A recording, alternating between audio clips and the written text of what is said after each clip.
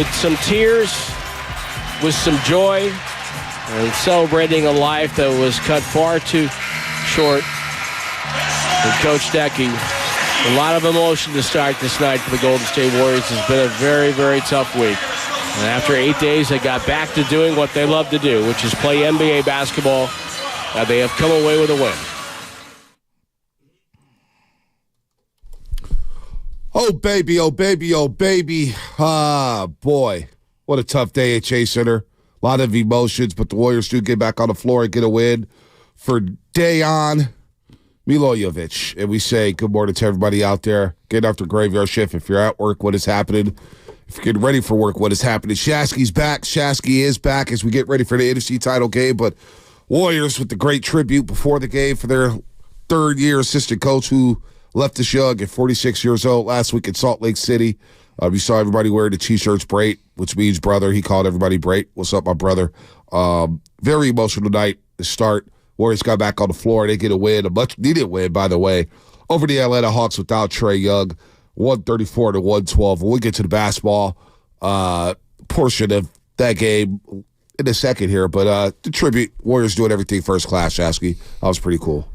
I got really emotional watching that for a variety of reasons, and it's just very difficult when, you know, sports is supposed to be all this fun, and you know, like, we lose our minds, you and me screaming and yelling about Jimmy G or Brock Purdy or Kyle Shanahan's 2-minute, you know, clock management, and then, like, real life stuff happens, and it really does make all the other dumb things that we argue about so inconsequential, you know, and seeing his poor family there, and I there's no right or wrong, and everybody grieves in different ways. It's really difficult because life continues to turn and continues to move forward, and that poor family seeing those kids and his wife, I'd be lying to you if I didn't say that jarred me to my core. Yeah, Natasha, his wife, sons, Nikola, her son Nikola, of course, daughter Masha, was there sitting in Mike Dunleavy seats. And you see Chris Weaves there and all the assistant coaches, and you think about who Decky was. I didn't know Decky left and right. You know what I'm saying? I wasn't that close with him, but every time I saw him, hey, what's up? What's going on? How you doing, brother? That's what he did. And every time I saw him working out, whether it was Kevon Looney or some of the bigs, dude always had a smile on his face. Always had a smile on his face. So I'm glad the Warriors got a win. It had to be a trying time for them. See somebody pass away, to be there in Salt Lake City. You hear I don't know if you read the great story from Marcus Thompson II about that situation and about that scene. And you know what? For all the Steve Kerr, is it? We forget that he's helped his team win 4 championships over the last decade. But his leadership in a time like this, I think, was on display. You see why he's named the Dream Team coach. You see why he's coaching Team USA. You see why he's had so much success in the NBA. Steve Kerr stepping up in need for this organization after, losing a tough Memphis game, and then you lose Decky there in Salt Lake City. He has a heart attack right in front of everybody at a restaurant they go to every single year in Salt Lake City. They'll never go to that restaurant again. I can guarantee you that. You don't want to have those memories there. The last time you stepped foot in that restaurant, you lost your brother. So Steve Young deserves a ton of credit for stepping up for this organization in a time of need, man. Steve Kerr gets a lot of respect for the way he led this organization through a trying time over the last week. Yeah, the human touch. There's no doubt about it. And seeing those guys have to do all of that and then go play a basketball game. Basketball game felt so much like an afterthought. And I understand, like again, the world keeps churning and keeps moving forward, and it was really heavy. And to see Clay react the way that he did, and Draymond clearly getting emotional. You could see Steph getting very emotional, and all these guys getting emotional. It's very difficult. And I've been always telling you what's going on in my life. My dad's on life support, and I'm having a really tough time right now. And there's days that I'm good, and there's days that I'm horrible, and I don't think he's going to make it out of the hospital. And so I would be lying to you if I didn't say that hit me really hard last night watching that, because I correlated that back to myself, and you guys, as my teammates here, if you will, have done a great job kind of supporting me and everything. And, the world has to keep moving, and I'm struggling mightily right now to try to keep my life together while dealing with this tragedy. And I kept putting myself in the position of that family, and it's just like, damn, man, it's really hard. It's really hard, and my heart goes out to them. And it's there's just no other way around it, man. It's really difficult, and you always say all these things like, life, you're going to live to be 100. No, you're probably not. You're probably not. Very few people live that long. It's very rare. And so, you have said this over and over and over again, and it's something that I always say, like, people say, Joe, you say I love you too much. Yes, because I've had to say goodbye to people before I've had an opportunity to tell them that I love them. And I want people to know how much they mean to me and how much I love them. And, the you just never know thing, people roll their eyes at it, but you literally just never know. Yeah. And you need to let them know in real time why they're important. And this is why, people that impact your life, tell them thank you. Let them know that you care.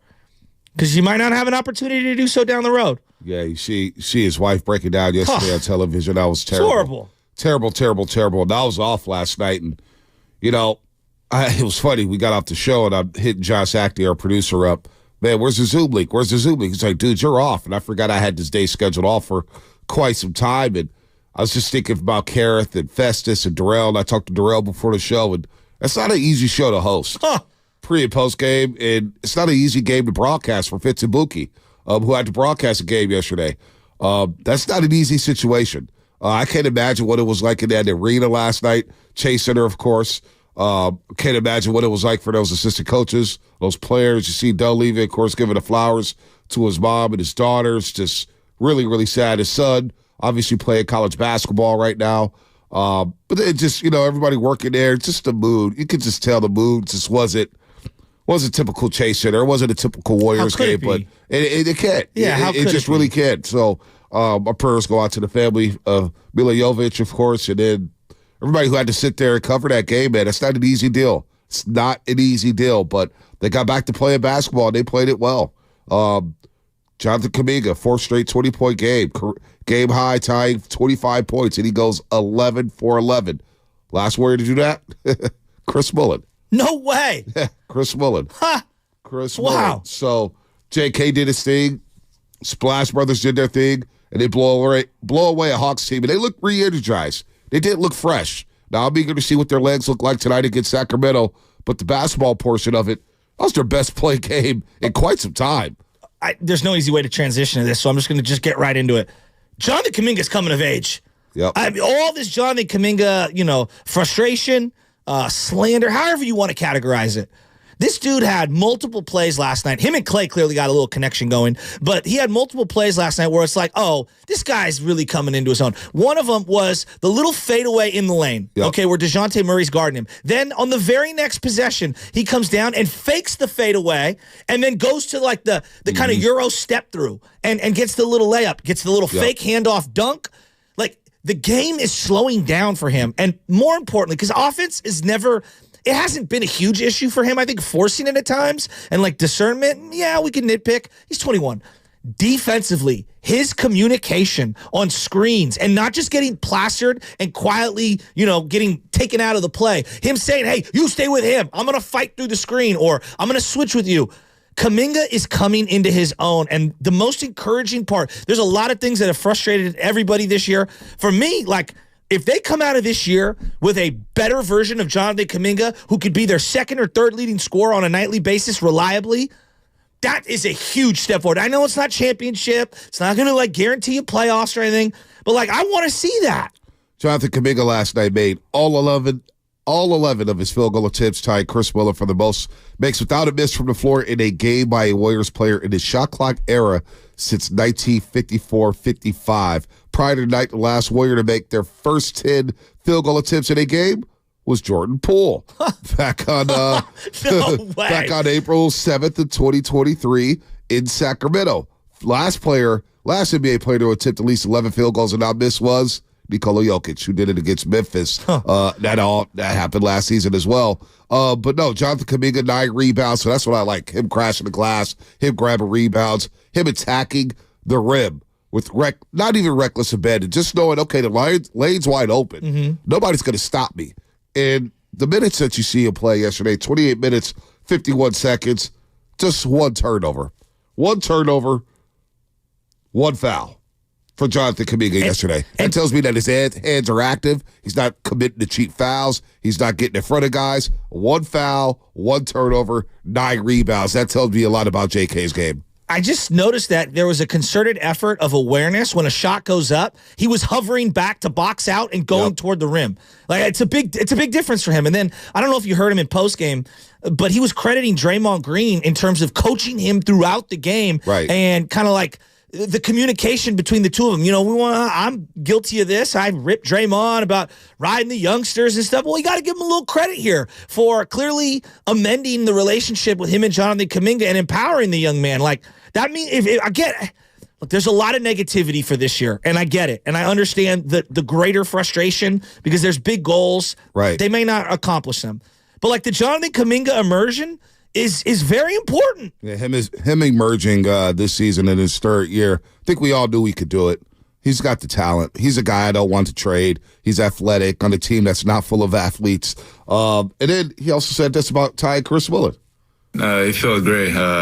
It's crazy that Chris Mann is really my guy, and just tying his record, it's a blessing, and I'm really happy that happened. So obviously, it's a blessing. He loves Bully. Bully loves him. Bully's always loved JK. D. Wright's always loved JK. We've always loved JK because we've seen this potential with him. 11 for 11 without a miss. Again, tying Chris Willer for the most makes without a miss from the floor in a game by a Warriors player since 1954-55. This is what this kid is capable of. Going to the rim. Nobody can stop him when he's going to the rim on a fast break. I love the subtle 2-on-1 fast break where he just flips it over to Klay Thompson knowing he doesn't have a shot. Maybe a month ago, he forces that by himself and he's selfish. But instead he sees Klay Thompson. Hey, Klay Thompson, get your money. Who, by the way, Klay Thompson, 24 points last night, 8 of 18, but 5 of 10 from the three-point line. He was on a heater as well. But here's Kuminga. I'm not taking any threes. I don't know if you noticed that. He didn't take a single three-point shot. I didn't notice that. I really took what they gave me on defense, and that's pretty much it. I only took what they gave me on defense, and I wasn't even really thinking about taking any three. There you go. So Jonathan Kuminga with a great night. Stephen Curry as well, 25 points, 5 of 8 from the three-point line, 8 assists. Remember, he was struggling from the floor as well, and may be good to face Grant Liffman and the Atlanta Hawks, man. That was what the doctor ordered on an emotional night for the Golden State Warriors. And at 8-957-9570, if you got any thoughts on the Warriors, we will be heavy in the title game between the Niners and the Lions. We'll be heavy into that. I got numbers on that. Can I ask you about the Hawks for a second? Yep. Jalen Johnson was very impressive yesterday. Yeah, I like Jalen Johnson. I do too. What do you think of DeJounte Murray? I know he's going to be an unrestricted free agent. He's making $17 million this year. Obviously, anyone that acquires him, if they end up moving him, you're paying like a prorated version of that at the deadline. I don't think he's some game changer, not for the Warriors. I'm just saying in general. He's a really intriguing player. Yeah, he's not bad. I mean, am I mortgaging multiple picks and, guys like Kuminga for DeJounte Murray? No, I'm not. I'm not. DeJounte's a good player. Is he a great player? I don't think so. Can he be your second or third best player in a championship team? I don't think so. Is he a defensive stopper? He's solid defensively, but he ain't stopping nobody. No. DeJounte's fine, but I'm not trading the house for him, for another guard who, look, Atlanta gives up an abundance of points. He's done nothing to fix those issues that Atlanta's had for years defensively. Well, and they make this big, Fitz is tall. He's 6'10" wingspan. It's like, why doesn't he use it?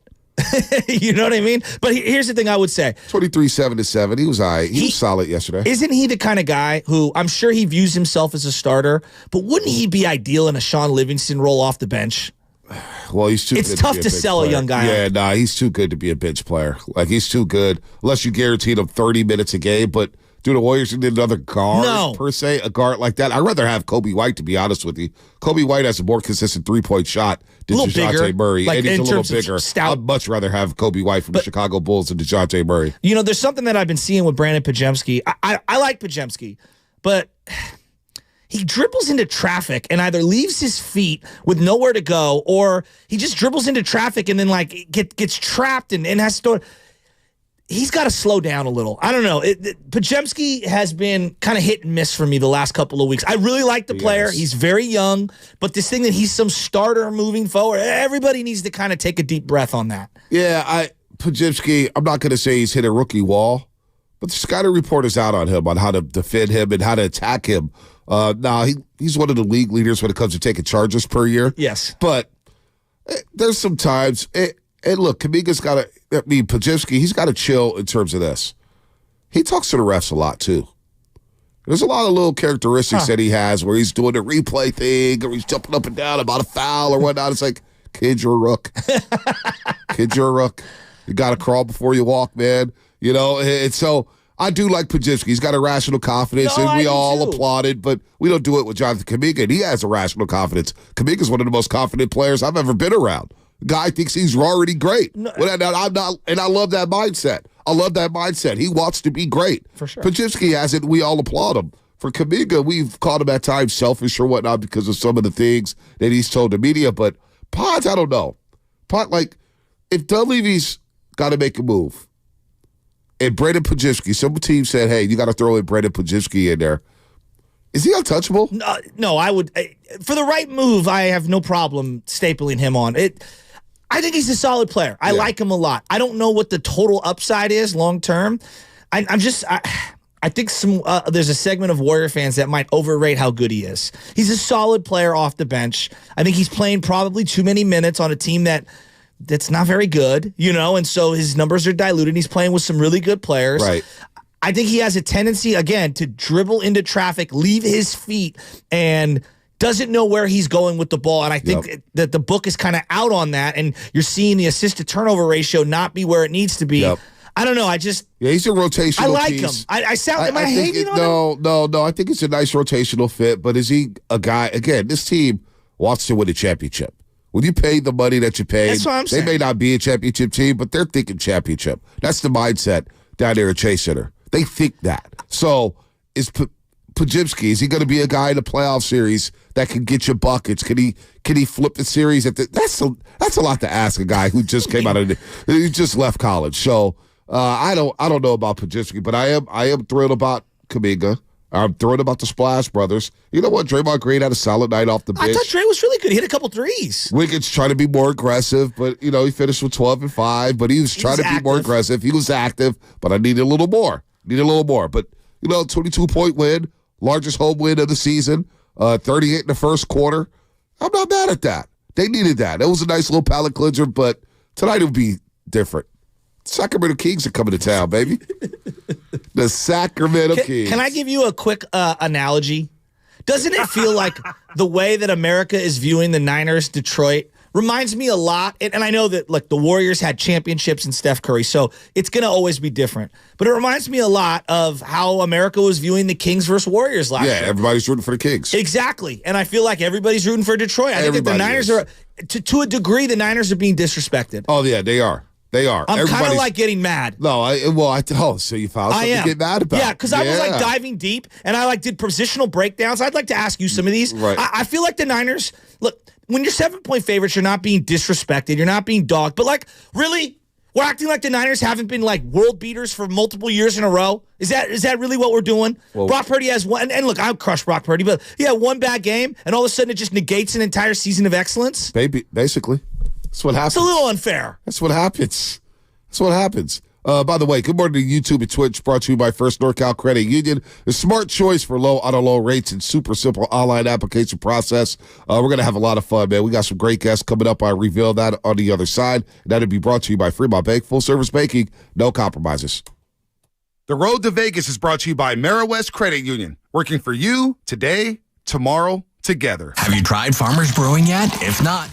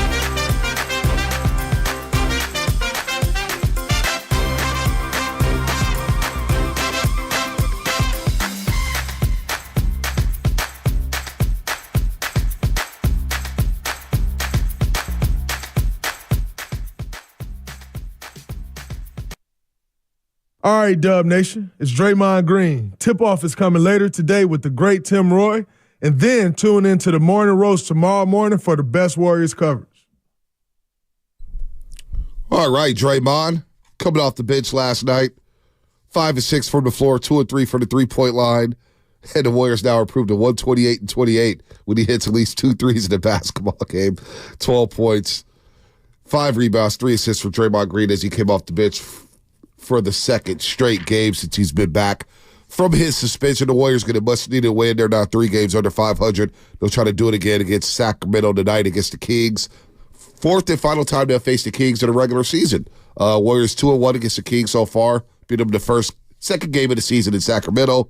Then, of course, Klay Thompson hit a game winner with 0.2 left on the clock. And then they blew the big lead in Sacramento when GP2 got hurt, when Chris Paul got hurt. Moses Moody got yanked for the basketball game in the last 4:36, despite going 4-4 for the three-point line. So the Warriors will try to win the season series 3-1 against Sacramento. I'm sure if the Warriors do lose that game, we'll hear from our Kings fans and all our brothers up there. By the way, 9 or 5-7 the game. Yeah, 9 or 5-7 the game. We'll be live and local all day long on Sunday. Kick off your Championship Sunday with the Grandy Man, Mark Grandy and Sterling Bennett from 9 to 1, leading into the kickoff show with Larry Aloe at the Santa Clara Hilton, presented by Hab's Law. You've been wronged. Hab's Law will fight to make it right. Call 1-800-INJURED or visit habslaw.com. Jessica, I don't know if you were listening to the show yesterday. I did not. We're having some fun. We don't have it up, huh? The old jingle from 1983. I was going to set you up with a nice little jingle because the Niners and Lions played back in 1983, the divisional round. Gary Danielson started at quarterback. It was his first start of the season. 83, it must have been on CBS. It was, of course, CBS. Yes. And they played the Washington Redskins the next week in the NFC title game and got jobbed in that game. Yes. They're falling behind 21-0. But the jingle, you got the Brent Musburger one? Check this one out. I don't know if you've seen the video circulating. Oh, I saw it. Oh, yeah. Well, let's play the jingle. I love this. Irv Cross, Phyllis George, Jimmy the Greek, Brent Musburger. Listen to this. Listen to this jingle. It's so 80s. It's so 80s. Now, go ahead, play the Musburger. You are looking live at Candlestick Park in the beautiful city by the bay, where today Joe Montana leads the 49ers on their first step toward regaining the Super Bowl title they won 2 years ago. But he'll have to do it without his favorite wide receiver, the injured Dwight Clark. For the Lions, Gary Danielson gets his first start of the year. He replaces the injured Eric Kramer, who is lost because of a bad knee. Detroit coach Monty Clark certainly is no stranger to this city. He made his name here as a player and later as a coach. But today, the 49ers are guided by his close friend, Bill Walsh, who has designed an offense as elegant and sophisticated as the city itself. The Lions against the 49ers. The winner whistles on toward the Super Bowl, and for the loser, it's all lang syne. That is some great stuff there. By the way, Gary Danielson, 5 interceptions in that football game, Shasky. But Eddie Murray had a chance to still win it for the Lions, and he misses a 43-yard kick wide right. Danielson threw 5 picks, so maybe Purdy did have his Montana game because Montana only threw for 201 yards that game and an interception. And again, the Lions threw 5 picks in that football game and still had a chance to win. Now, Monty Clark. Number 5. Monty Clark is a name that I haven't heard in a long time. Monty Clark, He played both ways, if I remember, in the 50s. It might have been the 60s, but I think it's the 50s for the 49ers, and was a coach, I believe, for them for at least 1 year. But it was right before Joe Thomas, correct? He won an NFL championship with the Cleveland Browns as a player.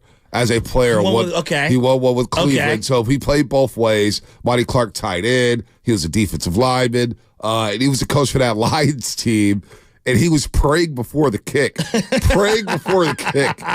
he should have seen the outfit that he had on. And he just went berserk when Eddie Murray missed it. It was a chip shot. And the referee was so demonstrative and going wide right. Like the referee was like, I love that. It was like an NBA. It was like a Scott Foster giving you the tech. He was that demonstrative. You know, it's so funny when we watch these old clips of the Niners and the Camelot days, the glory days. I had LJ in my hand. This was a couple weeks ago. And I said, you know what? Let me fire up the New Orleans Saints 1980 versus the San Francisco 49ers. The great comeback, the Joe Montana comeback. Yep. And when I see people compare the modern game to that era, it's absurd. You do realize Freddie Solomon got down basically in a sprinter's stance to be a wide receiver. Right. They used to be in a three-point stance, all wide receivers. They used to be in a three-point stance. Even in the late 80s, you would see it with college teams as well, like Michael Irvin with the Miami wearing number 47 in a three-point stance out wide. And so, like, whenever I'm like, guys, you do realize the game has evolved, like, dramatically. Dramatically. The freedom of movement. You're not allowed to whack guys going over the middle. I mean, there's a variety of rule changes. I love watching the old footage, though, B. I do. I really do. But I'm not making crazy correlations to the 2024 Brock Purdy 49ers and the 1981 49ers. By the way, the 0-13 New Orleans Saints in that game, the game where Joe Montana did the great... Were they up 30-7 or something like that? Yeah. Archie Manning was the quarterback for the Saints. I want you to look at the stands next time you see the highlights. There was like 7 people. Yeah, there was nobody there. Yeah, my dad was one of them. My dad goes, I was at that game. There was like 7 people in the stands. Yeah, there was nobody there. They came back and it gave the Niners some hope for the future there with Joe Montana and whatnot. Drinking in the stands with like coolers and stuff, like they're at like the beach. There was just some dark days for the 49ers. In the city of San Francisco, by the way. But by 83, they had a Super Bowl ring. For sure. Joe Montana was a made man, basically, after winning that Super Bowl ring. So that was a lot of fun. And then, I always think back to the last time the Niners won a championship. Okay. That season. A lot of people say the turning point was the Eagles game. Eagles game. Heard that a lot. Heard that a lot, right? Yeah. 40-8, Steve Young gets benched. He's going crazy at George Seifert. But really the turning point was in Detroit that season. They were down 14-0 at Pontiac Silverdome. Steve Young's rolling around on the turf as if he's hurt, like he's down bad. And the Niners are thinking, boy, we spent all this money on this football team. We're 1-2. What the hell is going on? And that, to me, was like William Floyd's coming out party. He had big touchdowns in that football game. They come back. They beat the Detroit Lions in the throwbacks. They were wearing all silver helmets with the blue jerseys. That was, of course, the 75th anniversary season for the NFL. And that, to me, was a turning point. So there's a lot of leaks. With the Niners and the Lions. Their first Super Bowl win, obviously, was in the Pontiac Silverdome. Yeah, it's when you talk about that 94 game, all I could think of when I close my eyes is Steve Young wearing the Deion Sanders Nike shoes with the strap. Yep. You know which ones I'm talking about? They weren't up tempos. What were those? Zooms, maybe. Do you know which ones I'm talking about? Exactly those turf shoes that everybody used to wear? And I believe Barry Sanders was also wearing a similar version of those shoes in that game. I mean, does anyone have a negative thing to say about Barry Sanders? No, not one. He's like universally loved. He's like the Tony Gwynn of football, right? Detroit couldn't stand him because he retired right before the season. But you know what? They love him now. And his statue looks really cool out there super cool. At Ford Field. But Barry was universally loved. There's jerseys going on there. We had Bomani on. We were like, come on. They weren't that bad because there was always somebody rocking either a Barry Sanders jersey or a Herman Moore jersey, number 84. Yes. I would also go Chris Spielman, Rodney Peete one year, Scott Mitchell. I mean, they had a sad existence at quarterback. Eric Kramer, who will join us later today, played quarterback for the Detroit Lions and the Chicago Bears. He's got an interesting book, The Ultimate Comeback, Surviving a Suicide Attempt, Conquering Depression, and Living with a Purpose. What is it with former quarterbacks? We had Bernie Kosar on, man. It was just unbelievable. Bernie Kosar say he's had nearly 50 concussions. What did he say? How many? It was unbelievable. How many surgeries he had? That era, like when I see Terry Bradshaw on television, I'm like, he doesn't look great compared to what he used to. But the fact that his brain isn't completely mushed because of the era he played in, it's kind of shocking. Yeah, it is. I mean, the other guy that we see who looks phenomenal, but Troy Aikman's career was ended because of concussions. Yep. Steve Young's career was ended because of concussions. And these guys are lucky that they got out when they did, because that generation just prior to them, a lot of those guys are suffering from what you're talking about. Nike Air Diamond Turf is what people were saying. Was that what those were called? Yeah, the Diamond Turf too. I gotta cop me a pair of those. Yeah, those were sick. Nike. They're probably out. A lot of retro shoes are coming back out here as we break down Lions. Oh yeah, and Niners. Yeah, those are so sick. Yeah, that's dope. Woo! That's dope. That is dope. That is dope. So the Warriors win. That's a good win for them. They'll be back on the floor tonight against Sacramento. We got NFC title games to get into. We got a big one. Detroit's not coming here to win. I told you I find something to hate about the Detroit Lions. Well, I found plenty to hate about the Detroit Lions. I know you got some numbers. There's a lot of numbers here to play around with. Rush defense, red zone offense, who's going to bid, who's not going to break, sacks. Aiden Hutchinson, by the way, 8 sacks in the last 4 games. He's on fire. Identify where their number 97 is, but also our number 97 needs to show up and make sure that he's the best defensive end on the field on Sunday. And it's going to come down to defense because I think Shasky, this offense is going to move the ball left and right. I do believe our offense. Oh, I think Brock Purdy's going to bounce back. Even if Debo doesn't play? Debo's going to play. I'm with Jerry Rice. Debo's playing. Okay. If that shoulder's not broken, and we know who Debo is, who stands on business, Debo's not missing this football game. I can't envision number 19 not playing for his football team. I was shocked that he didn't come back into that game the other day. Like, quite frankly, so I'll take both of your words for it. I'm not going to argue, but I think it's a tough road if there's no Debo. I think they can still beat him without Debo. Really? Yeah. I wonder how many people agree with you. I don't know. 888-957-9570. Can the Niners win this game without Debo Samuel? I believe they can. We'll pick that up on the other side. Brought to you by Fremont Bank. Full service banking. No compromises. Coming to Apple TV Plus on January 26th. We came from every corner.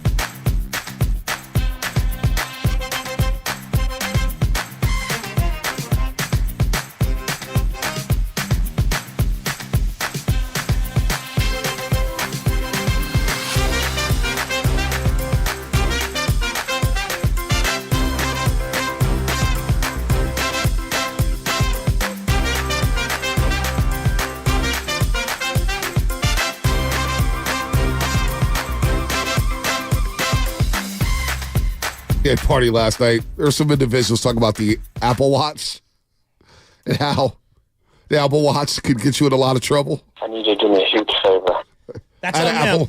I had an Apple Watch for like 3 days. So I was like, yeah, I don't want it. I know a lot of people who don't like the Apple Watch for a variety of reasons. A variety. This segment is sponsored by Go to State Lumber, serving the Bay Area for 3 generations. When you succeed, we succeed. Visit GoToStateLumber.com. Can we explore something, though? No, not the Apple Watch. No, not the Apple Watch. We were talking at the break about you negotiating with your daughter. Now, you're a great father. Great father. But I also believe that your little girl has you wrapped around her little finger. Oh, yeah. Full control. And you said you have to negotiate with her? Oh, sometimes to brush your teeth. Not anymore. Potty training, we don't have to negotiate, but like brushing your teeth, negotiating. Hey, that sticker book's not coming home if you don't brush your teeth. We can sit here all night. You got to, it's a fight. Patience. Patience. I always tell Chesna, patience, the P word. Patience. You got to have it. Oh, all the parents out there, you got to have patience. Spinoni knows. He's shaking his head. Everything's a negotiation. Everything. Dude, you know what she told me the other day? So it's football. It's a football Sunday, wild card weekend. And she goes, I want to watch Encanto on the big TV. Oh. And I said, you can just watch it on the iPad. I got the Disney app on the iPad. I said, deal? You watch it on the iPad, I watch football on the big TV. I go, deal? She goes, no deal. Oh! No deal. Howie Mandel. And I was going to go Don Yee. I love how your daughter's taking negotiation classes from Don Yee. Dude. So what happened? No deal. So I ended up watching the football game in a room on the big TV while she had the living room big TV. There was no deal in place. She was not going for it. So she kicked you out of the living room. Basically. You're a good dad. No, I was ticked off. That's why I see where Anna says sometimes you have a temper like Tony Soprano. I'm having a meltdown. Yeah, it was a meltdown moment. So what does that make me because I consider myself Tony Soprano. So let's play this out. If Anna thinks you're Tony Soprano, who does that make me? Paulie Walnuts? Oh, she probably thinks you're I'm not Syl. I'm not calm enough to be Syl. She probably thinks you're you're Jimmy. I'm your cousin Tony B. No, you're the guy wearing the wire. Oh, that's not cool. Snitch Shasky. That's what she thinks. Sal? Can't say his real name on here. I'm kidding. I better not be Sal because he doesn't make it. I don't know. We already had a Sal, and that person left the show. We haven't got to that point. We haven't got to that point yet on who you are in the Sopranos in our household. So just worry about me. Like when Tony just throws a bowl of cereal when Janice says something, he just throws chunks of cereal. You know what? And it goes, who's going to clean up the cereal? Like it's a show. I'm sure Carmela will do something or the cleaner or whatnot. Well, that's what they've got the Ukrainian cleaner. Right. That's what she's there for. Exactly. And then Tony gives the coat to her. Just chucks the bowl of cereal out of nowhere. It's what a psycho. I love that your daughter totally Don Yeed you. Oh, yeah. Oh, she does. And Don Yee, by the way. Y'all keep ripping on Don Yee. Where's Jim Harbaugh coaching now? The Chargers. With the Chargers. How much money is Jim Harbaugh's going to be paid? A lot of money. A lot of money. Yeah. So Don Yee has Jim Harbaugh, Jimmy Garoppolo, Tom Brady, and Sean Payton.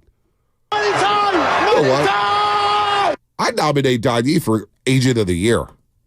Agent of the Year. I mean, who else is even in the running? Rosenhaus has like all these clients. I hate that guy. Boris has all these clients. Don Yee, the Agent of the Year. That's who he is. All right.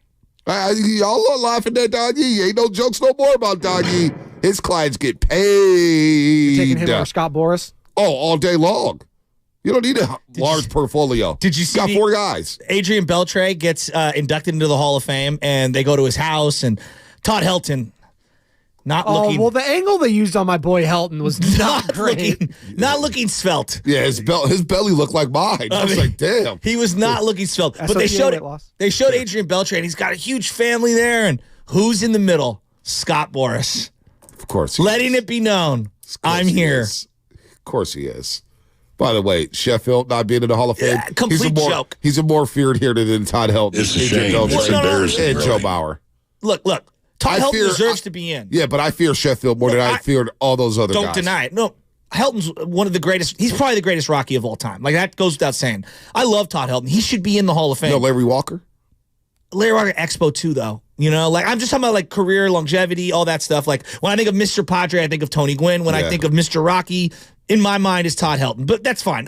Larry Walker, I won't deny. Right. But B, like Sheffield deserves to be in the Hall of Fame. It's a complete joke he's not in the Hall of Fame. Yeah. The other guy that I know that he didn't get a lot of votes this time, but the gold standard at second base for over a decade was Chase Utley. Mm-hmm. Chase Utley deserves a better turnout. Chase Utley was a badass dude. I know Giants fans don't want to hear this. No, he was great. He's one of my favorite baseball players. That's what I'm saying. I would like draft him every year in fantasy baseball because I love Chase Utley. Consummate, up the middle stud. I mean, power, 5-tool player, speed, always took the first pitch. Chase Utley was sick. Name the flaw in his game. He didn't have a flaw. That's what I'm saying. Didn't have a flaw and at him all. And Jimmy Rollins is one of the better double play combinations of multiple generations. Like, I don't know. To me, I think Chase Utley got completely slept on. You know, Sheffield clearly got slept on. I'm happy for Adrian Beltre. He stuck around for a long, long time. He was a great player forever. But no Sheffield. But Sheffield, come on, man. Sheffield's everywhere Sheffield went, he hit bombs. If you did a fantasy draft in their primes, and it was Sheffield, Beltre, Helton, and Joe Mauer on the board, I'm taking Sheffield over all three of them. I think a lot of people would. Yeah, because you're getting 40 and 100. Exactly. And he could play multiple positions. Exactly. So, the Baseball Hall of Fame, I didn't even bat an eye. I don't even care. Like, I got to the point over the last 3 years, right? It comes out. I don't even retweet the stuff. Well, you know what I want to do is I want to scrutinize the people who are voting on it the way they scrutinize the players. Yeah, well, there you go. That's another fight. Get Ray Ratto on. You guys can fight over it. Let's go to Andy in Grand Rapids, Michigan. Andy, what's happening, man? You're on the roast. Yo, what's good, Bonte? It's good to hear your voice. You know, I'm streaming 95.7 the game like I was back in 2020 when I left the Bay. So I love that. To hear your guys' voice. Love that. It was like full circle. I'm over here, NFC Championship game. Got my stunner shades on. Ghost riding the whip from Michigan. But nobody knows all about that out here. Feels like divine intervention. Me moving out here, 2021 opening game. Niners come over here to Ford Field. I'm like, okay, Michigan might not be too bad. I see the Niners get that home win, and now I'm over here NFC Championship game. So, you know, my thing out here though, I got one good stat that I think that can boost the fan base. Give it to me. And you know, that obviously we all know that the Lions, they perform a little differently outdoors. They haven't played in over 50 days outdoors. And the last game was, of course, the Week 14 loss at Chicago. Sure, it was a little windy. You know, the Midwest weather out here is a little crazy. But before that, the last other game before that was at Baltimore. And we already know what happened. They got whooped. And so the Lions are averaging the 27.1 points per game overall, 30.75 indoors. But then that drops all the way down to 17.8 on these open-air stadiums. So I hope Levi's is rocking. I hope the field is still a little bit moist. You know, we've got Brock Purdy a little used to it, but I don't think Jared Goff, Jahmyr Gibbs, they ain't going to be able to handle all that. So just let's boost it up. You know, I'm going to keep wearing my red and gold out here like armor in the Lions Den, but we ready, though. I'm representing well. I'm going to be out in the most busiest place of Grand Rapids to watch this game, cheering the Suns. So don't let me down, faithful. Cheer loud on third down and keep quiet on offense. I hear y'all too much through the TV. I like that, Andy. Good call, man. Good call. Open air stadium with the Detroit Lions. Look, their pass defense is in the bottom of the league. There's no doubt about that. Outdoor stadium. Now, they got rolled by the Chicago Bears late in the season. Hell, they should have lost to the Bears at Ford Field. They had the crazy comeback down 2 touchdowns within the last 4 minutes of the game. The Bears blew that game, but they went to Soldier Field and Justin Fields had his way. Going to Baltimore, they were down, 35-0 at the half? They weren't even in the game. They were done. I mean, I was like, wow, Baltimore was really good. You know, we'll get to Baltimore a little bit later. Bomani said that he believes Baltimore is not only a great team for this season, but he slipped in. He believes they're one of the greatest teams of all time. We'll get there when we get there. Ross Tucker was tweeting out some stuff about that, in fact, actually, about how if they can pull this off, you know, if you look at their advanced numbers, I actually screen capped it. Lost a couple of close games, so people don't look at them like that. But the Ravens, this is Ross Tucker, who comes on with Steiny and Guru, I believe, pretty routinely. Yep. NFL record 11 wins versus teams with a winning record. The Niners were one of those teams. This is the Ravens. NFL record 9 wins by 14-plus points versus teams with a winning record. Yep. First team since 1996 Packers to have the number 1 scoring defense and a first-team All-Pro quarterback. That seems pretty impressive. Third team ever to average 25 points per game, have the number 1 rush offense and the number 1 scoring defense. The other two were the undefeated 72 Dolphins and the 85 Bears, who are arguably 2 of the better teams of all time. Yeah, so there you go. That's an incredible So there you go. amount of data. Let's all just pull for the kids as the Chiefs on Sunday. The Niners are able to get past the Lions. I'd much rather play the Chiefs than the Ravens. But I'll explain if the Niners get past the Detroit Lions. Let's go back out to the Lions. Before you do that, the one main reason why we have to beat Detroit, we have to, like, avenge what happened with Keith Lee. Like, seriously. Like, I know that you're probably looking at me like a little sideways here, but, like, the dude did come down here and, like, just slander us, and I'm not here for it. I'm really not. Do it for Keith Lee. No, do it against him. Against Keith Lee. Dead serious. I've had enough. He crushed the restaurant scene out here and just the cultural scene out here. His and 5 minutes of fame's over, right? People still talk I don't about get Keith his Lee. whole shtick. Well, he is from Detroit, though. Yeah. Is he coming to the game? Or is he too scared to come to the game? I don't know. Maybe we should tweet at Keith Lee. Come to the game. Come to the game. AJ Cruz 35 says Keith Lee lives in Vegas. He doesn't even live in Detroit. No. Apparently he used to do mixed martial arts, too. Yeah, I guess he wasn't that good because he's now doing food reviews. From getting his ass kicked in the octagon to doing food reviews and being scared to be in the streets of Oakland. Oh. I mean, I'd rather probably eat food than be If you're eating off of a taco truck under a bridge in Tent City, that's on you. So Tyler shape taco trucks. Well, I trust Tyler Miller when it comes to knowing what's popping. He says the women love Keith Lee. Huh. That's the main reason why he's popping. Okay. So if the ladies love you, you get elevated. Okay. When ladies ride for you, man. They ride.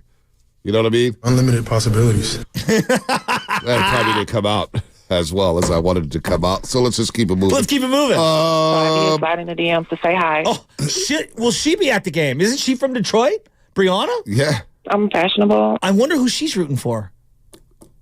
I know people. Love it. You follow her, right? Who said there's a couple people. She hasn't dropped any hints yet, though, so. Right. You're listening to 95.7 The Game. Somebody should find that out. KGMG FM in HG1 San Francisco. And don't forget that you can also watch us every single day on our YouTube and Twitch streams. Just log on to search 95.7 The Game. Dude, you acting like the ops, man. Somebody, I got to stop bringing her up, man. Let her live. Be sure to like and subscribe to the channel while you are there. Brought to you by First NorCal Credit Union. The smart choice for low auto loan rates is super simple online application process. I know people. That's all Spadoni. That's all Spadoni. Y'all want her to come out here so bad and ruin it. She's probably not a lie. I don't think Brianna likes football. You think Brianna likes football? I don't want to say what she likes and doesn't like. I don't think it's my place. We know she likes Gucci. Oh, well. And Burberry. Who doesn't? Louis Vuitton. I'm fashionable. We just built a new closet. I know I want to get into this Niners. I got a bunch of numbers. We just built a new closet at the house because of the baby and everything like that. And I realized my wife owns infinitely too many coats. Infinitely. Coats that I've never even seen her wear. Not 5, not 6, not 7. And one of them was a Burberry coat. And I go, how long has this been in the closet? They're like, I know this is expensive. It's got to be. What's a Burberry coat run?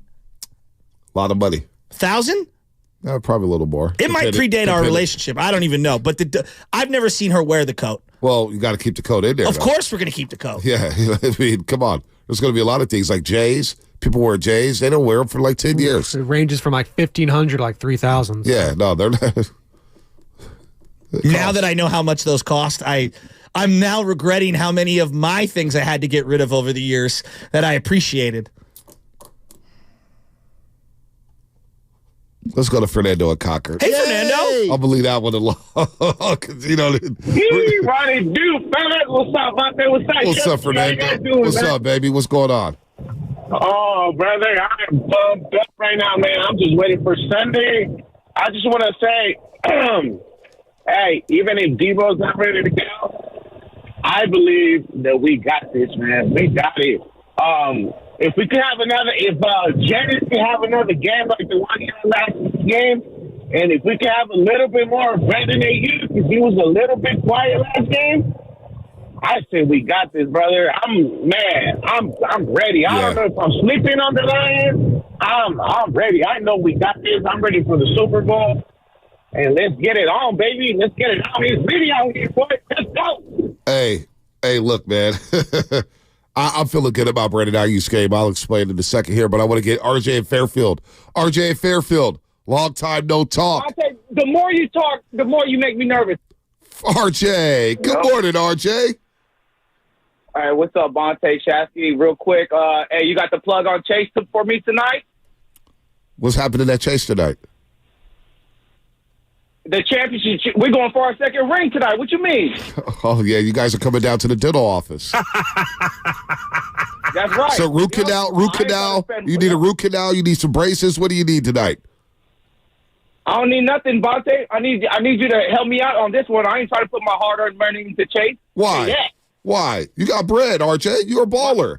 You come down here and spend some money on our Chase Center, have some dumpling time, maybe go to Gott's. You know what I'm saying? Say hello. RJ, you got that bread? I got that bread, but I ain't spending it at that Patagonia wearing stadium that y'all got that y'all got there in San Francisco. Oh. Okay? Patagonia. Hey, I love you, Bonte, but in Patagonia. By the way, I'm a North Face guy. okay, it's all good. But, hey, since y'all want to go back in history, what happened November 28th? All right, 2023. That's what's about to happen tonight, but we talk about the Niners right now. We'll talk about them. Okay, well, Bonte, as normal, as you keep going, Mr. Confident over here, Bonte, ain't nothing scares Bonte. Why don't you just say that out in the world? Nothing scares Bonte. Not Lions run game don't scare Bonte. Did you see what happened when we played the Packers? We couldn't set edges.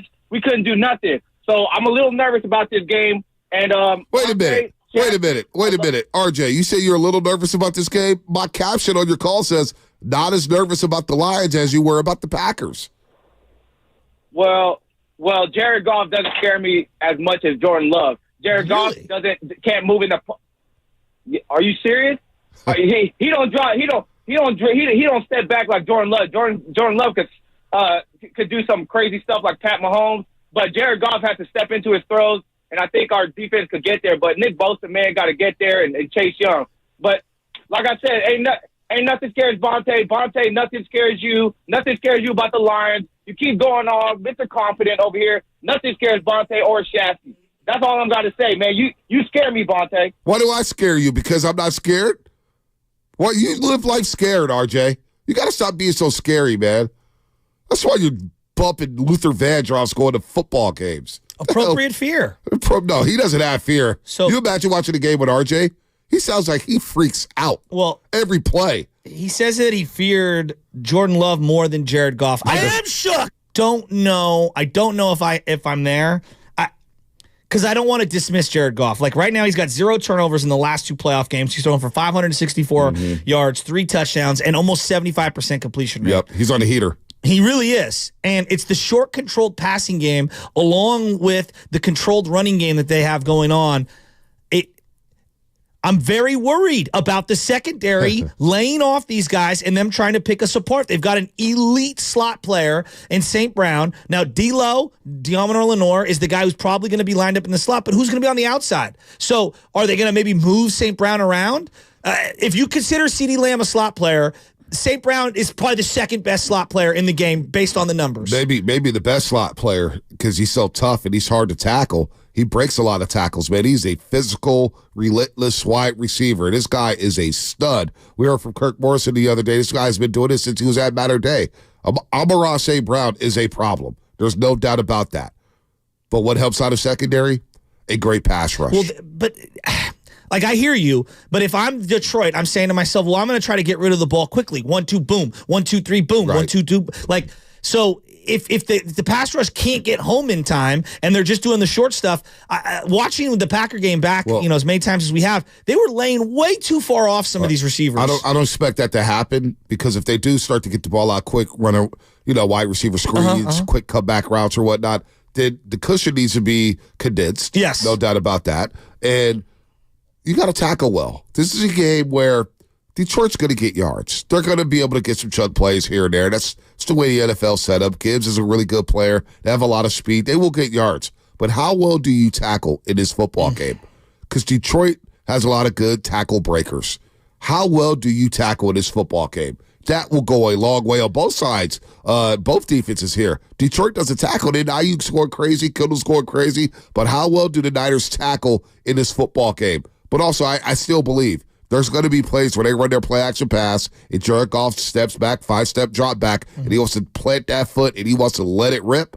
Well, you can't let him let it rip. No. You've got to heat this guy up. Well, and it just worries me, like on those play action plays, the deep ones, that's where if it's Ambry Thomas out there and you've got Jameson Williams, one of the fastest guys in the league, running deep, that's not a great matchup. It's just not. I mean, St. Brown this year, just to give people some, idea of what he had. He had 119 catches this year, which was second in the league, 1,500 yards, which is third in the league, and 10 touchdowns. What do you have, 15-15 or something like that? Yeah, 15-15. Yep.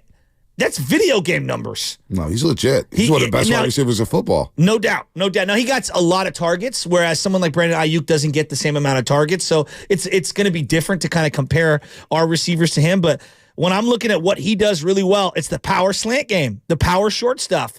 And the Niners are going to have to your point, tackle up well, take good angles. This goes back to that safety play. Yep, no doubt. Let's go to...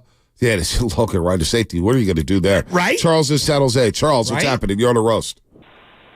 Hey, thanks you guys for taking my call. Yeah, I just want to see the D-line get at Goff all day. I mean, that's all what it's all about. Where's Chase Young? Show us what you're all about. Get in beast mode. Bosa, you got to hit the quarterback. There's going to be no excuses. It's win or die, and they've got to bring it. I mean, come on, bring on the 8 Mile smoke. I'm tired of hearing about Detroit. Let's go Niners. Yeah, let's go Niners. Let's go Niners. Here's what I'm saying about Chase Young right now, and this is just a reality. He's more of a name than he is an impact right now. And the guy needs to show up. Otherwise, I don't want to hear about him at all. He just needs to show up, make a play. Chase, I almost got to the quarterback Young. Boy, y'all have flipped on Chase Young. No, I'm just putting pressure on a guy that needs to play well. So what you're saying is Chase Young is getting old real fast. I wouldn't go that far. Well, Are you serious? I think that ship is sailed where people were ready to say, let's pay Chase Young right away. Well, let's thank the heavens that John Lynch did do that right away. This guy, I don't know what he's worth. It's shades of Cloudy early on in his career. And even Cloudy was better early on in his career. He had J.J. Watt. Chase Young, does he play the run well? Does he get out? Does he have any elite pass rushing moves? He's a power rusher, and that's really about it. We got a bunch of power rushers. We need a speed guy. But he doesn't set the edge. That's why D Ford was so good that year. Yes. D Ford bringing that speed and then allow Bosa. You get the quarterback thinking on both sides. Got too many of the same edge rushers. That I agree with. Stiff power moves, no speed moves, including Nick Bosa. Very upright. Like, come on, we got to get after the quarterback here. What's coming up in the game? Brought to you by Safeway. More of your phone calls, 888-957-9570. I see everybody out there. See Garrett in San Diego. See a few others out there on the lines. 888-957-9570. We're going to continue to break down Lions and Niners and reveal the guest list on the other side. We'll be right back. The Road to Vegas is brought to you by Zenni, the official eyewear of the San Francisco 49ers. Shop from over 3,000 styles at 80% off retail prices exclusively at Zenni.com. Stop into Safeway this week for savings.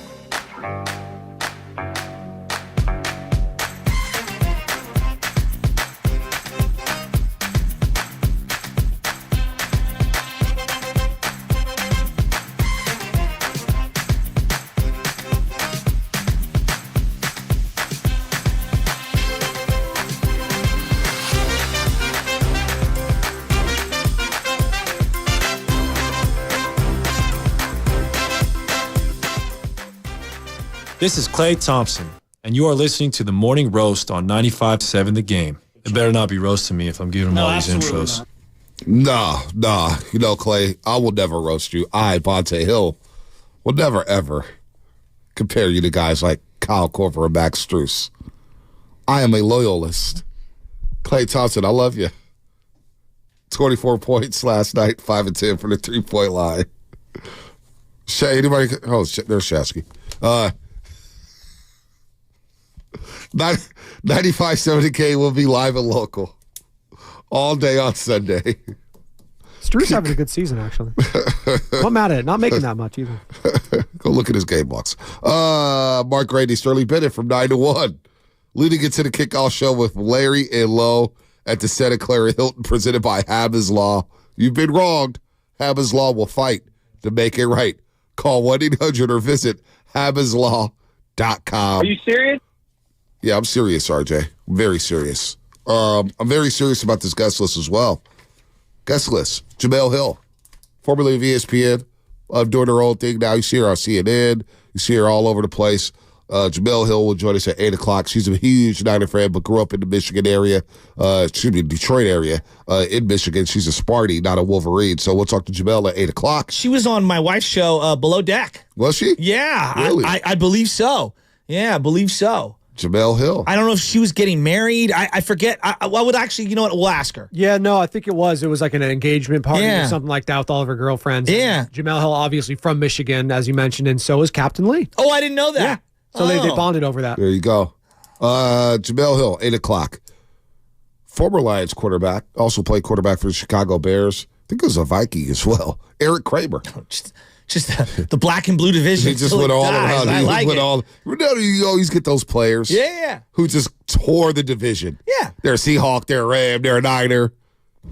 Our guy, Michael Tucker. Played for like everybody in the NL West. Right. Ryan Klesko. Dodger, yeah, there you go. Padre, Dodger, Giant. Steve Finley. You know, I always wanted to be on this team. I could just see it from the other side, how you guys do business. No, you just saw the check. Like, it's the check that's talking.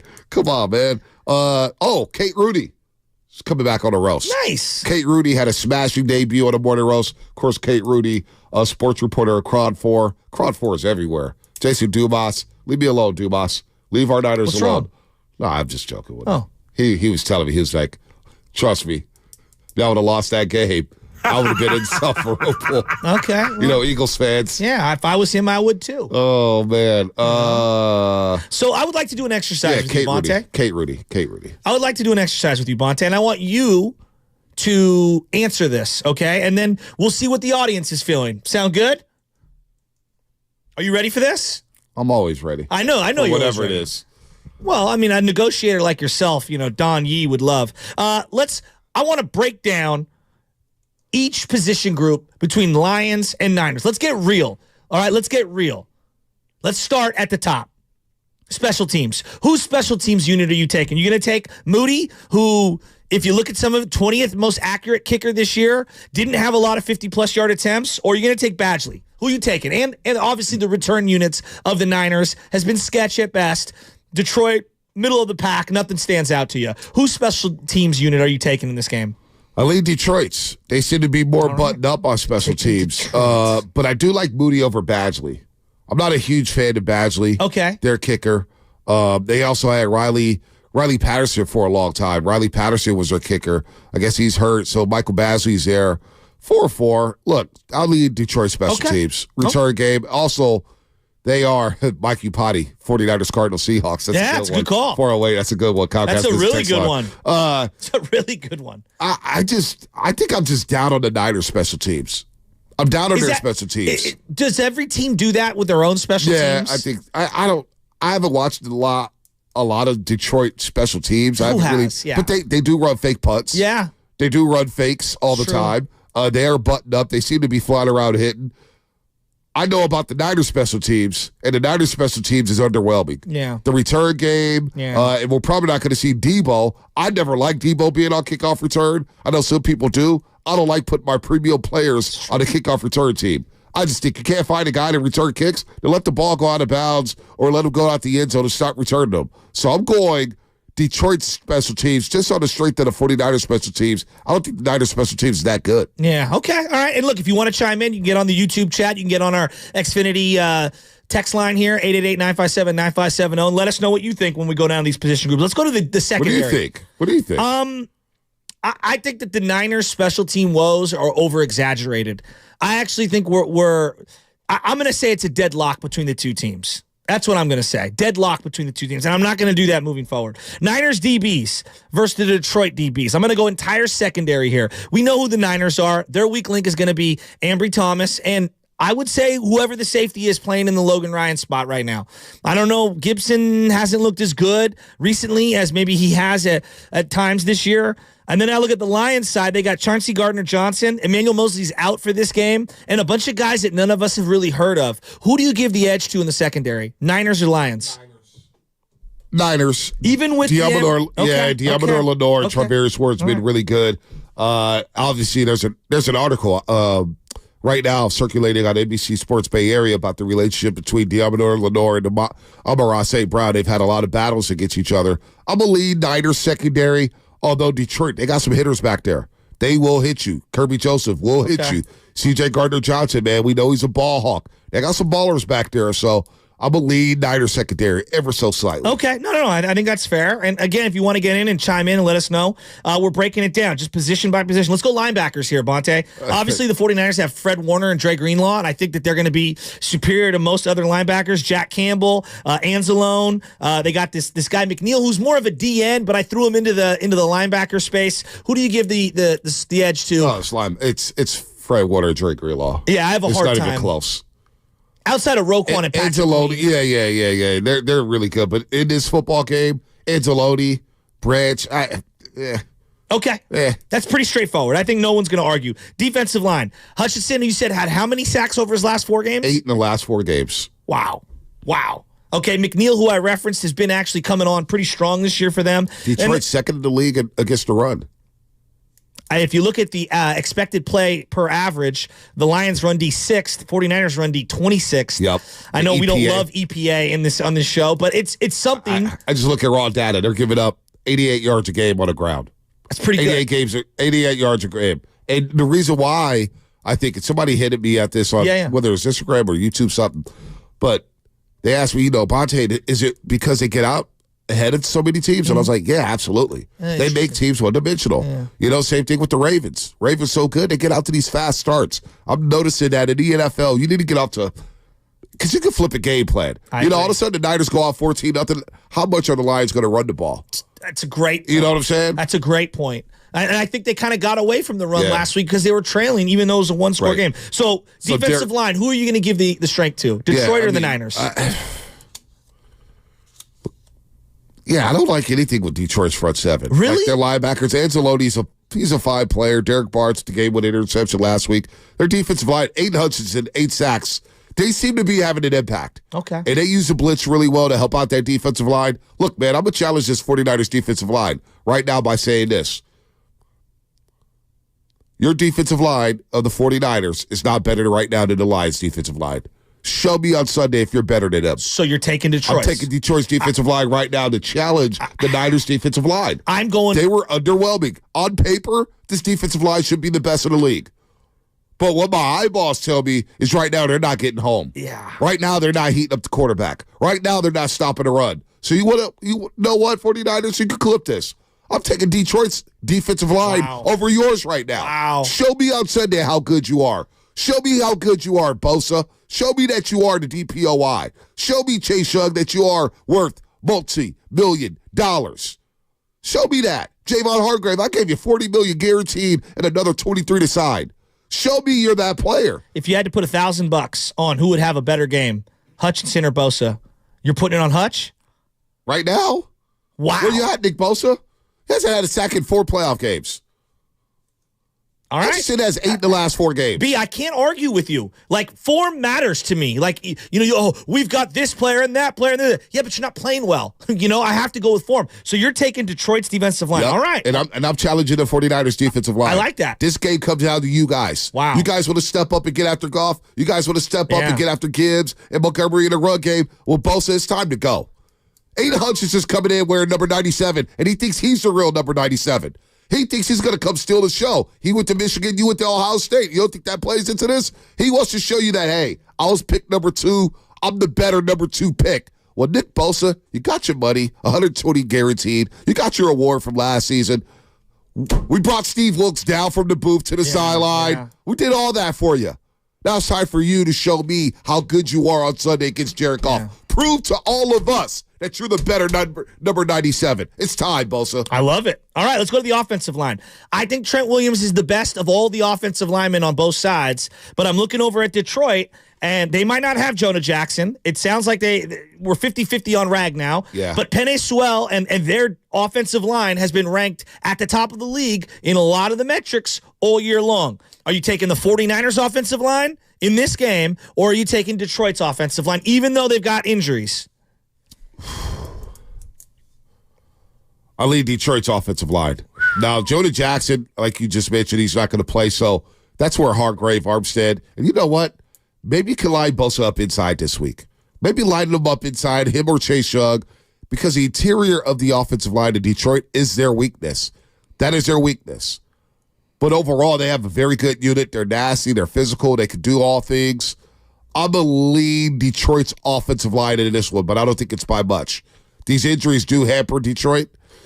I don't know how you feel about it, but I do think Detroit's interior offensive line is a weakness in their defense, and I think Hargrave and Armstead and whoever else plays inside should be able to get pressure on Goff right through the A-gaps. Interesting. See, I feel like the Niners O-line is actually one of the more slept-on units in the entire league. I feel like we over-criticize them because, of one player, basically, McKivitz on the right tackle spot.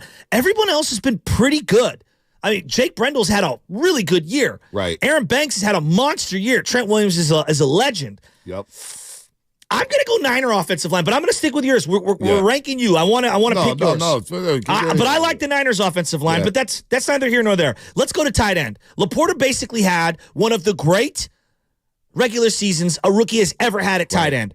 And George Kittle had one of the monster seasons in 49er history from a tight end, even though it's not as prolific as some of his years past. And he showed that he's still an elite player. Who are you taking at tight end? Laporta with a banged-up knee? George Kittle in this game? George Kittle all day. All right. All week long, twice on Sunday. George Kittle, first-team All-Pro. George Kittle, he does it on both. He catches passes, he blocks. He's nasty. He's a leader. You know what? George Kittle is still that dude. And I think this was a reminder this season that George Kittle can still be that guy.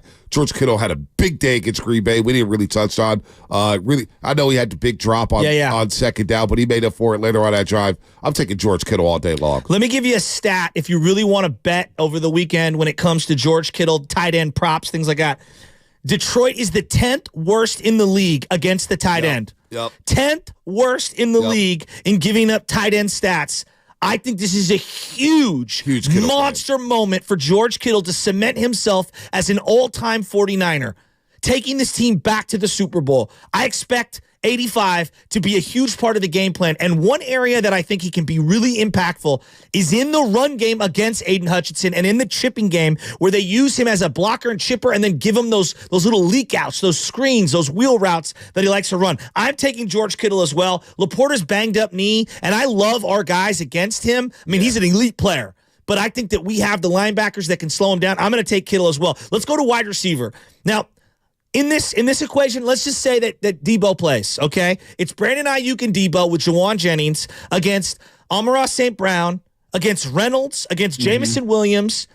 Who are you taking? Whose wide receiver core do you lean more in this game? I'm taking my guys. Amon-Ra St. Brown probably is the best wide receiver in this football game, but it ain't by much. Did we all forget the type of year Brandon Ayuk had? And I think Brandon Ayuk goes crazy. Brandon Ayuk is tied for his playoff moment. Hasn't had that playoff moment yet, right? No, not really. Well, I would say the catch that he had in the fourth quarter might go down as of right now. As of right now, that might because that was a hell of a catch. And he had one, and he had one against the Cowboys on the final drive as well on third down. I'm taking Debo Samuel, and I'm taking Brandon Ayuk. And you know what? Juwan Jennings stepping up as a third down receiver, 5 catches, 61 yards. I know everybody's going to fall in love with Jamison Williams, but he's been inconsistent. Hell, he was suspended for half the year. I'm taking my guys, Brandon Ayuk and Debo Samuel. one of the most slept-on duos in this league. Brendan Ayuk, Debo, and, of course, Jawad Jennings making plays for them. Don't sleep on Chris Conley making a big 17-yard catch. Give me my wide receivers. I'm taking my big boys against the Lions wide receivers. I'm with you, and if you look at the advanced numbers, they're giving up 250 yards passing per game, Detroit's secondary. Yeah. I give the advantage to the 49ers here. I really do, and I think this is the week you get back to Brock Purdy and the timing routes and utilizing the entire playbook and the entire weaponry that they have, and I would factor in Christian McCaffrey into that passing game as well. So let's get to the running back. So I'm taking Ayuk and Debo, and I'm going to assume Debo's healthy over St. Brown. I have tremendous respect for their wide receiver core. All right, running back. Are you taking the guys that basically ran for 2,000 combined yards with an extra 600 yards in the passing game in Gibbs and Montgomery, 10 touchdowns each. 10 touchdowns each from Jahmyr Gibbs and David Montgomery. Or are you taking CMC, who basically ran away with the rushing title by over 200 yards of the next closest person? CMC is the best running back on the field. He's the best running back in the league.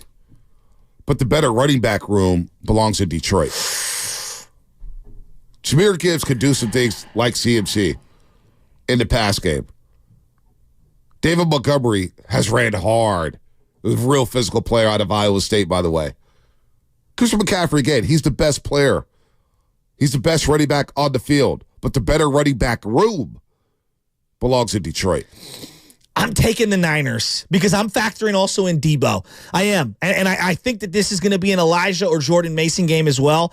I'm going to take the Niners, and I know it's the homer pick because these two backs are unbelievable, and this is thunder and lightning. I mean, you are looking at a really, really good duo. But what if you're playing from behind? Now, Jahmyr Gibbs really scares me in the passing game. He is as close to CMC and Alvin Kamara as any of the young players are in the league right now. And the guy had 71 targets coming out of the backfield, 50 catches. So they're going to have to cover him. I'm going to go CMC, B. You're going to take Detroit. That's okay. I'm going to take CMC. Now we get down to the final two. Yeah, CMC's a better player. Again, he's a better player, but the better running back room, in my opinion. I think it's fair. Two-headed monster is nasty. I think it's fair. And look, we're trying to be as realistic as possible. Who you like is who you like. Right. Did Elijah and Jordan Mason even have a carry last week? No. Not one carry. No. Juwan Jennings, one carry. Yeah, one Those carry two, zero. Halftime. Yeah. Last two. Quarterback. Brock Purdy had one of the most efficient seasons on the planet. Jared Goff was really good. But if you look at all the advanced numbers and all the basic metrics, Purdy was better with less opportunities to throw and more efficient. But Jared Goff did do this with the Detroit Lions. Who do you give the edge to this weekend? Is it Brock Purdy or Jared Goff? Brock Purdy's at home. Brock Purdy's at home. I'm taking my guy Brock this Sunday. Brock Purdy will bounce back. The fact that he had that game when he drive in the fourth quarter. That's 2 fourth-quarter game when he drives he's had in the playoffs at home. Give me my guy Brock Purdy on Sunday. I think he lights up the lines. I think Purdy bounces back. All the naysayers, all the talk, all the garbage about him. Look, Jared Goff's had a very special year. But my defensive line that I'm challenging here, I'm challenging Nick Bosa and company. I expect him to get after Jared Goff this Sunday and really make life difficult for him. And he's been prone to throw him up. He's been prone to make the oh-no throw. Give me Brock Purdy in this game on Sunday. I'm going with Brock. I agree with you on this one. This is a huge bounce-back moment for the young man. And I think drier conditions, being able to get back to the timing game, I think it's going to be very big for them. I'm taking Purdy as well. That gives us a 5-4 lead here. Niners 5 versus Detroit's 4 in terms of the categories that we pick. You going coaching? Coaching. Who do you give the edge to? Kyle Shanahan, 7 wins in his playoff tenure as head coach of the 49ers. If he gets one more and advances to a Super Bowl, he will tie his father with 8. Oh, coaching. Or is it Dan Campbell in his 3rd playoff coaching game as the Detroit Lions head coach? Who do you give the edge to in this one? Do you give it to Dan Campbell, knowing who he is, Mr. Aggressive, all in, or is it Kyle Shanahan? Well, Shanahan's going to be coaching against Aaron Glenn. And, of course, John Fox is a senior advisor with the Detroit Lions. Remember John Fox, former head coach of the Bears, the Panthers, the Broncos, longtime defensive coordinator with the New York Giants. Look, Kyle has the advantage here. Kyle has the advantage. He's the better coach. He's a better play caller. Shanahan is the coach I'm taking in this game. However, if this thing gets tight in the second half, what we got to think about here is that the Niners, They get into a tight game, and Shanahan starts getting tight. He calls a game he had last week against Green Bay. The Niners are losing. And that would be the third straight NFC title game that they've lost. Now all of a sudden, you're knocking on the door at Andy Reid's Philadelphia Eagles. You know what I'm saying? You don't want to lose 3 straight NFC title games. So there's a lot of pressure on Shanahan to win this freaking game. A lot of pressure. It's Shanahan against Ben Johnson. It's Shanahan against Dan Campbell. It's Shanahan against Aaron Glenn. Shanahan has to be in his bag on his play sheet. He cannot mess around here. Give me Kyle Shanahan because of the experience and because he has led the Niners to some big-time wins. But Dan Campbell's coming, folks. He's surging, but I'm giving the edge to Shetty. Something subtle happened at the end of that game, Tampa Bay versus Detroit, which not many people picked up on.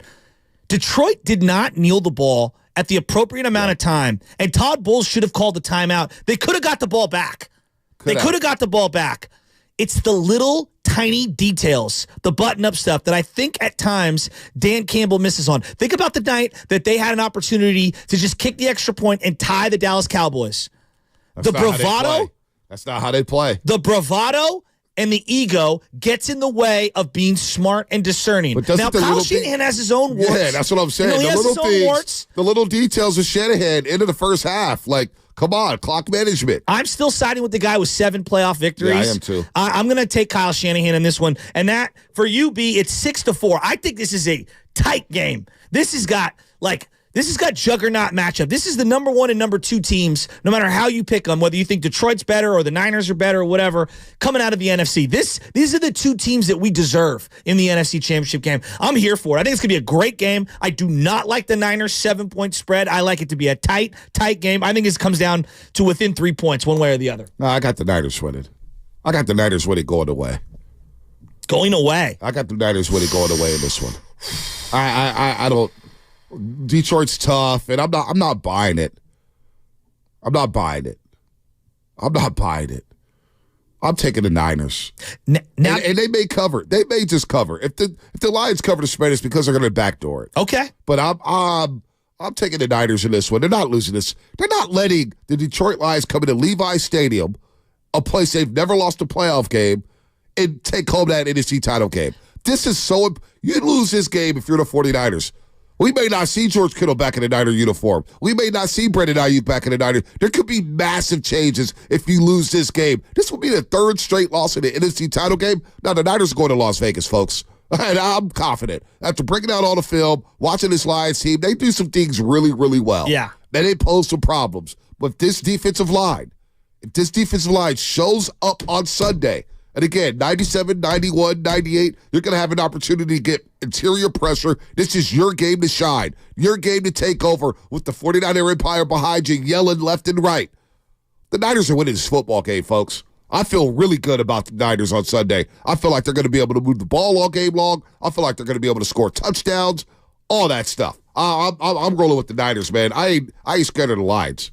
I ain't scared. Nah. Well, the thing that I and again, I'm not saying that I'm scared, but the thing that like bugs me 10 years later, when the Niners lost to Seattle and then they went on to win the Super Bowl, part of what hurts even more on that Crabtree, Kaepernick, Sherman play is it's the greatest play in Seattle sports history. Yep. And it's that seminal moment. Now, that was at home for Seattle. But, like, when you think of Seattle moments, it's Ken Griffey Jr. sliding into home against the Yankees, and it's Richard Sherman doing that, right? Like, that was probably more iconic than even the Super Bowl game for them. Yeah. Given where it happened and all that. I cannot have my Niners be a part of being on the greatest moment in Detroit sports history. Like, I can't have that. Like, this would be one of their finest moments. If the Detroit Lions, the maligned Lions, end up pulling off the upset this weekend in Levi Stadium on the road, it would be one of the great, outside of them winning with the Pistons multiple times, it would be one of the great sports moments in Detroit. Yeah, that's not happening. That's not happening. I can't have that happen on my watch. It's not going to happen. Shanahan and Brock Purdy's not going to let it happen. Let's get out to the lines, man. Yeah, let's hear from everybody. 888-957-9570. Garrett in San Diego. What up, Garrett? Yo, what's up, Bonte? It's GT, man. GT, what's happening, GT? Yes, sir. Yes, sir. I'm pumped up, man. I'm driving up to the game just like we drove up to Portland that one time. Oh, I love it. Man. What? Oh, I love that. Portland, baby. Hey, the mayor, Chasky, I got to tell you, we got this guy, the mayor in Portland. What was his name? Joshua GT. He had his own Hawaiian restaurant, Hawaiian barbecue restaurant. Took us everywhere in Portland. Oh. We had like red carpet treatment. It was unbelievable. Yeah, Nice. we got to get back up there, GT. Oh, it was fantastic. I agree, Bate. Hey, real quick, man. So 2 things for me for this game. It all comes down to the trenches on both sides. I think we're going to do what we need to do, but that's what I'll be paying attention to. And then secondly, they call me the Brian Baldinger of fantasy football. Oh. And if you know anything about fantasy football, then you know Jared Goff is terrible outside of a dome. So I'm looking for Goff to throw 2 picks and the Niners to go to the Super Bowl, baby. Let's go. Let's go, GT. I'm glad you brought that up. Let's go, GT. Because one of the things, and it's so easy to say, turnovers will decide this game. Yeah, look at all the games that have happened. Turnovers early in games or late in games are deciding factors. Dak is at home because of the 2 turnovers early in that game. Jared Goff is not at home and is playing this weekend because he hasn't turned the ball over in these 2 games. Yep. You know, Jordan Love's at home because he turned it over multiple times. Yep. And yeah, turnovers are absolutely going to be the determining factor in this game. Yep. Just take care of the football. And I love what GT said. The trenches. It's always about the trenches this time of the year. That's why I'm challenging this defensive line. I'll take an Elias D line over you, Nick Bosa, Javon Hargrave, Eric Armstead, Randy Gregory, Chase Young, because I expect them to show up and show out this Sunday.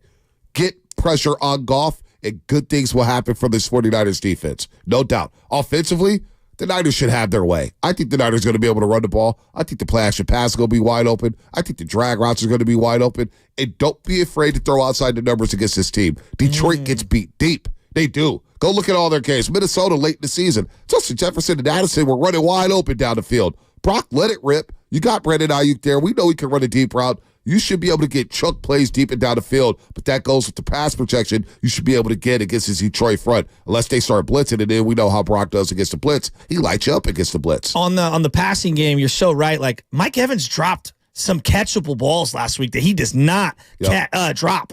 Like, they left plays out on the field. I don't know. That game was closer than it should have been, in my estimation. The Bucks versus the Lions. Regarding Jared Goff, I struggle with this. Like, oh, so-and-so can't play well outdoors. Well, okay, but like, it's not like it's going to be snowing and, 20 degrees at Levi's. It's going to be pretty picturesque football conditions.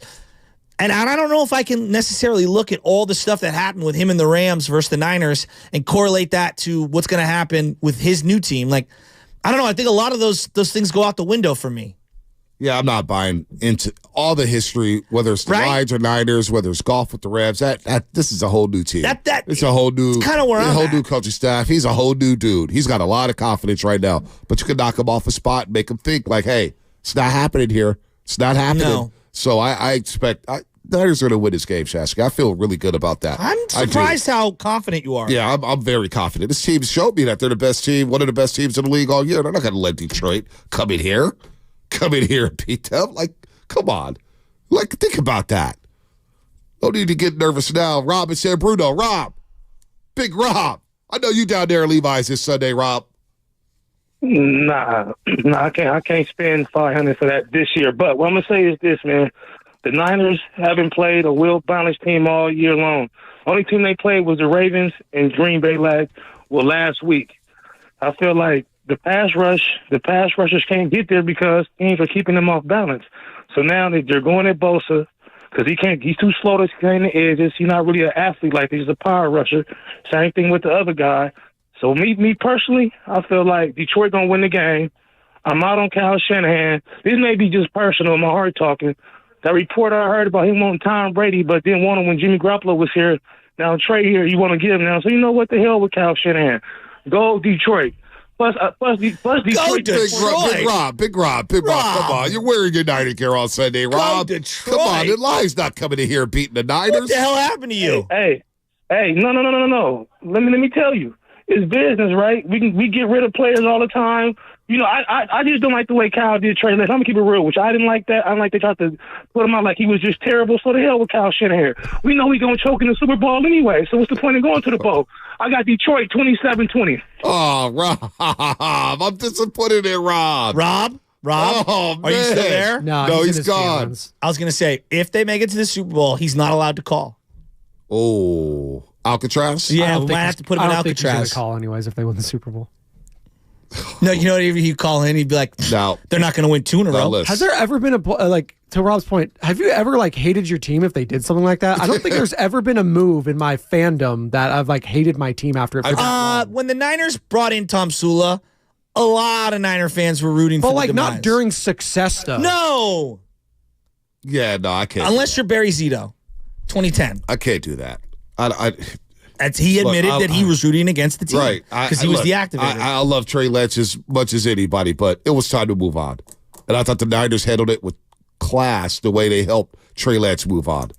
All right? Trey Lance had lost all his confidence here. It is what it is. We saw the Raider game. We saw the preseason game. It just wasn't pretty because he can't get on the field. Niners made a decision, man. We move. The fact that the Niners were able to move off of Trey Lance and not skip a beat, be right back in the spot that they've been at for the last 5 years, pretty damn impressive. So I'm not I can't believe Rob is rooting against the Niners. I honestly can't believe that. To me, it's about the 49ers. It's not about who's. I told you guys, I don't care if Brendan Allen's playing quarterback. I just want a Super Bowl. I care if Brendan Allen's playing quarterback. That means we're in trouble. No. If Brendan Allen's playing well and he's leading to a Super Bowl, then go Brendan Allen. That's different. Yeah, that's what I'm saying. I don't care. When Josh Johnson really came in, okay, listen to Josh Johnson comes into the NFC Championship game last week. And I was like, he's moving the ball. It's Josh Johnson. No, well, they didn't move the ball. No, we were down 21-7 to have Josh Johnson. I was trying to be optimistic. Johnson. That game was over. He kept turning to me. He's like, Josh Johnson's in at quarterback. And I was like, I know. Yeah, we're not winning this game. We were going I love Josh, man. We're winning that game. I'm out. Dude, he fumbled on one of his first snaps in the game. He got hit so hard right in front of us. Poor guy. Let's go to Travis and Vallejo. Let's rat-a-tat-tat these calls here. Travis and Vallejo, what's happening? Hey, what's going on, guys? Thank you. First off, I want to say the hell with Big Rob. That's a clown move. To go against the Niners, that's just straight up whack. Second of all, the Niners going to smack the Lions. They're going to win. I'm predicting around 28-10. I think Jared Goff coming back to the Bay Area, he's going to get lemon booty in front of his friends and family. It's going to be too much pressure on him. I think the Niners, I feel like they came in thinking that they're entitled to a win last week when they played against the Packers because everybody got them at the favorite. But I think this was a good reminder call to them that this is the playoffs and everybody's good at this point. So I think that got them straight. They won off a C- game. They're going to come with their A game next week, and they're going to smack the Lions. Let's go, Travis. I like that. Richie Rich of Livermore. Richie Rich, what's happening? What's up, my guys, man? Hey, I wasn't even going to call. I was feeling under the weather, but you done let that clown show hop on the line again, man. I don't know what's wrong with that guy, dude, but hey, I better not hear him call for the rest of the year. Out of hell. Don't call no more, Rob. All right? Richie Rich is calling you out, bruh. It's all about the Niners, man. Brock's going to get down this week. CMC's going to have a big game, and you watch Debo show out, man. Let's go. Niner gang, bang, bang. Y'all have a good day. Let's go, Richie Rich. Rob did shook up everybody. I can't believe Rob said that. Go Detroit, go. Come on, Rob. You know Rob's somewhere on a couch right now smoking a fat one, laughing so hard. Watch this. I'm about to shake up the YouTube chat. Like he's the Joker in Dark Knight Rises. He definitely shook up everybody. Some men just want to watch the world burn. What was that? Say that again? Some men just want to watch the world burn. How about this call coming up? Dean in Oakland. He's going to say something that may shake a lot of people up as well. Dean in Oakland. You're on the Morning Roast. What's happening? Hey, good morning, fellas. So just really quickly, I want to get your thoughts about I feel like there's still a small faction of fans that still miss Harbaugh. And I feel like Harbaugh was just so charismatic, and Shanahan is not that. Shanahan is just always in his playbook. So is it warranted that the hate that Shanahan gets and I guess the love that people still had for Harbaugh till this day? And now that he's coming back to the NFL, if he succeeds, I don't know how to feel one way or the other. But I feel like with Shanahan in the playoffs, it's always time management issues, in-game decisions.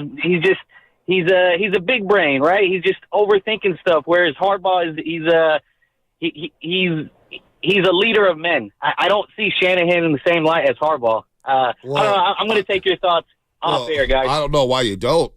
Shanahan's been here for 7 years. They've gotten to 4 NC championship games in the last 5 years.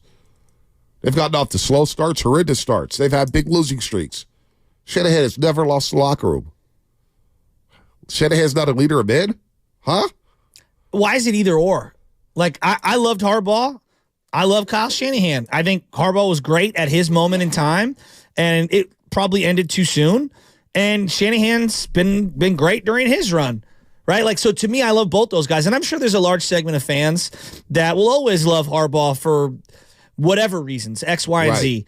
But Kyle Shanahan's been wildly successful. Not perfect, but wildly successful. Yeah, but again, show me, like, and this is what I say in any sport. Show me a great coach in any sport, and I will show you a laundry list of horrific losses, as well as a lot of winning, right? Like, pick the Belichick has games where he clearly lost, blew, whatever you want to call it. Greg Popovich not subbing in, Tim Duncan. And there's many more other ones. I'm just saying, like, Dusty Baker. I love Dusty Baker. Dusty Baker has a laundry list of big losses. Of big-time losses. Bill Walsh. All of them. Yes. Bill Parcells. You name them. Bill Belichick. You said it. Don Shula. Don Shula hadn't won the Super Bowl since the 70s. I think Shula's last game, they lost by 40.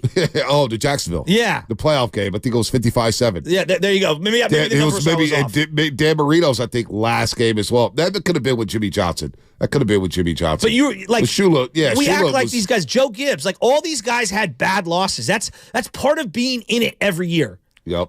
No doubt. I think it's I don't know. Like Kyle's been really good. 62-7. And we do this thing like, well, Mark Jackson. Game, yeah, Jacksonville. 62-7. 62-7, Jacksonville. See, I knew it was a big. But we do this thing like, well, Mark Jackson got to the second round once. Kyle Shanahan's been to the finals. He's been to, in what the equivalent is in the Super Bowl. And he's been to basically the equivalent of the Western Conference Finals over and over and over again. Like, and I love Mark Jackson for what he did at that time. But like, he went one time to the second round. We should pump the brakes on that. Let's go to the injury report.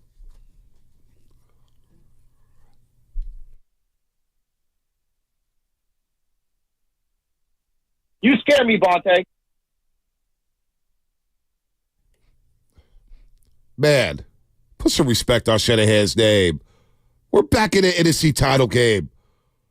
Damn it, too much scare talk around here. Too much slander.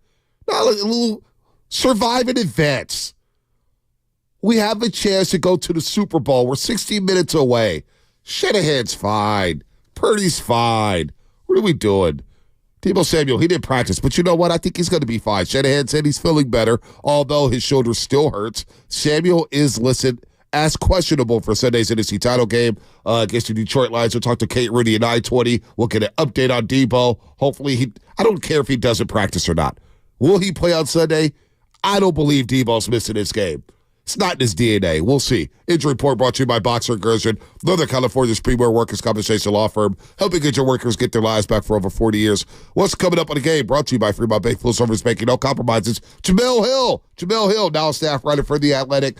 She'll give us her thoughts on Detroit, the Niners. She's a big-time Niners fan. That's coming up on the roast. All guests during the postseason appear on the Boxer & Gerson guest line. Boxer & Gerson, Northern California's premier workers' compensation law firm, helping...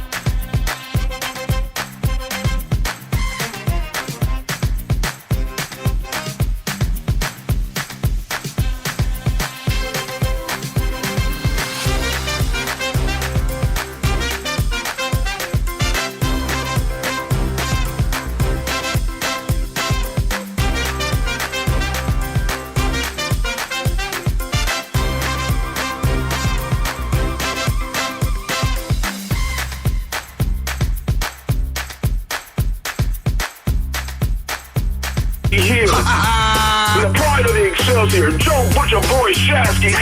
You're listening to 95.7 The Game. The morning. Oh,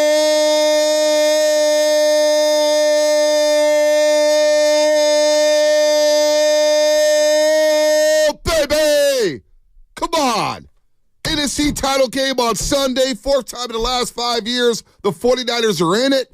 Second time they've had it at Levi Stadium. They haven't lost a playoff game yet at Levi Stadium. You think they're going to lose to the stinking Lions? Hell no. Good morning, everybody out there on YouTube and Twitch. Powered by First NorCal Credit Union. The smart choice for low auto loan rates and super simple online application process. Good morning to everybody out there getting off the graveyard shift. If you're at work, what is happening? We'll get back to the calls in just a second, Shasky. But let's bring in Jemele Hill, staff writer for The Atlantic.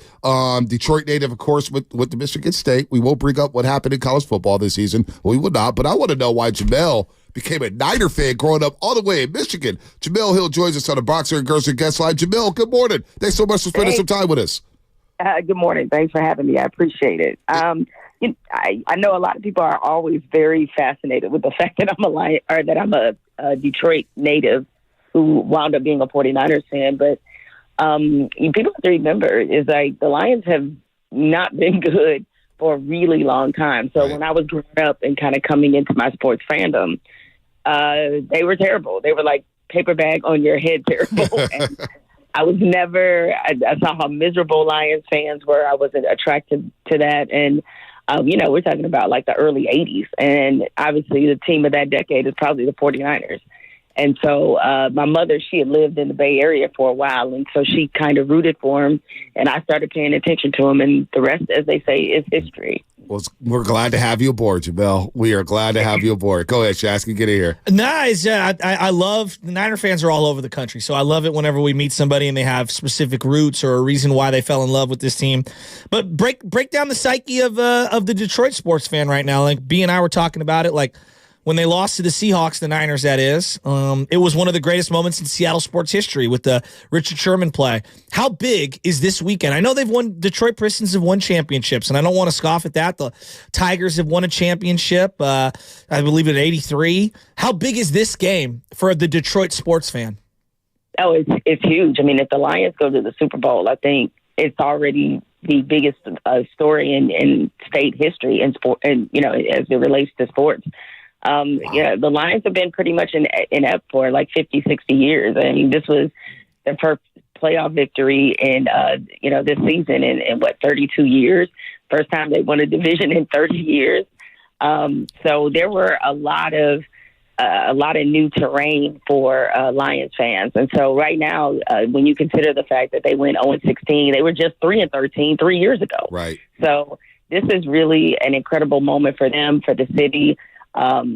They've had to put up with a lot. So this means everything. I mean, I think win or lose, I think they know that this was a successful season. Of course, there would be disappointment if they lost, but I think they really feel like they have a future. And I think that is what is very different about this Lions team versus some other versions that we've seen that people thought might be successful. Jemele here on the Boxer and Gerson guest line on the Morning Roast with Joe Shasky and Bonte Hill. Go figure. We share last names. Jemele, the pressure. We were talking earlier this week about the pressure on the 49ers side of things. They lose this game. That's 3 straight NFC title game losses.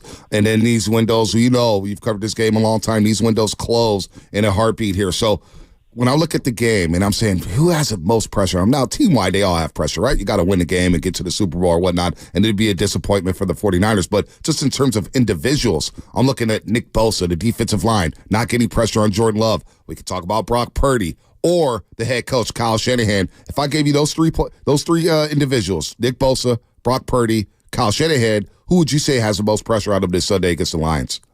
I think by far it's Kyle Shanahan. I mean, we were in the Super Bowl just a few years ago. And, a lot of Niner fans are still upset about how that game went because it was very reminiscent of when Kyle Shanahan was in Atlanta and they blew a 28-3 lead to the Patriots kind of on his watch. And so when you look at the fact that last week was the first time, one of his coach teams had come back from behind, it says there are starting to be some questions. I mean, I'm not trying to, rally some kind of bandwagon that Kyle Shanahan should be up out of there. But like, there are definitely some questions about his coaching style, like whether or not this team can handle some adversity if they get down in the game, and whether or not he is the coach to get them over this hump and really have a legitimate shot at getting number 6, as in the 6th Super Bowl. So I think he has the most pressure out of anybody on the field come Sunday.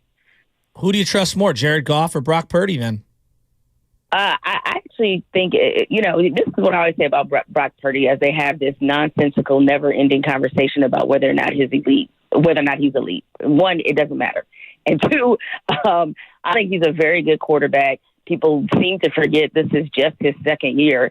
And he's getting more and more experience. It would be foolish to not say it's Jared Goff, because Jared Goff has actually been to a Super Bowl. Right. So he understands, I'm looking like there's a difference, not necessarily in skill set. There's a difference in experience. And this is the kind of experience that matters at this time of the year. A lot of people ask me how I felt about what Brock's performance was, against the Packers. And I actually thought it was like a huge growth moment. And you also have to realize that Packers team is coming. I said this to Lions fans. I was like, listen, they beat you. They beat that team that the 49ers beat. They beat the Lions, okay? Yeah, Thanksgiving night. Yeah, exactly. It's like that team is on the rise, and they are going to be a problem. But to me, the growth moment was the fact that Brock Purdy was able to collect and compose himself. And a lot of times athletes learn how to become clutch players through mental muscle memory. And so now he's got a memory he could go back to of bringing the team back in a game when it mattered and winning. And that is the kind of thing that goes a long way in his progress going forward. So I feel good about him this week. I think he's going to have a good game. And there are some, I think, matchups that the 49ers, from the offensive perspective, that they should definitely win against the Lions. Yeah, I think they could exploit the Lions defense with George Kittle, Brandon Ayuk, and maybe Debo Samuel. We're talking to Jemele Hill here on the Boxer Gerson guest line. Check out her memoir, Uphill. Of course, the staff writer now for the Atlantic. Used to be with ESPN doing big things there, but Jemele Hill's still around here doing her thing. Debo Samuel, can the 49ers win this football game if Debo does not play, Jemele? Yeah, I think they actually can. And that's not to obviously diminish what Debo means to the team. I mean, he's arguably the most electrifying player, certainly the most versatile that's in the NFL. It would be a big loss, but I do think between Kittle, Ayuk, and Christian McCaffrey, I mean, he's really key because if the 49ers are able to run the ball with success, I think that's going to help set up everything in the passing game. You know what type of team they are, especially when the 49ers get into a groove with running the ball. They're able to control so much of the game. So to me, as important as Debo is, everything rests on their ability to run the ball against this team, because the Lions have a very explosive offense themselves. So if we are able to impose our will on them, I think that's a really big key in the game. And while if we had Debo, that would make that task a little easier. I do not think it's impossible for the 49ers to win without him. I want to accentuate a point that you made earlier. You said this is the biggest game in the history of the state for just a sporting event. I find that wild. We've been so lucky. We had the Warriors run here. The Giants had an unbelievable run. Obviously, the Niners at one point. You guys had the Red Wings, the Pistons, University of Michigan this year. Yeah. I know you divide the state when it comes to don't bring up Michigan around. I know you divide the state when you talk, but the Lions are it, right? Because, they've been such a loser for so long, and it's football. Football's king. This is really that big, huh? Yeah, it is. That's the part, people have to remember is in America, period, the NFL and professional football is the national obsession. And it's no different in a place like Michigan. Now, certainly there have been championship teams in Detroit, as you mentioned. It was 20 years ago that the Pistons won the NBA title in 2004 when they beat the Lakers. Wow.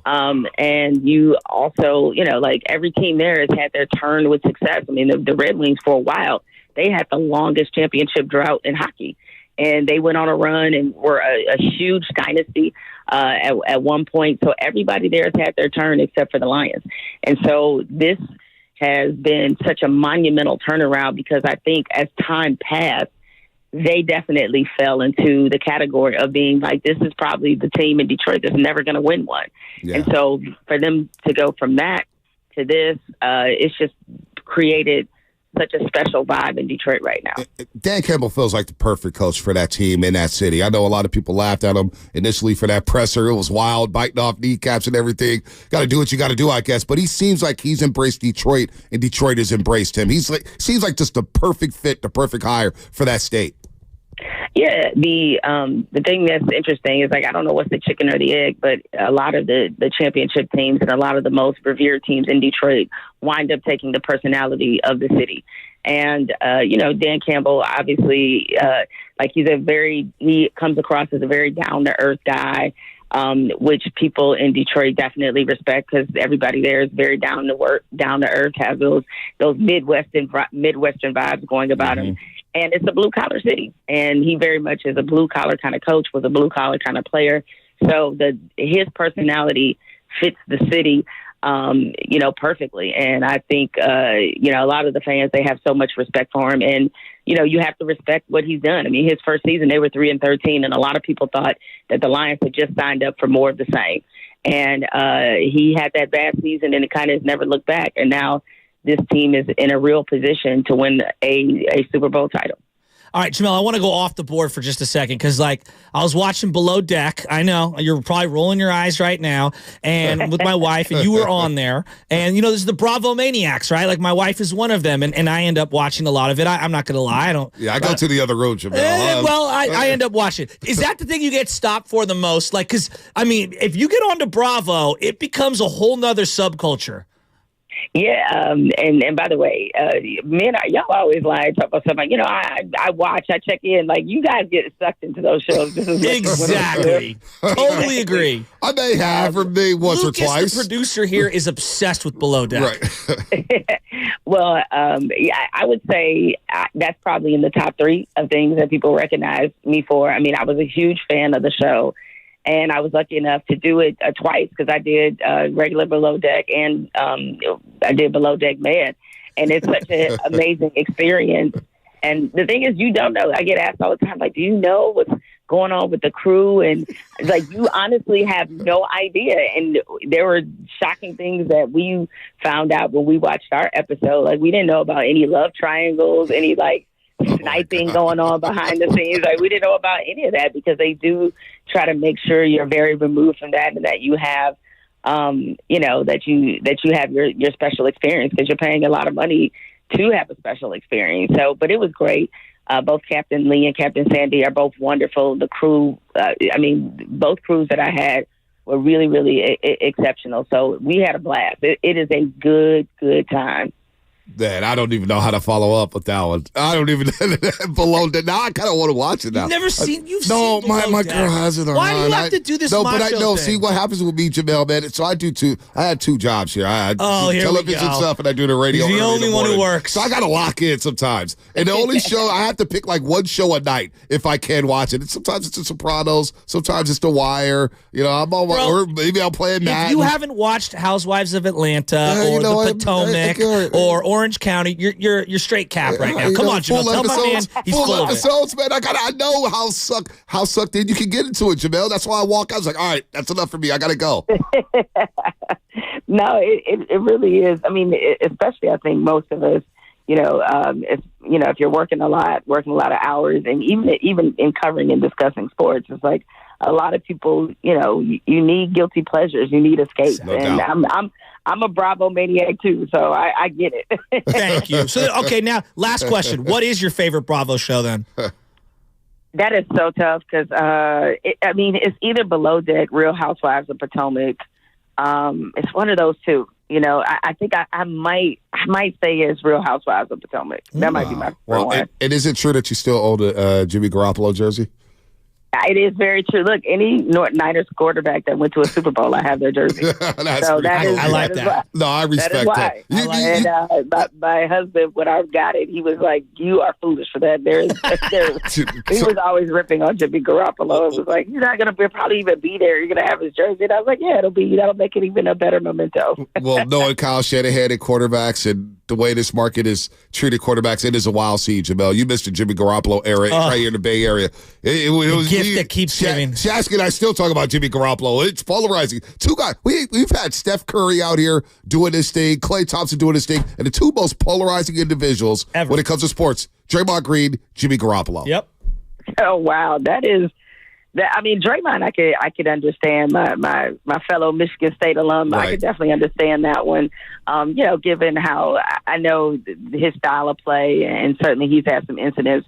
But listen, that's what happens when you have, you have a team as successful as the 49ers and as Golden State. It's like the expectations get kind of out of control, and certainly if there are players that people feel a way about, I mean, it just, I guess, adds more fodder for you guys. No doubt. Jemele, hey, always a pleasure. I don't, you meet a lot of people, and I got to meet you out in New Orleans in 2012 at the NABJ, and to see your success, to continue the success that you have, man, at the Atlantic. I see you on CNN from time to time. Jemele, you continue to do great work. Keep doing your thing.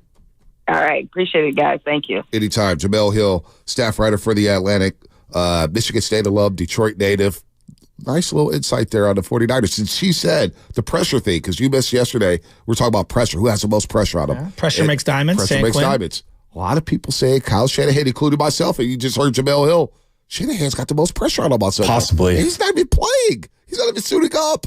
All he's doing is holding the play sheet with a headset.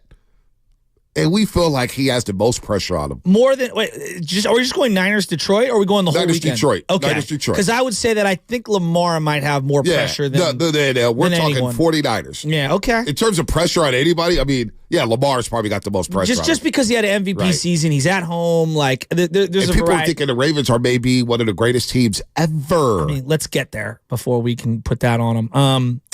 I just keep tripping. The pressure is a great question, like, I think we make more of that, but in the moment, some guys do clam up.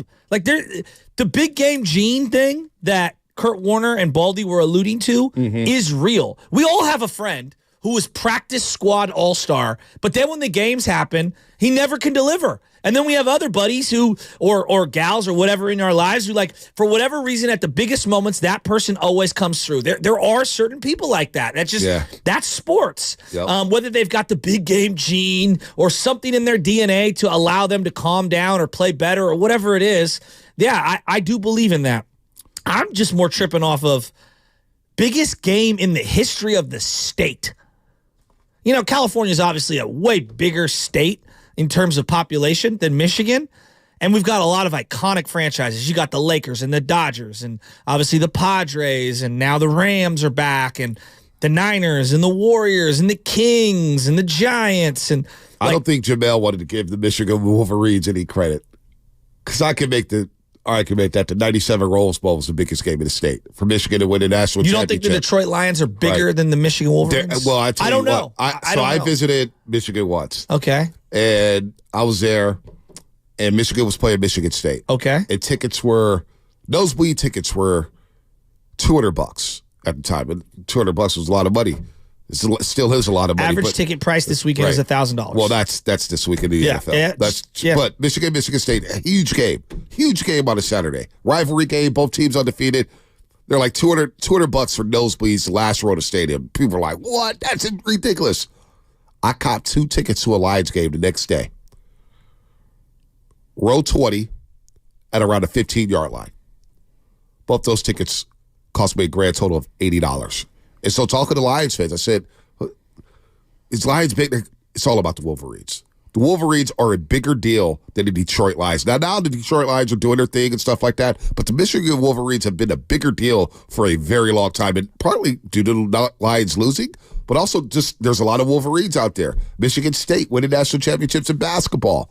The Red Wings doing their thing. The Couldn't Tigers. you have said that about the Warriors like 7 years ago, 8 years ago? Like, no way they're going to be bigger than the Niners and the Giants for a period of time. We're talking about a college team. I understand. Like there will never ever be a college team bigger than a pro team. The Michigan Wolverines were a lot bigger than the Lions. Is USC bigger than the Rams? Probably now, because the Rams just got there. Yeah. The Lions have been there. Just looking at a city, and looking at a pro team in a city that's around a lot of college teams. Like Michigan Wolverines get over 110,000 people at their stadium every single Saturday. I'm just asking. I was jarred when she said that. Yeah, you know, like, to me that was like, damn. Like I was a little bit too. Like when I think of the Detroit Lions, everyone's going to go Eminem. No, I think of Tim the Toolman Taylor. Like that was the biggest Lions fan growing up. Was Tim the Toolman Taylor? I just think of Barry Sanders. Barry Sanders. Did you watch that show? Not really. Oh, yeah. I wasn't a big fan. I tried to get into it. I just didn't relate to me. I was I thought Tim Allen was a little overrated. Well, I mean, funny. He's also not a good human being. Oh, really? He's not? Well, I didn't know. You got to look into it. I didn't know that. You got to Google it. What was that one time? I think it was like 3. Yeah, I'm not going to get into that. The Santa Claus is his best role by far. Better than Tim the Toolman Taylor? Well, Buzz Lightyear as well, the voice of Buzz Lightyear. That's famous too. Baby Chaz big into Toy Story. Al Borland and Tim the Toolman Taylor are iconic. Yeah. He's always working on the car. That neighbor always creeped me out. Wilson? You never saw his face. I don't know. It was kind of weird. The very end when he came out the small picket fence. I'm getting real deep. You guys probably don't remember that. Yeah, Jonathan Taylor Thomas. I remember the Fitz thing. I remember episodes. I just didn't get into it. Like I didn't really dig. You know, I didn't really dig that show. More of a Boy Meets World guy? Yeah, big Boy Meets World guy. Yeah. Corey, not Topanga. Who's Topanga? That's the love interest. I may have that T-shirt. You know by the way. is. I think I had to give. No, I kept that T-shirt. I was showing a bunch of T-shirts away. You know, like the NBA Jams, 2-man teams. They have a Corey and a Topanga. I had to buy that show. I had to buy that shirt. I mean, anyway, let's go to BPA. Yay! BPA. He's been on hold for a while. BPA, do you watch Below Deck? No way, dude. Yeah, I know. I don't even know what it is. You said it's on Bravo. Oh, no, I don't watch Bravo. I'm calling cap on that. No, we don't. I don't even know what it is. Yeah, I don't watch Bravo either. I walk out the room. Stop. Like I don't. What is would wrong tell with you. you guys? It's okay to admit it. I'm too busy. I'm too busy watching game film. Right. There you go. I'm too busy reading articles and game film. I'd rather play Madden than watch Bravo. Bravo? Who the hell watches Bravo? Come on, man. I'm sorry. I'm with you, BPA. That's one thing we agree on. Oh, my God. All time, I mean, not why I called, but all time biggest Detroit sports moment has to be when the Pistons won their first title, right?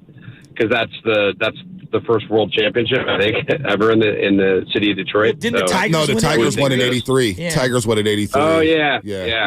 Maybe Trammell. that. But the Pistons were huge. I think, Kyle's, he has a hard time adjusting to the facts on the ground sometimes. Sometimes he's elite at it, but, he's managing the team like he still has Robbie Gould as his kicker, and he still has D'Amico Ryans as his defensive coordinator, right? So, and he doesn't. And, what I saw, defense, I think he'll figure out offensively. I think they'll figure out a way to be productive and put points on the board. Man, pretty bad as far from a defensive preparation. They were not prepared to play at all on defense. And I mean, there's so much money being paid on that side of the ball. I mean, obviously they're paying money on both sides, but man, that defensive line and really nobody played well defensively. Yeah. I mean, their linebackers certainly. I watched Fred Warner, and Fred Warner was bad. Diomino Lenore was good. So. Hey, BPA, real quick before we hit the break, 20 seconds less. Does Steve Wilkes impact the defensive line? What's going on with the defensive line? I think it's just a want to. I think sure. Yeah, I mean, I've been saying, Coach Rurik has been bad this year. Bad. I mean, not just performance, but like just bizarre, erratic rotations. Continuing to shove Kinlaw out there, who's just, he might be one of the worst defensive tackles I've ever seen. Right. All right, BPA. Ever seen? Come on, I've seen a lot worse. I'm optimistic about that. Honestly, who? Worst defense tackle than Javon Kinlaw? Yeah, I would love to. Solomon Thomas. Yeah. Line 1. Yeah, Kenton Bomber, line 2. Yeah. Reggie McGrew, line 3. Reggie What, you want to keep going? Junior Bryant? Like, come on, man. No, Junior Bryant was good. He was solid. He was solid. I went too far? He was solid. We throw things out there. He was the worst player I ever seen in my life. No, there's worse. Trust me. We can find him. All you got to do is dig a little deep, which I know a lot of people in this society don't want to do. They don't want to do the work. Cleve Farrell was not the best with the Raiders. We'll say that too. Yeah. I mean, come on. Roll your sleeves up.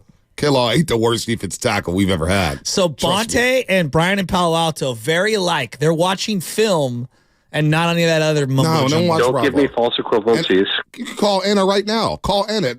Ask Anna what I do when I walk out the room or when she puts on Bravo. I don't watch. I may sit there for 5 minutes and I'm out. I'm also out on let me just keep it moving. It's the Warriors Game Day brought to you by Xfinity.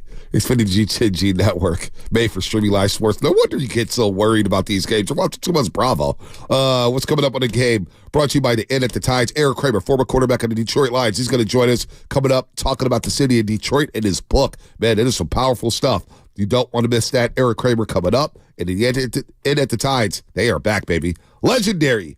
All you can eat Dungeness crab feeds at Tides Wharf Restaurant, just $99 per person, just $100. February 2nd and 23rd, March 8th and 15th. Make it a getaway and ask for the crab feed special room rate. Info at inatthetides.com. The Road to Vegas is brought to you by Zinni, the official eyewear of the San Francisco 49ers. Shop from over 3,000 styles at 80% off retail prices exclusively at Zinni.com. I'm what you might call very good.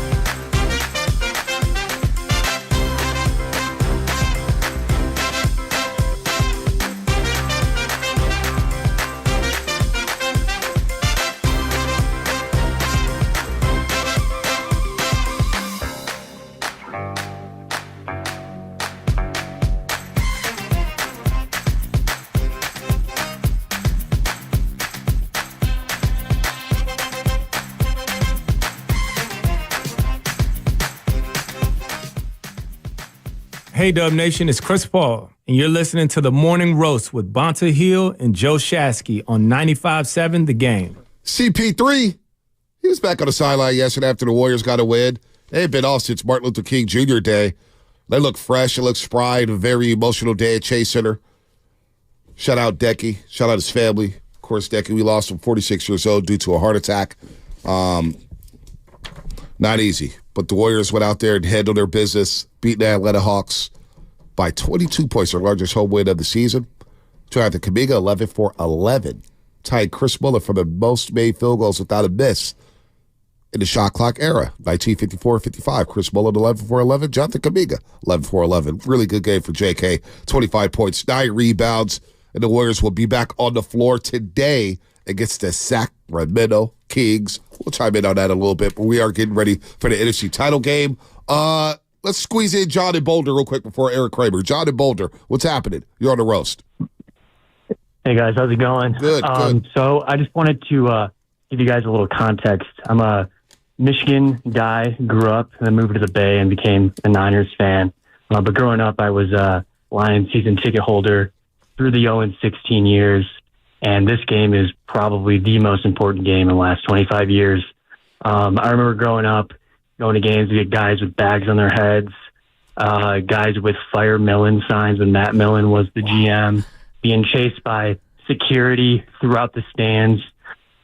Just a lot of anger. And with Michigan and Michigan State, the Lions are the one team that unites the state.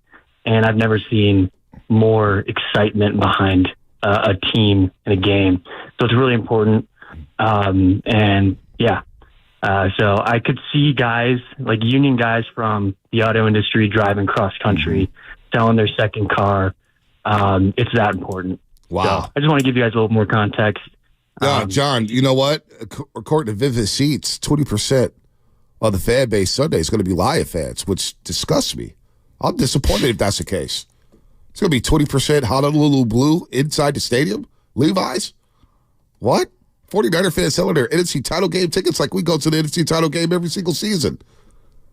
I can't believe it. I don't care how much money. I don't care. Man, if I can't pay rent, I'm going to this game. Times are hard. Times are hard. I'm going to this game. Yeah, I'm going to this game. If I I'll can't make it work. pay rent, I'm making it work. I'm making it work. I can't have Lion fans coming to Levi's Stadium. You kidding me? You have to be realistic. I am being realistic for myself. Everybody's different. I'm different. All right, Eric Kramer, former Detroit Lion quarterback, Chicago Bears. It's my childhood right here in the 90s. I remember watching Eric Kramer growing up. He was a quarterback in 91 when the Lions had that magical run to the NFC title game. Eric, good morning, man. Welcome to the Morning Roast. Bonta Hill, Joe Shasky, the Butcher. How you doing this morning? I'm doing great, man. Just enjoying the little conversation you guys just had with that Lions fan, who, by the way, is representative of about 1 million fans in and around the city of Detroit. Wow.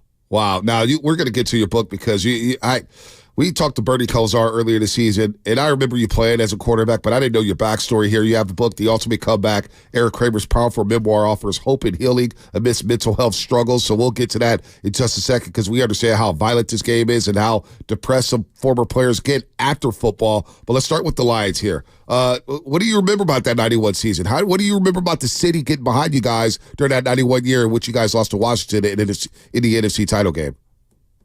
It was a magical run.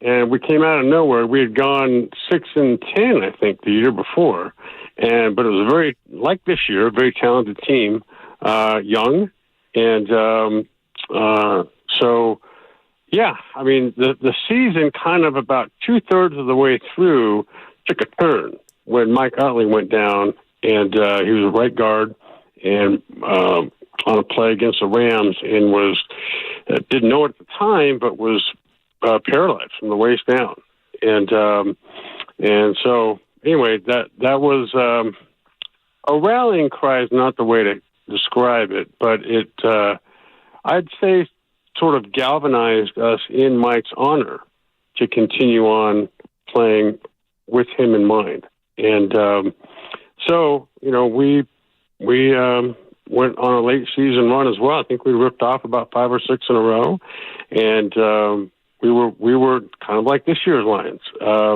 We were good in all 3 phases, and so anyway, that's what I remember from that year. And obviously, we ran into a buzzsaw at the end to start the year against Washington, where we lost 45-0, and then where we lost 40-something to 10, where I think we were down 17-10 at halftime, but clearly we were overmatched, and. So, anyway, that was, in my opinion, though, as far as Washington goes, had to be one of the best teams in NFL history. Yeah, that's what they say. The Hogs up front, Shasky. Yeah, Gary Clark, Art Monk. I mean, they were special.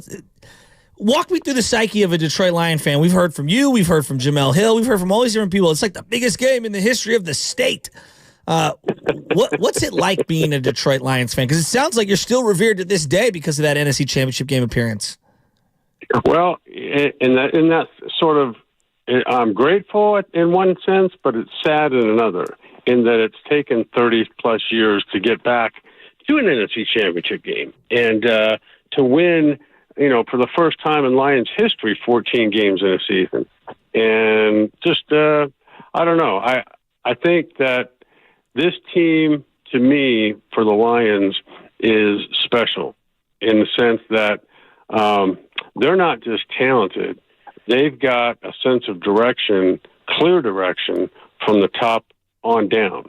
And it seems like, this team feels the way that other past Lion teams didn't, which means from the ownership down to the general manager, down to the head coach, down to the players, they're all in the same boat, rowing the same oars.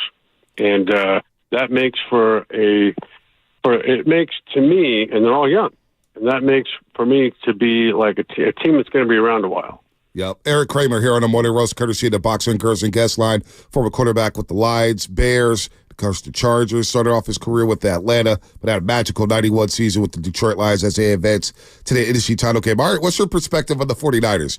You were playing during the 90s, during the heyday when the Niners were winning championships, and it seems like they were appearing in NFC title games every single season. This year's 49ers team, and Brock Purdy, you played that position. What's your thoughts on Brock Purdy? I think he's great. I mean, he's, faltered at times this year, particularly at times when nobody thought he would.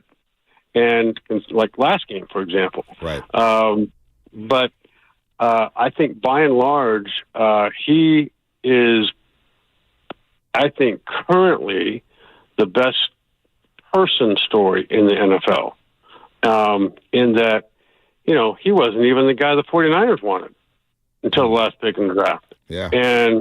And yet, given a chance and given somebody's work ethic, look what he's done.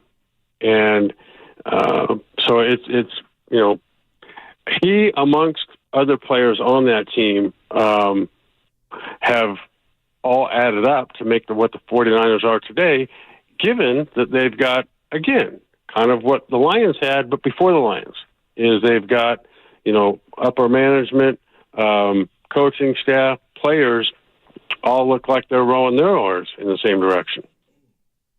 What is it about Dan Campbell and Jared Goff that has really endeared you to them? Like, what is it about their story getting to this point that really makes you a believer in both guys? Well, I don't know either one of them personally, but from the outside, what it looks like is that Dan has a clear sense of direction, and he's not only played the game, but he can players respect him because of where he's been and what how he believes in them. Like, there's one clear message in that building, and it's from Sheila Ford Hamp on down to Brad Holmes and Dan Campbell and everybody. And I think that to me is what, Dan Campbell doesn't just believe in Jared Goff, although that is huge. He's an emotional guy that isn't afraid to show it and really believes in what not only he's doing, but what everyone around him is doing, that he's helped guide and motivate. So I think the combination of Jared Goff and he together are magical. And I love the fact that Jared Goff, since he's been there, remember, when he went there, they were, 3-13? Yeah, they're awful. And he was a cast-off. He was kind of a throwaway in that deal for the Rams to acquire Matthew Stafford. And so Matthew Stafford didn't have to rebuild a career. He just got to play around really good players under a really good coach. And so Jared Goff, even though they were both number one picks, had to actually resurrect his career. Right. And so, which he's done in a fairly short amount of time. And I love the fact that during this year, when everybody was patting him on the back after 10 or 11, 12 great games, he starts to falter himself. He doesn't panic. Dan Campbell doesn't panic. The players around him don't panic. And he stays resilient to what he's always done. All of a sudden, guess who's the best quarterback in the NFL, or literally at the top?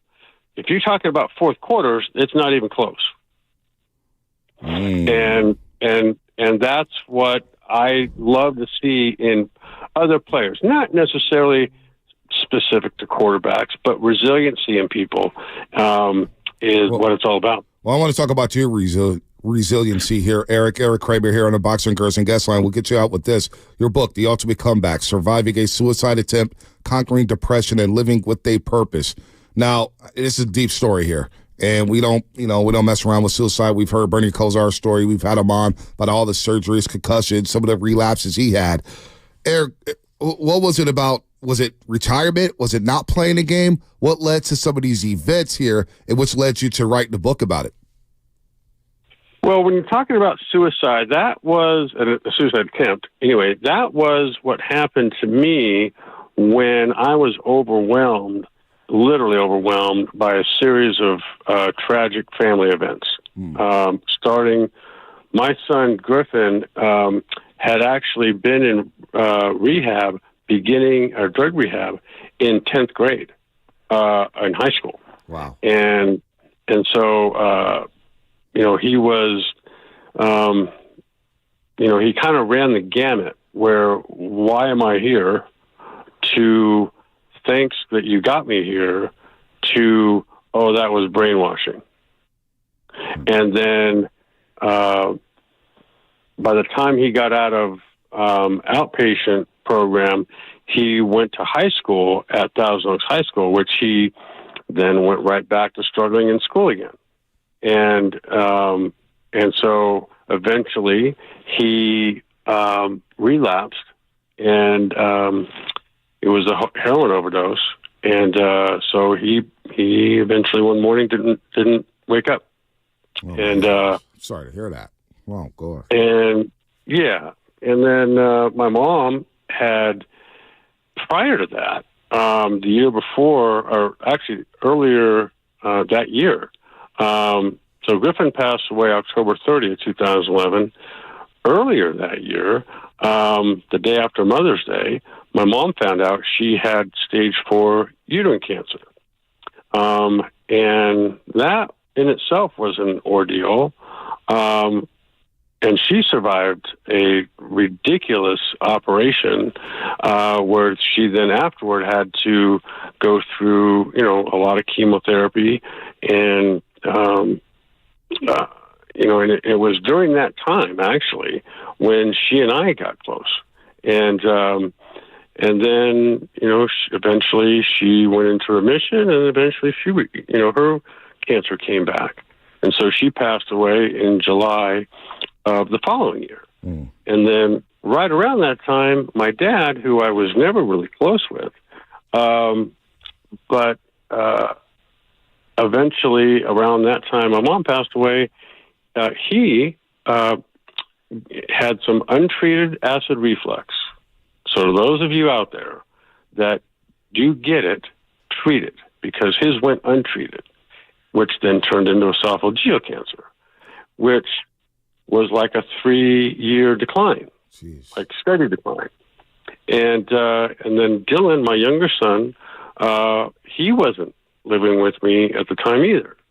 And so, it was I hate to say it was events that conspired against me, but it was. And it wasn't like I wasn't seeing a therapist at various stages, but eventually I stopped.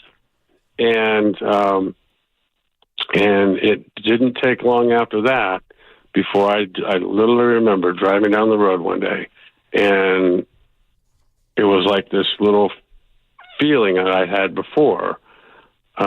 When depression comes, there's like a knock at the door, but the door comes swinging open. Like it's like a fog or a flood that comes in that you cannot, resist.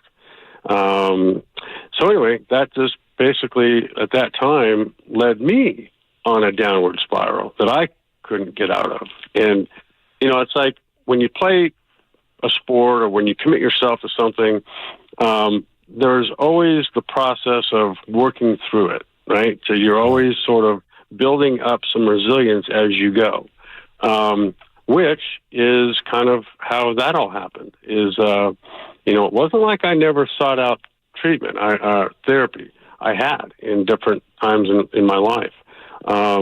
But anyway, so that's what happened. And then eventually, I lost all perspective and lost my wits, really, and conspired to, research out the best way to do this, which was what I did.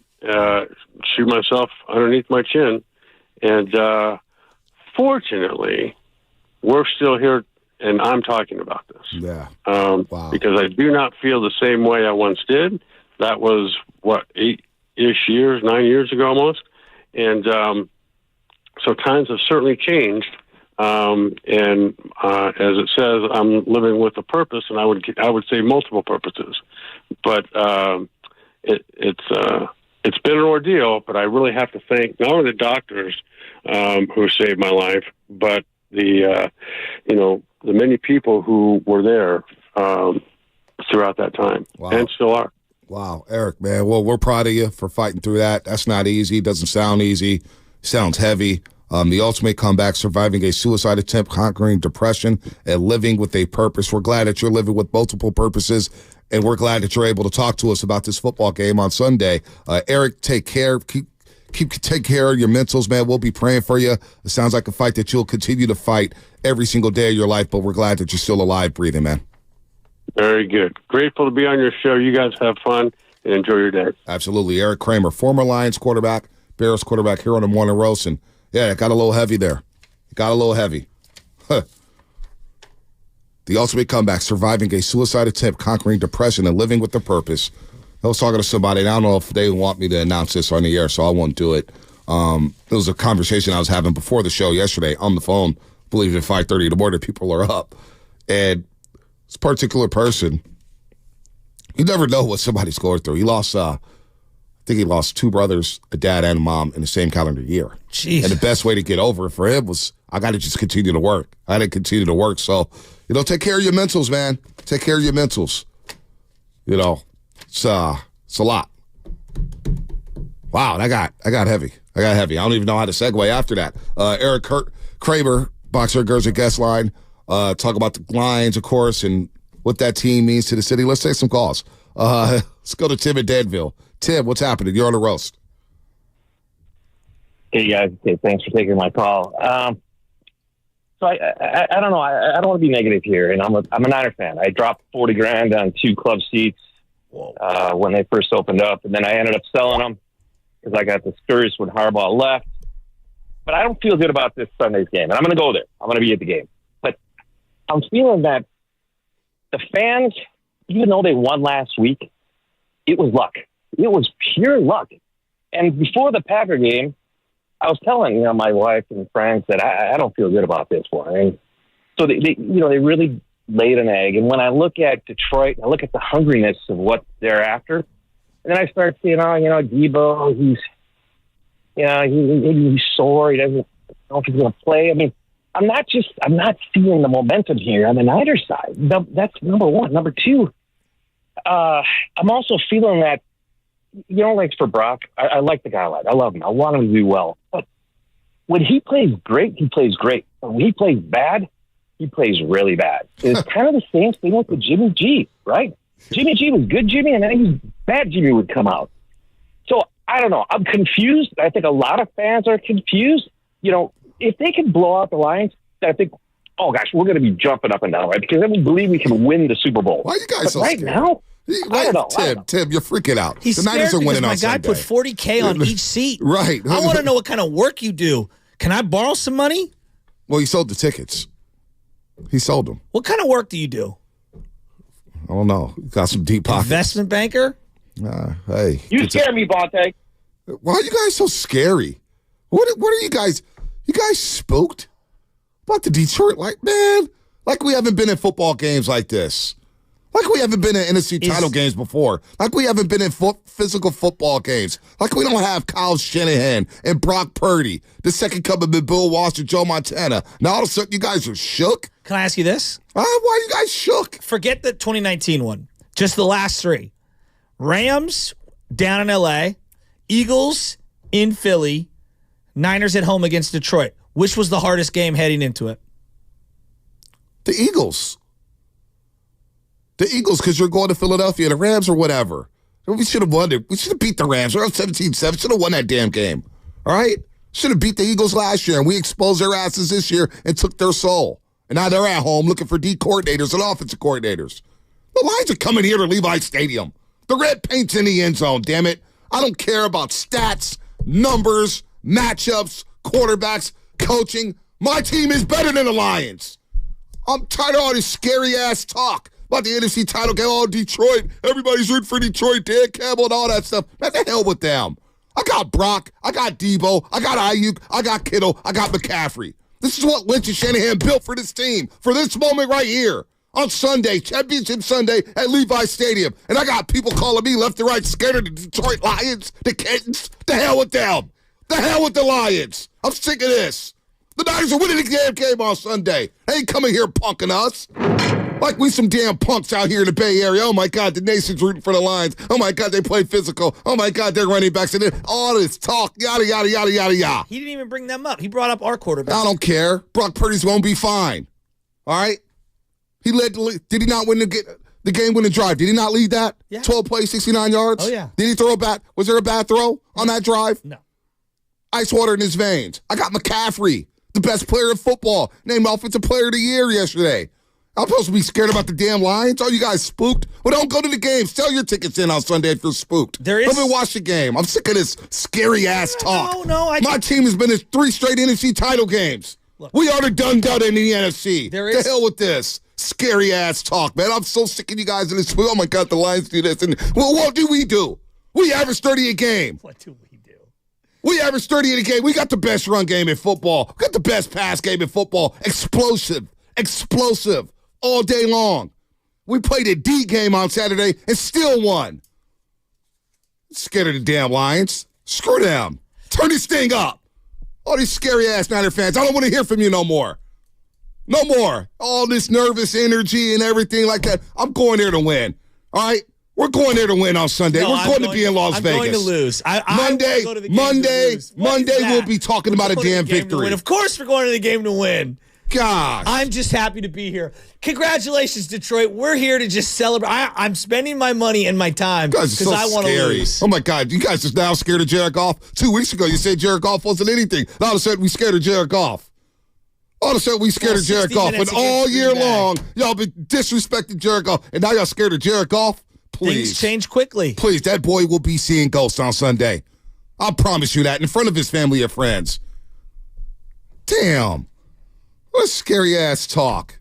Let's go to Nick in Berkeley. Turn us up, Nick. The hell with all these punks. Hey, Bonte, I'm right with you, man. Look, man, if you ain't talking about the Niners winning, then turn in your little man card and get your pass revoked. And you get banned from Levi's. These cats, we westbound and down out here, man. You better get with the program. All this scary ass cats out here, man. The Bay don't roll like that, Detroit. We're coming for you. Come to our town. Here, kitty. Here, kitty. Come get some of this, baby. Cause we're about to lay you out. Goff, you only beat us one time. You got that ring on for fluke. I mean, I don't even want to go there, but let me tell you what's happening. Goff, 7 touchdowns on grass. 7 touchdowns on grass, 21 on turf. He's got 1,200 yards on grass passing and 3,000 yards on turf. He's a turf player. He's been a turf player. He's going to get smashed, okay? He's not mobile. He tries to throw across the field, running to his right. He's going to get picked. He's going to throw a pick six and at least one more after that. He might throw 3 picks.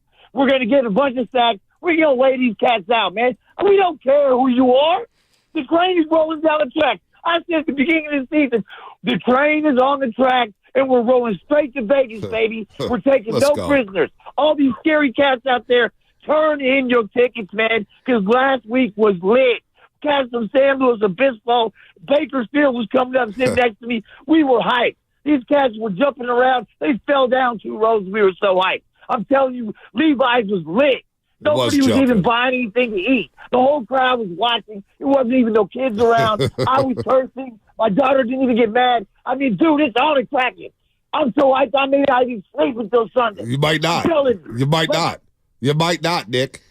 You might not as you're listening to 95.7 KGMG FM and AC1 San Francisco. Don't forget you can also watch us every single day on our YouTube and Twitch streams. Just log on and search 95.7 The Game. Be sure to like and subscribe to the channel while you are there. Brought to you by First NorCal Credit Union, the smart choice for low auto loan rates. It's super simple online application process. Also, shout out to the Comcast Business Text line. We got to take them to school in about 5 minutes. Look, the interior of their offensive line is the weakness. Heat them up. Jonah Jackson's not playing. All right, just had surgery to clean up a slight meniscus tear. Ragnow's tough. He's banged up. Get pressure. This is where I pay Javon Hargrave and Eric Armstead to heat these suckers up left and right all day long.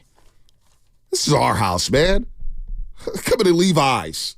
We're coming to the Bay. We got a home game. This is all we wanted, right? Right, Niner fans? It's all we wanted. Of Number course. 1 seed. Bye week. Home field advantage.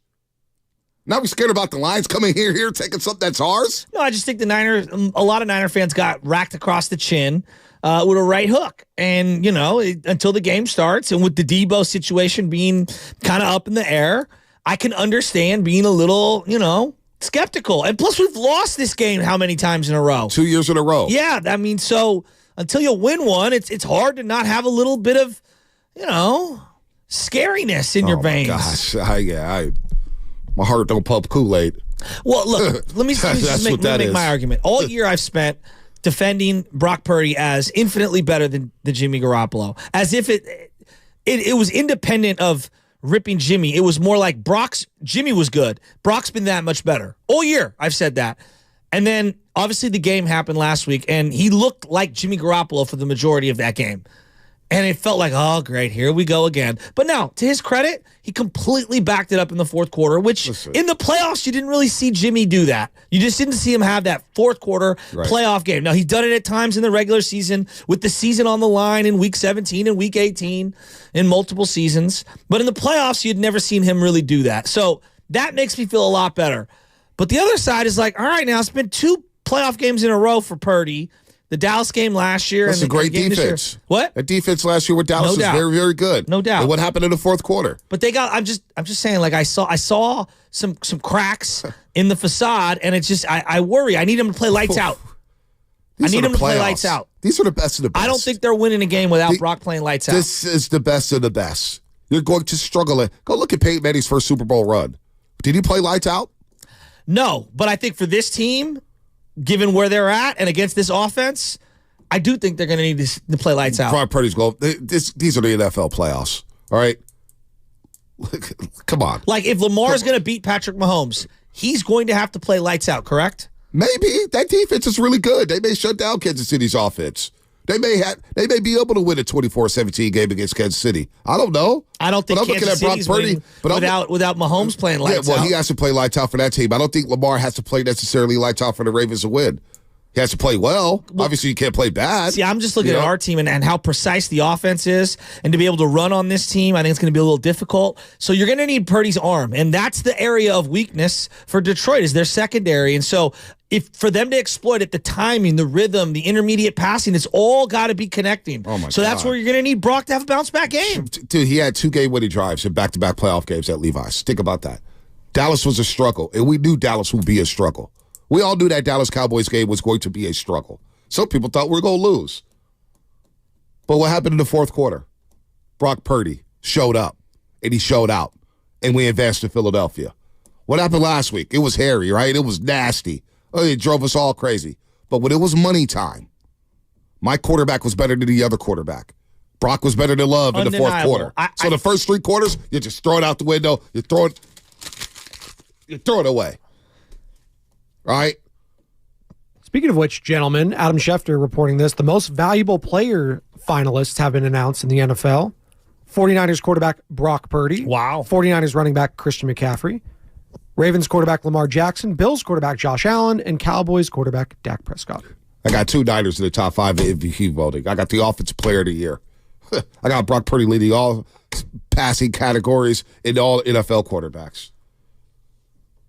And I'm supposed to be scared of the damn Lions. We're going to be fine. It's not scared. They're gonna move the ball. Fear. They're going to move the ball a really good team. all I feel like game long. And you know what? And another thing. When it comes to Debo Samuel, I'm not even going to read his injury. I don't even care what they say about his injuries. Debo's playing on Sunday. He's playing on. Debo ain't missing his game. But Debo ain't missing his game. If he's compromised and he's not the Debo, they're a different team. He's going to shoot that thing up, throw a shoulder brace on there, and be ready to roll. What are He's they got without business Debo? to handle with C.J. Gardner-Johnson. What are they? If you don't have Debo, what are they? They're a team that's a little more limited, right? Okay. In the pass game, they're a little more limited. Now, all of a sudden, you got one less receiver to run routes, right? One less playmaker on the field, a game changer. Whenever you lose a game changer, like Debo Samuel, it hurts everything. Yeah. Debo's one of the most explosive playmakers in all of football. All of football. One of the most explosive. So you're going to miss a lot here. But Debo's playing. Debo ain't missing this game. We can count on Debo Samuel. That's one guy I know I can count on. Debo ain't playing. He's playing on Sunday. Let's go to... I'm fired up now. There's too much Lions talk. Andrew in Austin, Texas. What's happening? I'm irritated. Hey, guys. Thank you for taking my call. Appreciate the show. And, you know, it just keeps us, it makes me feel like I'm actually in California or the Bay Area, just hearing your podcast every day. And I really, truly appreciate that. Another thing that I was going to say is, if you remember going back to the Cowboy game, his decision cost the Lions the game, the Lions coach cost him the game.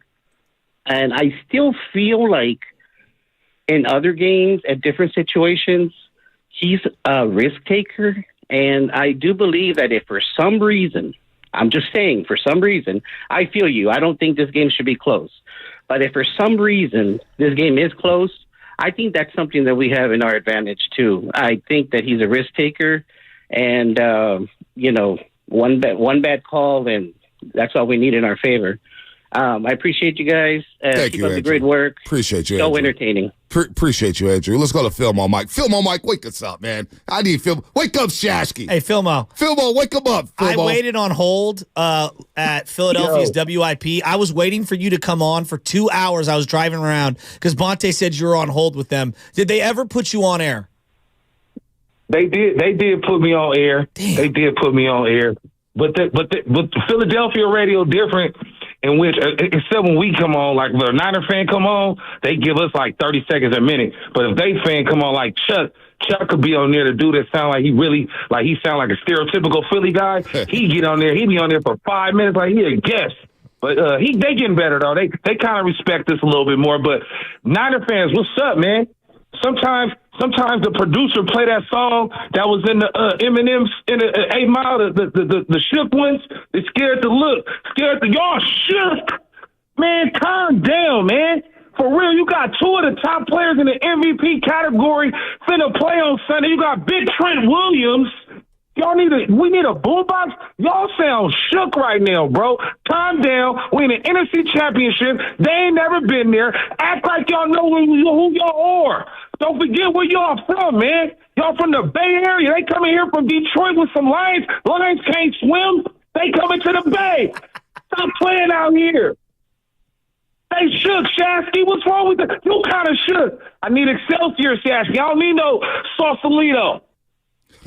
What is wrong with Sausalito? Why do we keep ripping Sausalito? I would love to live in Sausalito. With your pinkies up now, Shasky. What are we doing? Where's the blue collar guy? I can't afford Sausalito. Where's the blue? You're eating dinner with your pinkies up, sipping I'm stopping this Sausalito slander. No, because we know Sausalito. You got a lot of money. There's nothing wrong with Sausalito. Sushi Ron is in Sausalito. It's an excellent restaurant. I ain't worked a hard day in our life out there. What are you talking about? Roll your sleeves up. Oh, take him to school. All right, let's take him to school.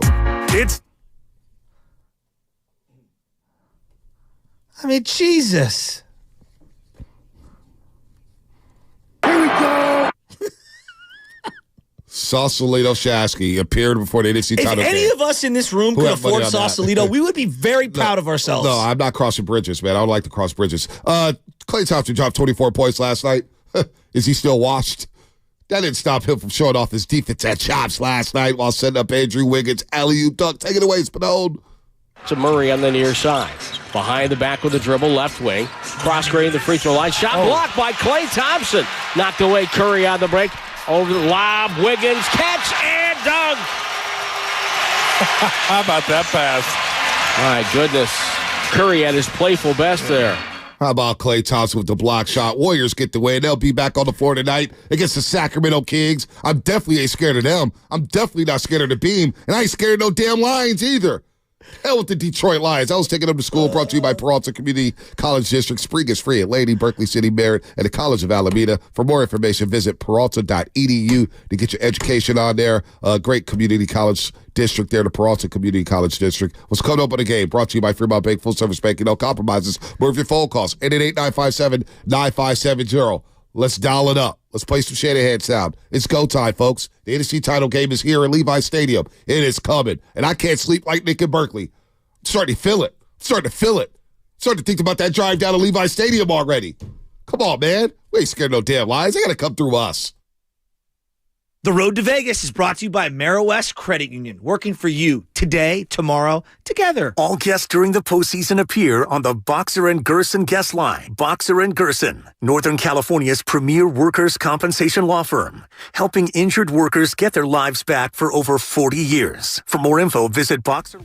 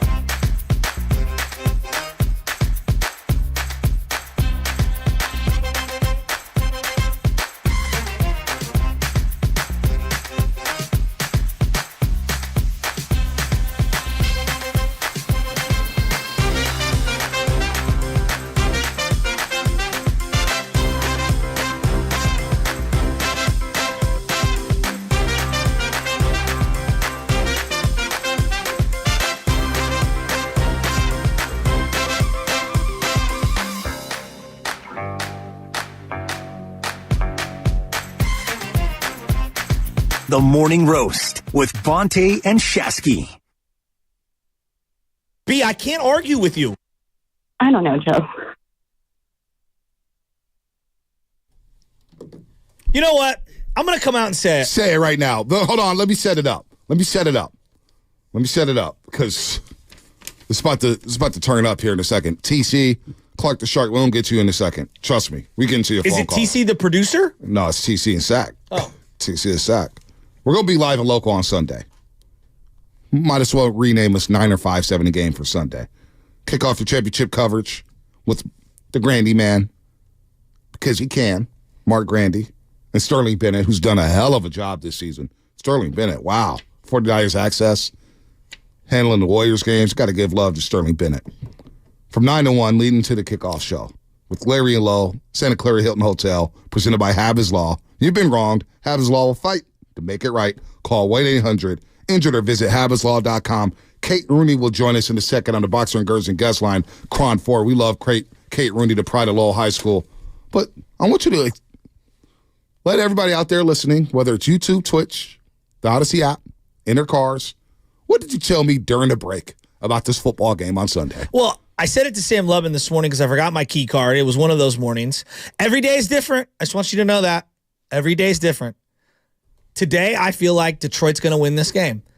I know you keep telling me Debo's going to play. They're a different team without Debo. And you could cite last year's numbers and blah, blah, blah, blah, blah. This is a different team. What Detroit does really well puts extreme pressure on the Niners defense.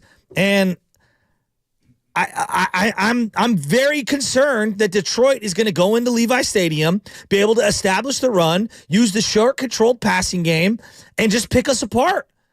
I think this is going to be a one-score game. It's going to be tight the entire way. I don't see a blowout in either direction. Right now, I do lean Detroit. I'm sorry. They look like the healthier, better roster right now who's playing in form. The Niners, with all that time off and everything, immediately get injured. Like, you guys want to call me a homer? I'm the one who has season tickets. I love this team. I want them to win. But I'm also looking at all of the data points. I'm looking at who's playing with great form right now. And I trust their defensive line, as porous as it's been throughout the whole season. Right now, last month of football, I've seen a hungrier defensive line than ours. That could switch. That could flip. I could be totally wrong, and I hope I am. And in fact, I want to be wrong. I do. Believe me. I would much rather come in here with egg all over my face, looking like I'm an Eggs Benedict, all right? Smothered between two sourdough muffins. But I'm telling you, man, Detroit should not be slept on. I did that last week to Green Bay, and I think these NFC North teams are physical, and these two running backs scare the hell out of me. Scare the hell out of me. And if I'm looking at the weakest link for the Niners right now, what are they going to do at cornerback? I know Deommodore Lenoir is great in the slot. They are going to attack Ambry Thomas left and right, and that scares me. If our season comes down to one corner getting picked on left and right, I'm sorry. Like, we're in some trouble. I remember before the Dallas game. I hope tomorrow I feel different. I remember before the Dallas game. Shook. Last year, the playoffs. And then I meet Shasky, the lovely Michelle, Aaron, and Shasky whispers to me, we're losing this game against the Cowboys. So when you get nervous and shook, I don't take it seriously. I don't know, Joe. Because I know. Well, I did think the Lakers were going to beat the Warriors last year, and I got laughed at by everyone here. I didn't have the guts to put it out on a graphic. No. The Lakers. You get nervous. You get scared.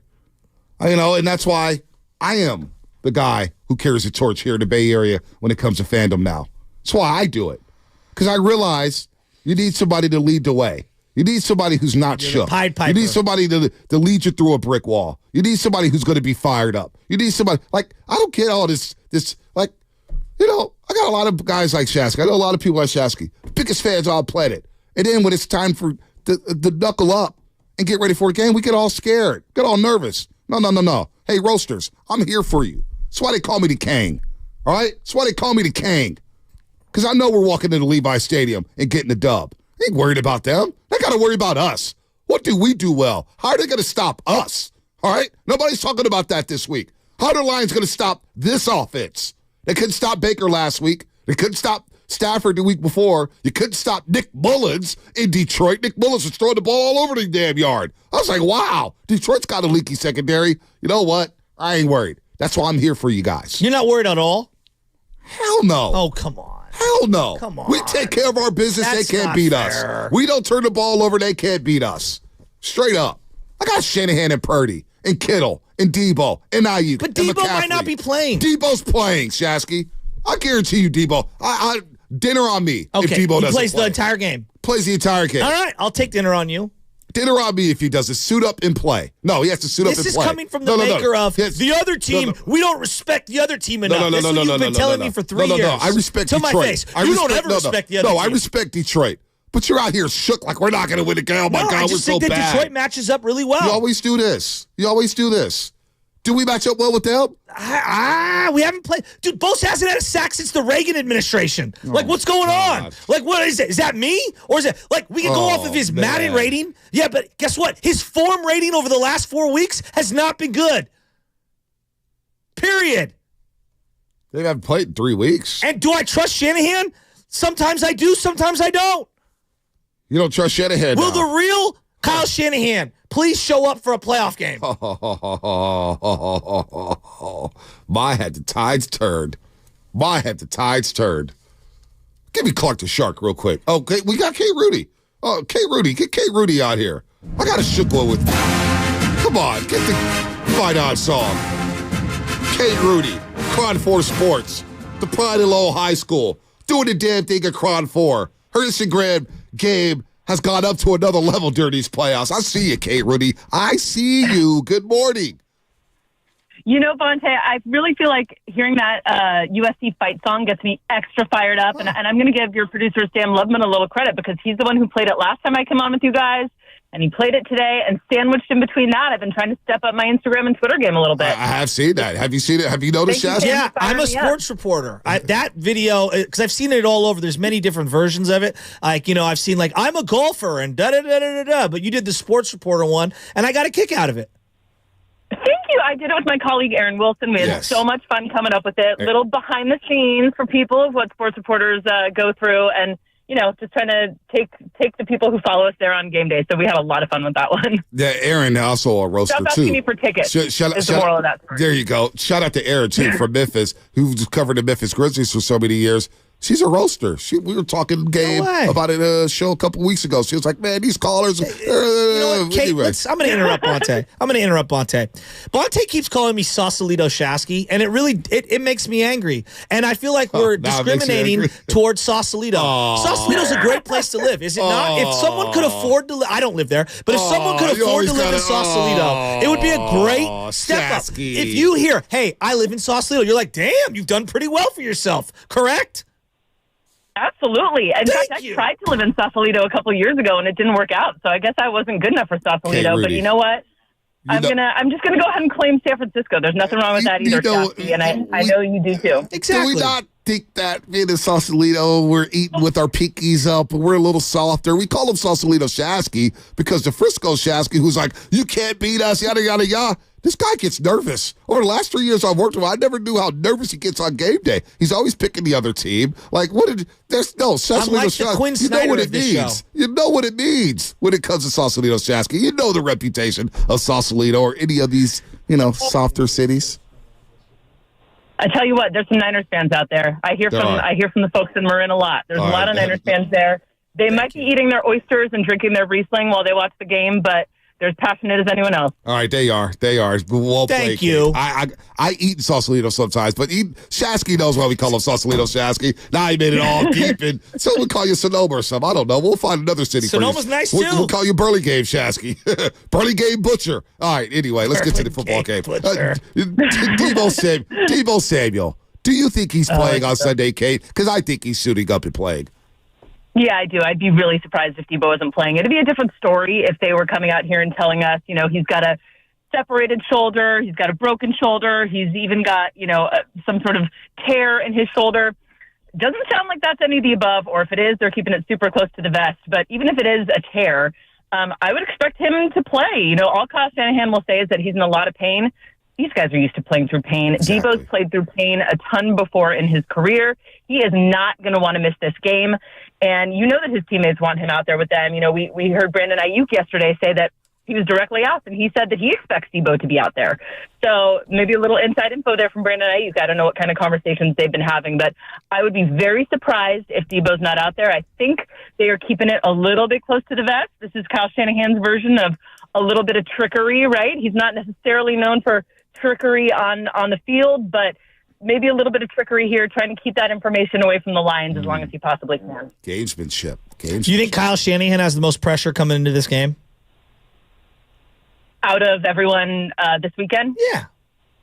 Yeah, I do. There's a lot of pressure on Shanahan for multiple reasons.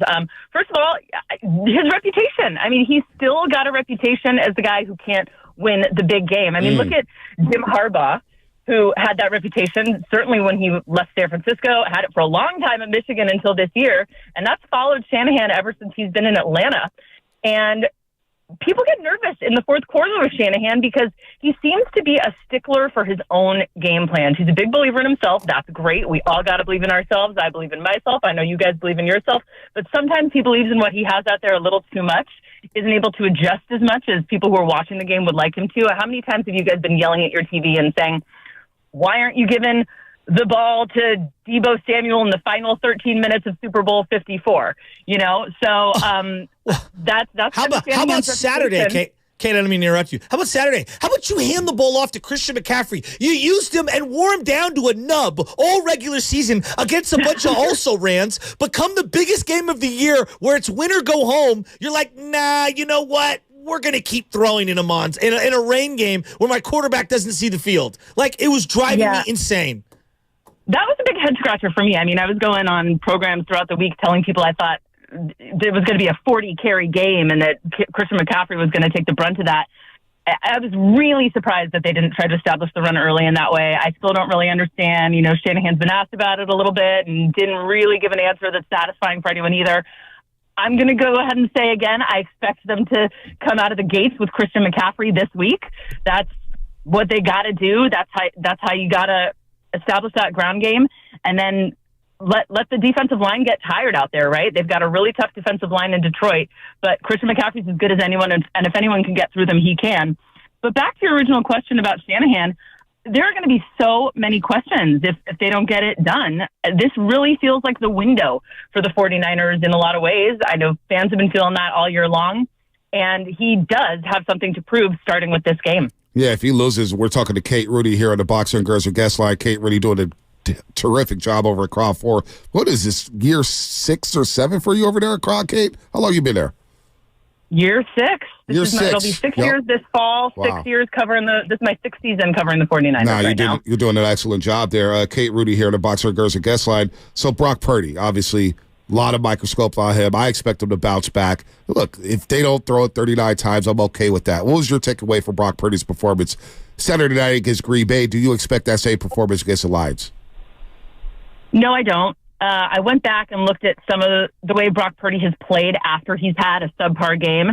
And the biggest stretch where he didn't do well was obviously those 3 games, in the week 6, 7, and 8 in the regular season where he didn't have Debo Samuel, didn't have Trent Williams. But after that, they came out of the bye, and he had one of his best games against Jacksonville. He had one of his best games against the Eagles after not playing super well the week before. Same thing after they played the Ravens. He came out and had a really good game against the Commanders. So he's already shown that he has the ability to put what happened last week behind him, come out, bounce back. Something was definitely off with him. You can't deny that. But at the end of the day, no one remembers the first 3 quarters of the game in history. Should this Packers game end up having any kind of historical context, they will only remember that fourth quarter drive. That's what matters.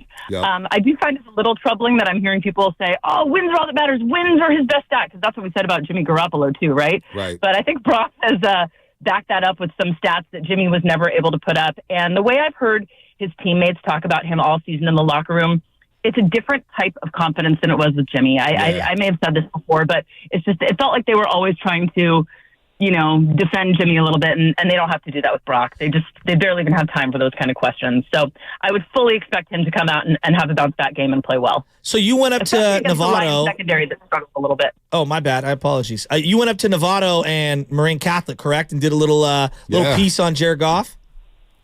I did. I mean, he's the hometown boy, right? I think even though people here are hating the Lions this week, people have love for Jared Goff, who grew up supporting the Niners, loving the Niners, wore number 16 because of Joe Montana. We all know about that. His coach, Coach Mozzie at Marin Catholic, confirmed that when we talked to him this week, and he's been such a big supporter of Marin Catholic to this day. When they went to the state championship, he made a video for the team, encouraging them, congratulating them, and he ended up paying for all of their championship rings. Wow. So just a real nice gesture by a guy who had a lot of adversity in the NFL and kind of keeps proving his doubters wrong. And, I think people in the Bay Area, even if they're not rooting for him this weekend, are kind of proud to be able to call him one of the Bay Area's own. All right, Kate, you shoot it straight from the hip. Who's winning on Sunday, Lions or Niners? I still think it's the Niners. I thought that the minute I saw them beat Green Bay, I just thought, they can beat either the Lions or the Bucs. And, I think after I've delved into the Lions a little bit more this week, I do think it is going to be a tougher game than maybe I initially anticipated. But if they play a good game, the 49ers, pound for pound, top to bottom, do have more talent than the Lions. This is their game to lose. I hate this expression, but I'm going to use it anyway. I really think this is a case of, if the 49ers don't win, it'll be because they beat themselves. Right. It's their game to lose. They have all the pieces in place. They just need to get it done. All right, Kate. Can't wait to see you Sunday at Levi Stadium. I'm with you there. If the Niners take care of the football, they're going to win this going away. I truly believe that. Kate, keep doing that great report on Jared Goff going up to Murray Catholic. You guys are doing a very good job at Crawford. You guys are everywhere. Sports reporter Kate Rooney here to Boxer Girls and Guest Line. Thanks, Kate. Have fun covering the title game, Kate. We'll see you in Vegas. Love talking to you guys. See ya. All right, Kate. She always makes me smile. Everybody in the chat, ease up on Shasky. I didn't realize you were getting so angry about Sausalito Shasky. Well, yeah, no, I think Sausalito's an excellent place to live. I've heard from some people that live there. I would go Burlingame Butcher until you get mad at me for that one. Then we'll find another city. Too. We'll go to another city. We'll call you San Carlos Shasky in a minute. Hey, so you just let me know when you get mad. Weather better than San Francisco. You let me know when you get mad, but you know what we mean when we say that. And I love the Bay Area. There are softer parts of the Bay. Okay, and you seem to be from those softer parts of the Bay right now. Well, I know we need the Shasky running down to Barcadero when the Giants were in the playoffs. And what did that get us? Well, I don't care what it got us. But it got me. I knew my guy was riding for the team. This Shasky that I got now, we might lose to the Cowboys in this game. Oh, man, we're going to lose to the Lions. It's reverse psychology. No, it's not reverse psychology. Sometimes somebody has to wear one to the team. If both of us are being over-the-top homers, then what are we doing? What's the point of having a show? If I can't present the alternative opinion? No, you don't need to say Skip Bayless and Shannon Sharp. We don't need to disagree just to disagree. No, I don't disagree. When the Warriors played the Lakers, I said to you, off-air multiple times, this is a horrific matchup for the Warriors. I knew that, too. We all knew that. You don't think I knew that? I'm telling you, this is a bad matchup for the Niners. This is a team that has weapons. They've got weapons. Oh, gosh. Clark the Shark. What's going on? It's not a bad match. It's a bad matchup for the Lions. The Lions should have been praying at Green Bay when that football game. The 49ers have weapons too. No, we're not They do. disrespecting the I Lions. don't dismiss that. I'm not disrespecting the Lions. If you're telling me you have a compromised Debo Samuel, that does change the calculus for me. Debo's going to play. He's going to be all right. Okay, He's playing, gonna be great. He's going to be Steve all right. Young suited up in that game against Green Bay, and what happened? That was his ribs with the flak jacket, 1995. And Green Bay was the better team It's just Debo's shoulder. Green Bay was the better team anyway. Gosh. Oh, my God. Oh, my God. Oh, my God. Clark the Shark, what's happening? Just trying to give respect to the opponent, Clark. Hey, Bonte, Bella, Fonte, Papa, Joes, and Sam the Man. How are you brothers doing? Hey, God bless you guys. I got a number of things here. I've been listening. And the first thing I would like to say to Joe over there is that I hope he does have egg on his face, and you don't want to be you were talking about Eggs Benedict. You don't want to be an Eggs Benedict Arnold here, Joe. Now, so come on. But anyway, that Danville dude, by the way, I grew up in Danville, and there's a bunch of rich dudes down there, and they kind of took over the place, but that Danville dude got us all, worried. Well, okay, it's going to be a tough game, but I think Green Bay was a tougher opponent than Detroit's going to be. But I got a couple of things. First off, my wife and I, my Filipino wife, Joe, and I had a great moment in that Green Bay game. When the Niners scored that touchdown in the fourth quarter, it was awesome. And I know we didn't want it that close, but it meant for a great moment. And I'm going to give you my best Jeff Kent impression is enjoy the game. And that's what we got to do. Hey, that one commenter of yours, the real life guy that had all that happen to him, we've got to enjoy this. This is a great thing, not something to get worried and freaked out about. Enjoy it. Hey, if we don't win, life goes on, but I think we will. There it is. We got to the hook. Clark the Shark.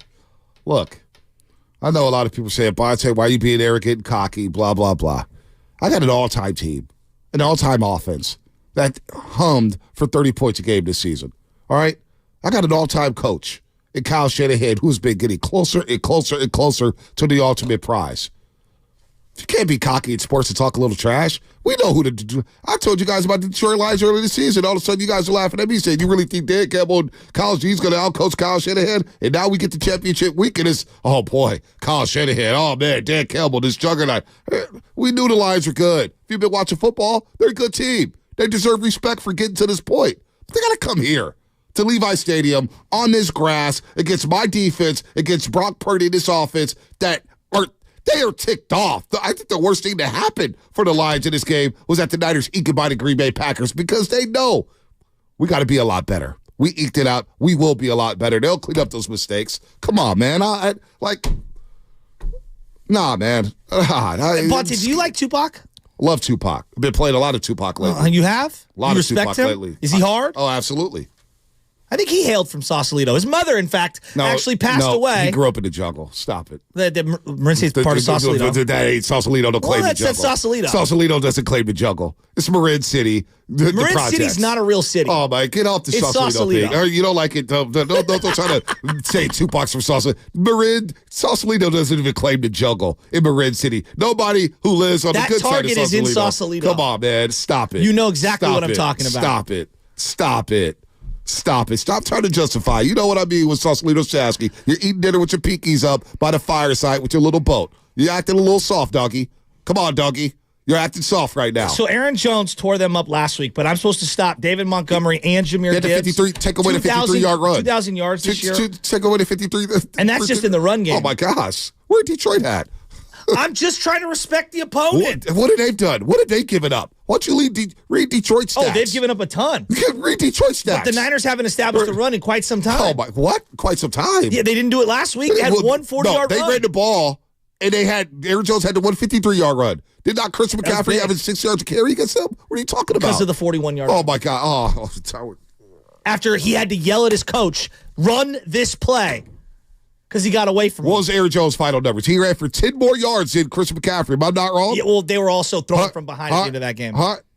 No, they were up the whole game. They threw Until the on the last final two drives. drive. The final drive. They didn't get the ball. The final drive. Aaron Jones ran for 10 more yards than Christian McCaffrey and had a 53-yard carry, but yet we're picking apart Christian McCaffrey, who ran for 10 less yards than Aaron Jones and had his longest run was 12 yards less than Aaron Jones. But he only had one run.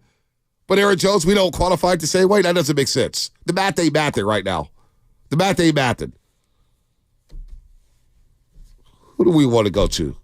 Who do you pick? We got Omar, Horace, Antonio, Dave, Caesar. Just open them up. Whoever wants to destroy me. No, we're not destroying you. I'm here to make sure we don't get too arrogant. I know, listen, I will never call you Sausalito Shaska. I never know what bothered you. I was at the front of the line you know what? saying we're going to win by 20. We were lucky to escape. I'm respecting Detroit. I think they're a better team than Green Bay, and I think they're a little healthier than where we're at, and they're playing really good ball right now. I'm not saying that the Niners are going to get their butts kicked. I'm saying this should not be a 7-point difference in a game. I'm seeing 6.5, 7-point spread. This is a pick 'em. It's funny because be realistic. It's funny because last week I said Green Bay's playing really good football. It's going to be. And I was wrong. And I should have listened. No. Thank you, Jan 29 SF. Thank you, This Bonte. is what we're going to call you now. Charmin Shasky. Tissue paper Shasky. Soft. You're soft right now. I can't believe it. Going into a title game, the most confident Niner fan I've ever known is now acting scared of the Detroit Lions. Let's go to Horace in Texas. Horace, what's happening? Charmin Shasky. We don't know. Go put a city next to it. Charmin. Horace. Charmin. Charmin, it's what it is, man. I can't believe this. Well, man, you know, Bonte, first of all, I want to say thank you for the rant that you gave before the last break. Because let me tell you something, brother. I got some. Can I get some stuff off my chest? Please. Look, I've been listening to the 49ers fans all week. And I'm going to tell you something, man. I have never heard as many living-livered, marshmallow-eating, scared fans in my life. If you wouldn't have saw the game, you would think they lost the game last week. There's so much fear in the air. Look, man, this is the playoffs. And in the playoffs, everything intensifies. Everything intensifies. It's hard. Sometimes you have to win an ugly game to move on. And that makes you stronger for the next time you don't play well. You have to be able to win a game when you don't play your best. I'm hearing words like, oh, I'm scared, fear, I'm demoralized, I got to go take a drink, I'm nervous. Quit thinking about last week, man. We got this week coming up. I heard Roger Clemens, or it might have been Nolan Ryan, when they got done pitching, they were pitching coaches. And they asked them, what's the biggest thing you do as a pitching coach? He said, well, let me tell you what I don't do as a pitching coach. I don't show these guys how to pitch a curveball, fastball, a specialty pitch. They already know how to do that stuff when they get to me. He said, my main job as a coach is to take that pitcher after he just got rocked in the last inning, get his head together so he can go out and finish the game strong. That's what happened last week. They got it together. They played terrible the first 3 quarters. They got it together, and they won the game. That's what you got to do, and that's what they did. Yep. Hey, if Debo plays, great. If he don't play, next man up. They still can win the game. This is the playoffs, man. It's win or go home. Let's go, Horace. And That's what I'm talking about. One more thing. Go ahead, Horace. One more thing, You're cooking. brother. You're cooking. Wait. If they don't win, they go home?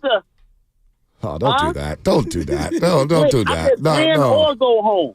I said it's win or go home. It's the playoffs. You got to be ready. But here's the thing. I don't care if they win by 1 point or if they win by 20 points. They need to win. Win. And guess what, Horace? If they win, they're going to Las Vegas for the Super Bowl. And I'll be there to celebrate it. Yeah. And I'll be happily wrong. Will you? And then you'll be scared about that game. I probably will because it'll probably be Mahomes or Lamar Jackson. In fact, it will be one of those. Yeah. That's who's playing this Sunday in the AFC. Antonio in Oakland. What's happening?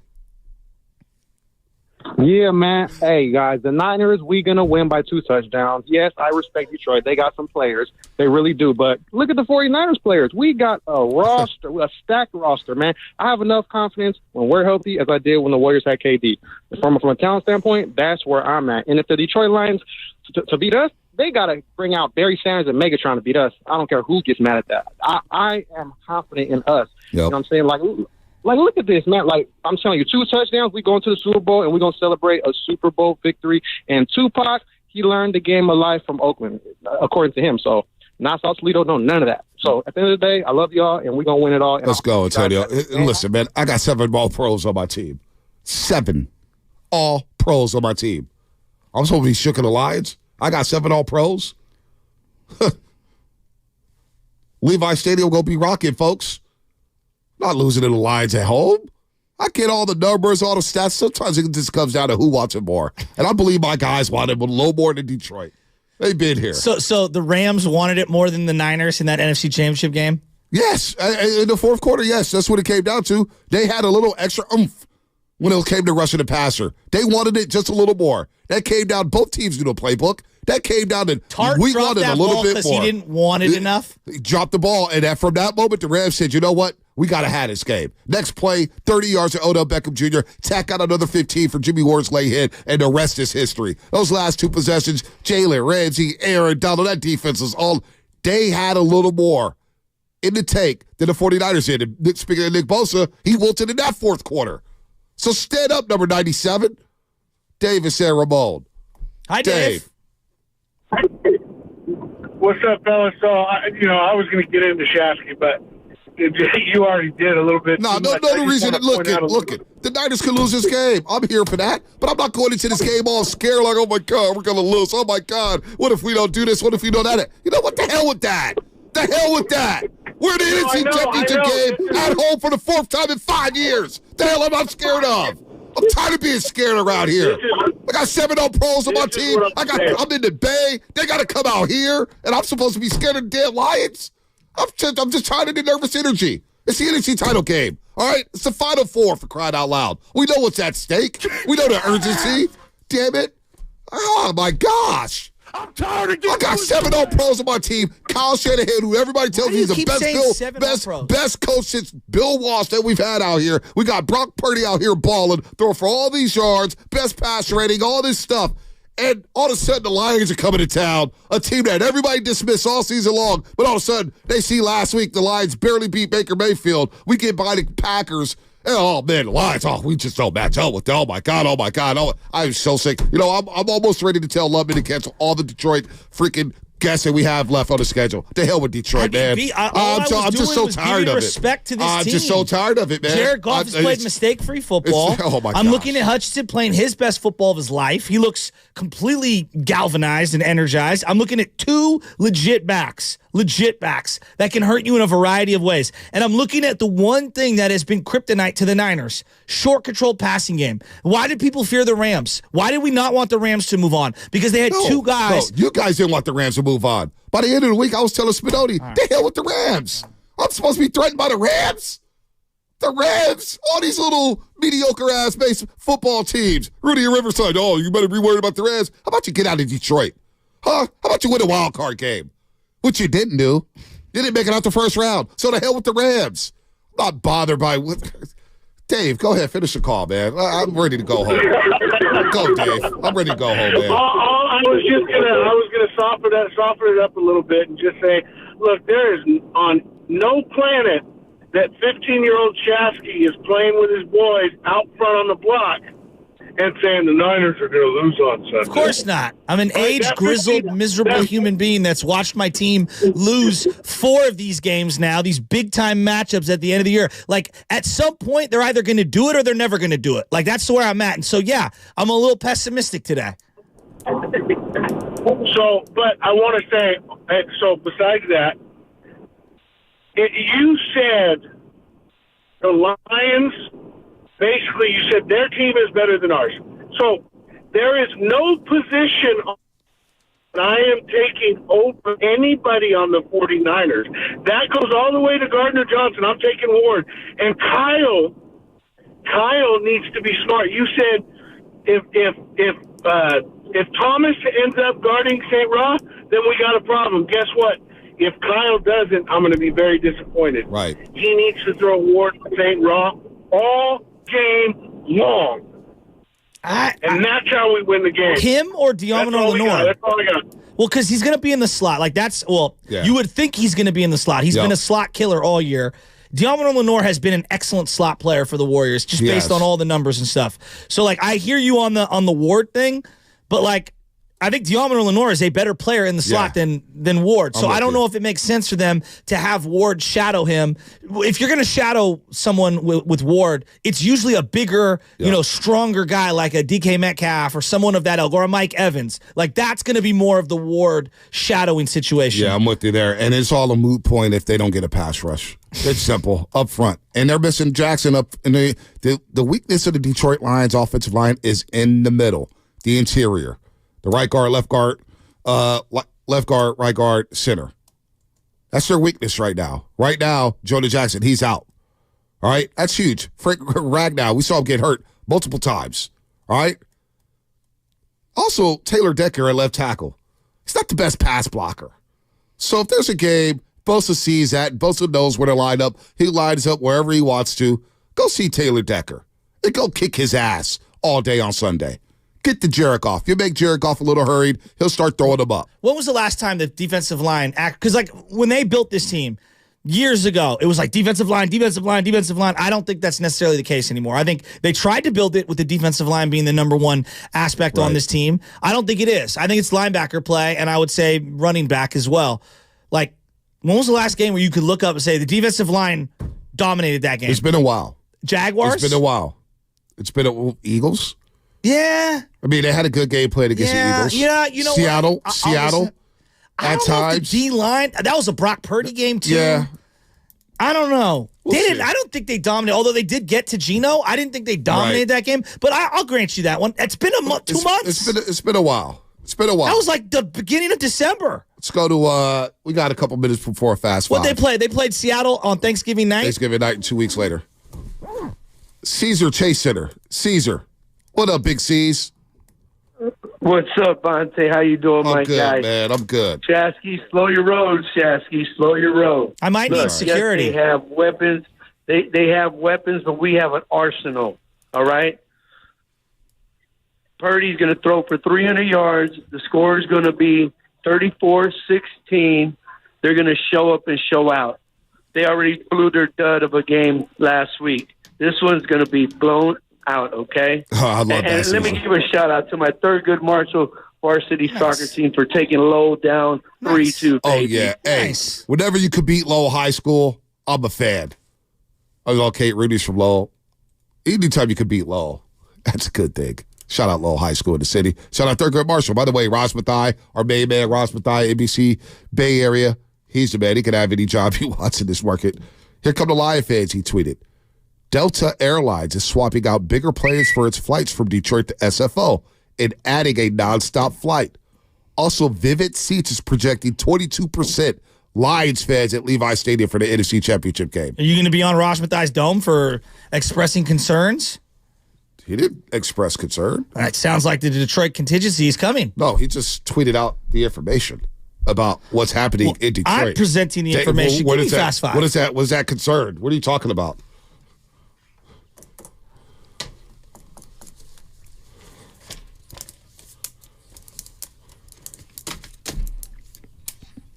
He's not concerned. 22% Vivid Seats. That's a problem. And that's unacceptable. That's unacceptable for 49er fans to allow 22% Lions fans in our building in an NFC title game. But you know what? I get it now. There's a lot of shook ones out there. Like the playoffs are going to be easy. The playoffs are never easy. Never. Nothing easy. Never.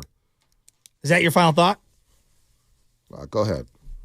My final thought is this. First down. The game will be won or lost on first down. Detroit likes to throw the ball 60% of the time on first down.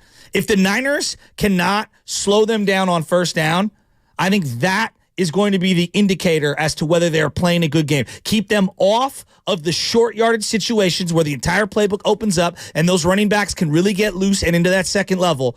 First down. Stop first down efficiency for the Detroit Lions. That is good because they get the second advantage. Well, they run the ball, and they get first downs, they start bleeding the clock. No, that's a good one there. That's a good one. My final thought, I do love that one. You like that? Nice. I like that one. Butcher maybe he's making it appear. I hope I hope tomorrow's a lot better. I can't believe you sometimes. You know the secret. No. Friday is when I give optimism. No. It's going to be phony. The roasters know. We know how you really feel. B, I can't argue with you. Because you always lose. Help me, Guru. You always lose. Are you serious? My final thought, I'll get to the NFC title game. We got another show here, and I'll be jacked up for that. But tonight, we ain't allowing Sacramento to light no beams. That's another one. We ain't forgot about you Sacramento kids up there. The cereal breakfast, wear my T-shirt. There will be a video in the morning laughing at you Sacramento Kings fans for getting your ass kicked by the Warriors once again. Warriors going for 2 in a row tonight. Let's go. Wait, Dubs. What's the cereal T-shirt thing? What? Oh, they put my face on there smiling next to the beam. No. Yeah, it's pretty good. Send Selling that to me, T-shirts. Yeah, no doubt. It's Spinoni, Lubman, nothing. Bye-bye. Bye-bye. You know, you're tired? I'm tired. Too much yelling? Hey, Steve Young comparing Brock Purdy to Indiana Jones and Luke Skywalker. That's tougher shoes to fill than Steve Young and Joe Montana. I agree with you. You guys are just silly. More people know who Indiana Jones and Luke Skywalker are than know who Joe Montana is. Yeah, get your final thought, love. Go. No, that was it. Shasky talked over it, so. Again. My bad, Sam. That's fine. Xfinity. Girl Fries Baseball, guys, recording later today. NG Network. Why? There's nothing to talk about with the Giants. Well, Lubman has at least an hour's worth of content to Only get out. from Xfinity. The future starts now with Evan catchers. Giddings and Daryl the Guru Johnson. I'm happy with Brock Purdy. In order for small businesses to thrive, they need to be smart, efficient.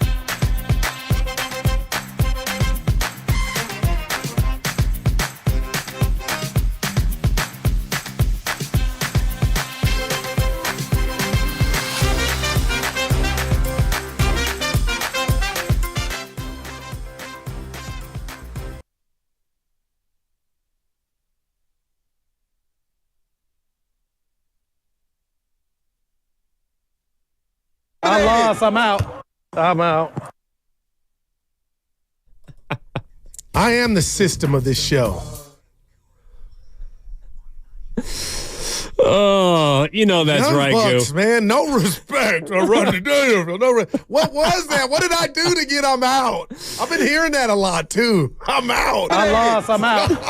Niners I'm ain't. out. Story of my life. Oh, yeah. We don't want to hear that on Monday. No doubt. We really don't. And you were talking about this, Goo. Evan Giddings in for Matt Steinmetz or Daryl the What up, Guru buddy? Johnson. Look, we got a loaded show for you. And this is what you were talking about. Like, Conference Championship Sunday. It's the best semifinals we got. It's a mini Super Bowl, and I just don't think Niner fans, I'm hoping that they understand this has become normal life for them. This is their game, their third straight trip. 4 and 5 years. 4 and 5 years. Hey, shout out NBA in the conference finals, MLB, but there is nothing like the mini Super Bowl that is the championship Sunday, Evan. And we got a great game in the AFC, and then the Niners handle business. And you're going back to Vegas. I know. Yeah, well, you guys were in Vegas, what, in the fall? Yeah, in the fall. Had a good time. Oh, it was great. I mean, and the Niners are looking to have a good time in Vegas, too, but it demands that they get through the Detroit Lions. Look, there's been a lot, like, I kind of want to rewind the clock a little bit. 365 days ago at this time, we were thinking about the Niners invading Philadelphia, right? They were going into Philly, hostile territory. They weren't the favorite. They were the underdog. And it just felt like, and I could be wrong, but it felt like there was so much more juice behind that. There was so much more excitement. And I don't know if because it's the Niners being touchdown favorites, wondering if and how they can get back to a Super Bowl. Haven't been there in 5 years, which I know in the grand scheme of football is not a long time, but 5 years is a long time, Goo. You and I didn't know each other 5 years ago. No doubt. So the 49ers are trying to get back to the Super Bowl, and I want to hear how excited people are for that opportunity, because there is something to your point about having it in front of you and having the opportunity to do it, to be one of the two teams representing a chance to win it all. You can't take that for granted. Yeah, no doubt about it, Evan. And we won't, but we could go over so many fan bases that are going on 25 to 30 years of making a visit to this prestigious Sunday, which is Championship Sunday.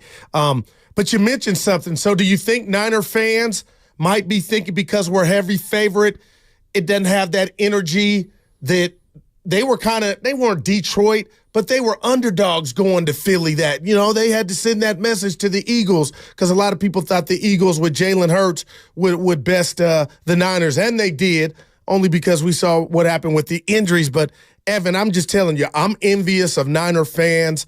This has become a staple. But now, Evan, you got to do what you did in 2019 at home, handle business, and you'll be back in your second Super Bowl in the last 5 years. Well, the YouTube chat powered by First NorCal Credit Union chiming in early. I'm with one of our favorites, Lori Matthews. People seem more negative this season. The Niners have worked hard to be able to host this game. Like Kyle Juszczyk said it before the season, the checklist that the Niners have gone through that they wanted to list and knock off, right? You win the division, check. You get the 1 seed, check.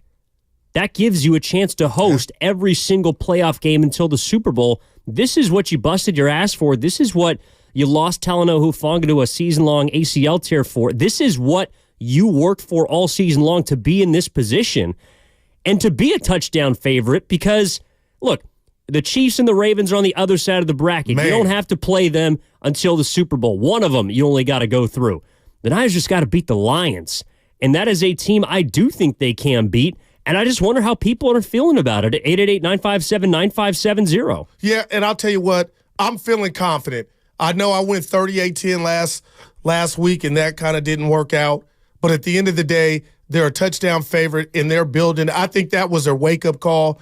And the Niner fans that we've been, taking calls from, the ones I know, the ones I've seen at the street and talked to, Evan, I expect it's not about if, it's just about when. So the San Francisco 49ers will get a chance to get that 6th Lombardi trophy. And the question, just from my vantage point right now, Evan, again, the boss and I talked about it, is who will it be? And I know that's not today because that'll play itself out. But damn, do I sound like I'm taking the Lions lightly?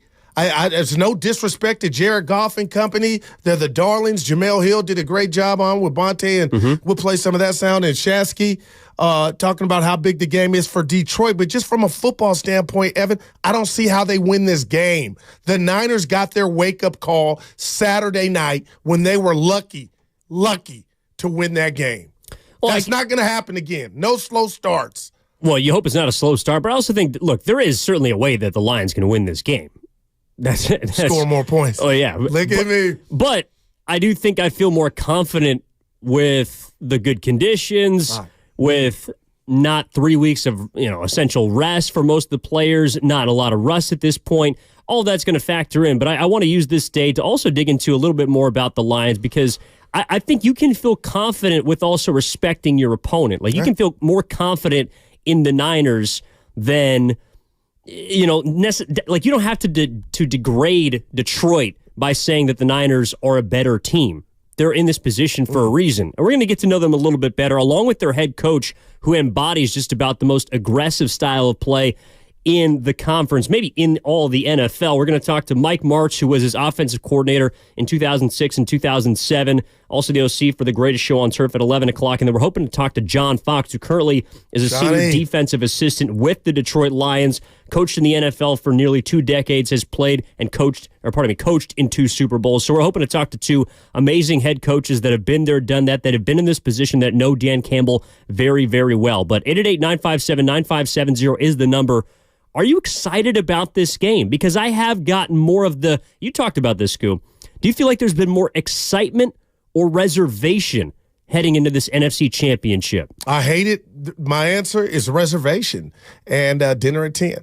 But I'm sitting here thinking, I wonder how much of that stems from the bravado that not just here in the Bay with Niner fans, but the football world had about how anticlimactic that game was going to be Saturday, and it ended up going the distance, with Green Bay. So I am waiting to hear from Niner fans today, Evan, with their chest out, because Vegas doesn't just make you a 7-point favorite at home if you don't got the necessary ingredients to be a bully. And you talked about what was on, and Stoney and I did it too, what was on the Niners checklist coming into this season. It was Operation Get Home Field Advantage for this championship game. Check. They did that. And that was just about, Evan, how comfortable are you looking me in the face and telling me if you think Debo's going to give it a go or not?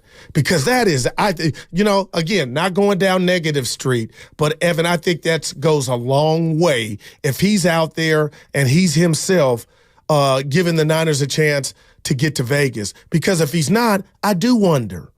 Well, Jemele Hill, who was on the Morning Roast, you referenced her earlier, addressed that very question of, can the Niners win without Debo Samuel? Here's what she had to say. Yeah, I think they actually can. And that's not to obviously diminish what Debo means to the team. I mean, he's arguably the most electrifying player, certainly the most versatile that's in the NFL. It would be a big loss, but I do think between Kittle, Ayuk, and Christian McCaffrey, I mean, he's really key because if the 49ers are able to run the ball with success, I think that's going to help set up everything in the passing game. You know what type of team they are, especially when the 49ers get into a groove with running the ball. They're able to control so much of the game. So to me, as important as Debo is, everything rests on their ability to run the ball against this team, because the Lions have a very explosive offense themselves. If we are able to impose our will on them, I think that's a really big key in the game. And while, we had Debo, that would make that task a little easier. I do not think it's impossible for the 49ers to win without him. No, it's interesting because I'm pretty sure Jemele, she's from Detroit, but I believe she's a 49ers fan. That's why she's saying we. Right. So she's talking about we and Debo Samuel. I'm with her, though, Goo. I think the 49ers can win this game without Debo Samuel. Do I want to see them do it? No. I would love Debo to be on the field. I want to see 19 problems running up and down Levi Stadium. But can they win that game? Absolutely. Yeah, and when you're 7-point favorites with Debo, obviously, we talk about the weaponry. You talk about Kittle. You talk about Ayuk and his growth, and Juwan Jennings, Mr. Reliable. I'm with you, Evan, and McCaffrey and all the things he can do, being your Swiss Army knife. So I'm not minimizing Debo's impact, but I'm with you. That should be something they should be able to accomplish if Debo was unfortunately not able to go. But just kind of feeling around and listening to quotes and even Kyle, Evan, I think we'll see 19 try to give it the old college try. I think we will, too. Look, he didn't practice yesterday. We're going to have reports coming out from Santa Clara throughout the show, and we appreciate you tuning in up until 2 o'clock. And, you know, the idea of Debo Samuel not being on the field, I think, is maybe frightful for some, but they've been able to deal with his absence in years past. It's not as, like, Debo Samuel, I think the only year he really hasn't dealt with injury was 2021, his all-pro season. So this has been something that has not necessarily been a lack of it. Like, it's trended. Like, Debo Samuel's missed games. And they've lost 3 of them. And I know you could here we go, Evan. If you could do it and it's valid. Oh, Guru also, Trent was out. But Debo was out, and that didn't bode well for Purdy. He looked different. I'm not saying it was because not Trent but you know what? Something's there. And that, if I'm a Niner fan, that kind of frightens me. If we had to go out in the most important game to get to the Super Bowl, I believe Brock Purdy didn't have that security blanket of the pre-snap threat of Debo Samuel and what he's going to do and the pressure that puts on a defensive coordinator and just defenders knowing, you know what, Evan ain't on the field. We ain't got to worry about any of that. But again, we're talking about the favorite here. And you mentioned the 7 points. Like, do I think that it'd be an easy game without Debo Samuel? No, I don't think it's going to be an easy game in general. That doesn't mean I don't think the Niners can't win. It doesn't mean I don't think the Niners can't cover. We're going to give our predictions out tomorrow. Yeah, no doubt. But Friday. I know. Like, and so, but it sounds like that tone, Goo, is kind of where we've been at the majority of this week. And it's not just you. I've heard it from a lot of the callers. I've heard a lot of from people chiming in on the Comcast Business text line. Here on YouTube, I've heard reservation more than I've heard excitement about this game. Damn. And I'm curious as to why that is. Is it because people feel like you don't want to be the favorite? I mean, rewind the clock back to 2019 when Green Bay was coming into Santa Clara, and that was the first time the Niners had a chance to get to a Super Bowl since the Harbaugh era. Did you feel the same way then? Were you excited about that game, or were you feeling the same way of, well, I don't know, it could be this, it could be that? I wonder why there's so much tiptoeing at this point when we're 72 hours from the Niners hosting an NFC Championship game. Man, Evan, I wish I had that answer, but I'll tell you what, we'll try to get to the bottom of it.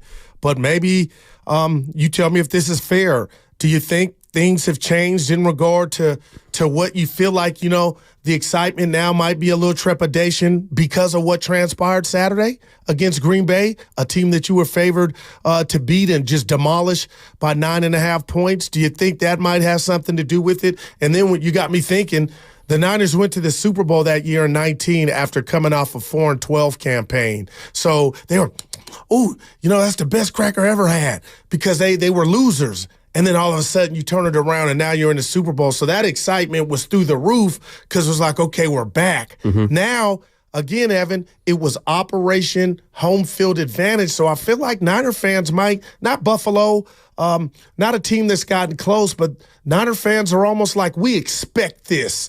You'll get the excitement, when we get to Vegas and those 2 weeks pop off. So I'm wondering if that, psychologically is something where Niner fans are at. They're assuming the dove, so it's kind of hard to, and I'm not saying fake the, manipulate excitement or whatnot, but manufacture it, but it's got to be something to that. They expect this. Well, I get fans don't want to jinx themselves, and that's a big part of sports, too. It's part of being a fan. You don't want to talk out the... Exactly. I mean, yeah, you know better than most. You don't want to say something you're going to come back and regret. But at the same time, the 49ers have been... you talk about expecting to be in this spot. Well, they have been in the NFC Championship game 4 of the last 5 years. Damn. 3 straight years they've been in this spot. And so maybe there's some trepidation surrounding getting to a Super Bowl because they haven't been in a Super Bowl in 5 years. But it's not as if, again, you're going on the road as a 3-point dog with a first-year quarterback that took over mid-season. I think there should be some confidence behind what you've seen so far from your quarterback, from the rest of your offense. Debo, maybe not. The running game that's been unbelievable this season. Christian McCaffrey, who was just nominated along with Brock Purdy to be one of the candidates for an MVP award this season. You got a Coach of the Year candidate in Kyle Shanahan. You got a defense that's been a top 3 scoring defense all season. To me, it's really strange because last year, there did feel like there was juice and a lot of buzz behind them invading Philadelphia. This year, I have more confidence that the 49ers can win on Championship Sunday than I did last year. And I thought they could go into Philly and win, but I certainly felt a lot less confident last year than I do right now. If I'm wrong for that, let me know at 888-957-9570. Yeah, I would let you know you're not wrong. But again, I mean, this is the price of doing business. This is the price of being a bully. And I say that to say expectations are through the roof. I think everybody that loves football and watches and have watched this year know coming into this game that the Niners are in a different class than the Detroit Lions. That does not mean, Evan, that the Lions can't come in here and win a game. But I am kind of curious as to, my comment to Stoney about a week ago when I said, you know what, all the ingredients are there for the Niners to be in the midst of a dynasty, especially in the NFL where you talk about a rookie quarterback on a rookie deal. Not to get two X's and O's, but that's what they have at their disposal. You got this dominant defense led by Bosa. So I'm wondering, Evan, if something has changed in regard to maybe a game or two, that Christmas game against Baltimore, where maybe some Niner fans have said, you know what, I'm going to just go the route of Missouri. Show me. And I'm a little skeptical after that Christmas game and the scare Green Bay put into us. And maybe that's why we don't have a – now, we've taken calls where their chest is out. I'm not worried. But just going back to what you said about that energy that was there going into Philadelphia because you were a road dog. And this one is like, it's almost like the spread is telling you this is a layup. You should be able to win this game going away, but we know they got to go earn it. So we'll see if they can get off the mat in regard to that C-minus effort, because that's what I thought that was collectively last week, Evan, because no slow starts, no no throws, because that can get you beat. It certainly can, and you touched on something I think is certainly understandable. Like, you don't want to fumble the bag when you got it, right? You don't want to blow the bunny. I love that. I've done it so many times. you don't want to blow the bunny. You don't want to smoke the layup. I get that. But to me, you can be excited while also having respect for your opponent. Yeah. You can be hot on your own team while also understanding the other team's going to come to play and give you their best as well. Like, I think there's a middle ground that we can find together, and hopefully can get to the bottom of today from now until 2 o'clock on 95.7 The Game, that I'm looking forward to, because I just think it's interesting. And the Comcast Business text line is chiming in. I think this is fair, too. The reservation is because as a longtime Niners fan, I don't know if my heart can take the stress anymore. Their nerves from the 6-5-0. They've blown the last 3 NFC Championship games. They've never proven they can't get over the hill. Damn! That's a little harsh, I think, because, again, they were in a Super Bowl just 5 years ago. They might have been in a Super Bowl last year if their quarterback hadn't gotten hurt. And that's where bad luck, I think, can come into play. But to say that the Philly game was a game that they blew, or the NFC Championship against the Rams, that might have been a game you felt like you blew more. You were up 10 in the fourth. I got you. But it was also a Rams team that was a Super Bowl champion. You had ownage on them too, though, Evan. So that's why I think it hurt too. They ended that. No doubt. Yeah. No doubt. But you got a different quarterback now. You got a much more experienced team. You got a team that's been in the trenches. And so I'm just curious, man. Let me know. 888-957-9570. I want to hear from you. What do you think? I'm a sucker for this, but we talked about it. The Niners have earned the right to play in their own backyard. And you see Jerry Rice, like we did last weekend, in his suit in the end zone. I love that stuff. Spinelli talked to him yesterday on the Morning Roast. Yeah, no, did a good job. Yeah. I just love the representation of the alumni. If D-Lou, the boss on the First NorCal Credit Union YouTube chat is correct, I guess Joe Montana's going to be an honorary captain. Come on. Now, Evan, I'm not telling you they're going to win because of that, but I do believe that stuff makes, it's legit. So if Joe is out there as a captain, you got to think, man, oh, man, we got a good chance to win. I'm a sucker for that stuff. No, let's open up the phone lines. Let's get to it. And let's start in Redwood City with Austin. I know saw you disconnected yesterday, Austin, but we got you now. You're on with Evan and Goo. What's up, man? How you doing? Oh, I'm doing good. It's all good, man. Hey, I just want to say this, man. To our D-line, hey, it's been hard for us playing in the rain. It's the reason why we couldn't really get after the quarterback. Plus, we wanted to keep Jordan Love in that pocket. So we go see so we ain't going to receive too many sacks from our D-line. We had our D sipping out there, so I'm going to take that rain. And then, look, we gave up 100 yards due to the rain to a running back. We haven't gave up 100 yards to a running back in how many years or how many games? A lot. I'm looking forward to get at this. Looking forward to get it at this quarterback this weekend against the Detroit Lions. The defensive coach will be in his bag with his blitzes.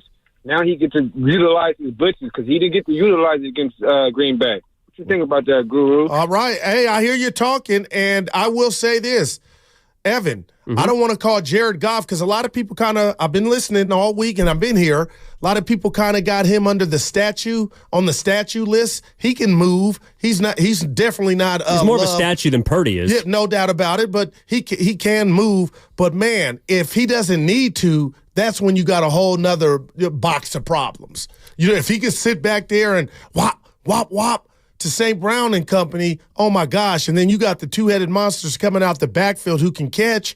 I just can't wait to see how this plays out and what adjustments Steve Wilkes does to unlock what Austin and a lot of Niner fans are waiting for. And Bonte Shasky, everybody, 49er Frankie, a disruptive front defensive line. That's the key to all this to me. I'm not worried about Purdy and the offense, with or without Debo. I think they're going to do their thing.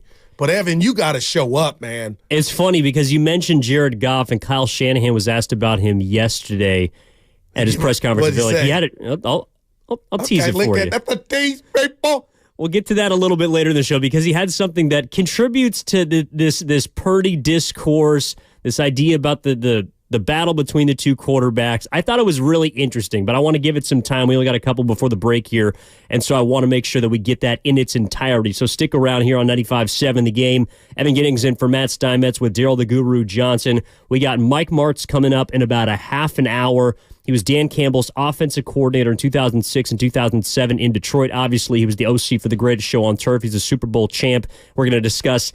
I'm really interested to also get into, Goo, the difference between the aggressive and seemingly passive styles with Shanahan and Dan Campbell. I think in the regular season, Shanahan is willing to get aggressive. He's willing to go for things, but it's got to be on his terms.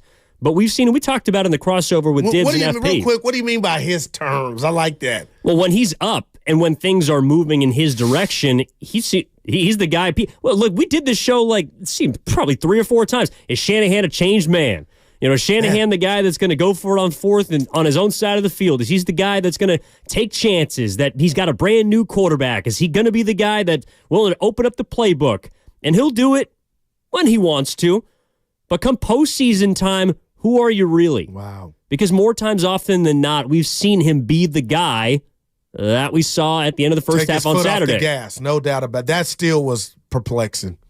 I mean, it's something we're going to be wondering about on Sunday. And what did he say when it was all said and done? We won the game. And that you did. And this also should make you feel good along those lines. Kyle Shanahan has never, with the San Francisco 49ers, he has only, I should say, won multiple playoff games each time he's got to the playoffs. Damn. That would have the San Francisco 49ers in the Super Bowl. I see you, Baker Bryan. I see you, Les. I see you, Danielle. I see you, Robin. I apologize. We'll get to you on the other side as we get this thing rolling. I want to know why the San Francisco 49er fans can't feel both confident but with also respecting what the Lions are doing right now. Why there isn't more excitement. At least I'm not feeling the excitement. 72 hours from kickoff, 3:30 p.m. on Sunday, Championship Sunday, chance to go to the Super Bowl. That is on the line as we continue on here on 95.7 The Game. Evan Giddings in for Matt Steinmetz, Riddle the Guru Johnson. We're back after this.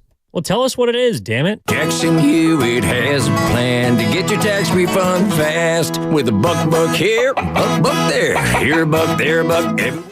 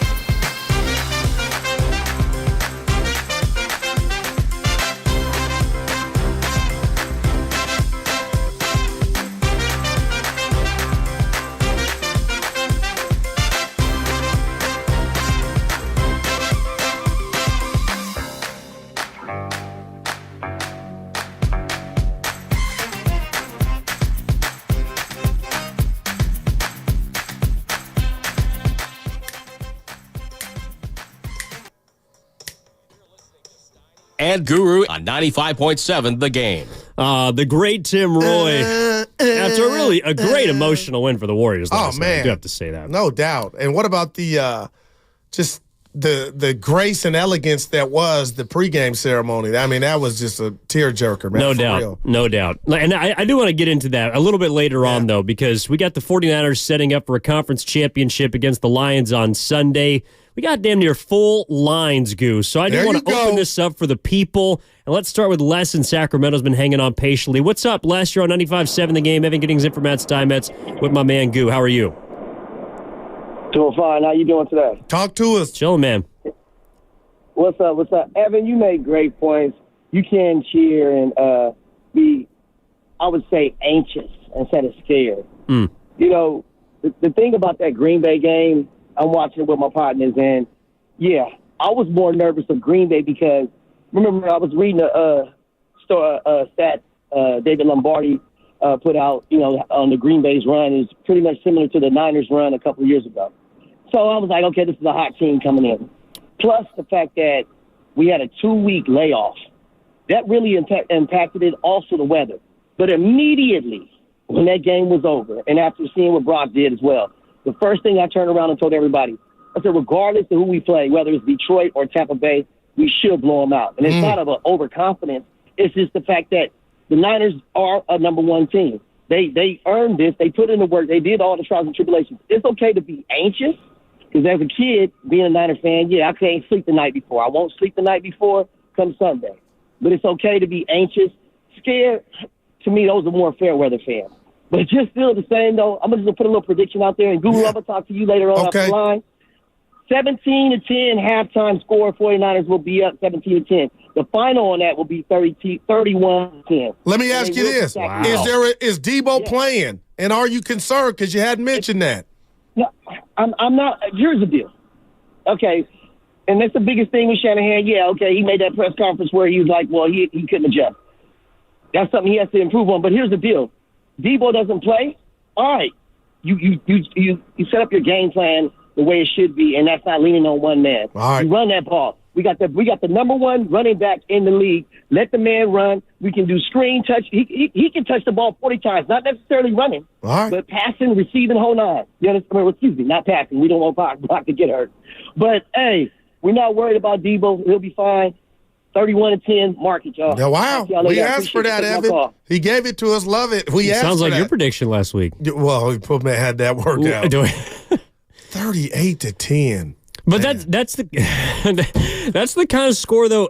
If the Niners really won 38-10, nobody would be shocked. I don't think I would be. Now I'd be shocked if the Lions won 38-10. Oh my God, I'd be shocked if the Lions won. And I don't think that's being a homer. I just think that's how good the Niners have looked this season, and specifically against teams that cannot or have been bad against the pass. I know the Lions, we talked yesterday about how you want to dominate the trenches. The Niners want to establish the run. The Lions do that better than a lot of teams. Baker They're almost third had against the 400 runs. against him. Yes, they get to the quarterback. They pressure teams more than any other defensive line in the league.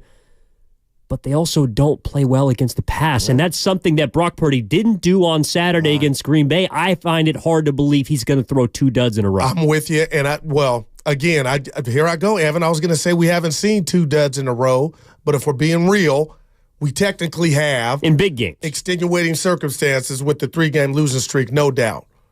And it's just kind of, I don't want to say eerie, but it's kind of funny to me that when we saw or we've seen Brock Purdy struggle, Debo was out, and now here we are on the precipice of the most important game of the season, and his status is up in the air. Like, you know what I'm like? And he might not play and they win by 30, but it's too close for comfort for me. Well, the one seed on the other side in Baltimore has been playing without their best offensive weapon, and Mark Andrews for who may the be majority back, of the but season. there's some reports he did practice yesterday. That's incredible. So he's back. No, but my point is there are teams in all walks of sports that have to deal with injuries. Right. And this is an opportunity for the Niners. If Debo Samuel doesn't play, I think he's going to do everything in his ability to play this weekend. He was out there running sprints yesterday at practice. He was kind of tucking the ball. He wasn't doing any contact drills, but he was out there, though he didn't officially practice. So I think he's going to do everything he can to play. But if he doesn't, that shouldn't be the difference to me between a win and a loss for how good I think this 49ers team is. Let's get back to the phone lines. Robin's in San Francisco. What's up, Robin? You're on with Go and Evan. How you doing? Hey, how you guys doing? What's up, Dave? Hey, talk to us. So here's the deal. I typically like to talk for myself, speak for myself. Okay, you asked the question why people are like, apprehensive, along those lines. Here's what I think. I think because you don't know, and you tell me if this is fair, you don't know which Niners is going to show up sometimes. Okay, we can go down the roster. We can say how much talent they have, the run game, this is blah, blah, blah. But damn it, you don't know when they're going to show up. Now, here's the deal. I can understand people are apprehensive about the last game because it's a psychological thing because you expect them to dominate. See, when you don't dominate like you should according to the narratives that people put out there, and you know what I'm saying? Then they freak out. But the bottom line is that the Niners, you don't know when they gonna show up sometimes. Now, for me, the reason why I feel that way about them sometimes is from a philosophical approach because I look at the weaknesses of the Niners and the way Kyle Shanahan has built the team. We have hella talent. Yes, we do. Okay?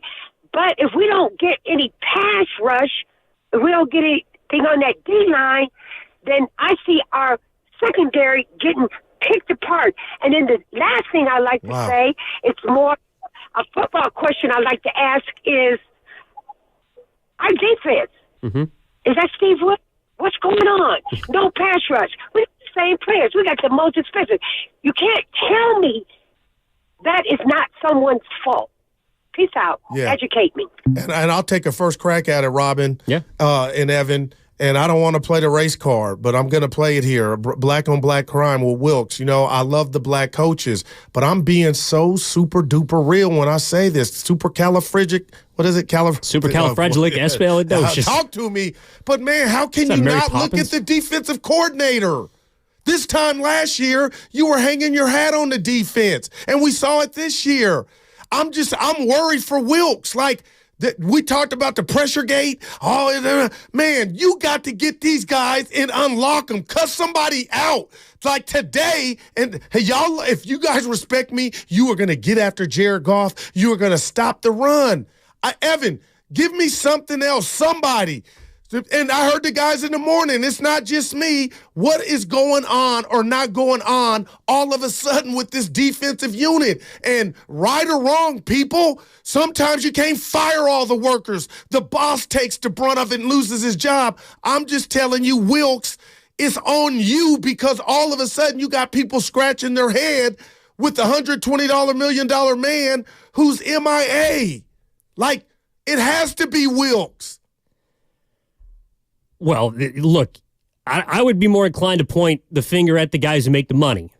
But I understand that schematically there are things you can do to put your guys in better positions. Do I think that DeMeco Ryans is a better DC than Steve Wilkes? Yes, obviously, duh. Is Robert Saleh a better DC than Steve Wilkes? Probably. Those guys showed an ability to call plays at specific times that put the 49ers in good spots. I also saw the Kansas City Chiefs throw 44 points on a DeMeco Ryans-led unit last year. I saw Robert Saleh's defense get gashed at times, specifically in the Super Bowl in 2019. It happened. It isn't as if they didn't have their shortcomings as well. Now, they went out and got head coaching jobs, which I don't think Steve Wilkes has. And I think you were talking about this with Kruger a couple days ago, the fact that Wilkes has been in, 14 spots in 17 years? Yeah. But at the same time, I could also look at that and say, well, he's been in the NFL for damn near 2 decades. There's probably a reason why. This guy does know what he's doing. So he'll figure it out. So Sunday we can, and I know you can't predict the future, but for Niner fans, you think their defense is going to mirror what the world's accustomed to. To me, disruption. The biggest difference between this 49ers iteration and the one from years past, specifically the last Super Bowl team, is how much better their offense is. If this team is to win a Super Bowl, I think it's going to be because of how good their offense plays or doesn't play. Yes, a defense can come in and save you. There's a reason why you're paying top dollar to your defensive line. You went out and paid Nick Bosa. You got Javon Hargrave. You chose Eric Armstead, of course, over DeForest Buckner. You went out and traded for Chase Young. You got the best middle linebackers maybe in the league outside of Baltimore. You have great pieces. You paid Jarvarius Ward big money in free agency last offseason. Yes, you want your defense to step up and play well. I still believe that this team is going to go as its offense does, and that's how far they're going to go. And that's why I believe that they're going to beat the Lions. I think they're going to be able to outshoot them. I think their defense is going to do enough like they did against Green Bay, keep them in the game, and it's going to be on the offense to score touchdowns.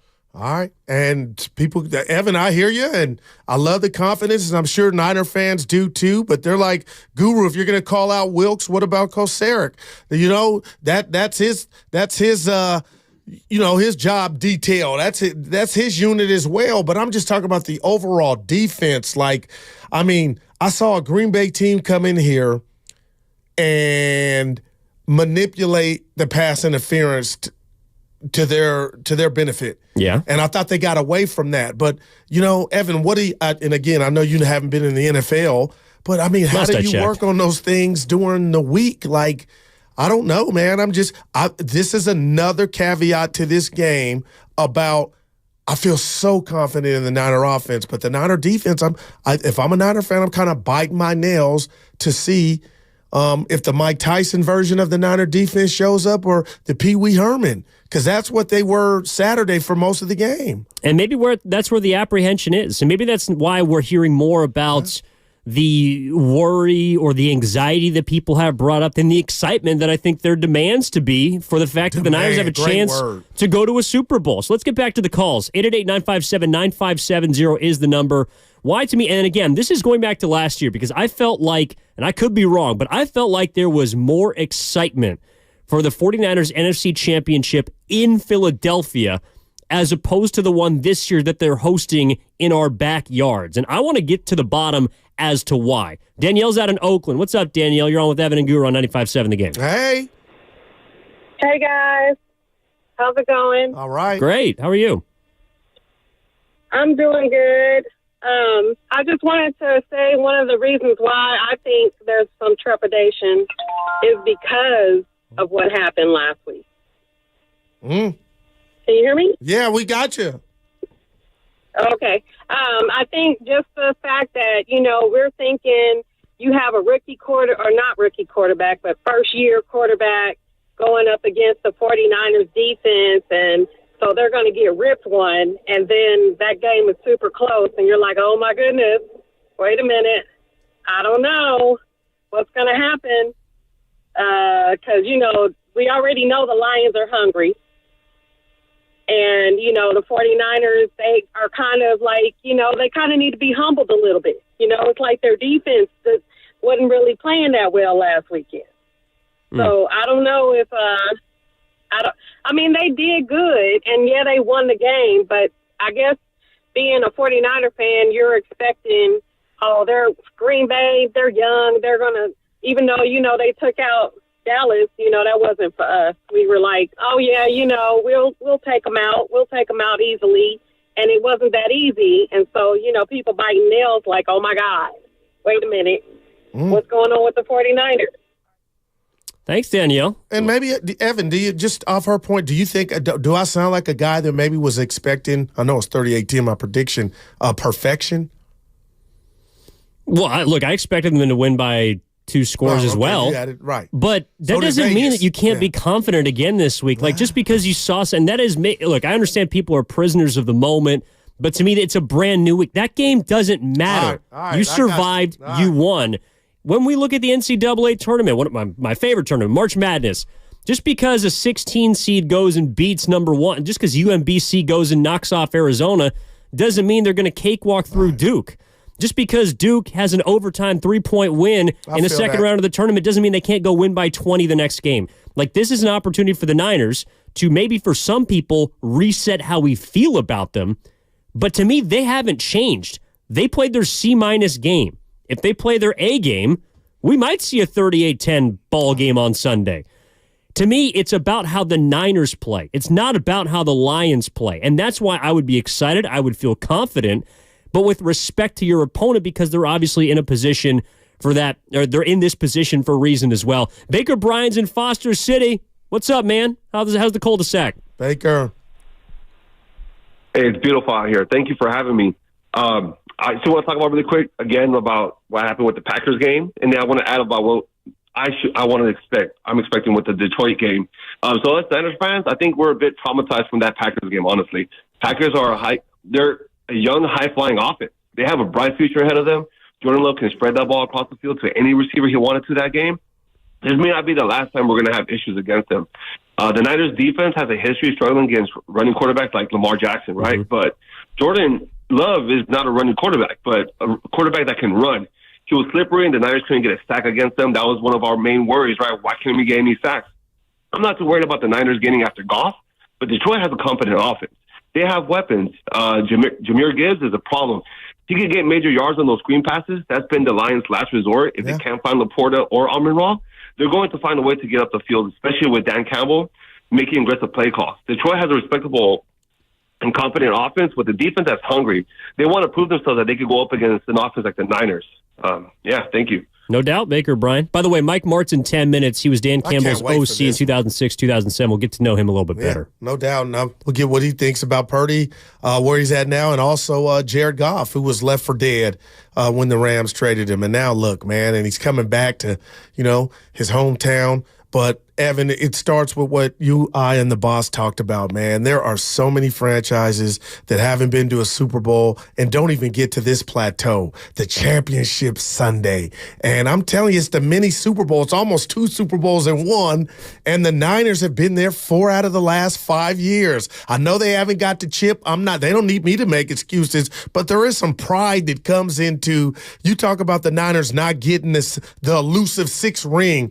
You didn't been damn close because you didn't play in some big-ass games. Last time you won this game was 2019. So I do wonder if it has something to do with what happened, a little PTSD in Philly, where that one was kind of ripped out from underneath you and it was quarterback gate because you ran out of them. Up 10 against the Rams, where I felt like Tart catches that ball. We all do. They're going back. And then, you hadn't won it since 2019. So pressure bust pipes. And I know, and you said it just a second ago, Goo, it's about what the Niners do, not Detroit. But when you get to to this level, Evan, sometimes you're playing yourself. It's lemon booty time. You got to, like Brock Purdy's dropping back to pass, but it's what's he dealing with upstairs. And that's the one thing that I took away from that game Saturday night is Brock didn't worry about what X was going to say or Twitter or IG or Ryan Clark. Let me tell you, Evan, because if he had that last drive, he throws a pick and the season's over, this week would have been hell. It would have been. And it's not. So rejoice. But it's not. Yeah, right. Exactly. It's hell in Green Bay. You got a game Sunday. Jordan Love's the one that's sitting on the couch because he unfortunately threw 2 fourth-quarter interceptions. 5 rushes for 3 yards for Jordan Love. I know a lot of people act like he's Mike Vick, and Evan, it was a 3rd and 2. He could have ran it. It was wide open terrain. He threw a high pass, but yeah. And again, it's woulda, coulda, shoulda, but you know how many points the defense allowed in the 4th quarter? Man. Goose egg. Yep. Speaking of Brock Purdy, let's get out to the birthday boy, Doug in Berkeley. If this is so, happy birthday, my man. Welcome to the program. How you doing? I'm doing great. Thank you for the acknowledgement. Thanks for sharing your birthday with us, Doug. Happy birthday to you. Happy birthday. Yeah, have the black version. Stevie. Look at him. Hey, listen, I just want to amplify on what you guys have been talking about. Well, you just mentioned Jordan Love, that was a learning game for him. He will learn from those mistakes. But with regard to our team, if Brock Purdy had as much time as Jordan Love had to throw, he would have ripped Green Bay apart. Our defense and our offensive line need to protect that kid. If they protect that kid, he processes information better than any quarterback we've had in 20 years. And he's cool under pressure. He showed that in the Cleveland game, even though we lost. We could have won that. He showed it last week. he was pressured almost every time he had the ball, as opposed to Jordan Love, who had all the time in the world back there. Okay, our offensive line need to protect our quarterback. We'll be fine. Our defensive line needs to get to Goff at least a little bit more. I totally agree with what you guys have been saying about big salaries, but not big production. I also think the rest might have been detrimental. They're going to be ready this time. I think it should be a good game. But my one thing is give Brock Purdy some time, and we'll be fine. That's interesting, Evan. I mean, he threw the ball 40 times, 39. I kind of didn't see it that way. I'm not saying he was in a clean pocket every time, but did you think Brock Purdy's struggle stemmed from the O-line just getting taken behind the shed? I thought he was inaccurate in the first half. I thought that he wasn't very good in the first 3 quarters of the game because he just didn't play very well. The Savage read was like he wasn't under duress. That was just... I mean, the offensive line probably could have done a little bit better of a job. You always can, but I've seen Brock Purdy with much muddier pockets, quite literally, than that, in which he's played better. I mean, I've seen him make some throws, and he did, even down the stretch, like the throw to Jennings, the throw to Ayuk. Man. Pressure was collapsing. The pocket was collapsing, and he still stood and made those tight window throws. So he has the ability to do it when he's under pressure. I just thought he didn't play as well as we've seen him play in the first 3 quarters. Yeah, and I'm curious to see what Mike Martz says on the other side. No doubt. Let's sneak in Austin in San Jose before we get to the break here and then get to Mike Martz. What's up, Austin? How you doing? Hey, fellas. Hey, Evan, man, you guys have got first world problems, man. My commander, we're trying to get a coach, and we're trying to get DC, and you guys are talking about worried about winning a championship game. So good for Niner fans, man. You guys have got first world problems. But, hey, Goo, the one thing I wanted to say, man, was about Wilkes. Talk to me. I kind of feel like there's been too much criticism, man, and certainly whether he's black or white, that's not even the issue. The issue is I didn't like the way Shanahan handled that whole thing anyway, man. I've never seen a situation in the middle of the season where a head coach calls out one of his coordinators the way he did. So I don't think Wilkes is coming back. If I were Wilkes, I wouldn't come back. I do think Wilkes has options. I don't think it's about the coach as much as you think, Goo. When you guys had the guy on yesterday who played in Super Bowls for the Niners, I didn't hear him say anything about the coach. Yeah, he was talking about the players. Yeah. He wasn't talking about the coach. All right. He was saying, hey, those guys got to be connected on the back end and the front end, and that's the only way they win. So, no, man, the coach outlines the scheme, but the players got to go execute, brother. So that's just my comment on that, man. I appreciate you. No, I appreciate you, Austin. And I guess, Evan, I know we're up against it. I was very boisterous about, I didn't like how they treated and made my guy come down, Wilkes, from, I thought that was embarrassing. I did. But then I thought it went away. But now I'm not dumb. If this unit does not, fix itself, I mean, come on, somebody's got to take the blame. It's not going to be Kyle. It's not going to be Bosa. Why wouldn't it be Kyle? I mean, because he doesn't oversee the defense. He's the head coach. But he's not the defensive coordinator. He hired the defensive coordinator. So what does Kyle taking the brunt look like? He ain't going anywhere. If the Niners lose on Sunday, it doesn't go on Steve Wilkes' resume. It goes on Kyle Shanahan's record. But I'm just telling you, Kyle's a made man. Wilkes may be looking for a new job. Well, let's ask a head coach on the other side, all right? Because I think that's really interesting, Goo. Mike Martz, Super Bowl champion with the greatest show on turf as OC for the Rams, also was the OC for Dan Campbell, who's coming into Levi's Stadium, is now the head coach of the Detroit Lions, going to join us next on the Boxer Gerson guest line. A reminder, you can catch all 4 hours of Stein and Greer on the free Odyssey app. Also, go rewind, check out the great interviews that the Morning Roast had. Of course, they had Jerry Rice yesterday. This morning, Jemele Hill, a legend in Detroit, also a known 49ers fan. You can also watch us on YouTube and Twitch, powered by First NorCal Credit Union. Evan Giddings in for Matt Steinmetz with Daryl the Guru Johnson. We're back with Mike Martz after this on 95.7 The Game. We're going to bite a kneecap off. The Road to Vegas is brought to you by Merrill West Credit Union, working for you today, tomorrow, together. This Valentine's Day,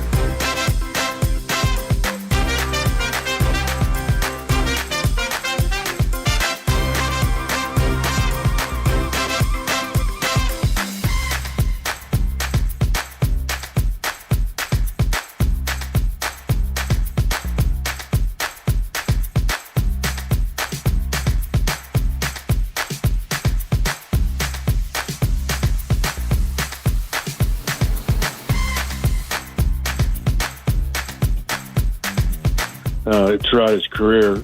Very physical. He was a very intense guy, as you can see. He was that way as a player. He never let up. He wasn't the fastest guy in the world, and he used to tease me all the time, how come you're throwing me the ball? Nobody's ever thrown me the ball before. So, but he was, whatever you had, you got all of it all the time. That was for sure.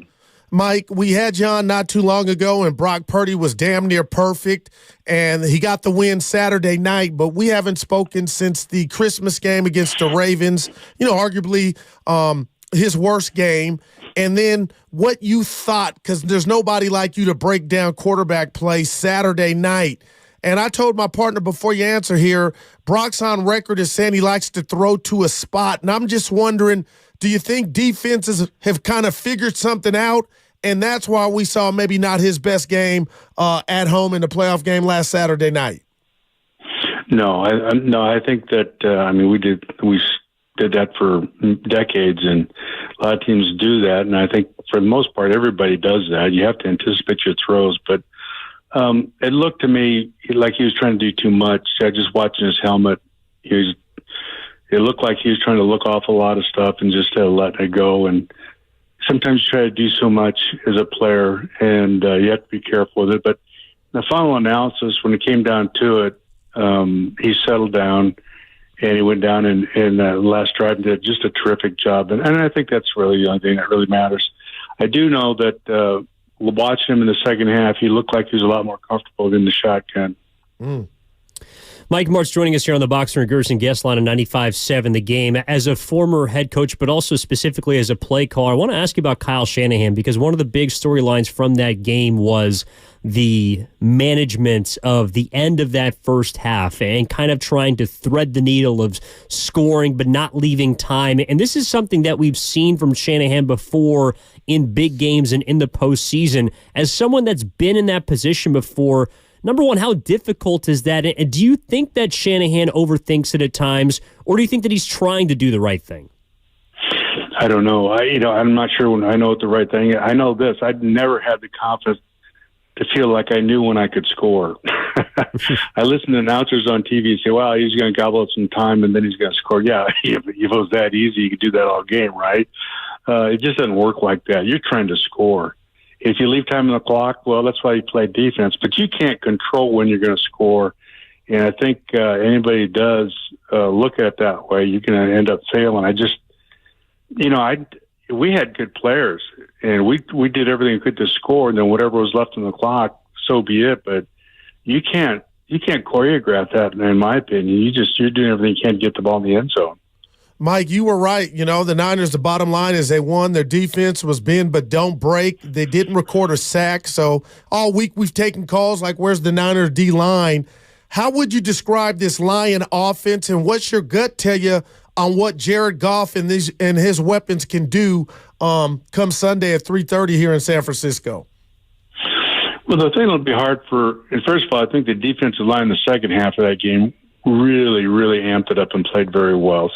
They struggled the first half, but when you look at Love in the second half, he was running for his life on every pass play.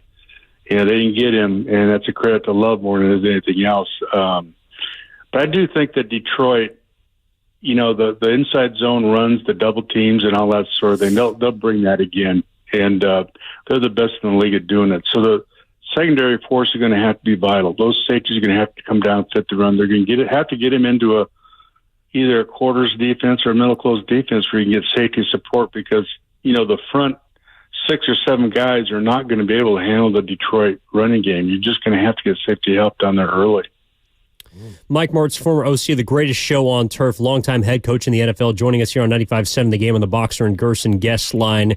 Coach, if you had to kind of compare and contrast the two quarterbacks, Purdy and Goff, is there an advantage in this game, or is it one side or the other, or is it kind of even? How do you sort of slice the two signal callers? Well, I think when you get in a game like this, experience doesn't have anything to do with it. You have to be careful with that. We've been through that 2 years ago, but you just can't ask. You have to be careful about what you're asking your guys to do. You're not asking them to do more than they can do, obviously. And I think the old adage about being real simple.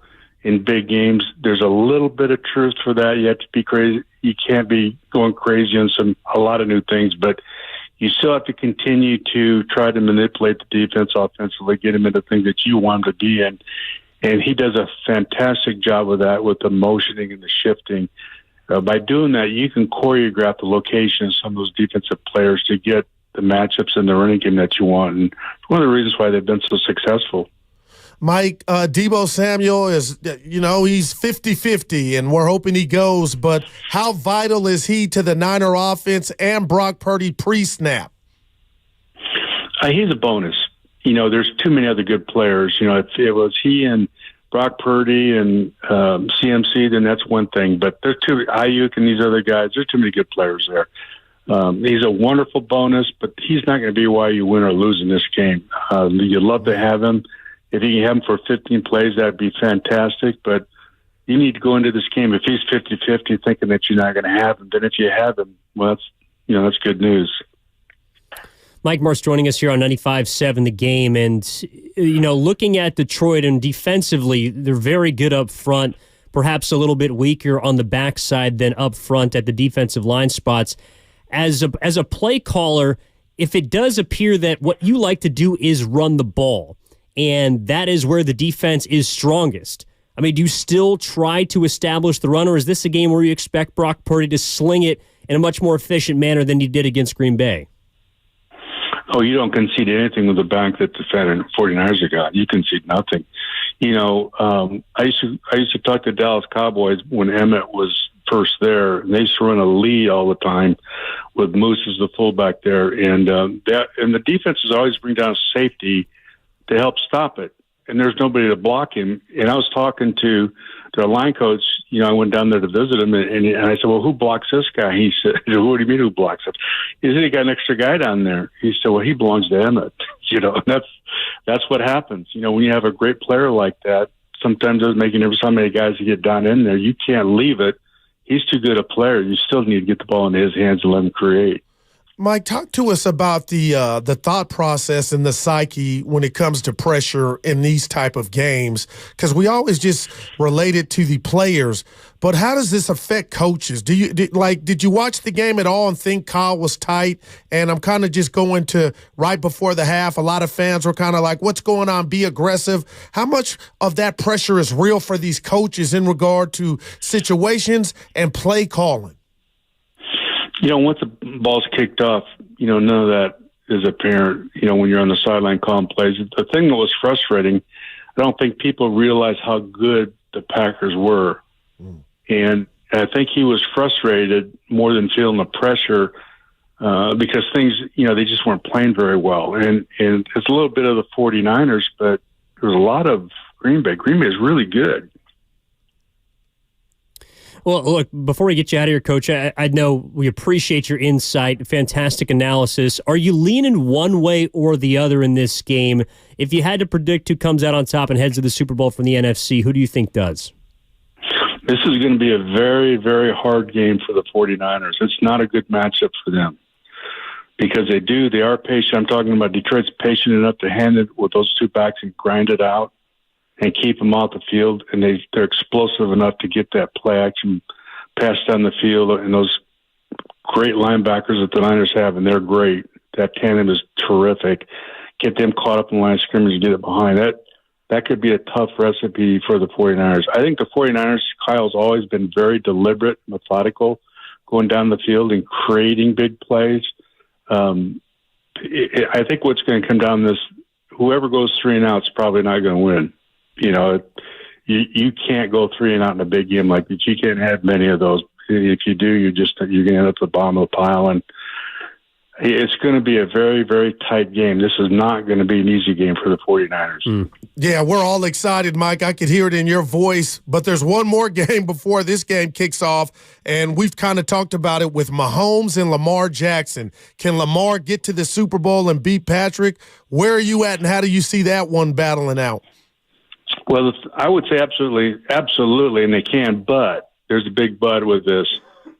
This last game that the Kansas City played was the best they've played in a year since the Super Bowl. They were a completely different team last week on offense. I mean, they have the big three now, Pacheco and Rice, and of course Kelsey, and all three of those guys played at an extremely high level.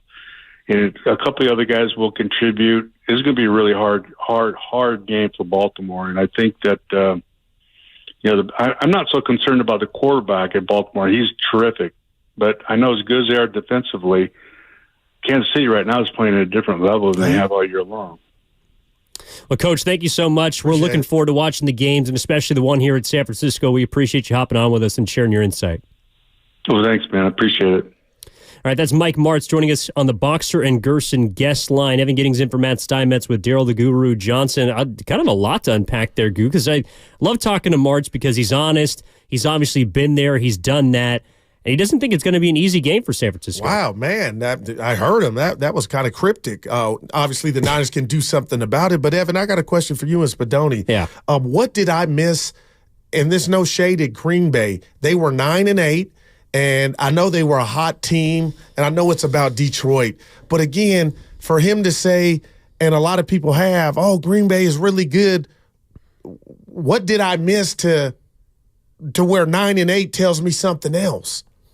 Well, they were 3-6. So, they were 7-2 coming into that game in the previous 9. They did have the heating or the heat mechanism working for them. They had momentum.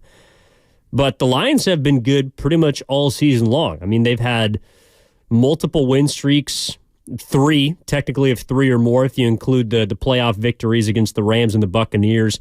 But they definitely didn't play their best football down the stretch of the season like Green Bay did.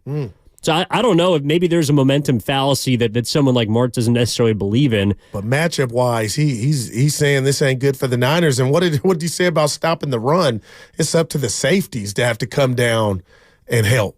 Yeah, and Martz has been complimentary to the 49ers, specifically to Brock Purdy all season long. I do think that he sees Purdy having a better game than Goff, but it's also because of the weaponry around him. And I thought his comment about Debo Samuel looking at him as almost a bonus in this game, not a key component necessarily, that was interesting too, because look, he's the best kind of bonus for the 49ers if you're going to get him back. I think he's going to do everything he can to play this weekend, but I still contend that if the Niners don't have him on Sunday, they still should win the game. All right. No, and that's that. He kind of echoed that, Evan. Like, Martz ain't going to be like, you know what? Debo didn't play. That's a license for you to lose. He thinks you got it. And, I mean, what have we done even when Steiny was here all season long? Talked about who has more at their disposal in regard system-wide than the 49ers. So, again, Debo goes, he doesn't go, Evan. It's not one of those. I don't think, people are going to lay their hat on the excuse of no Debo Samuel. You got McCaffrey. Run him in the ground. You got Ayuk. You got Kittle. You got Jennings. You are right. And that's a Jedi talking. He was like, basically, I don't want to hear it. They got more than enough if Debo wasn't able to go or be effective. Yeah, he was also mentioning the fact that just because Detroit is great up front doesn't mean you don't run the ball. Like, doesn't mean you don't give the rock to number 23 as much and early and often as you can. He told that story about your boy Emmitt Smith. Yeah, like, he did. Well, how are they going to stop this guy? Well, basically, how are you going to stop Emmitt Smith? Like, I'm not worried about the defensive tackle on the other side. I'm worried about my guy. Man, that's interesting, man. Good stuff. All right, 888-957-9570 is the number if you'd like to react to the comments from Mike Martz. You can also go check that interview out, rewind back on the free Odyssey app. Check out all 4 hours of Steiny and Guru there. But I do want to get back to Goo, just this idea, and Martz was kind of touching on it, the trepidation, the anxiety surrounding this game. And for a fan, I certainly get it. It's like, if you lose, what was the whole season for, right? Because you're winning, or you're playing to win it all. You're playing to win the game. You're trying to get Super Bowl number 6, right? And that ends if they don't win this weekend. So I understand the respect that you pay for, of course, the moment as well as the quality opponent on the other side. And I think the Lions have shown, not just throughout the year, but in the postseason as well, they are the second best team in the NFC. The Niners, in my mind, are the best team. That's why they're hosting the game. I do think, though, there still can be room for excitement that you have a chance to go to the Super Bowl instead of looking at this game like, oh, I just got to bite my fingernails and I don't know where I'm going to be at kickoff. Like, you can walk up to, whether you're going to the game or whether you're watching at home, whether you're at a bar, whether you're with friends, you can walk into whatever room or building you're in and still feel jubilation for the fact that you're one of 4 teams playing at this point in the season. Yeah, and it's your 4th visit in the last 5 years. You want to exercise those demons the last couple of years, including especially last year, Evan. Mm-hmm. We know how that went. You kind of didn't even get a chance to box. So if I'm a Niner fan, again, I'm envious of them. You get an opportunity to punch that ticket, and it's 60 minutes of hell. You're at home. The Joe Montanas, the Jerry Rices, all the rich history will be on display. So Niners just got to bring their A game. But, I mean, Evan, I got to be honest, we got a lot of show left, but when I drive home, I'm going to remember, and even tomorrow, March saying this is a bad matchup for the Niners, just from a physical standpoint. Does that mean it's a good matchup for the Lions? And that's how I took that. Well, last I checked, the Niners were a bad matchup for everyone, except for maybe the Ravens. It's Green Bay, and Green Bay was like, the hell with that, what it was supposed to be. We're here to try to break some hearts. See, I'm more inclined to lean towards a team that I think has a better quarterback if they're an underdog. It's one of the reasons why I couldn't bet against Mahomes in Buffalo.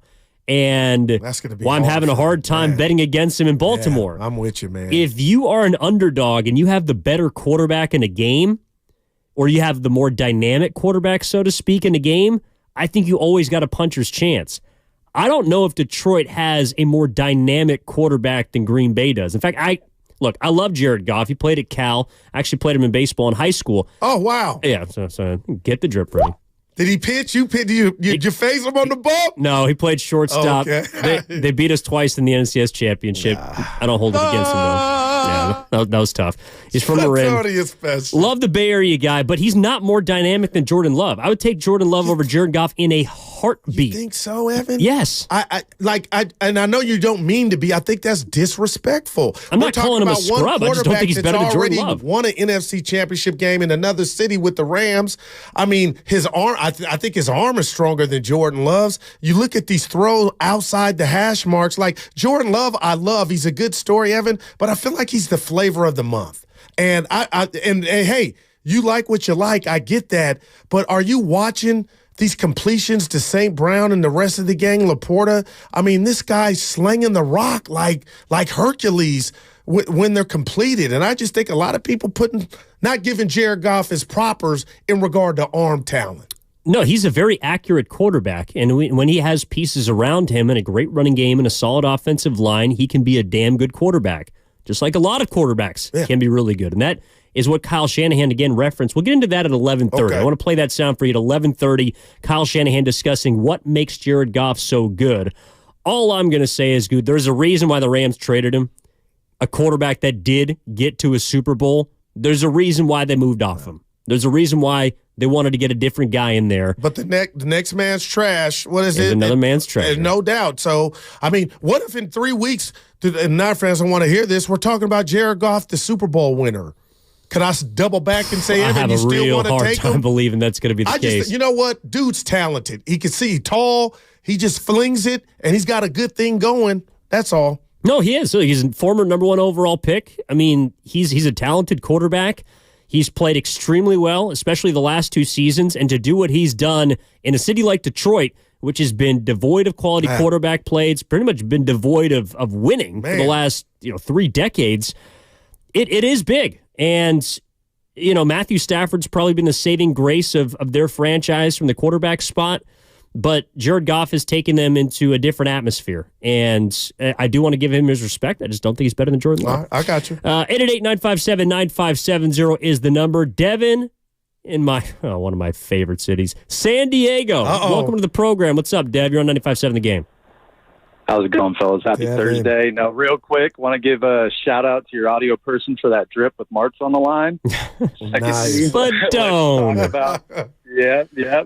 Let's talk about that jubilation you're talking about real quick before I get into what I called for. That jubilation is due to what Guru said, and that's four NFC championships and a Super Bowl. We felt as Niners fans we've had the winning recipe, and just like the game goes, any given Sunday, we've seen us fall short. So I think that's where that lack of jubilation is coming from. But to get to the reason I'm calling, Guru's emphasis on Wilkes. The big thing on Wilkes, I think, as Niners fans, we're not used to not having that D'Amico and Saleh the last couple of years, where his game plan's a little more conservative. Last game, D-line wasn't getting there. We didn't see him mix it up. And what I want to see this week with the battered Detroit Lions inside of the line, I want to see some more schemes on the edge where we're bringing up a backer or safety on these stunts, and we can just get after him man-on-man on the inside. I think we need to exploit that. We didn't see that dynamic nature last week when it wasn't working, and Love had a bunch of time. And, I'm ready to get after it. Not talking trash this week to my Lions fans friends, but I'm ready to see the result. Dev, sorry, before you go. All good. I was just going to ask him. What are you about to tell him? Well, no, I understand that they've been here and they've fallen up short. That's what they're on fire. I understand that they've been here. The Niners have been here before and they've fallen short. But again, I'm comparing it just to last year. Like, you had made it 3 of the last 4 years before last year. Yeah. So you'd been in the spot before and you've fallen short. Why was there more excitement, I felt, from 49ers fans when they're invading Philadelphia as opposed to hosting an NFC championship game? That, to me, is a weird juxtaposition. You know what? It's not my first time, Evan. You think it might have something to do with the newness that was Brock Purdy on the fly in the inception of his first season. You think maybe that some of that sizzle had, or the unknown was for positive, to where they, we're hot. We got this guy out of nowhere. You know what? I don't think, Evan. Well, I certainly hope not. Yeah. I mean, unfortunately, we don't have to find out. Right. Yeah, Ford Field's awesome, but I'm glad that the 49ers are playing at home on Sunday. I'll be at the game, too, so I'm looking forward to that. No doubt about it. All right, as we continue on, again, I do want to hear why the level of excitement, to me, is not at the same type of area it was last year in Philadelphia. Or if you think I'm wrong, please let me know. 888-957-9570. I also want to get into what Kyle Shanahan had to say about that conversation we were talking about with Jared Goff, and why I just don't think there's as much substance at the quarterback position for Detroit as there was for Green Bay. Wow. As we continue on here on 95.7 The Game, a reminder, we're live and local all day Sunday for NFL Championship Weekend. Mark Grandy and Sterling Bennett get us rolling at 9 a.m., taking you up until the kickoff show with Larry Krueger and Lorenzo Neal, live 2 hours before 1 o'clock start, 3:30 kick. Join us at the Hilton Santa Clara for delicious food, great drinks, and the best pregame show in the Bay Area, presented by Habas Law. If you've been wrong, Habas Law will fight to make it right. Call 1-800-INJURED or visit habaslaw.com. The Road to Vegas is brought to you by Zenni, the official eyewear of the San Francisco 49ers. Shop from over 3,000 styles at 80% off retail prices exclusively at Zenni.com. I'm Bob Burke, founder and chairman.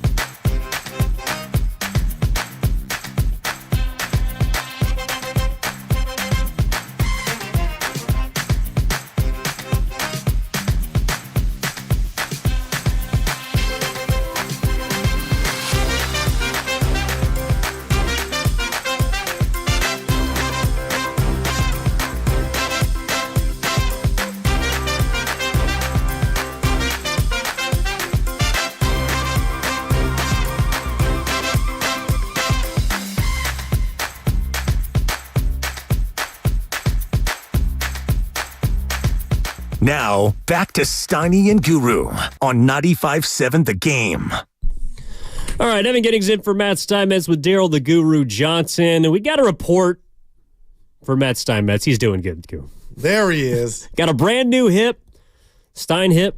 That's like it now. That's tough. That's tough. I'm going to give you a 1. Yeah, I'll give myself a 0. That's nothing. Stein hip. Yeah, we heard you now. He's doing a lot better.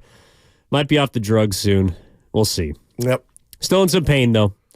But we do have, I think, some good news, actually, from the 49ers that Debo Samuel is practicing today, Goo. No, that's a big deal, and I keep going, yeah, dude,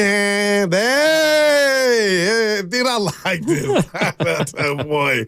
This the King song, right? Yeah, they play it in their building a lot. They play this Sandstorm. Okay, yeah, they play that for I like that everything, song. Bro. The Kings would play that. That's too funny. Kings taking on the Warriors tonight. Yes, they are 7 o'clock. Warriors live at 6. There you go. You on it or Grandy? I'll be on tonight, okay. And then for the Lakers on Saturday. Oh, no, that's a big. This is Lincoln Spadoni. Bronze in town, Spadone. Spadoni, absolutely incredible. Yeah, you going? I'll be down in Monterey this week. Look at him. Check out the invite. FOE, family over everything. Okay. But I'll say this. FP, former athlete, said, you know what? There's no way he's not playing, and maybe that's where this thing is going, Evan. And, I mean, for him to be out there running, I know he's not getting hit, but he'll give it the old college try. But you and March feel like, okay, even if you don't play, the Niners should roll. Well, I think he also was taking it based off of the 50-50 report on Saturday night from Schefter that Debo's going to be ready by next weekend. Like, I don't think FP would say, well, he's got to play if he had a broken shoulder. Yeah, no fracture. At least I don't think so. Yeah. But let's continue with our conversation, Goo. And kind of the lack of jubilation that we've been feeling. Because I do want to hear the excitement. Look, we get 72 hours from hosting an NFC championship game. I know they've hosted one before. I know that they got to the Super Bowl in 2019. But if anything, that would make me feel better. It's like the last time you were in this spot, you did get to the big game. Yeah, and you had a different quarterback. And you had a lesser quarterback. Yeah. You probably had a lesser team, although you had some similar pieces from that group. You might have had a better defense coordinator, which we've been talking about. But Mike's in Castro Valley wants to chime into the conversation. 888-957-9570 is the number. Also the Comcast business text line. What's up, Mike? You're on with Evan and Goo. How you doing? Hey, Evan and Guru. It's Mike from Castro Valley from the Gotham Club. How you guys doing? All right. What's up, baby? Mike. We ain't forgot about you, man. Almost that time. Yeah, so, my thing is, each year that we go to the postseason with Shanahan, I get more and more worried and more trepidation. Sometimes I think, he's going to make and learn a few lessons and kind of quit doing things the way that he's doing and, kind of getting lackadaisical or passive and stuff. And it just doesn't seem to get The other thing is the defense. It just don't seem as aggressive as it has been with this new guy Wilkes. Bosa hasn't been up to his standards, and we got Javon Hargrave, and he hasn't really been doing much, and neither has Armstead since he's come back. So, man, without those guys, doing the stuff they need to be doing, it could be a long day. Yeah, no, a great call, man. Great hearing from you. And Evan, my only point to the people too is I'm not trying to be disrespectful to Wilkes. I can't. Who am I? My point is just look around. We know how this game is played. This is the Bay Area. It's not Philadelphia. But can you look me in the face and say that Sirianni's defensive coordinator should have got fired or should have fall at the doorstep of Sirianni? We know how this thing happened. So I just want people to realize and not forget the standard that this defensive front created. And to help a porous or maybe a lack in defensive backfield, a secondary's best friend is a pass rush. And all of a sudden, for whatever reason, and Evan, I do understand, and it's nuanced. I get the pressures. But when I hear that and I'm driving, I'm like, man, that's lowering the bar, damn it. We're talking about hunting, like Lo Neal would say, hunt the quarterback and get there. And maybe we see that Saturday. Well, let's hear from a Lions fan out in Sonoma. Michael wants to hop on and join the conversation. Evan Giddings in for Matt Steinmetz with Daryl the Guru Johnson. What's up, Michael? How you feeling? Hi there. Yeah, I just came across your radio show. Dropped my daughter off at school. Lions fan here, born in Grand Rapids, attended Michigan State. Lions season ticket holder for 10 years, including the 0-16 season. Now living in Sonoma. Oh, I'm sorry. I'm a big. But, listening to your show, I had to laugh a little bit at all the hand-wringing by the Bay Area fans. I mean, you guys are totally stacked right now. And I think the Niners are going to cover. They're going to beat us by 10. I think you guys are a team of destiny. It's a Super Bowl caliber team. We're a great story, but not a great team yet. We've surpassed our expectations, even our wildest expectations for the year. So we're just happy we earned some respect naturally. I think we're a couple players away from being a great team. But I think everybody should just enjoy the game. Wow.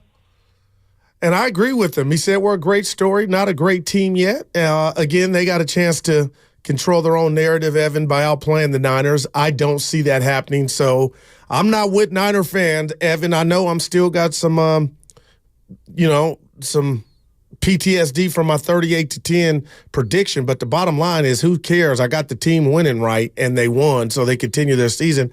I think we'll hear maybe tomorrow, later on today, or even now, the next call or calls. I mean, stick your chest out, Niner fans. This is your third straight trip to the dance. Is that part of it too, though? And I don't mean to solo in on you, but obviously we're doing the show together. You think because, I don't know, people had predictions last week and the Niners blowing them out, or maybe more specifically had money on them, winning by 10 or more points, that they're not feeling too good about where the Niners are at after feeling a little lighter in the pockets. I feel like 98% of hardcore fans don't even gamble on their own team, and I could be totally wrong, Evan. I don't feel like that's it. I just feel like, somebody that's been divorced and married 4 times, like, oh, I'm getting married, no big deal, They're kind of like, man, wake me up when it's the Super Bowl so we can finally get the 6. Could be some of that. But Bonte, one thing that he's been preaching all week to kind of stay with me, he was at the game Saturday, and he said that was, and it played that way on TV. I don't know if you thought the same, but he said that was the loudest he felt he had heard Levi's. And this is a large sample size, because you talk about 19, Dallas last year and Seattle. So maybe it'll pick up, but the bottom line is there are 4 quarters away, 60 minutes away from going back to the Super Bowl in Vegas, man. So I just don't see this team not ready to play. Well, I think one of the reasons why it was so loud is because we did see something that we hadn't seen before from a quarterback in a long time. And that was a playoff game-winning drive. Wow. And that is not something that happens all too often. It's not something especially that's happened to 49ers quarterbacks in recent memory. I know Jimmy did do it in Green Bay, made a big throw on third down, and then, of course, got help on the previous drive on the pump block from Hufanga. But Brock Purdy, to me, is a big reason to feel excitement. I mean, he's been the reason to feel excited about the entire season, because ideally he takes you into a different place than the quarterbacks you've had in years before. And, Evan, and I know Kaepernick got them to a Super Bowl, and they came a couple of yards short and a goal less against the Ravens, and that certainly hurt. That was a shot to the heart. But is Brock Purdy, is that how people look at it? Like, is Brock Purdy different? Is he better? Is he the guy to get us over the hump?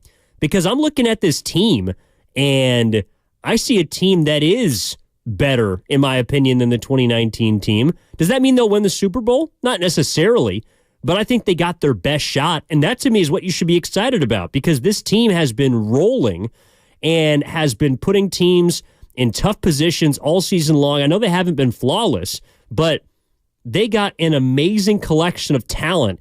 And that's why, even though Detroit is a damn good football team, and we heard Mike Marks say they'll present a tough matchup for the 49ers, if we're just looking at Sunday, I'm excited going into the stadium because I get to see what has been the one of the better collections of talent, not just in the league, but they got the best offense, statistically speaking, since 1994. Like, these kind of performances from this group don't come around often.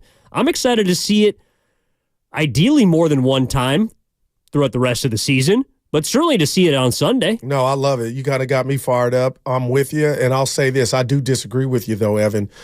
This team offensively is way better. It's not even close offensively than the 19 team was. But, defensively, especially now, you can say recency bias. Give me Buckner. Give me that front that also had the same or a different version of Eric Armstead. I'll take those guys. Mosley in the backfield, also Jimmy Ward. So I'll take that defense over what we're seeing now, and I'll leave that there. But this is going to sound crazy, and the further that we've gotten into the week, the more that I feel this, Evan. If you went into last Saturday's game, you said, the Niners can win it 31-3. Do you think that makes Brock Purdy that experienced? Do you think that makes him more seasoned, more ready to face things that might not be the way you drew him up?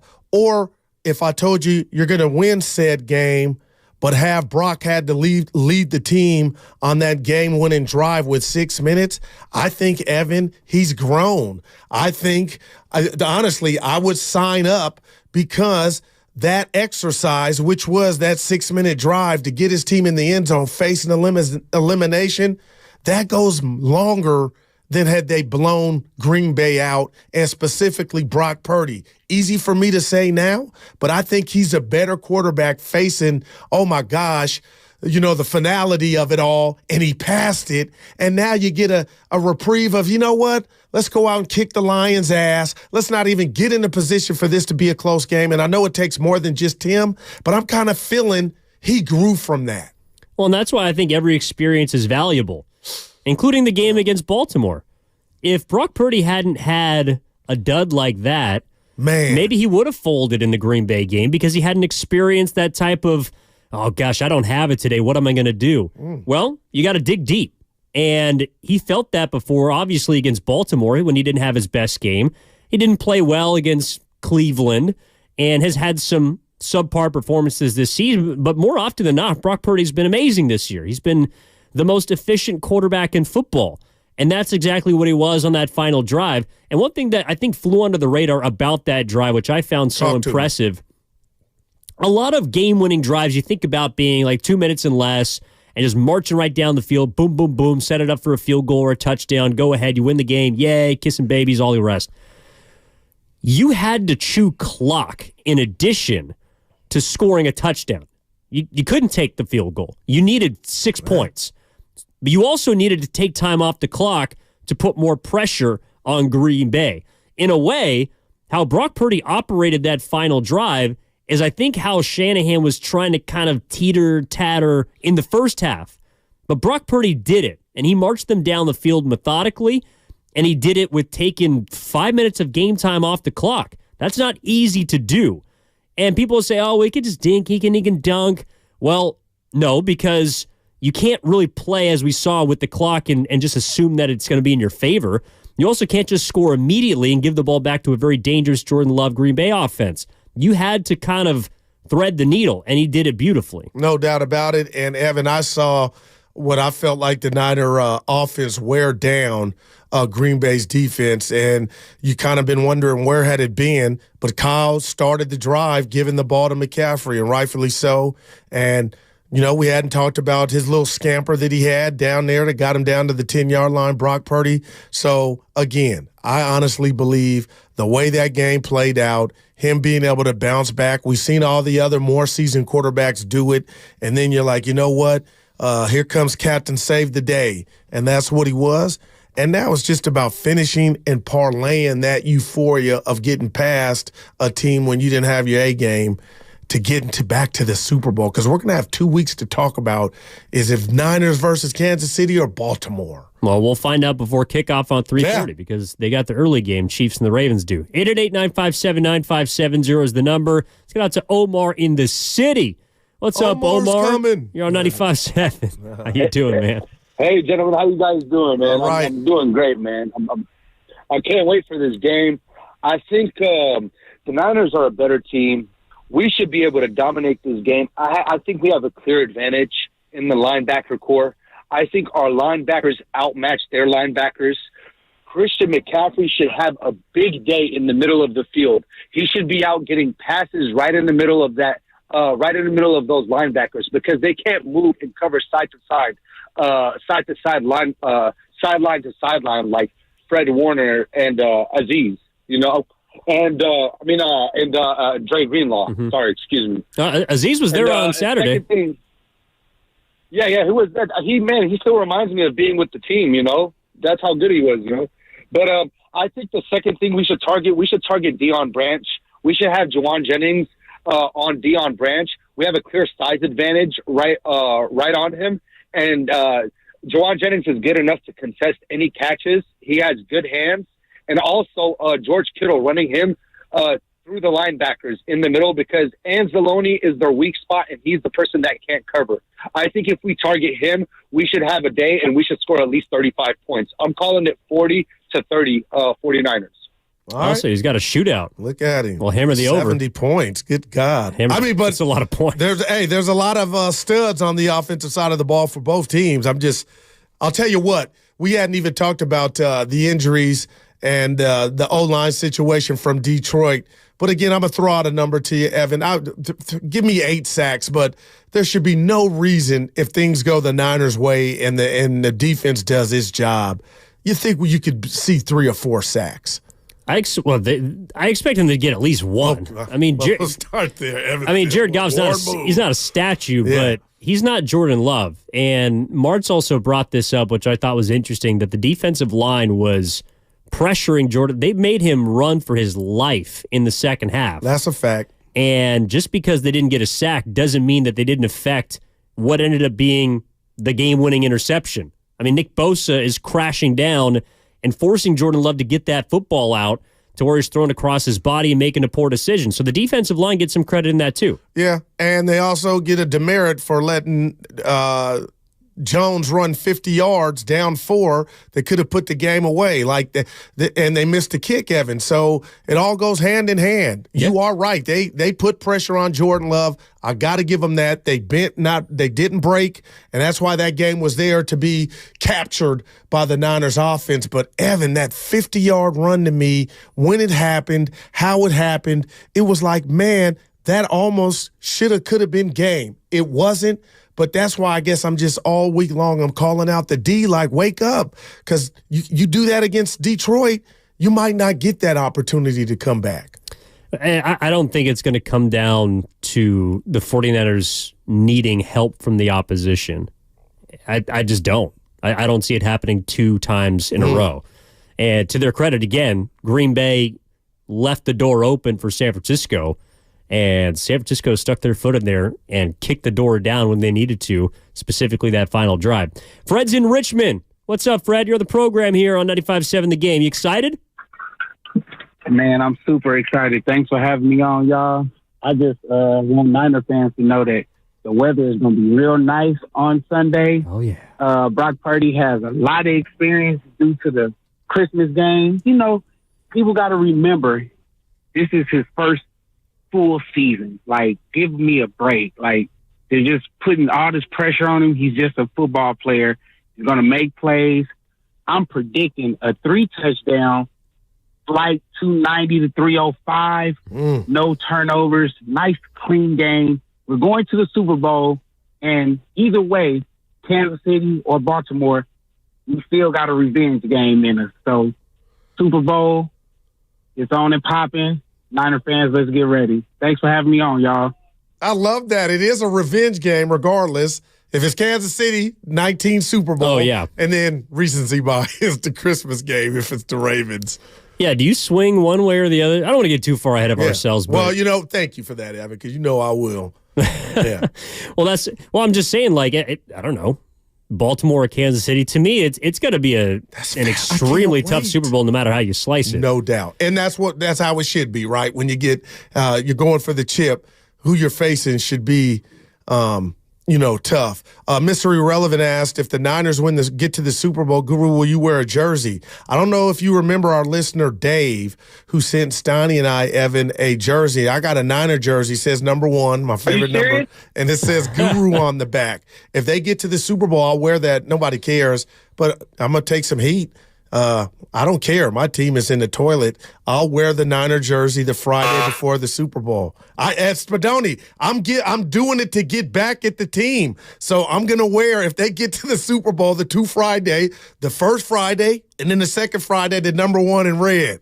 I know they're going to call me weak. I'm doing it to middle finger my team. Well, I'm glad you're willing to do that because I know Steiny's not wearing his jersey. I think he got a number 7, too. I think it's number, you're right. It is 7, I believe. Kaepernick. Hey, Spadoni, I'm wearing it, baby. That's stupid. Spadoni can't deal with it right It's now. in my closet. It's red. Yeah. Oh, let's get out to San Mateo. Kevin, what's going on, man? But I'm going to do it. Save us here. Hey, man. Hey, guys. How you doing? All right. Good, man. Having fun. Good. Everybody seems to forget that, Green Bay was in a playoff game because they were good. I mean, they may not have started out good in the season, but I think their offensive line was a real strength for them, and they kept the Niners' offense off the field. The D-line couldn't really stop them until they had to, and I'm worried about Detroit's offensive line. I've heard they're supposed to be the best in the league or something. So I mean that D-line is going to have to really flex its muscle because, I agree with Goo. It's the players that got to, I don't see Wilkes sacking any quarterbacks. It's the players that got to come up and do it. And, they had a tough game last week, so let's hope they can come through. Yeah. Need them to. Evan, we got a quick donation, $2. Brian Castillo, he says, oh, thank you. Would you guys start Randy Gregory over Chase Young? I would not. I would not either. As much as I'm calling out Chase, I think it's bigger than that, Evan. If you know what I mean, I'm not there yet. No, that's not the fix. No, you shouldn't be there. Okay. I know they got both. I know they got both of them via trades, but Chase Young is a markedly better player at this point in his career, and he just needs to play better. And set the edge. Well, they've been having problems. Evan, go ahead. No, I'm with you. I think you brought Chase Young in here partially because he could help stop the run. Is that why he was available, though? You think Rivera and company saw something? Well, 3rd-round pick's not chump change, but. Washington didn't want to pay all of their guys up front. They weren't getting great production from them. They were really good last year. What it was, Payne, Sweat, they Young, were monsters, and Allen, and they were really good last year. I know they didn't make the playoffs, but this year they were not playing very well, and so you have to pay Chase Young this offseason, and I just don't think they wanted to do it. Yeah, no doubt. So you try and get back some for him. Man, he's in Redwood City. I think he's got an interesting take here. Sorry. I apologize, man. We'll get you on the other side. My bad. We got to take a break. That's on me. Foul on the play. Evan in for Matt Steinmetz here with Daryl the Guru Johnson as we continue on about halfway home here on 95.7 The Game. A reminder that you can catch all 4 hours of Steiny and Guru on the free Odyssey app, plus watch us on YouTube and Twitch, powered by First NorCal Credit Union. 888-957-9570 is the number. I do want to get to number 1.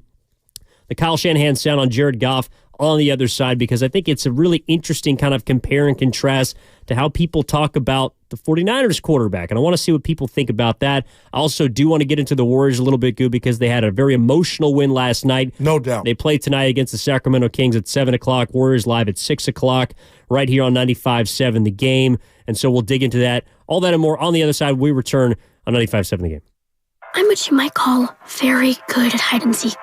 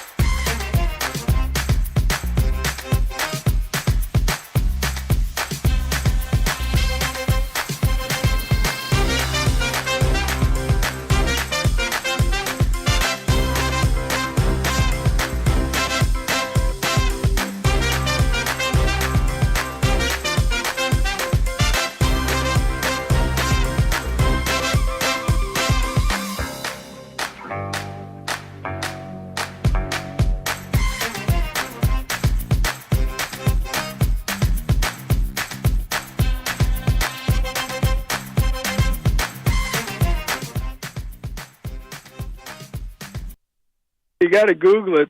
Now, back to Steiny and Guru on 95.7 The Game. Well, the real 49er fans, please stand up. Please stand up. Evan Giddings with Daryl the Guru Johnson. Steiny's going to be back as soon as he gets over his hip surgery. He's feeling all right, though. He's on the up. So are the 49ers, man. Again, we are hosting the city of Santa Clara. Not we. Is hosting the NFC Championship for the second time in 5 years. They're hosting an NFC Championship game for the fourth time in the last 5 years. The Niners are in the Final Four game, and they have a chance to get to the Super Bowl to play the winner of either Baltimore or Kansas City. Goo, I'll be going to the game. I was just talking to Lucas Alexander, director of sports, about all the parking arrangements, where we're going. Yeah, I love it. That's what the title says. But I'm excited to be going to this game. I'm excited to be driving down on Sunday. And you should. And Niner fans should have their chest out. And I don't just want to, come across as I don't understand the how heavy this is when you talk about getting to this plateau. The Niners should be proud. All I want for Kyle Shanahan more than any other player on the team, Evan, this is going to sound crazy, is I want you to get credit for your work. And if you're out there driving or listening, you're saying, what work? The work that Kyle and John put in 2019, actually before 19, you had a chance to get a Super Bowl. You've had multiple other chances in NFC Championship games that you played in that I thought you were better than the other team, but for whatever reason, you couldn't close. Put the coffee down. So now here you go again. You talked about it the second time in 5 years. You got the Lions on grass. We haven't even talked about, if you want to go there, Evan, that offense or that team is just a different team on grass. So, everything is pointing up for the Niners to punch that ticket and go to Viva Las Vegas, man. Yeah, look, the Lions they're good on the road this year for most people's standards. 6-3 on the road. They got losses to the Ravens. They got absolutely dismantled by Baltimore in Week 7. That they did. They had a bad loss to the Chicago Bears in Week 14. Got beaten by Justin Fields.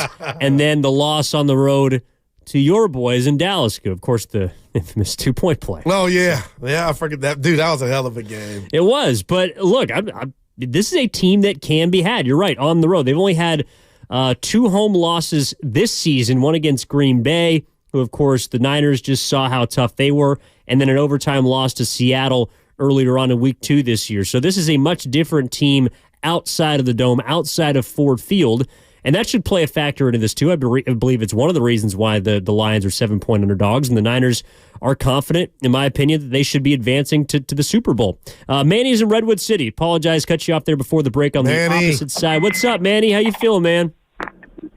Hey, I'm ready for this game on Sunday. I feel like the Lions are trying to emulate our game. They try to mirror our game, our team. They got their run game to start it off, and then they try to, get the receivers out there. But I think the experience is going to make the difference, man, because we're the dogs in the fight. We're the big dogs. We got the experience. I got Bosa over Hutch. I got McCaffrey over Montgomery and Gibbs, whoever they want to throw at us.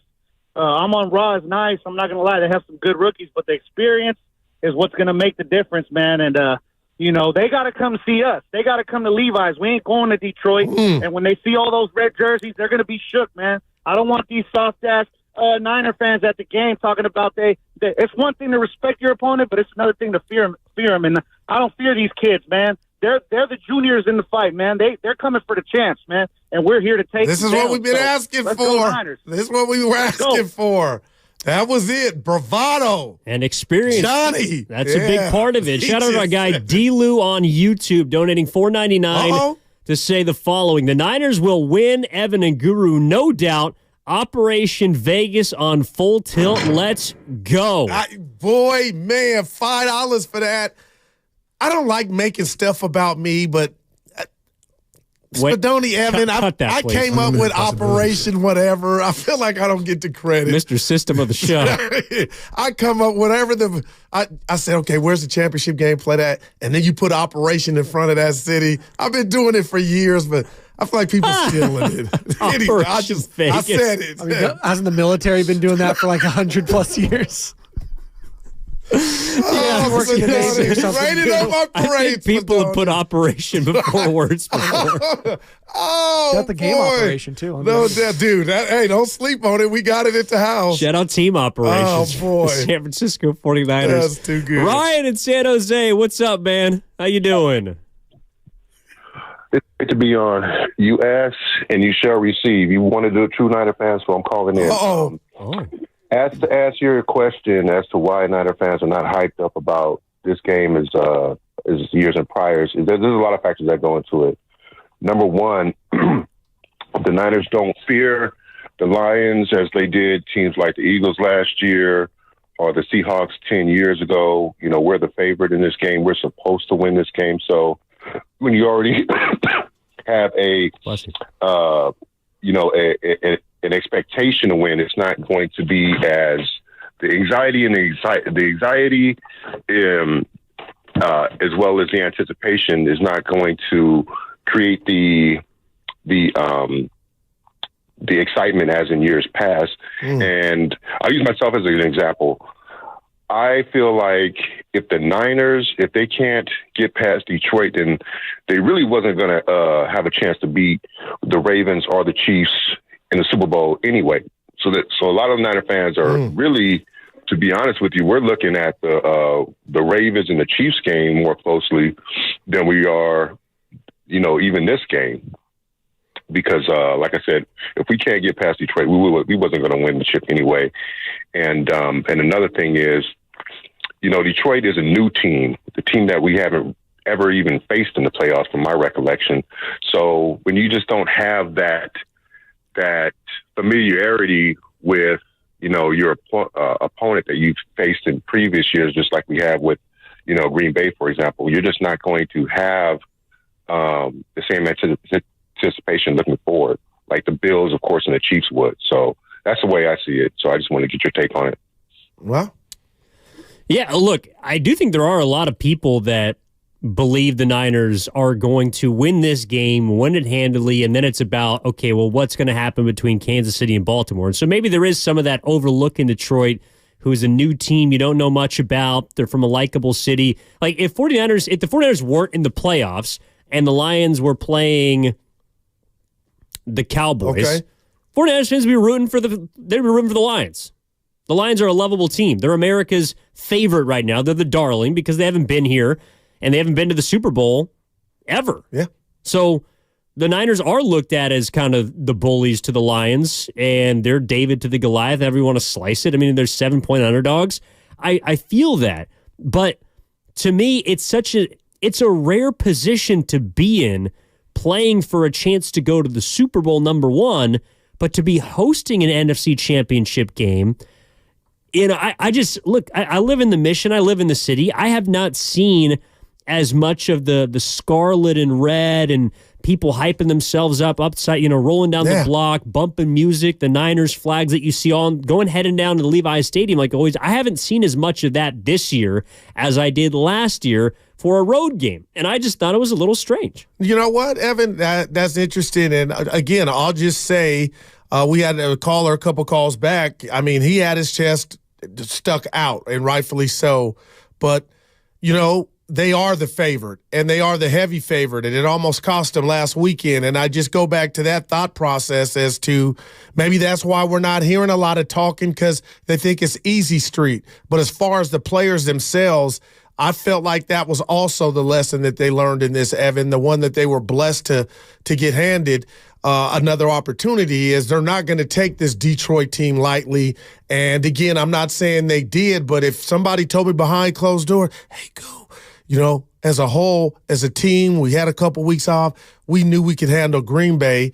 I don't think that will happen versus Detroit. But Evan, as far as the bumper stickers and the stuff outside, I don't get it. And maybe that will be on blast for 2 weeks if they take care of business and get to the Super Bowl, and then we see it all, have it look like the first time, in 1981 when they were playing the Bengals, old school. Yeah, and no, look, I mean, this town's going to explode if they have a chance to go and win to the Super Bowl. There's no doubt. Great word, explode. And maybe it's just the fact that they've been here so often, so recently, that this is just expected. And I think most people did expect them to be at this point again. They might have had them playing a different team, but the Niners looked like off of last offseason that they were going to be loaded. They went out and they got Hargrave. They extended Bosa. They moved on from Trey Lance. They went all in on Brock Purdy, and it's been rewarded with a number 1 seed season and a host of the NFC Championship, or a host throughout the entire playoffs. So I think that plays into it too. The expectation of the 49ers being here. All I'm saying is that to do what they've done for the last 5 years, even though they have not won a Super Bowl, it is rare. And it does suck that they haven't won it, and it is heartbreaking and it's ripping. But again, there are other teams. And like if Baltimore, for example, gets upset by Kansas City, I mean that's not even an upset to me. But I hear what you're saying. Well, just betting underdog. Gotcha. You know that will be an upset. They've been the number 1 team all year. They've been historically great, just like the Niners' offense has been historically great. I feel like this is their best shot to go win it, and so sure, it is absolutely going to hurt if they don't do it. But to me, that doesn't take away from the anticipation of the excitement of the event itself. All right. At least, I don't know. I don't disagree. I just, if somehow this doesn't, and I don't want to go down negative street, but I'll just throw this at you and the listeners, Evan. If somehow they lose this game, this would be 3 NFC Championship losses in a row. I would get vibes of Andy Reid in Philadelphia, who went to 4 and got to 1 Super Bowl. So Niner fans don't want any part of that. It's about being positive and getting to the Super Bowl. So we'll see, Evan. And I'm telling you, I don't got no dog in the fight, but I'm from the Bay, so I don't hate the Niners. I'm rooting for the fans. I got friends and family and my dad with a ticket for the Niners, not only to win the NFC, to win the Super Bowl. Evan, your boy might go to Vegas, not the game, just go to Vegas to watch the game in a venue that would be like you were at the game. Like, that's on the table for your boy. Like, I'm Operation ready to do Vegas. that. Operation Vegas. Yeah, you know the origin. Comcast Business text line from the 669. Real 49ers fans right here. Can't call in because I'm at work. Appreciate you listening. 49ers are winning this game. The score doesn't matter. There's no way our season ends on this Sunday. The time is now. I do think there's a large contingency of fans that feel that way as well. 888-957-9570 is the number if you want to get in on the conversation. Couple of notes to report from down in Santa Clara. Kyle Shanahan expressing that Debo Samuel, a limited participant, of course, much better than him missing practice yesterday. It is Thursday, but that is a trend in the right direction for Debo Samuel, who is listed as a 50-50, according to Adam Schefter, after suffering a shoulder injury in the divisional round game against the Packers. One thing that Shanahan said yesterday, I know he's talking at the podium today. He talks every single week. Also, Steve Wilkes is available today. He's going to be talking as well.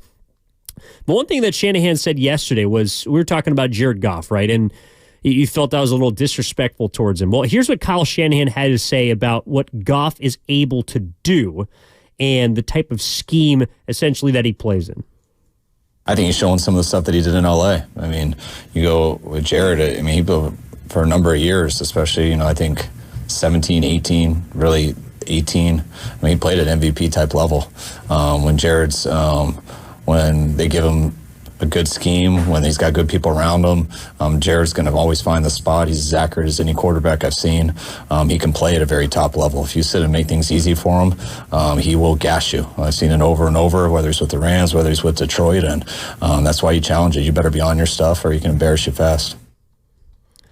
Now, the great Mark Grandy, producer for the afternoon show, did a fantastic job of just kind of editing this a little bit down. Let's see how different it sounds if you take out Goff in the reference. He played at MVP-type level. Give him a good scheme, when he's got good people around him, he's going to always find the spot. He's as accurate as any quarterback I've seen. He can play at a very top level. If you sit and make things easy for him, he will gas you. I've seen it over and over. That's why you challenge it. You better be on your stuff or he can embarrass you fast. See, guys, wow, I love that, man. What'd you make of that, guy? Yeah, man. You could have inserted a bunch of who? Man, who could you have inserted for Jared and Goff there? I have no idea. If you make things easy for him, if you put weapons around him, he plays an MVP level and he's accurate. He can gash you, but pretty much if everything is just set up for him on a silver platter. I'll tell you what. Kyle, you didn't mention that Goff's 3-6 against your Niners, against the Niners. So he has not fared well against Kyle Shanahan and this team in the red and gold. But at the end of the day, Evan, he's on a new team, right? This is Detroit Lions. Mm-hmm. They're rolling. So we'll see. We're all excited. And I got to ask you this. I'm not being negative. Yeah. Would you take him over Purdy? Because you said earlier you wouldn't take him over our guy from Jordan Love? Jordan Love. And I thought you were being not unfair, but too caught up in the moment. Oh, I just think, I've also been caught up in the last 10 weeks that Jordan Love has been playing at an elite level. Yeah. So I think Jordan Love's a more dynamic quarterback than both Jared Goff and Brock Purdy. But if you're asking me between Brock and Goff, I would take Brock because I think they do similar things in the pocket. And Goff might even be a little more accurate than Brock Purdy is, but Purdy, he improvises much better than Jared Goff does. And that is something I do think you need come postseason time because the pocket is inevitably going to break down. You're not going to have a clean opportunity to throw every single play. You're going to have to make moves with your legs. And remember, one of the big plays on that last drive against Green Bay was we talked about the spin move. Purdy scooting out of the pocket and running for 9 yards to set up that touchdown run. That is something I cannot envision Jared Goff doing, and that to me is the separation between the two. Yeah, and we'll see it all play out. But again, like I said, maybe I should have said arm talent, throws outside the hashes. Jared Goff, to me, a lot of that I'm basing on my decision in regard to me taking Goff. But Evan, this is second time in the NFC Championship game with a different team. And we could say, it was McVay, it was this or that. But, he's proven himself to be a stud, man. That's Jared Goff. So we'll see how successful he is trying to carve up this Niner defense. I also think with Goff, too, and this is kind of a larger point that I think we've been exposed to in the playoffs and really have been the last few years. It's like all the best quarterbacks are in the AFC. The majority of the best quarterbacks are in the AFC. Burrow, Jackson, Mahomes, Lamar, Josh Allen. They got guys up and down the list. C.J. Stroud now. C.J. Stroud is a budding rookie. Like in the NFC, you might have seen the divisional round, the kind of matchup we're going to see in the playoffs the next few years. Purdy versus Love. Yeah. Jared Goff is a top 3 or top 4 NFC quarterback. Are you done with Hurts, or are you going to give him a pass? Maybe he was hurt. He was an MVP runner-up a year ago, so I'm not gonna write him off. How about Dak? Dak is a solid quarterback. He hasn't played well in the postseason. Right. And that's his major shortcoming. But he was a second-team All-Pro in the regular season this year. Yeah. I don't know if he deserved to be voted over Purdy, but he was certainly one of the second or third best quarterbacks, statistically speaking, in the league. It's just interesting to me that, when you look at the quarterback position, I think Shanahan is talking about a lot of guys, and a lot of those dudes are in the NFC, the guys that need good surroundings, that need weapons, that need everything to kind of go their way. He is talking about primarily NFC quarterbacks. Like, for example, Trevor Lawrence. He's solid, right? Had a 27-point lead in the playoffs. He came back, yeah, exactly. He's got the third greatest comeback in postseason history on his belt. Okay. He's like the 6th or 7th best quarterback in his conference. So, the Niners don't have to worry about the dynamic signal callers and the way that teams on the other side of the conference do. Like, Jordan Love might be the biggest dual threat that they have to face, because I also think Jordan Love he's a much better passer than Jalen Hurts is. And Hurts can hurt you more with his legs, but Jordan Love is probably the epitome of a dual threat quarterback, someone that gives the Niners defense trouble.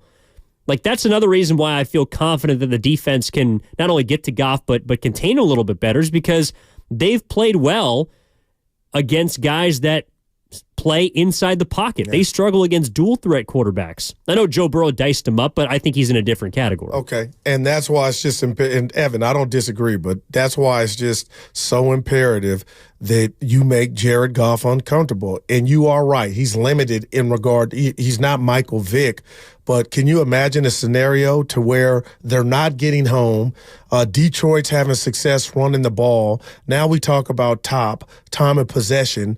I mean, you know, I'm sitting here like, oh, my God, and maybe that's what Marks was talking about, this being a bad matchup for the Niners. I don't agree. I don't know as much football as Marks, but you're right. He is a sitting duck. He is a target back there compared to Jordan Love. So can the Niners front or D get after him? And, Evan, we've seen games, and you just mentioned it was a great example, Joe Burrow, who some could cement feet, but he didn't even need to have quick feet against this Niner team because he was first read, bam, ball was out.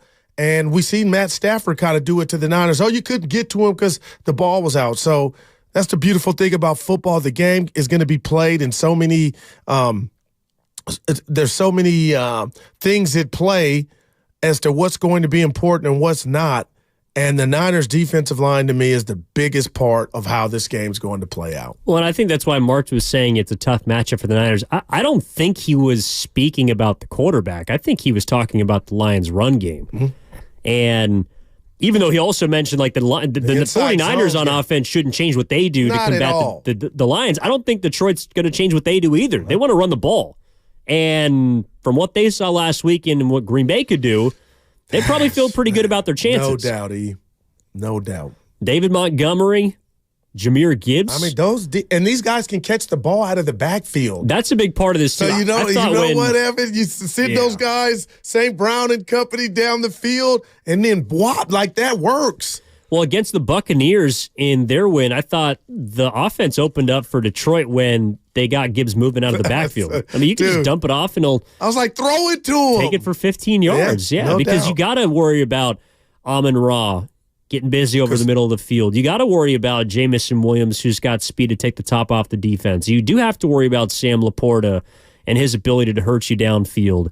And for a majority of that game, not a majority, I'm being honest, Tampa Bay had that under control. I was like, oh, no fly zone. Like they knew.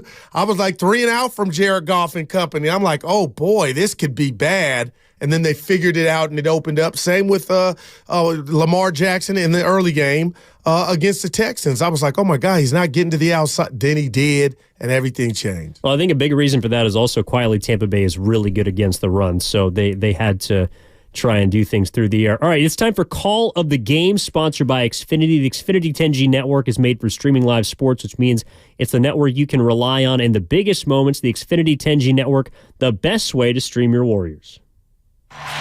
The night started with some tears, with some joy, and celebrating a life that was cut far too short. And Coach Decky, a lot of emotion to start this night for the Golden State Warriors. It's been a very, very tough week. And after 8 days, they got back to doing what they love to do, which is play NBA basketball. They have come away with a win. That was Tim Roy on the call last night. The final call of the Warriors' 134-112 victory against the Atlanta Hawks. Obviously a very emotional evening for the Golden State Warriors. You want to dig into that on the other side, specifically the pregame and, of course, the game itself. Jonathan Kuminga had a big night as the Warriors defeat the Atlanta Hawks in their first time back on the court in fact, over a week. So we'll get into that on the other side as we continue on. Also, some 49ers coming up. Of course, Debo Samuel, limited participant in practice earlier today. I do want to dig into something else that kind of caught my ear from Kyle Shanahan's press conference yesterday, and also what Dan Campbell had to say about the 49ers themselves. We'll get into that and more. But next, we do need to devote some time to the Warriors and what they did last night, because it was an emotional victory, and I think an important one for Golden State. Evan Giddings in for Matt Steinmetz with Daryl the Guru Johnson. We're back after this on 95.7 The Game. The Road to Vegas is brought to you by West Credit Union, working for you today, tomorrow, together. When my daughter gets a cold,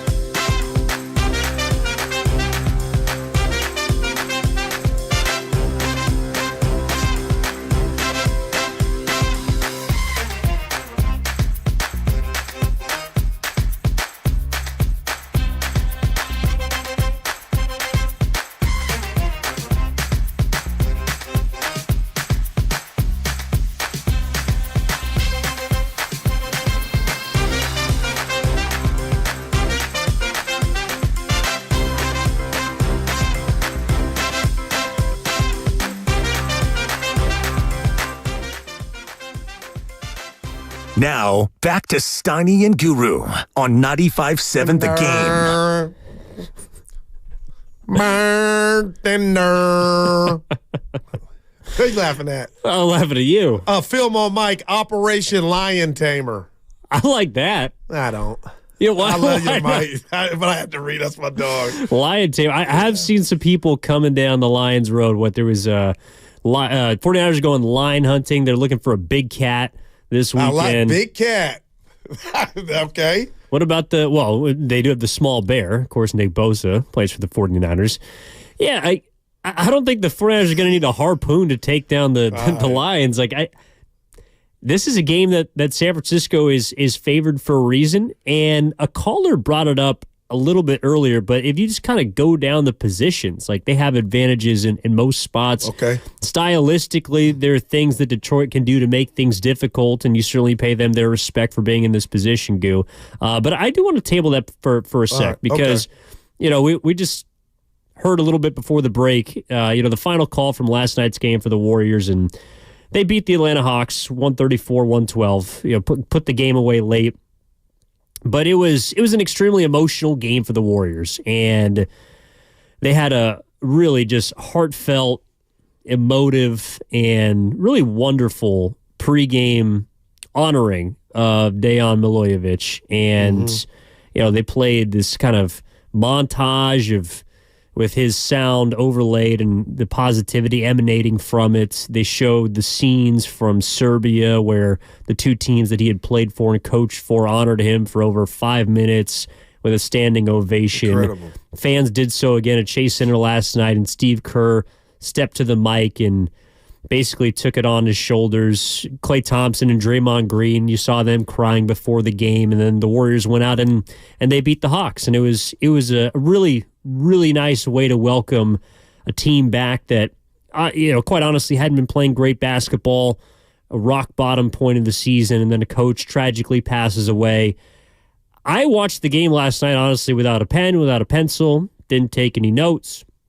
I was happy to see the Warriors out there just back on the court, and that haven that Steve Kerr mentioned to Dibs and FP a couple of days ago on this station, it looked like it. It looked like a place for them to escape a very dark place, and for them to go out and do what they did, Goo, I want to give them a round of applause because I can't imagine being in that position, and not just to go out and win, but to go out and play with a joy that I'm sure has been very difficult to find in the last week. No doubt. And, Evan, that was well said. And kudos to the Warrior players and organization and even the fans.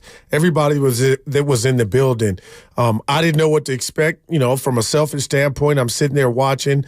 I'm feeling melancholy because I know it's serious and what he meant, and to see everybody that he was in contact with. But, Evan, this is just me, and I don't know if I'm wrong here, but, when I see his family, I see mine, and I just think man, this is so heavy. And there was one Warrior player, I forget his name, that said that this has taught them that they will not take even the games for granted any longer. And that kind of hit me. But I mean, just to see the obvious raw emotion, it was man, they got to go out there and work and play a basketball game and try to be normal when they're hurting. Kudos, man, because I don't think I could have done it. And I heard the guys this morning just capture the moment too from how they felt watching it. But I will say this, Evan, there are things called angels in our world, if you believe in them. And I'm watching the Warriors play basketball after the beautiful ceremony and thoughtful words. I do wonder now if there's an at ease to this process. When you talk about attacking the rest of the season and being professionals and trying to honor this man, Dejan. So I'm eager to see the game tonight because I know, the guys still have heavy hearts and they're going to have it for the rest of the season. But, Evan, could you imagine if somehow, and I know a lot of people probably don't want to hear this, but if somehow a week from now, or if I see you Monday after handling business against SAC, the Lakers coming to town on Saturday, if we're talking about maybe, 4 or 5 and 5 or 6 and them doing it to honor their guy, and they're doing that just by showing up and playing. But if somehow this has got them to kind of, it ain't that important. We know what's important. A member of ours is gone. His family is hurting. We're hurting. And kind of just taking that approach of, this all could be gone tomorrow, which we've all experienced. I lost my mother, and everybody has somebody that they could think of. So, and the Warriors lost their brother. I am kind of, I don't know, it's kind of renewed my, not, they lost the game or they're down 20. It's almost just cherishing the opportunity to watch the Warriors play, if that makes any sense. No, I'm with you. And, I appreciate you sharing all that you do with the listeners and, of course, with me off the air. But I think the Warriors, they needed a reset, and that's the wrong kind of reset. But it looked like last night they were a team that was, I was ready to get back out there. That was... and I felt so bad. Like, his family was there, his daughter, his son, his wife was there, and they were showing them before the game. Evan. And from it to go from that point, from tears to at the 9:20 mark in the fourth quarter, when Kuminga, who was incredible 11 last of 11, night, tied a franchise record with Chris Mullin. Anytime you're in a conversation with him, you're doing some great things. And it was the little pick six he got in transition, goes in for the dunk, timeout Atlanta. To go from the pregame ceremony where there are tears in abundance from everyone to Steve Kerr, they're panning to him on the sideline after Atlanta calls the timeout, and he's smiling and he's laughing. Dapping and the up Warriors are playing with joy again.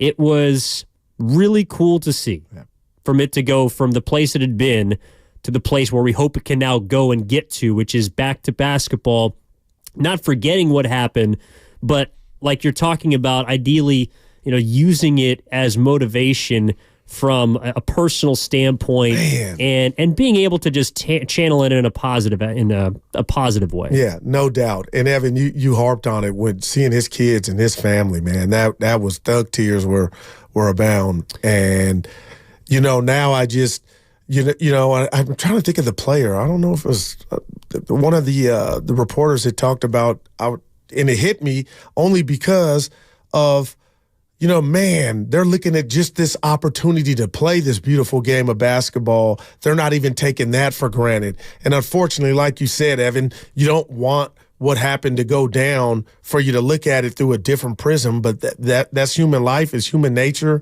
And right now, what they put on as an organization, as a league, the fans yesterday was special, and I just, again, my heart ached for all his family members and everybody that came in contact with him, and that was everybody in the building, the players and the coaches, Evan. So we'll see. And guess what? They got a game. They got to go back there and play a back-to-back tonight. Now, some might be like, you know what, Guru, that might be a good thing. I don't know from a basketball standpoint, but they did their brother well, man, because that was well done. Yeah, and I don't want to make it about honoring him through wins and losses. Like, you honored them with the effort and how you play, and he's a big part of the Warriors the last 3 seasons. Of course, was a part of their 2022 championship and has been a big part of the Warriors family and really the NBA family, both international and here in America. So, it's not going to be easy. And look, the Warriors are still a team, and I'm sure we'll get into it as we move forward. There's not a lot of time before the deadline, but a couple of trades have been made around the rest of the NBA. Are they a team that needs to still make improvements? Are they a team that can internally get better? Can they play plus 500 basketball the rest of the way? They have to if they want to make the playoffs, because right now they're still 3 games below 500. But, it puts into perspective, just how important life actually is. And the Warriors are a great escape. Like, it just had me kind of reminded yesterday, like, why I watch sports as much as I do. It's sports, I think I heard it defined when I was a kid as an escape, right? An escape from reality. That's mine. Well, for me, it's a part of my life. I mean, it's what we do every single day for 4 hours, right? We talk sports. Yeah. Sports are intertwined with our reality. And I think they are for a lot of people, both that listen to the show, that chime in on YouTube, on our text line, that call in each and every day. They call in because sports are like you walk hand in hand with it. And to see the Warriors be able to balance that aspect of things that, we get to kind of cover on a daily basis with the harsh reality that is their guy not being around anymore to hold their hand through what they do on a day-to-day basis was a reality check for me. And that's why when I was watching the game, I didn't have any big takeaway from last night. Kuminga was awesome, and the Warriors made 50% of their threes, and that's all well and good. But I'm not sitting up here talking X's and O's today because it didn't really matter. They won the game, and it was emotional, and it was impressive, and it was fun to get back to watching the Warriors do what we have always loved watching them do, which is play basketball. And that was the reality check that I kind of got last night. And I'll tell you what, I didn't have the phone in my hand, Evan. I was numb. I was numb to normally I want to, oh my gosh, this happened or that happened about said game, and you go out on X and you type it, you type how you're feeling, but none of that was even. Yesterday was just off limits. It was just I was watching the guys come together, and they did that during these 8 days off, Evan, morning, trying to get to this point to where they could, stomach playing a 48-minute basketball game. But I'm with you. The word I use is numb. I was numb to the normal, reactionary phase of me watching a game and it coming down. He did this or that. It was just I was watching. I knew guys were hurting, and they put their best foot forward to try to get through it. And it'll probably be that way again tonight, Evan. I'm sure it will be. Tom's in Sonoma, was at the game last night, wants to chime in. 888-957-9570 is the number. What's up, Tom? You're on 95.7 The Game. Guru, hey, Evan, how you guys doing, man? Hey. Good, man. How are you? Hey, never seen a game with so many emotions, man. I mean, I laughed, I cried, I was excited. What a class organization the Warriors are to give Coach Milojevic a send-off, man. I mean, that was really special. I feel this was the best game the Warriors played all year. I seen Wiggins, man, play his best game. He didn't score a lot of points, but he was aggressive on the offense and the defense. I loved the way he played. I'm going to tell you, man, Kuminga, we've seen this guy grow up right in front of our eyes. This was his best game in his NBA career. He would have had 12 for 12 if Draymond didn't smoke that ball underneath the basket for a dunk. He would have went 12 for 12. Think about that. Hey, Guru, man, always love talking to you, man. Evan, you guys have a wonderful day. Buddy. Thank you for letting me speak. And I look forward to talking to you guys in the future, man. Thanks, Tom. Yeah. I mean, Tom ran the list, a bunch of emotions, and he wasn't the only one. Yeah, and they're going to have to load up again tonight against a pretty good Sacramento team. They got another game in a couple of days against the Lakers, and we're going to see this team, start getting back into basketball and try to figure this season out, which has not been going in the right direction for them. But to his point, he felt like that was their best game of the season, and I can't necessarily blame him, especially with the way that it started, just how beautiful the intro was, the pregame ceremony, and then the beautiful brand of basketball that they played last night. You just hope that can continue. Yeah, no doubt. And Evan, I guess maybe by Saturday I'll start to ponder or wonder if this team by the 8th of February, if this is the team that, it will be, or will it look different? I know I don't want to ask you now where you at on that, but, that deadline is looming, and I do wonder, with the things that have transpired, do you kind of just keep it together and let these guys, see how far they can go or what they can accomplish?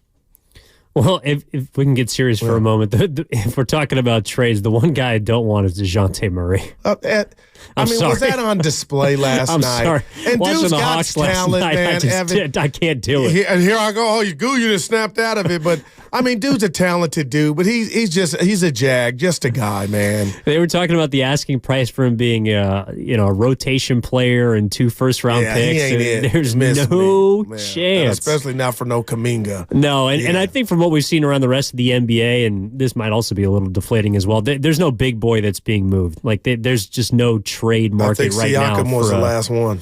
And even he might not be a big boy for a lot of people. I think Indiana likes having him, but I don't know how much he moves the needle. I don't know how much he would move the needle if he's in Golden State. So, look, the Warriors got a much-needed victory last night, a much-needed, just performance to get back out there and get back to doing what they know best, getting back into the professional aspect of things, and hopefully trying to, as much as they can, not saying that everyone's going to be able to immediately or everyone's going to move at their own speed. The only thing that I tweeted out last night, Goo, is that Steve Kerr's the man. I mean, he's just the man. Listening to him speak in front of 20,000 people, I don't know if he had to do that or if he chose to do it, but just to listen to the way that he has dealt with all of this since it's happened has been... It's been inspirational, honestly. I mean what I'm about to say, and I've said it on these airways before. If that man ran for office, Evan, I could see it happening, and I would vote for him. There's been so many tragedies throughout our society, and he's never, not once afraid. I mean, not asked, he'll volunteer what's on his mind and what should be done and what, and I just appreciate that raw and uncut honesty, and his voice, his mannerisms just meet the moment. I'm a Steve Kerr fan. The basketball aspect of it, and also just the man and who he is as a dad and a husband or whatnot. But I appreciate Steve Kerr. I wish we had more of him, man. Yeah, so a really nice win for the Warriors last night. Looking forward to seeing what they do tonight against the Sacramento Kings. Again, 7 o'clock tip. You can hear all the action live on 95.7 The Game. Warriors live an hour before. Talked about the kind of sound that caught my ear from the press conference over the last couple of days. And specifically, Goo, as we get back into the 49ers, it came from Dan Campbell, because we talked to Mike Martz, was the OC for him earlier, discussed the aggressive nature of Campbell. He's a hard-hitting type of tight end, a hard-hitting, certainly a head coach, a physically imposing type of figure, and you can kind of see it in his coaching style, especially with, opposite up against Kyle Shanahan. But here's what he had to say. It does a hit, of course, with their flagship out of Detroit. Here's, according to Dan Campbell, the biggest challenge for Detroit against the Niners. That's easy. It's the distractions. That's the easiest one. All right. Getting ready for these guys is not going to be hard. Knowing what we're getting ready to face, the type of team they are, we already know it's a hard-nosed team. These are, to me, we're two juggernauts that are just going to be swinging at each other. It's not that. It's all the other stuff. It's all the interview requests. It's all the, hey, you look at all the plays you made in this game. You are the best player on their team. What are you going to do this week? Don't you think you need the ball more? Don't you think you need more opportunities for sacks? Don't you think they need to blitz you more? Hey, will you come over here and let's do this GQ shoot? So it's all the distractions. And as long as we block those out and just stay on course, we'll be fine. That's the challenge, though, right? I mean, the Niners put you in a compromised position where you have to choose what distracts you and what doesn't. He's talking about, yes, throughout the week there are distractions, but in the game, all that pre-snap motion, all that window dressing, it's meant to have you looking back and say that's what we should have done, but in the moment, you can't stop it. Right, and I like Campbell. I respect him, but again, he knows more football than I. But hearing that, I would say, dude, you got it wrong. You got a problem on the field come Sunday. That's the pack that you need to be worried about. And I do get what he's saying about the distractions, but the reality is for your team to come in here and pull off an upset, you got to stop McCaffrey, Debo if he plays, and the rest of this Niner offense, and have an offense be able to cut up or carve a Niner stout defense. So to me, in my world, from my vantage point, Evan, that is way more difficult than the GQ stuff and the this or that. I mean, obviously he disagrees, but it's about talent and beating the man in front of you. And right now, he put himself, like he said, that's the easy part. So he's thinking his team, and I get it, is as good as the Niners. I don't. So that's the part I don't think you can manipulate, or that gap you can bridge by Sunday. Maybe you can. You'll shock the world. But all that other stuff you were talking about, if we just focus and watch the film and not worry about our touches, the game will be close. Nah, I don't believe that to be the case, and that's what I heard him say, that's more what he's worried about. Well, and I don't want to put words in your mouth. It sounds like you think he's kind of calling him soft. Yeah. The 49ers. That I didn't get. I got him thinking that his team is as good as the Niners, like equally good. See, I took away from that, he's calling the 49ers a finesse team. Like, the reason why they're as good as they are is because of how distracting they can be and how many problems they pose due to the distractions on the field. Not because of how damn good they are, like their talent. What? I mean, so I mean, to me, when I hear that, I don't know if it sounds disrespectful to 49ers fans, but I'd be more worried about the fact that they got 7 All-Pros, that they got a quarterback that's been one of the most efficient passers in the history of the NFL in terms of a single season. I'd be more worried about the fact that Kyle Shanahan's been putting up 30 points on the regular, especially at home. No doubt. The fact that you guys have lost the majority of your home games when you've been outside of the dome. Like, there are bigger problems to me that are posed as opposed to the distractions. Right. No, I'm with you. And that's what – and the uncanny part of this to me was the fact that he kind of said, I'm not even worried about on the field, and what problems they present. We're equally as good as the Niners. And that's the part that caught me like, well, one, you can feel that way. No, you're not. And two, if you think it's just about not worrying about your touches and getting prepared for the game, and that's going to get you over the hump and beat this team, I think you're looking at that wrong, Campbell. Now, here's what Kyle Shanahan had to say about his opposition and the Lions' offense. He's a really good football player, and they get him the ball in a number of different ways. So there's no way to just cover a guy. You don't just say cover him in man, cover him in zone. It's about defending the team and the scheme. And when you do that, you usually make it harder for a good player too. And if you don't, their scheme gets going. They run the ball well. They throw the ball, whatever it is, and you're just trying to defend both. And then you're going to get a guy like that good looks. And when you get a guy like that good looks, it's similar to when you get guys like that we have good looks. It's not easy to stop him. Yeah, he's talking about Amon-Ra St. Brown, who's a first-team All-Pro receiver. Yeah, that's the guy.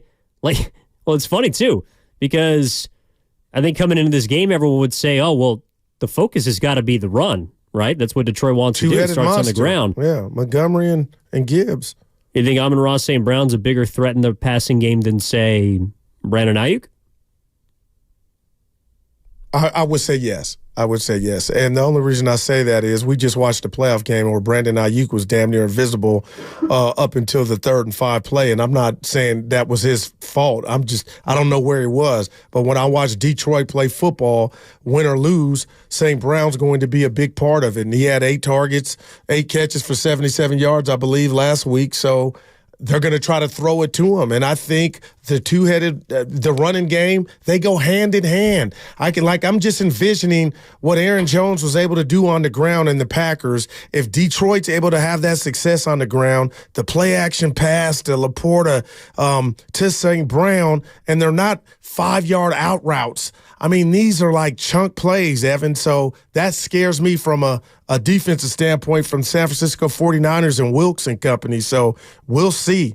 But if you're asking me, do I think St. Brown is better than Ayuk? No, but I think he's featured more in his offense for damn sure.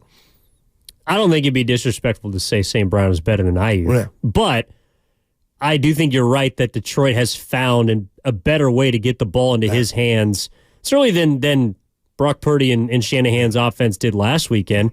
Like 3 catches for Brandon Ayuk to me is, I know we're slicing up the math, but to me that's not enough. If he is your best receiver, and especially with missing Debo Samuel for most of that game, I know if he's out there this weekend, you got touches to kind of pass up and to distribute, but Brandon Ayuk has to be a much more frequent part of the game plan this week to me. Number 1, because that's how good he is, but number 2, because this Lions' weakness is their secondary. Kind of like the same way the Niners' weakness is their secondary. You can beat them through the air. Baker had 349 on him. And if he can do that, Purdy should be able to do that and more. Yes, he did. All right, when we return, we're going to discuss something. Look, the AP awards and the candidates came out today, and there's a lot of 49ers, as you might expect. But I'm curious, we're going to talk about who you think has the best chance to bring home hardware. Not saying they will, but if you look at the MVP OPOY Coach of the Year. We got 49ers up and down the list. It came out earlier today. I'm curious what you guys think. Who has the best chance to bring home hardware as the 49ers get set for the Detroit Lions on Sunday, 3:30 kick. Evan Giddings in for Matt Steinmetz alongside Daryl the Guru Johnson. Also a reminder, you can catch all 4 hours of Steiny and Guru on the free Odyssey app. Plus watch us on YouTube and Twitch, powered by First NorCal Credit Union. Stop into Safeway this week for savings on all your favorite.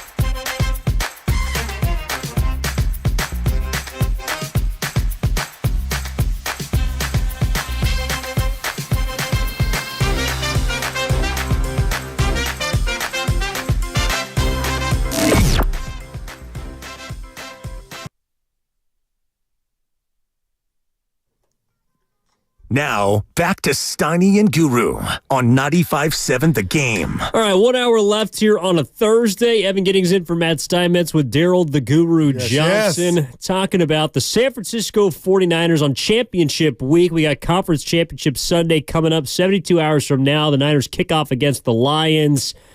And we did find out that there could be some hardware, potentially. More hardware coming to San Francisco. Awards. Yeah, the Associated Press came out with their NFL award nominees earlier today, involved in the MVP finalists, Brock Purdy, Christian McCaffrey, Offensive Player of the Year, Christian McCaffrey. No DPOY candidate this season. Nick Bosa won it last year. And then Coach of the Year, among others, including Dan Campbell, is Kyle Shanahan. So if I had to, I don't know, just kind of throw out a hypothetical of like who you think realistically, I don't think anyone in the MVP or maybe even the Coach of the Year candidate is actually going to win the award. But who do you think would be most likely to? McCaffrey. Yeah, I would say Christian McCaffrey. That's just on everything that I've seen in totality from this season, Evan. I think that would be fair and worthy. And like you said, I don't expect him to get it. But if it were up to me, that's where my vote would go. I think so, too. Yeah, I think Christian McCaffrey is I know it always pisses people off, but look, he is so damn good. And the difference between him and the other running backs in the league, Brock Purdy is an incredible quarterback. He is really, really good, but he is, a name among a lot of names at the top of the list of quarterback lists, and Christian McCaffrey is one of one. So I do think Christian McCaffrey, like, if you're talking about where he ranks, I think he does have a better chance to win MVP. I'm curious, though, how people look at, like, the coaching matchup this weekend, right? I think Dan Campbell's the betting favorite, front runner to win Coach of the Year. I totally understand that. Deservedly so. Yeah. And Kyle Shanahan's been here often. Go ahead. He's gotten the Niners to 4 of the last 5 NFC Championship games. I don't really hear his name often at all in Coach of the Year candidate or Coach of the Year consideration. It's kind of the old, death by success. I look at, Andy Reid, who's got multiple Super Bowls, but you kind of never hear his name because you almost kind of expect it. And this coaching award's kind of been the, who comes out of nowhere type of team, Evan. You know what I mean? Sort of like the MVP has become a quarterback award, and I hate that since 2012 was the last time Adrian Peterson, a non-quarterback, won the MVP. I hate that, and I mean what I'm about to say. Had this seismic shift not happened, Christian McCaffrey would be my MVP if I had to vote. Yeah, and then I think I always wondered, just because Kyle Shanahan's roster tends to get held against him when you talk about like the hardware, the awards, but he's as good as a lot of head coaches that are on that list. DeMeco Ryans is certainly one that has done a fantastic job in Houston. Come out of nowhere. He's going to be up there. My guy I like to give Sonny crap about. Mike Tomlin. They had no business being on there? Yeah, no. But okay, all right. Oh, boy. No, but I think he should be. I mean, they had no business being in the playoffs this season. And, look, Brian Debo won it last year. How good of a head coach is he really? Yeah. But it's about that year, Evan. It's about coming out of nowhere like DeMeco Ryans. I don't know if you have the Texans as a playoff team, but I get that. That's kind of what that award is about. Not. But I think DeMeco Ryans is a good coach. Okay. I know it's his first season, but I think he's a good coach. I think Mike McDaniel, it's only his second season. He's a good coach. Kyle Shanahan is one of the best coaches in the NFL. If you have to nitpick the shortcomings, it might just be situational play calling. Yeah, no doubt about it. And I'm going to ask you this, Evan, since we're talking about it. Do you think he should have got it this year, Kyle? Or got more consideration? Well, I appreciate the fact that he was at least a finalist. I don't think last year he was. And Nick Sirianni was, which was, I think it was Dable, Doug Peterson, Sirianni was up there, and I think Kyle Shanahan is a much better head coach than Nick Sirianni. Yeah. And that's been proven this year. No doubt about it. And he's been doing it since 19. Nick Sirianni is as good as his coordinators, it appears. Flash in the pan. The biggest move that Nick Sirianni made this season was a move at D.C. Matt Patricia. Yeah. The pencil. And exactly.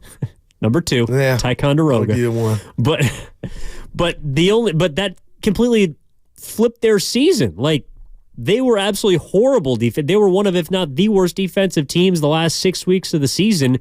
And that is the result of a move that you made at the coordinating spot. Yeah, that's that like musical chairs on the fly, Evan. And it just continued a downward spiral. You normally don't see that. You know what I mean? Like, man, that was just, it was tragedy. Not if you're a Niner fan, but watching that train wreck. Yeah, I like this from D-Lou on YouTube. We're not getting those awards, but we'll have the Lombardi Trophy. And that's what it's about, the number one right there, E.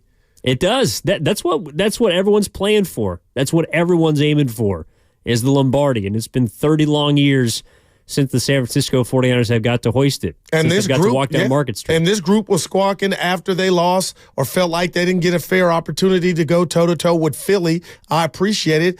I mean, the Niners, mainly the defense, some of the offensive players, Evan, you saw it, but they were not shy about it's Operation Super Bowl. We want to this great team and great roster we have, we want to churn out a chip. And they control that Sunday at 3:30 to where they could finally say, you know what, 19 we got there, should have won. We heard you, Goo.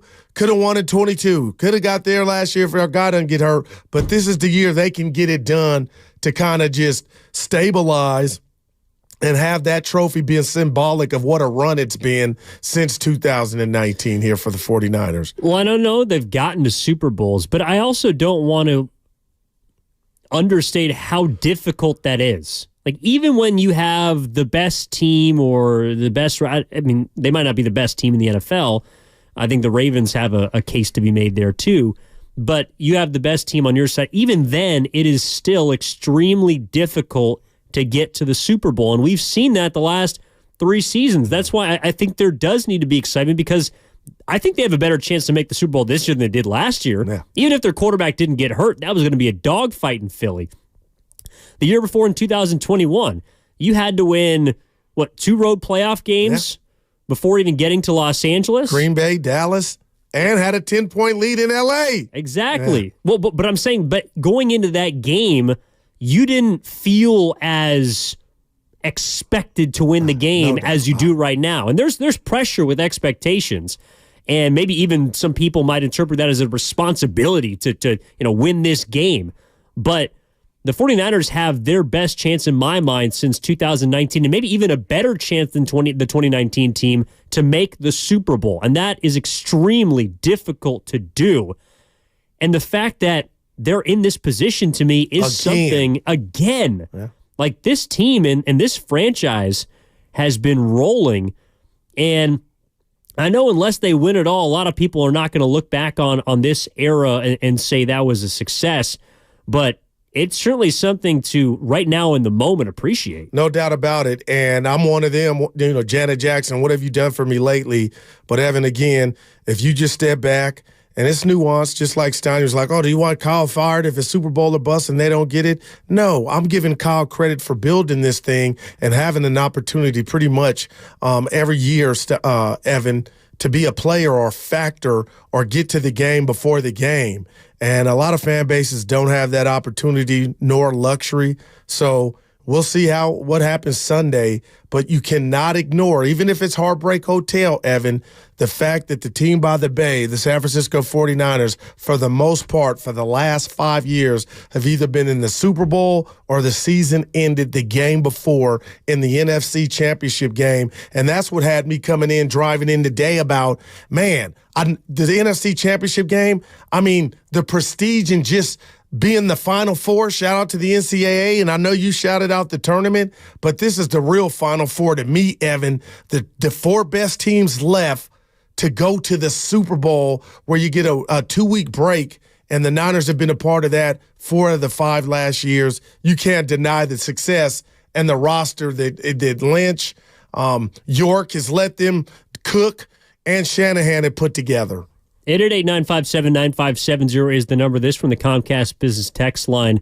From the 408, I don't think it's as much a lack of enthusiasm for the NFC Championship from Niner fans as much as it's everyone holding their breath, considering all of the playoff and Super Bowl trauma in the past decade.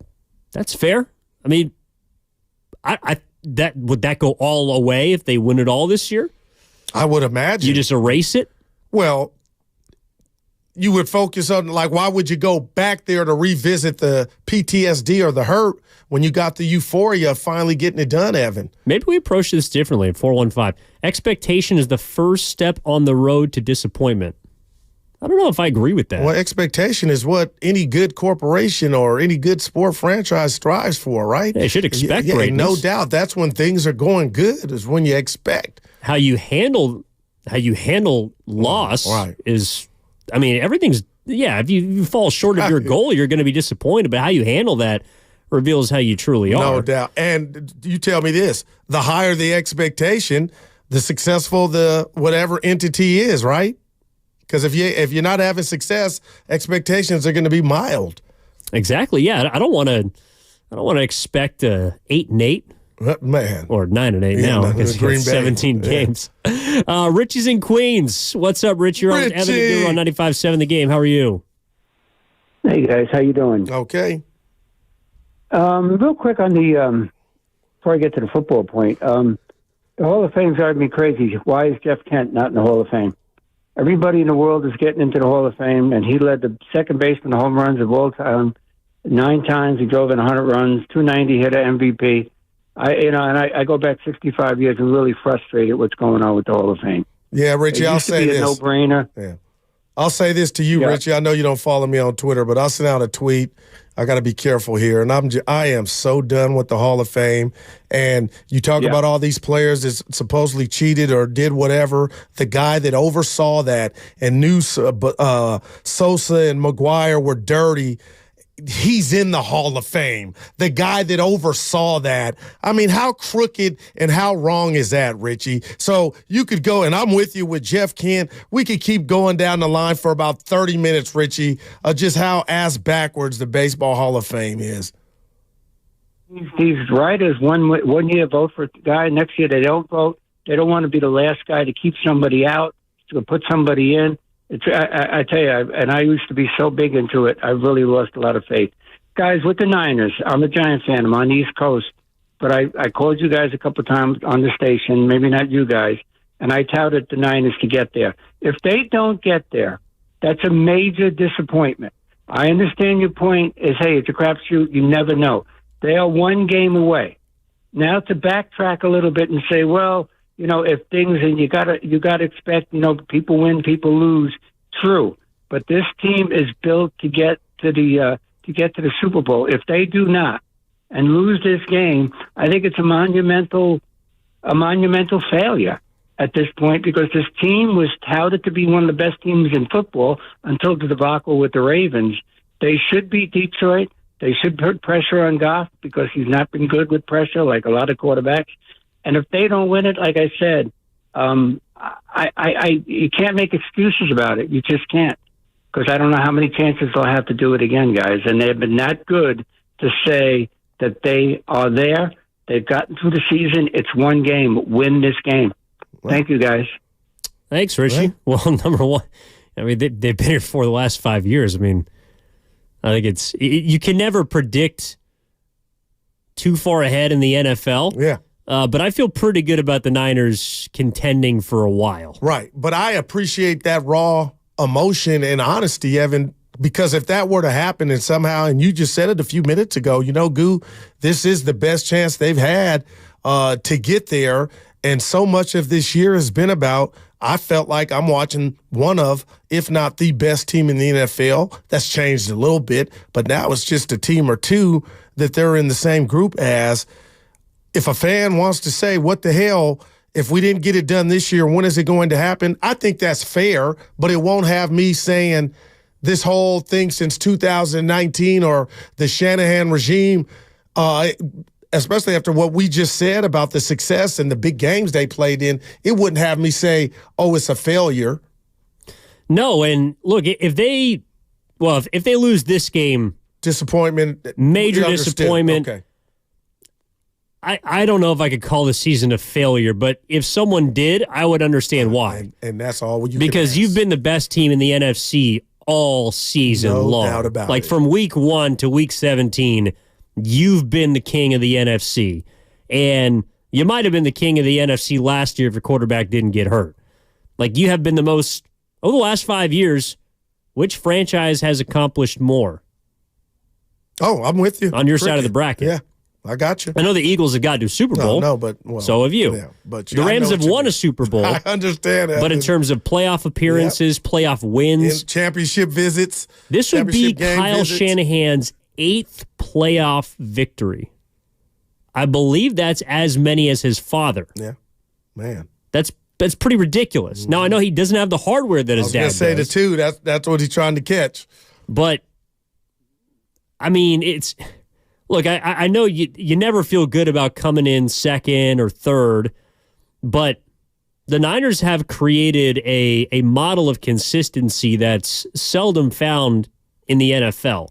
Yeah. To be in this position. And I'll say this, Evan, when you look at the rich history and tradition of the San Francisco 49ers, Walsh, Seifert, they've all culminated with the Super Bowl victory. And that's all, to me, Kyle is missing. And you would think, and we said from the outset of this season, it was Operation Home Field. They got that. You know how they got that? They went out, kicked ass, and they earned it. So I do get Niner fans, if somehow they come up short, looking around like, yeah, Guru, that's all good. Nobody's denying that. But we want our head coach, and the fans want to, the euphoria of a parade. And there's nothing, I don't see anything wrong with that.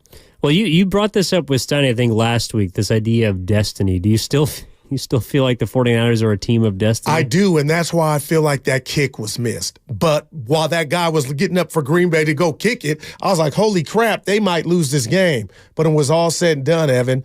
I'm like, okay, sometimes you need breaks. Sometimes you need to be lucky. And I know sometimes you create your own luck. And you talked about it as much as I'm going in on the defense. They did keep Green Bay and that game in the balance by keeping them out the end zone early and often. So I look at that game as, okay, that was an exhibition to me of destiny was on your side, that kick going wide left, and you guys going down there on the last drive. So it's still there. It's attainable for them to go to the Super Bowl and win it. Well, you look at, so the last time the Niners, well, not the last time they're in the Super Bowl, but the Harbaugh, right? They lost to the Ravens. Man. Heartbreaking loss. Yeah. The Ravens should have lost in the divisional round. Oh, yeah. Go ahead. To the Denver Broncos. Joe Flacco. Yeah. Yeah, who threw up a Hail Mary pass at the end of regulation to Jacoby Jones. And if Raheem Moore plays the ball like a center fielder, we're not talking about the Ravens. They made a run to the Super Bowl, which involved luck. And then ended up winning in overtime because Peyton Manning threw it to the other team. I remember like it was yesterday. Yeah. Teams catch breaks. And now the question is, how many breaks do the Niners need against Detroit? They needed a lot of breaks against Green Bay, but they won the game. Yeah. And you would think, Evan, if they play their game, their A game, they shouldn't need any break. You know what I mean? They go out and out execute the Detroit Lions, a team that a lot of people, not a lot, I believe everybody outside of Detroit thinks you're better than. Like, it shouldn't be, of course, it's the NFL, Evan. I'm not saying it's not going to be difficult, but if the Niners are on their A game, they should win this game.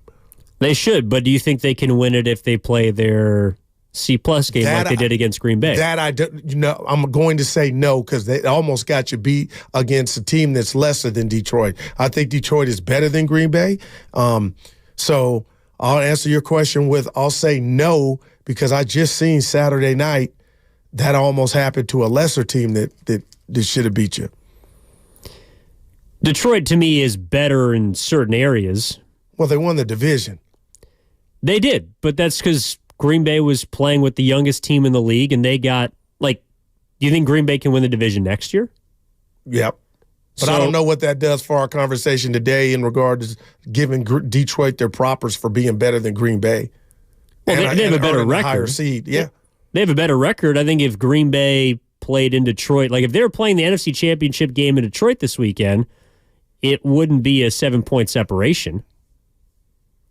Well, I don't know. Maybe it's just me. I don't know. Maybe I think a little bit too much of Green Bay. I didn't think enough of them. And 2 weeks in a row, they've shocked me, and I think I'm still stuck, Evan. Well, I also thought the Niners would be able to handle them. It's one of the reasons why I think they can take down Detroit. I think and we'll give our predictions tomorrow. But I do think they can cover the spread. Yeah. So, and that's how you get to you get to the Super Bowl by having one more point to Detroit. That's all you need. Yeah, you win this thing 7-6. Yeah. No one's going to care. Like the Niners are not going to win this like, what was it, the 1989 team where they, just cakewalked their way. They ended up beating the Broncos 55-10. It's not going to be, I don't think it's going to be one of those. Gotcha. I don't think it's one of those years, especially if you look at the AFC side and Kansas City and Baltimore, you got two behemoths on the other side of the bracket. And so much of the year when Kansas City was going through their struggles, and Baltimore had come in here and laid that L on the Niners at Christmas, I didn't look at the AFC that it didn't strike fear in me the way it has now. You know what I mean? Yeah, Kansas City is like they might not even be there. They're done. But all of a sudden now, I mean, both of those teams are, man, they're scary. They're both scary. Yeah. And one beat the Niners this year. Yeah, exactly. In your home. Pretty definitively. Exactly. And they had 100% Debo Samuel. Yeah, no weather. No weather. Maybe just a hint of wind. Speaking of weather. Wind. Everything's clearing up. I see it. Looks like it's going to be 65, 70 degrees on Sunday. It's going to be a nice day. Man. No doubt about it. It's going to be a great day for tailgating. Great day for hopefully a 49ers win. Now, do the tailgaters get to, I know Levi's, they'll show the game outside, right, on those big screens. Like you'll be inside the game. They'll have, you'll be able to see what's going on with Mahomes and Jackson. Oh, yeah. I think everyone's going to be glued to that game. I mean, that's who you find out who you play. Exactly. And you want to see which team you're going to match up with. I don't know. I mean, Are we jinxing it even talking about it? I don't think so. Okay. Like, who do you think would be the path of least resistance? That I don't know. Because I think they're both equally dangerous.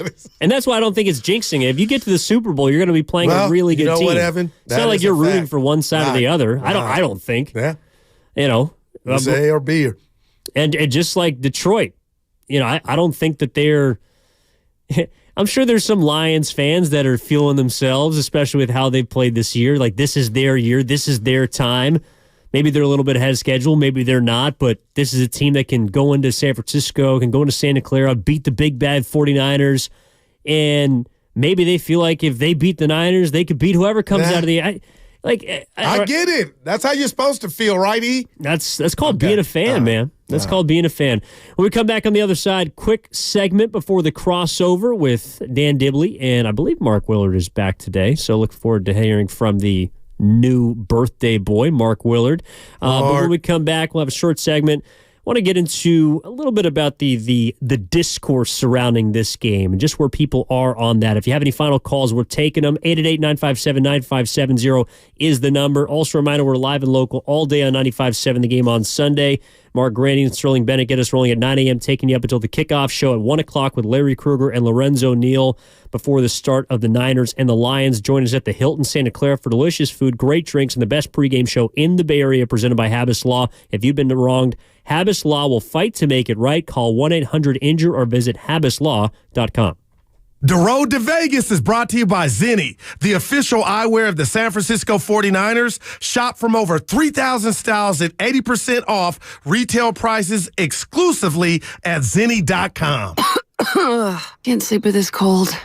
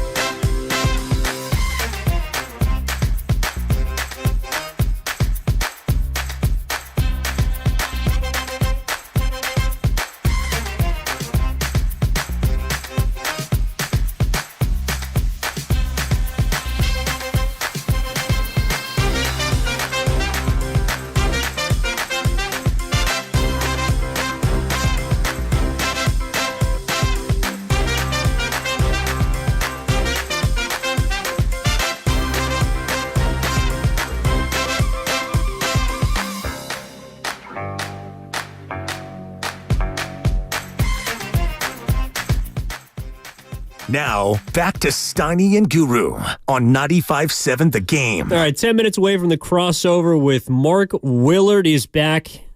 I don't think he's in person, but he's back today along with Dan Dibley. Looking forward to the crossover with those guys. New birthday boy, Mark Willard. Evan Giddings in for Matt Steinmetz with Daryl the Guru Johnson. And, we're going through some of the sound earlier, Goo.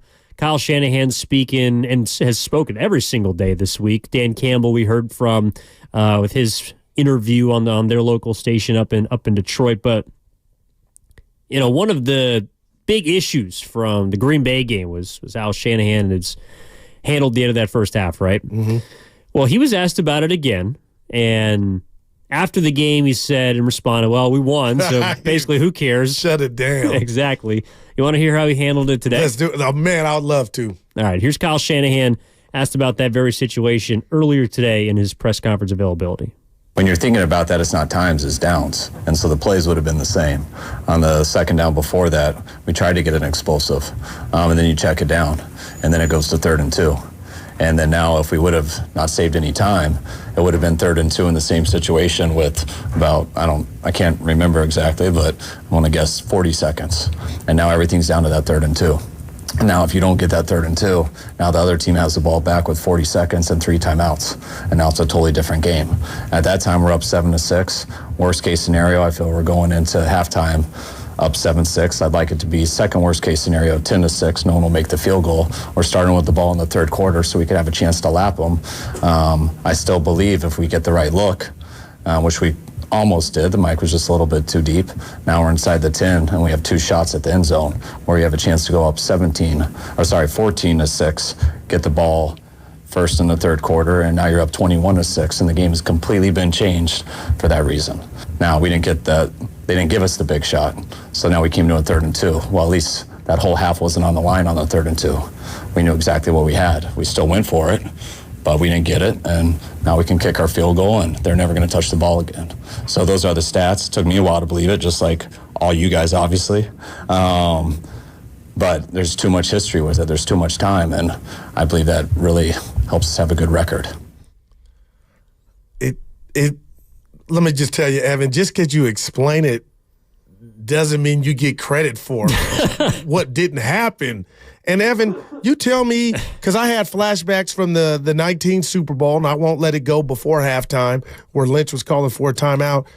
Evan, it seems like he doesn't have confidence in his defense to where if he's ultra aggressive, and let's say they don't get it and they got to give the ball back, like, you got a hell of a defense, Evan. Why does he come across like he's so hell-bent on the other team scoring on his defensive unit?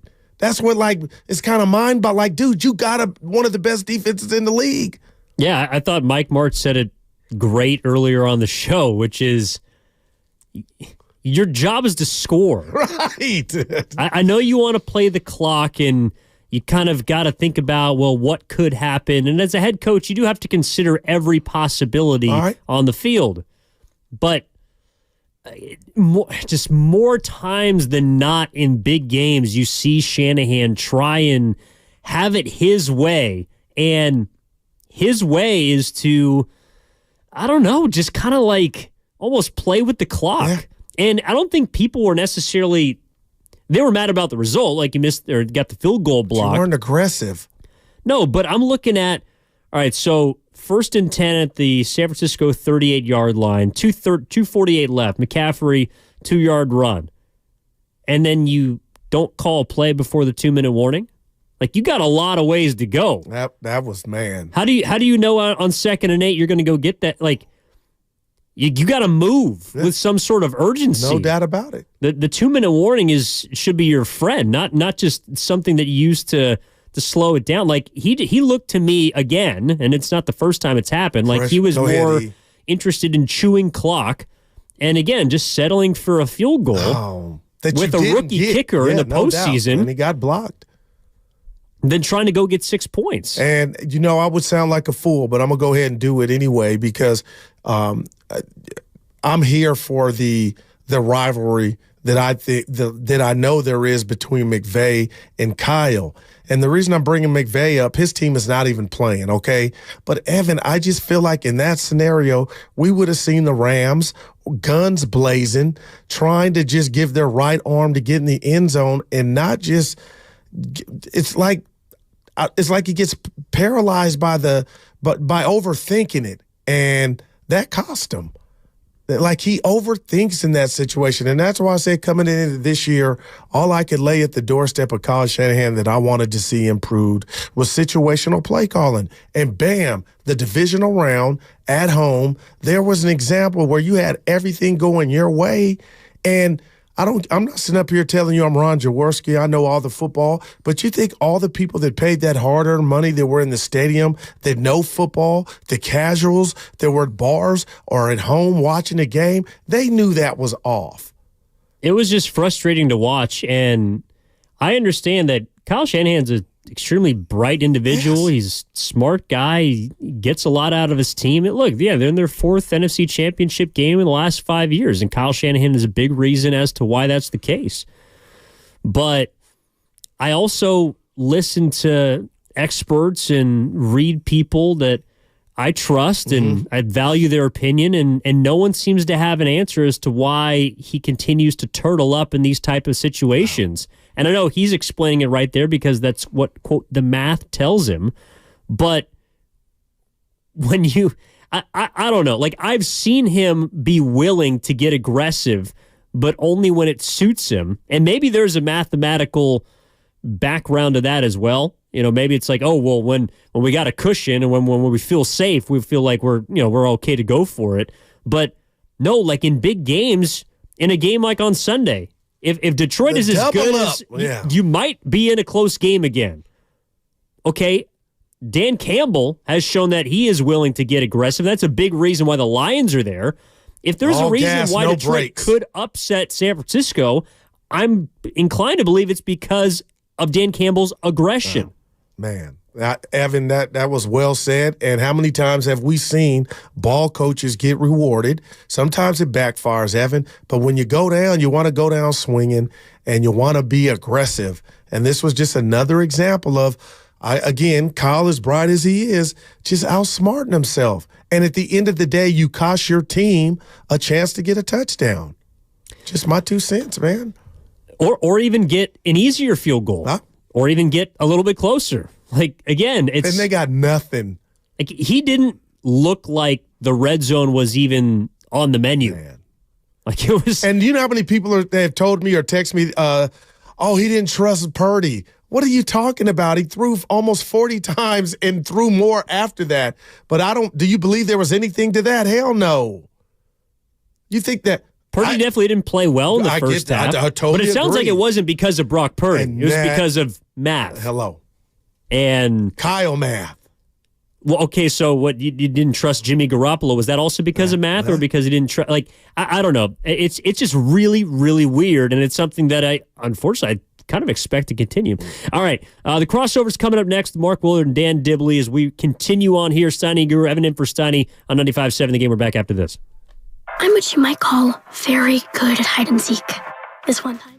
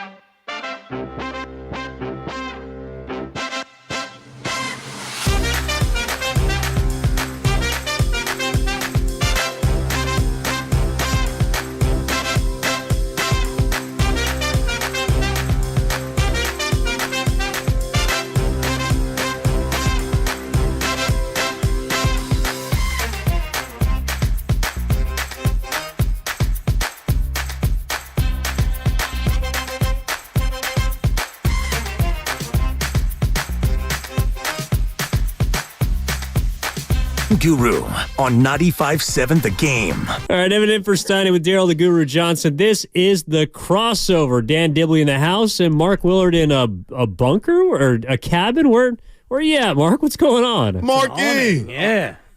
Undisclosed location. Totally. Is where I am. But I wasn't, I told the guys, I'm not coming back from this journey that I've been on and coming in with some sort of vanilla background. So if you want to be on YouTube, we can talk about it.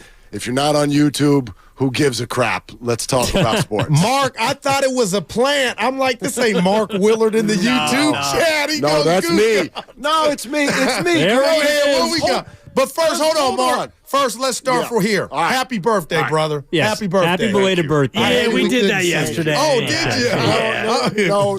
No, we didn't. I actually have a special thank you to you three because I know that the three of you were you were three of the people. There were more, but three of the people from our entire crew who were going to be a part of what the lovely Christy was trying to do for me last night. Yeah. And I ruined it because I'm a stubborn ass. and I came to work on Monday when I shouldn't have.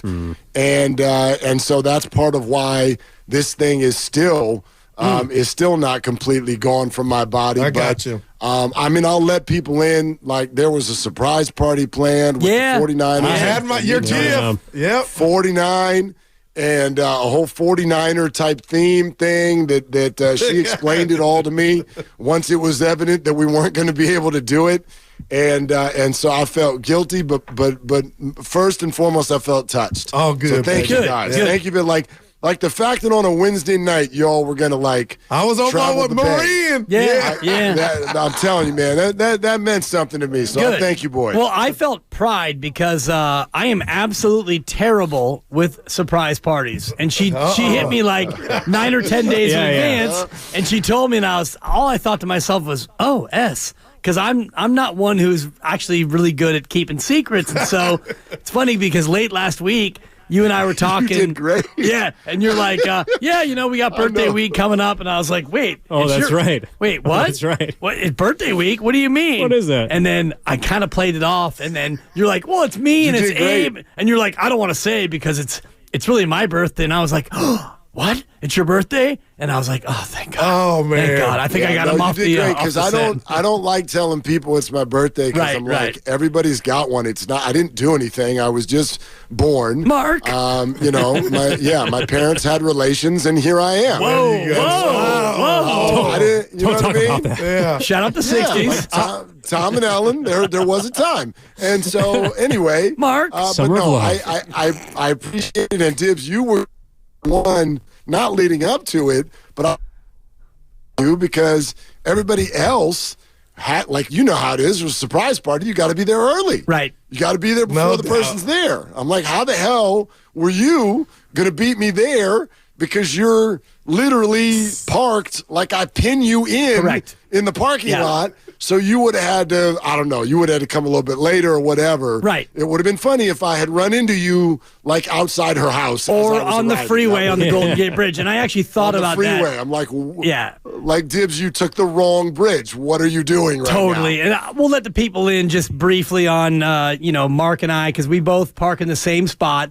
And we leave here at about the same time. Okay. But he and I have an agreement, unspoken, that we won't leave together. We won't walk together. Scotty and I, we don't take the same elevator. Exactly. Yeah. Sonny won't let me walk. Normally Mark will leave about, a minute to 3 minutes before me. And then occasionally I'll catch up to him on the walk, depending on our route. Yeah. Because, we both kind of figured on our own that we talk to each other for 4 hours a day, 20 hours a week. The last thing we need is, hey, Mark, how about this Kearney Street?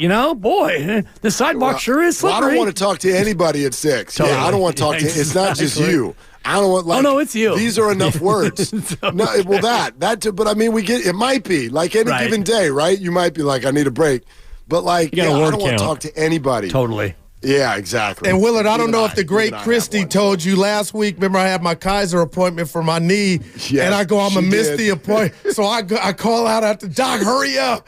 I go, Christy, I ain't going to make it. I'm too far. And she goes, Guru, it's next Wednesday. I go, oh, all right. Yeah. I got your bottles ready. I said, okay. And then you got sick on us. You went to the wrong house. Martha this Stewart time you and picked Snoop. the wrong day. I'm terrified to invite you But to you Super messed Bowl it this up. You year. got You're gonna ill. end up- Yeah, you got ill. I messed the whole thing up. No doubt. I messed the whole thing What did you up. want to come for me at? Remember you said, Goo, call on you because you're coming for me. Yeah. Man. Well, listen. Oh, here we go. This is one thing. This is, okay, yeah, so that's the end of those wishes. Yeah, boy. No. When does Kyle Shanahan's record become his excuse? When does his record become the answer, the only answer that people need when we go, don't call plays like this, don't call plays like that, your booty does this, you do it wrong, you do. When does 4 appearances in this game in 5 years say to people, yes, he's doing it right. Let's watch. Not every play's going to work. By the way, what we watch on TV, guys, that's not what they always call. That's not the way. Like, there's a defense out there that's messing with what they're trying to do. The throw to Ray McCloud is a great example. We all thought Brock Purdy had this terrible throw in the fourth quarter of that game. Ray went the wrong way.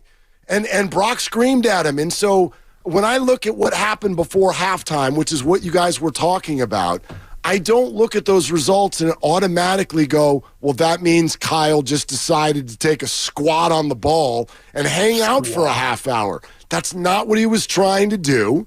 That's the way that it ended up going. And obviously, he did not score points either before or after half, which is not what you're looking for. But that then turns us into small sample size Steve. It's like, when does 4 times in 5 years make us go, you know what? Man knows what the bleep he's doing. He really does. Every other coach in the NFL, like, listen, I can't wait to play for everybody something I listened to Dan Campbell say this morning about Kyle Shanahan. Like, the reverence this league has, the difficulty people have stopping him, followed by us every week picking the 8 spots that look like crap and going, what the hell is wrong with this guy in the playoffs? It bothers me. It bothers me. This guy's unbelievable run of success right now. And Willard, I appreciate your honesty, but let me start here. One, I think we're at that juncture now in regard to his record being the defense. All I pointed out was and you're right. I love the Ray comp because on TV it looked like he was totally like that was just one of Purdy's the worst passes of the game, and then you find out he went the wrong way. The receiver did. My point is, he wasn't ultra aggressive, selling out, trying to get that touchdown or helping his team get that score. Willard, I think that's fair. Now, you didn't hear me say anything about those play calls on the drive that won him the game. Although the players executed it, but he was in his bag. But I just merely pointed out, I didn't feel like that was ultra aggressive, Kyle. Like, did you get that? And I think Dan Campbell, and I'm not comparing, maybe even Sean McVay, you could tell if they were ultra aggressive trying to get that touchdown. And I thought Kyle was kind of pedestrian. That was my point. I don't think that you can watch a football game and know exactly what the play call was. I'm sorry. That's just the way it is to me. But what about how fast the team is moving? He laid out, well, that's a little different, and that goes play to play also based on the results of what you called on the previous play. Did it work? Did it not? He's already detailed that he called a play where option 1 was to go over the top and get the ball into the red zone. It wasn't there. The Packers took it away. So then we see Brock check it down in the rain, and we go, lemon booty.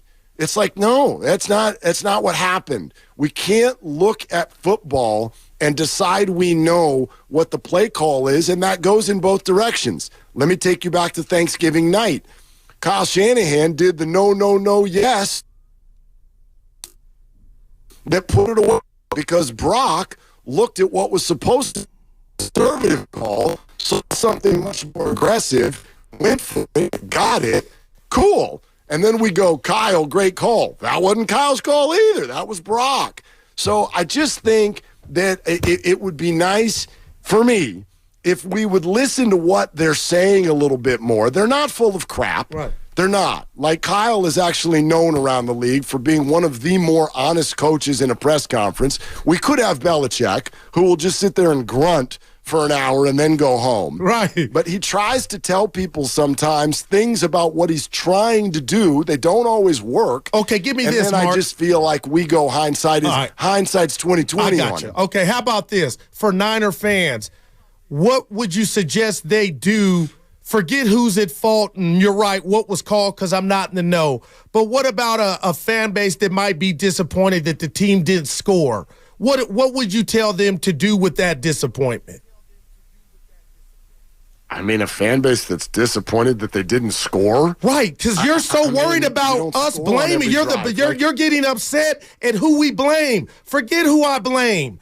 You know what I'm saying? You're defending everybody that somebody blames for a play not working, and then you're saying, Goo, you're not privy to what was going on. Okay, but what about being upset at the bottom line that the team didn't score before half? I'm asking you, is that okay?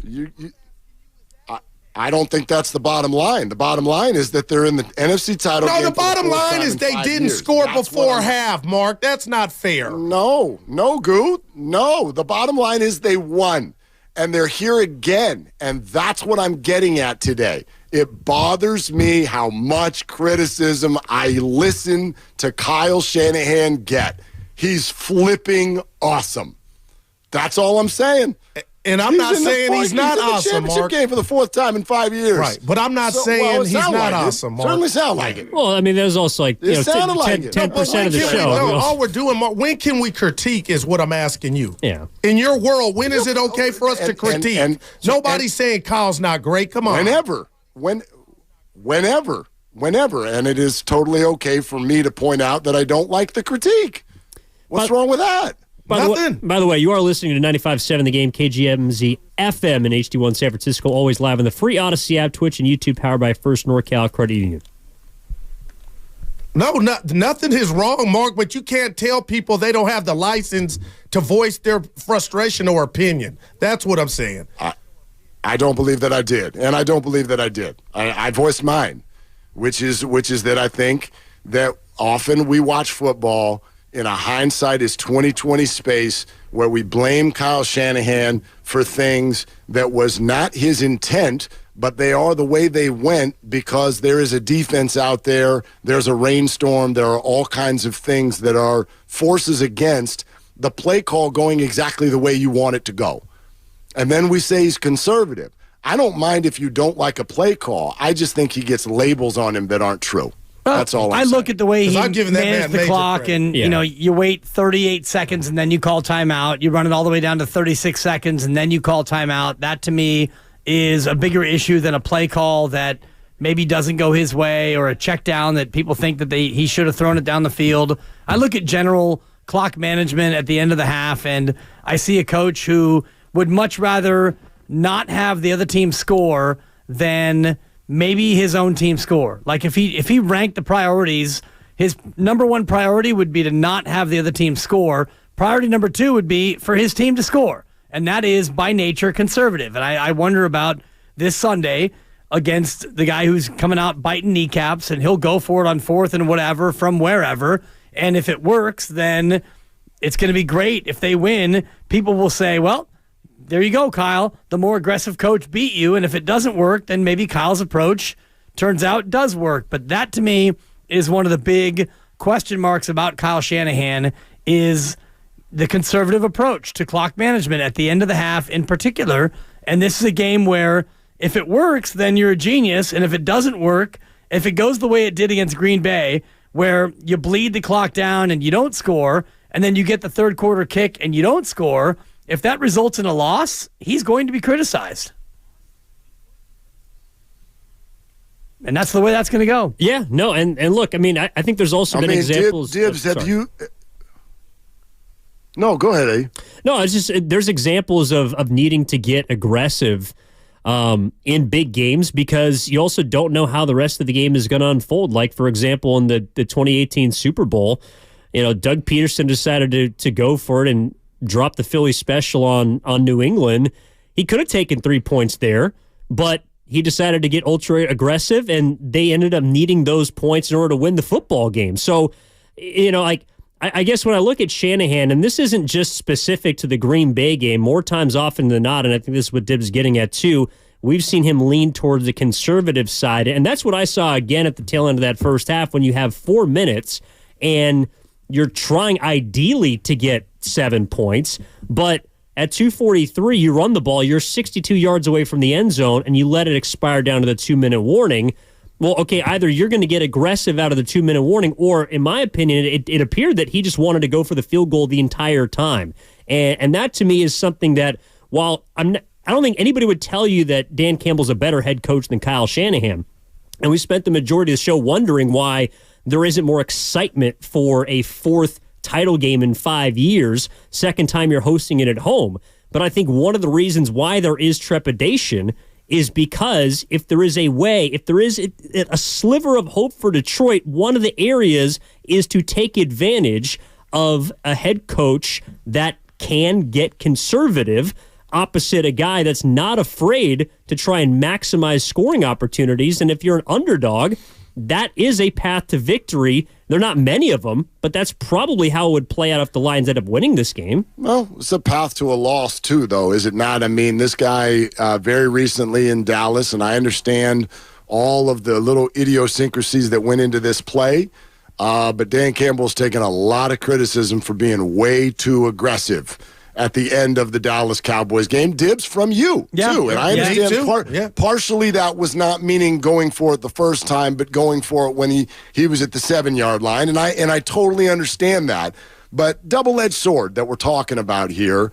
And again, my bet, if we had, and we don't, but if you all had the opportunity and the time to sit down with Kyle Shanahan and go play-by-play, I don't think he was trying for a field goal. I think that when certain things don't work, first down, second down, third down, situationally, then yes, you do. Yes, you do look at it and go, well, okay, now we're probably going to end up with a field goal. Let's take time off the clock. It's raining. If we miss the field goal, we're going to give Green Bay the ball right by midfield. Even if there's 30 seconds left, that would be stupid. Like, that's situational every play. And I think that that's fair, not conservative or puckering up. Yeah. And, Mark, you see me, I think you know, because I'm not a Kyle apologist, but you see me 5 days a week. There's not a football coach I would take over Kyle, but maybe you're saying you're hearing so much of this, and I touched on it. I was just saying. Of course. Yeah, this isn't not just you. Because I was just saying, and Evan had brought it up, and it had been a theme, just, I thought he could have did that or handled that situation differently before the half. Yeah, this isn't just about you. I just hopped into the conversation y'all were having 20 minutes ago. No, I hear this everywhere. We host a radio show. We hear this every day. We've heard this for years now, that Kyle Shanahan gets scared in big moments, which I just don't agree. I don't agree. I think that everybody in sports has a play, and you call it, and when it doesn't work, then you've got to go to what's next, and then the situation is different. It's just not as simple as you didn't score, so you weren't trying. Like, I think they were trying to get the ball downfield. I think Green Bay played pretty well on defense for a lot of that game, and Brock Purdy did not, and it was raining, and it was almost half, and all of those things in a one-point game factor into the way those plays get called, and then the way they get executed after that. Well, yeah, to me, it's not so much about the execution as it is about the clock management and whether or not he thought that they could have still gotten a first down and still gotten a touchdown. I didn't like the way he used his timeout, letting the clock run all the way down to 36 seconds. Then he uses the timeout, and ultimately they settle for the 3, and they don't get the 3, and that's just the way that went. And, it's all fine and good in terms of Kyle Shanahan. He's not going to change. And this is something you said on Monday. If you have Kyle as your coach, he's going to do it a certain way, and this is the way he's going to do it. he's going to do it in terms of, being conservative and trying to keep the other team off the field in that spot. And, ultimately, he wants 7 there and he wants 7 on the other side, but he didn't get either. And so I just wonder about the Detroit game where you've got another coach on the other side who's going to be ultra aggressive.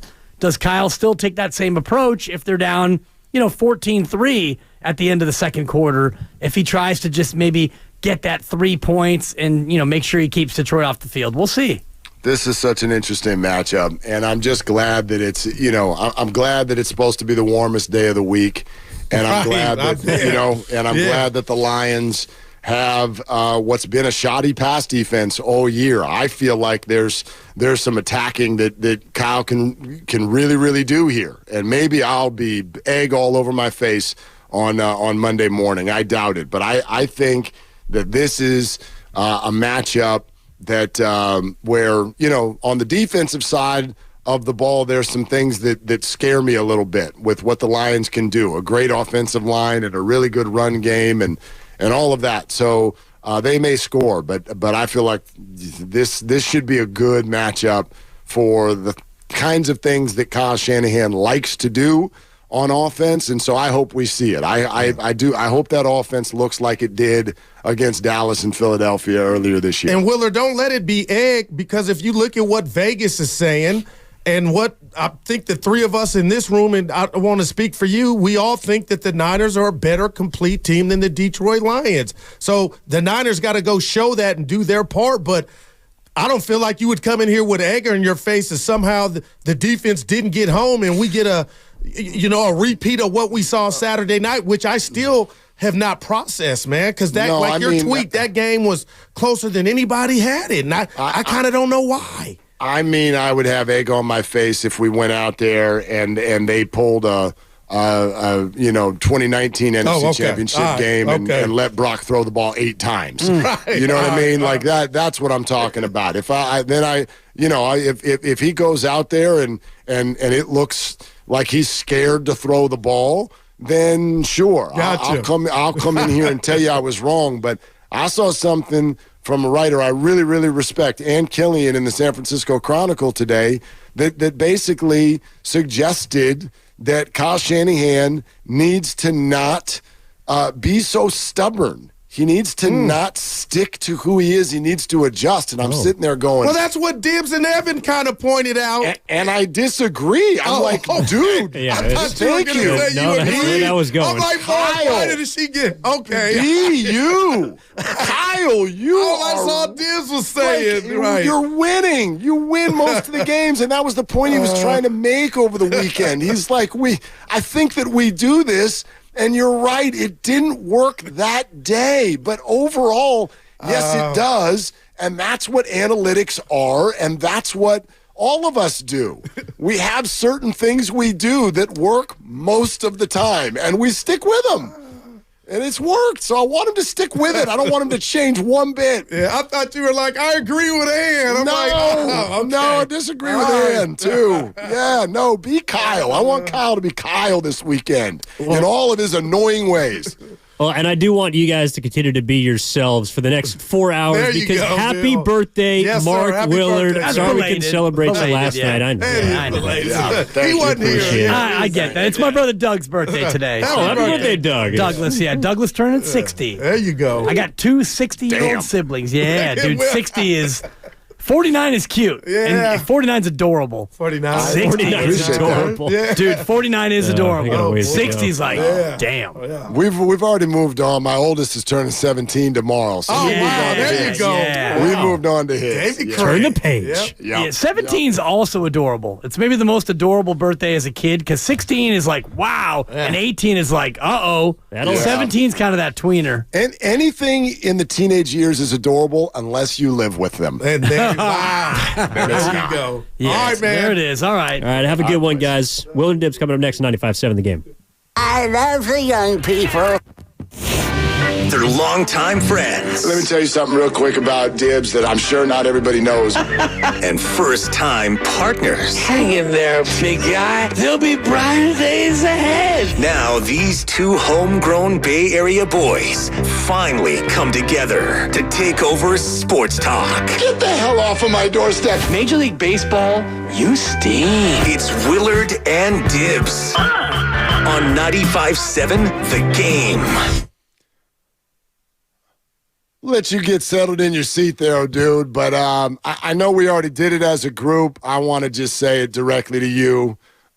Dude, thank you. Thank you for the wishes. Thank you for the intent yesterday. Thank you for holding the fort down over the last couple of days. Yeah. Thank you. I could not lift almost any part of my body for about 48 hours.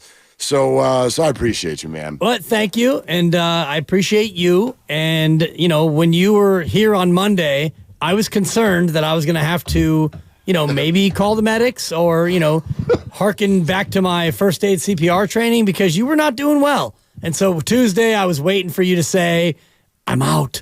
And then when Wednesday you said that you were out, I was like, and then after Wednesday, you're like, I need one more day. And I went to bed last night, and I woke up this morning, and I was looking at my phone as I'm giving baby Mai her her pancakes, and I'm like, he hasn't texted me yet. He's going to be fine, and he's going to be fine. And then you said, I'm gonna gut it out today. And I said, you know what? I knew it because you and I and Matt Nahigian, our boss, we have an expression here in the station, and it's win the big days. And these are big days now, kid, with the Niners and Lions coming up here in just 73 hours. Yeah, absolutely. And I do not want to compare myself in terms of toughness to a football player. No, you're the Debo of our station. But I hope Debo does the same thing Sunday. Totally. Play it less than 100%, my man. I hope he's out there. But I did hear a lot of what you were saying to FP, and I wonder how your thought has sort of evolved throughout the last 48, 72 hours, because on Tuesday, you sounded like you thought this puppy was like one of the birthday gifts Christy or the kids wrapped up for me last night. Like, this thing's all wrapped up, and just go ahead and tuck it away, and let's get ready for Vegas. Yeah, let's get ready for Vegas. And, I've got a room in somebody's house, and I clicked on the link, and it turns out it's just a cot for $75 a night. But you know what? I think I might click yes on that. Are you being? Dude, I'm dead serious. You're not being real. You're being serious? I'm being serious. It's about 30 minutes off the strip, and it's like $75 a night. And I click on it, and I go to the bedroom, quote unquote, and it's a cot. I'm talking COT. And I was like, wow, $75 a night for a cot? You know what? Lord. I'm in, because you go to Vegas, and honestly, you're not spending that much time in your room anyway. And then my buddy Baltimore Joe, who obviously is a big-time Baltimore Ravens fan. He's from Baltimore. He said, Dibs, don't worry about the cot. I've got a room already booked with 2 queens. You can stay with me. So Baltimore Joe is feeling confident about the Ravens, and I'm also feeling very confident about the Niners. Yes, the Lions can do some things. They can be dangerous, but I see a number of different edges that the Niners will have that will lead them to a victory on Sunday. Well, I'd love to hear about some of those. I agree with you. I will pick the Ravens and the 49ers as well. I'm starting to believe in that silly little logo curse that everybody's talking about. You know what I'm talking about? Yeah. By the way, I don't know if you've gone in depth into that at all. For those of you who don't know what we're talking about, last handful of years, the Super Bowl logo comes out at the beginning of the year, and the 2 colors that are in the logo have been the colors of the teams that end up in the Super Bowl. But not just that, the color that's less represented in that logo is the team that wins the Super Bowl. Which color is less represented this year, purple or red? Red. 49ers win the Super Bowl, apparently. It's already been written. Well, book it and bet it before you get to, after Sunday when the odds will plummet. Because if it is Ravens-Niners, the Ravens and the Niners will be favored by 3.5 or 4, depending on how these games go. Depending on how they go, yep. If you want to get it now, the Niners are still, I think, plus 180 or plus 200 to win the whole thing. So now would be the time to bet it if you believe in that Super Bowl logo conspiracy thing. I want everybody to hear something Dan Campbell said about Kyle Shanahan. But first, give me a little bit on these matchups that you love with regard to why this is going to be such a damn cakewalk for the 49ers on Sunday night. Well, Lions with a backup guard, and I do think that the 49ers are hearing all the chatter about how bad they played against the run, and I debunked it yesterday. FP and I broke it down. If you take out the 53-yard run from Jones, well, then they averaged, and you and I talked about it, they averaged about 3 yards a tote, and that includes the minus 11 that Jordan Love had on his one ill-fated fumble and then the keep, and he lost 11 yards on that play. I think the Lions, they have a good offensive line, but they're down a tackle. They're down a guard, and I think that the Niners' interior pass rush will be disruptive of Jared Goff, and if you pressure Jared Goff, he will throw interceptions. So I think that the Niners are going to present a more formidable pass rush and run defense than they did against Green Bay, and also than Detroit faced against Tampa Bay. So that, to me, is edge number one. And the other edge is simply Christian McCaffrey against a subpar or a bad Lions run defense. I think that the Niners will be able to run the ball ad nauseum. I think McCaffrey has a big game on the ground. I think the Niners control the tempo, and they put the Lions into a spot where they have to play from behind, and that's not what Jared Goff wants to do. I like the Niners by 10. Okay, interesting. I don't see the Lions. Where are you coming up with that the Lions have a bad run defense? That's one of the top 7 rush defenses in football, ranked all year. I think when you get McCaffrey out on the edge, and I think when you get the Niners offense starting to hum, and I don't know if Debo is going to be able to play. If he is, then I think you're going to have the ability to get the motion going and get Detroit on its heels. And I think Christian McCaffrey is going to be able to really have a good game on the ground. Yeah, I mean, look, he's Christian McCaffrey, and they're the 49ers, so I'm not saying that they won't be able to run the ball. I do wonder, though, if you want sort of a sour prediction, if you will. Well, put it this way. I got that yesterday from FP. I mean, I know. He sounds terrified of every 49er game right now, but and that's fine. He might be right. The Lions are not bad. Like they are formidable. I think we forget when we get into the playoffs that everybody's good, right? Like we're officially at the everybody's good hour, and so anybody can beat you, and all of that is always true. And if the 49ers are not humming, they can be beat, and it feels like it's been a while since we've really watched them humming. So do they have their groove back? I think we'll find out, but I think that most of the people I watched with over the weekend spent the majority of the night, and I was one of them, going, gosh, it feels like more of these drive starters should be McCaffrey handoffs. Like I'm surprised that he's not getting more run out of the backfield, especially on a rainy night, especially when Brock looks shaky. This one might be that again, because so many people are like, run McCaffrey, just run Old Faithful. I think that the Niners' edge in this football game offensively is through the air. Now, that's affected by whether or not Debo plays. We don't know yet. I sort of feel like it's trending in the right direction. We'll find out.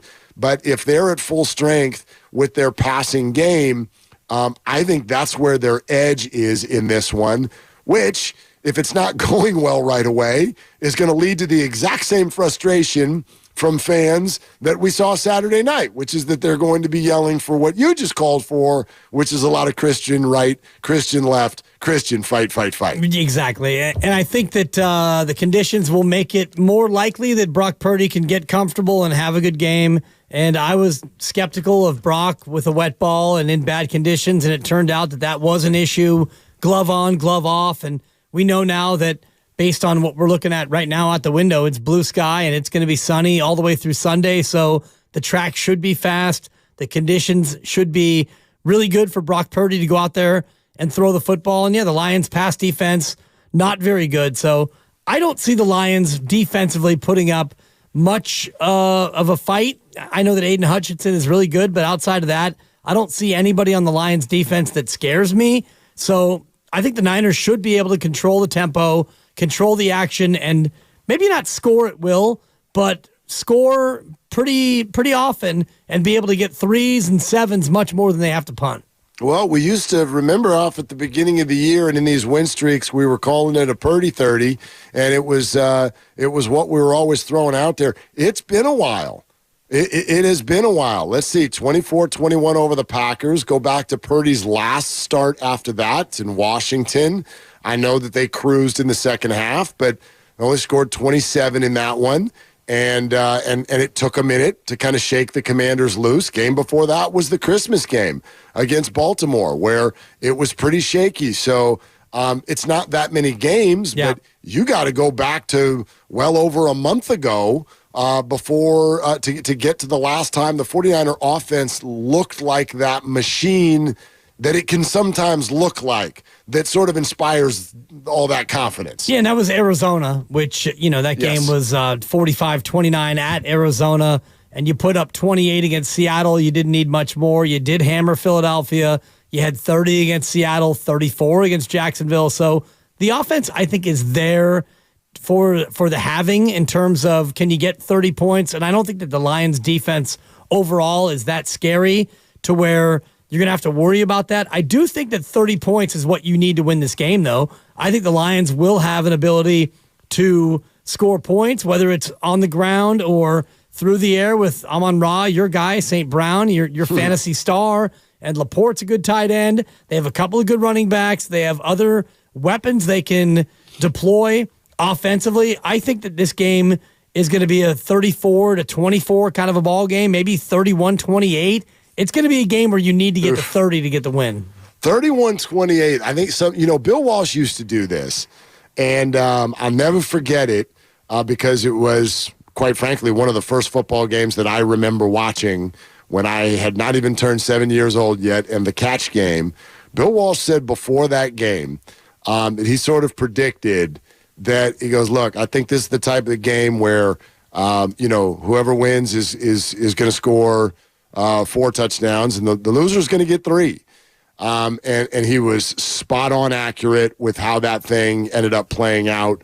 The 4th touchdown being the Dwight Clark score, and the 49ers win and go on and win the Super Bowl a couple of weeks later. You look at this now, like what you just threw out there, 8 touchdowns in this game. I'll take the under on that. I'll definitely take the under on that. And I would not – it's funny. Look, you take a trip to the Super Bowl in any form, but I would not feel great about a defense that just struggled to touch Jordan Love if they give up 4 touchdowns to the Lions and then send them on their way to either go face Patrick Mahomes or Lamar Jackson. That would suggest to me that the defense has something that's not working right. Well, you're going up against one of the best offenses in football, and you will again against Baltimore. Kansas City's offense is not what it used to be in terms of their potency, but, like you mentioned, Mark, you're one of the last 4 teams playing, so you can't expect to win this game 21-6 or even, 14-9. The Lions are going to score, and if you win this game and you go up against Baltimore, Baltimore's going to score. So it doesn't mean your defense is bad. I think what happened last weekend is a good barometer for this defense because everybody wants to talk about how the run defense wasn't good enough, and yeah, they weren't good enough, but in the red zone, the Packers were only 2 of 5. So you get to the red area, and that ultimately is where this game's going to be won or lost. I always think that the number 24 is the red light. That's like you can maybe win the game if the other team gets to 24. If they go over 24, as the 49ers, the way they're constructed, they're in trouble. And history has bared that out. When you look at from Baltimore to Cincinnati, the teams that have beaten them this year, Niners have got to keep the Lions to 24, preferably 21 or less. Guess what? It's an adorable night right here on 95.7 The Game. Warriors and Kings, 7 p.m. Warriors live with our buddy. You just heard him a little bit ago. Evan Giddings is going to start at 6 right when we're done. Brought to you by Xfinity, the Xfinity 10G network, made for streaming live sports. All right, we've mentioned a couple of times what Dan Campbell said about Kyle Shanahan that caught our attention. We'll play that for you coming up next. We'd love to get your calls. 888-957-9570. So thankful to be back. Thank you for all the messages. This is Willard and Dibbs. The Niners are going back to the NFC.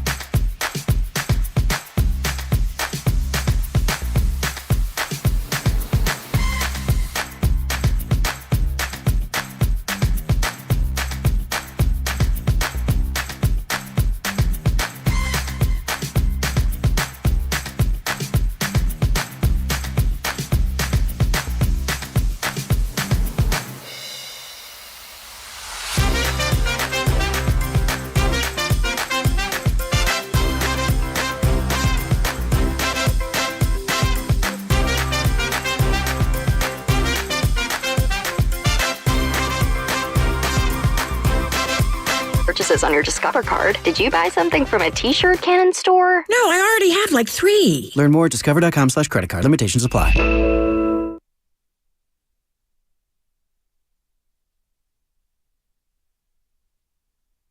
Now, back to Willard and Dibs on 95.7 The Game.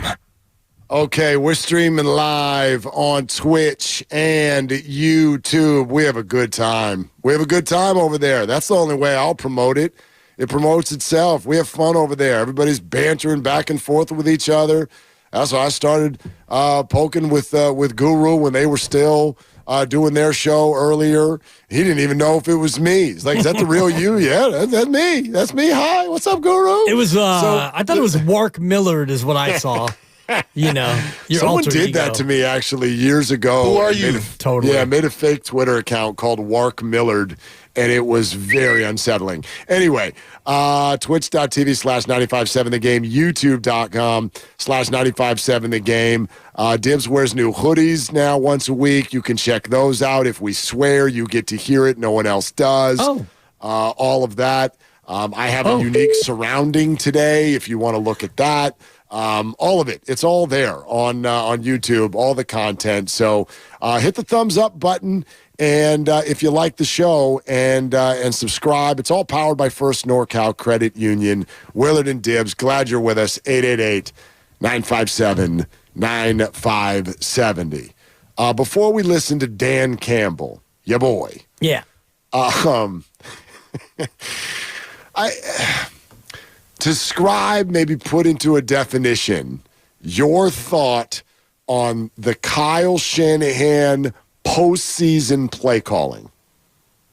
You want me to use a word, or you want me to just surmise how I feel? However you want to do it. He is conservative. I mean, sometimes I feel like it's Bob Dole with the laminated play sheet.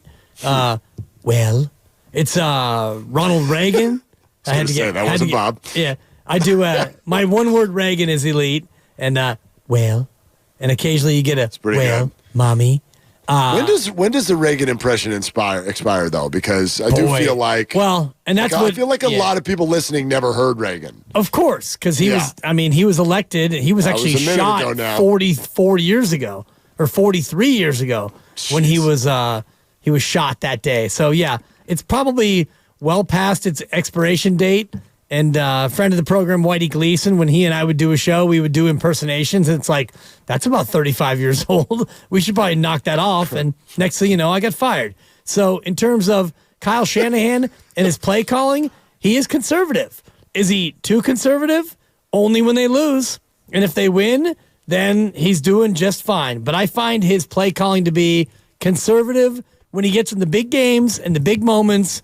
It seems like, he's more willing to lose cautiously than lose aggressively. Okay. I think you speak for many out there. I'm not one of them, and that's fine.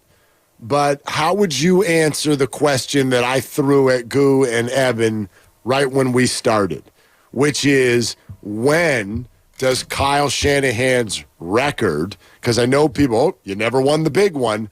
Well, that's kind of a bunch of crap because every playoff game is a big one, and he's won a lot of those. You don't end up in the NFC title game without winning playoff games, and he's been there now 4 times in 5 years. So I know that this is a general question that's broad, but when does his record end up being the answer for his play calling? In other words, can't I just say, I call it the way I call it because I win? Yeah, but you don't. You don't win in February. And, I mean, and that's the answer, okay. Mark. That's the answer. He's 0-1 in February. Correct. And, in NFC championship games, he is 1-2. Is that right? He won the one, and then they lost to the Chiefs. And then he lost the last 2. So sure. When although you're not going to attack his play calling for last year's title game loss, you wouldn't do that. I thought he got a little bit run heavy in the second half, but that would be a little disingenuous. Honestly, anyway, he got. I think he was a little too married to the run in the second half, but I'm going to give him a pass for that. Okay, pun intended. All right. He's going to get a pass for that. When you win the Super Bowl, then you no longer have to answer questions about that. And maybe it's too harsh, maybe it's too simplistic, but that's just how I feel. Like Andy Reid now, whatever Andy does on Sunday, whatever Andy does the rest of his career, you no longer have to answer for all those failures in Philadelphia because you got a couple in Kansas City. That's behind you. That monkey is off your back. Kyle Shanahan, in my opinion, still has that monkey on his back because he hasn't gotten it done. Well, that's so interesting, and it's not wrong, sure, but I would argue, wait a minute, so if you win a Super Bowl, you never have to answer those questions again? Like, yes, you do. Yes, you do. And by the way, if that's what we're going to do with Andy Reid, you never have to answer questions for Philly because of what happened in Kansas City. It's like, well, what happened in Kansas City is because you had Pat. And it doesn't make anything go away from what happened in Philadelphia. And I think that there is a comp on that to Kyle Shanahan. I don't know what Brock Purdy's playoff resume is going to end up being, but if we all agree he's a lot better than who Kyle brought to his previous NFC championship games when the quarterback made it through the game, like, if we can all argue that, then doesn't that sort of help explain some things away? Like, that's one question I've always wanted to ask people, and I feel comfortable asking it because it even makes me sound wrong. I was one of Garoppolo's biggest defenders when he was here, but he's not a great quarterback, and I never used that word for him. He's not a great quarterback, but I would hear people go, why are you being so conservative? And the next breath, there'd be like, this Jimmy guy absolutely terrifies me. And I'd go, that's why he's being conservative, because he's got Jimmy Garoppolo as his quarterback. That's why I'm so thankful that, or you hope everyone makes it through this weekend healthy, but they come in healthy and there's no weather. Like, there are no reasons for conservative behavior this weekend. So I hope it looks that way, because I don't think that he turtles up. I really don't. I don't know if he turtles up. I think that's just who he is. And I don't know if it's because of Jimmy Garoppolo and if it's because of Brock Purdy in the weather. Then, okay, no weather. And you have a quarterback now who's better than Jimmy G, and you've got no weather coming up in Santa Clara. It's supposed to be mid to low 60s and clear, no rain for the next 4 days. So you don't have that excuse. And you use the word reason. I use the word excuse. And it's because, you're glass half full. I'm glass half empty in terms of putting these labels on it. And, we did a big thing yesterday, FP and I, about if they lose on Sunday, can you call the season a success? And I said, no, it's a failure. And he totally disagreed, and I know you will too. And I'm not trying to re-adjudicate yesterday's show. I'm just telling you how I feel. And you've got no reason to not go out there and go for the victory. And if you get into the same spot as you did last weekend where you get the ball back and you've got your timeouts, go down there and try and score a touchdown. Don't bleed the clock out. Be aggressive. That's what I want to see. But I know that that's not in Kyle's normal nature. Well, and yeah, see, I don't agree with that. I think it's much more formulaic than that. I think he did try to go score a touchdown. And then when those play calls and execution did not come together on certain plays, then you're like, okay, well, now the time and space says we should do X. Now it says we should do Y. And that led to a field goal try that did not go in. But he's not wrong. His way has worked. And so that's why I sort of formulate the question that I do today, which is when does repeated trips to the NFC title game answer everybody's criticisms about the way that he calls plays? Or, for instance, when Ann Killian says, well, it's time to shake it up. You got to adjust. And I know what she means. She means on the fly, like if something's not working. And that's fine. But I don't think that Kyle was looking at that game last week like we're out of it. I got to go do something different. People get criticized for doing what many are suggesting he do. Avery Johnson famously switched up the lineup against the We Believe Warriors as a 1 seed, and he got ripped for it, and he should. Yeah. Because it's like, dude, when you're successful, waltz into the room and be like, this is what we do, and we're going to do it. And you have got to stop us from doing it until we're going to change. You've got to convince us that we can't do it, or else we're not changing, because this has worked for us, which I thought was exactly what Dan Campbell was saying here. Taking a listen to this. It's a couple minutes long, but it's Campbell, so it's really entertaining. Their system and what he's done for years and how it's evolved, everything kind of began, I think, with a wide zone, something that they really leaned on. But then it kind of evolved into more of this fast, the fast flock motion with the tight ends, and now you're blasting the edges. And then once you've done that enough, you get good at it, and they start changing fronts on you. You're able to adjust between the tackle, the tight end, and the other tight end that's moving on who's got what. So any front you get into, they adjust on the fly because you do it. You just rep it, and they're really good at it. And I mentioned this yesterday. So you get enough of that, then you get the counter off of it, right? You get that, and then you'll get gap scheme back this way. You'll get boot back this way. Then you get play pack this way. You pull the guard, and it's hard action, and here comes the dagger. Here goes the post over the top. He just does an unbelievable job of setting you up. He's going to make you stop it, and if you don't stop it, you keep getting it. And then once you feel like you're about to stop it, he counters. And he's just always been great about that, and the way he sets it up. They have a mentality about the way they do it. You can't do what they do without the mentality either. I mean, it's physical. There's nothing easy about what they do. And then when you have a back like McCaffrey, who's got, we know the athlete he is, but he's got really good vision. And he understands the blocking scheme. He understands what they're trying to do. He understands, I've got to pull this mic all the way to this block, the mic linebacker, before I put my foot in the ground.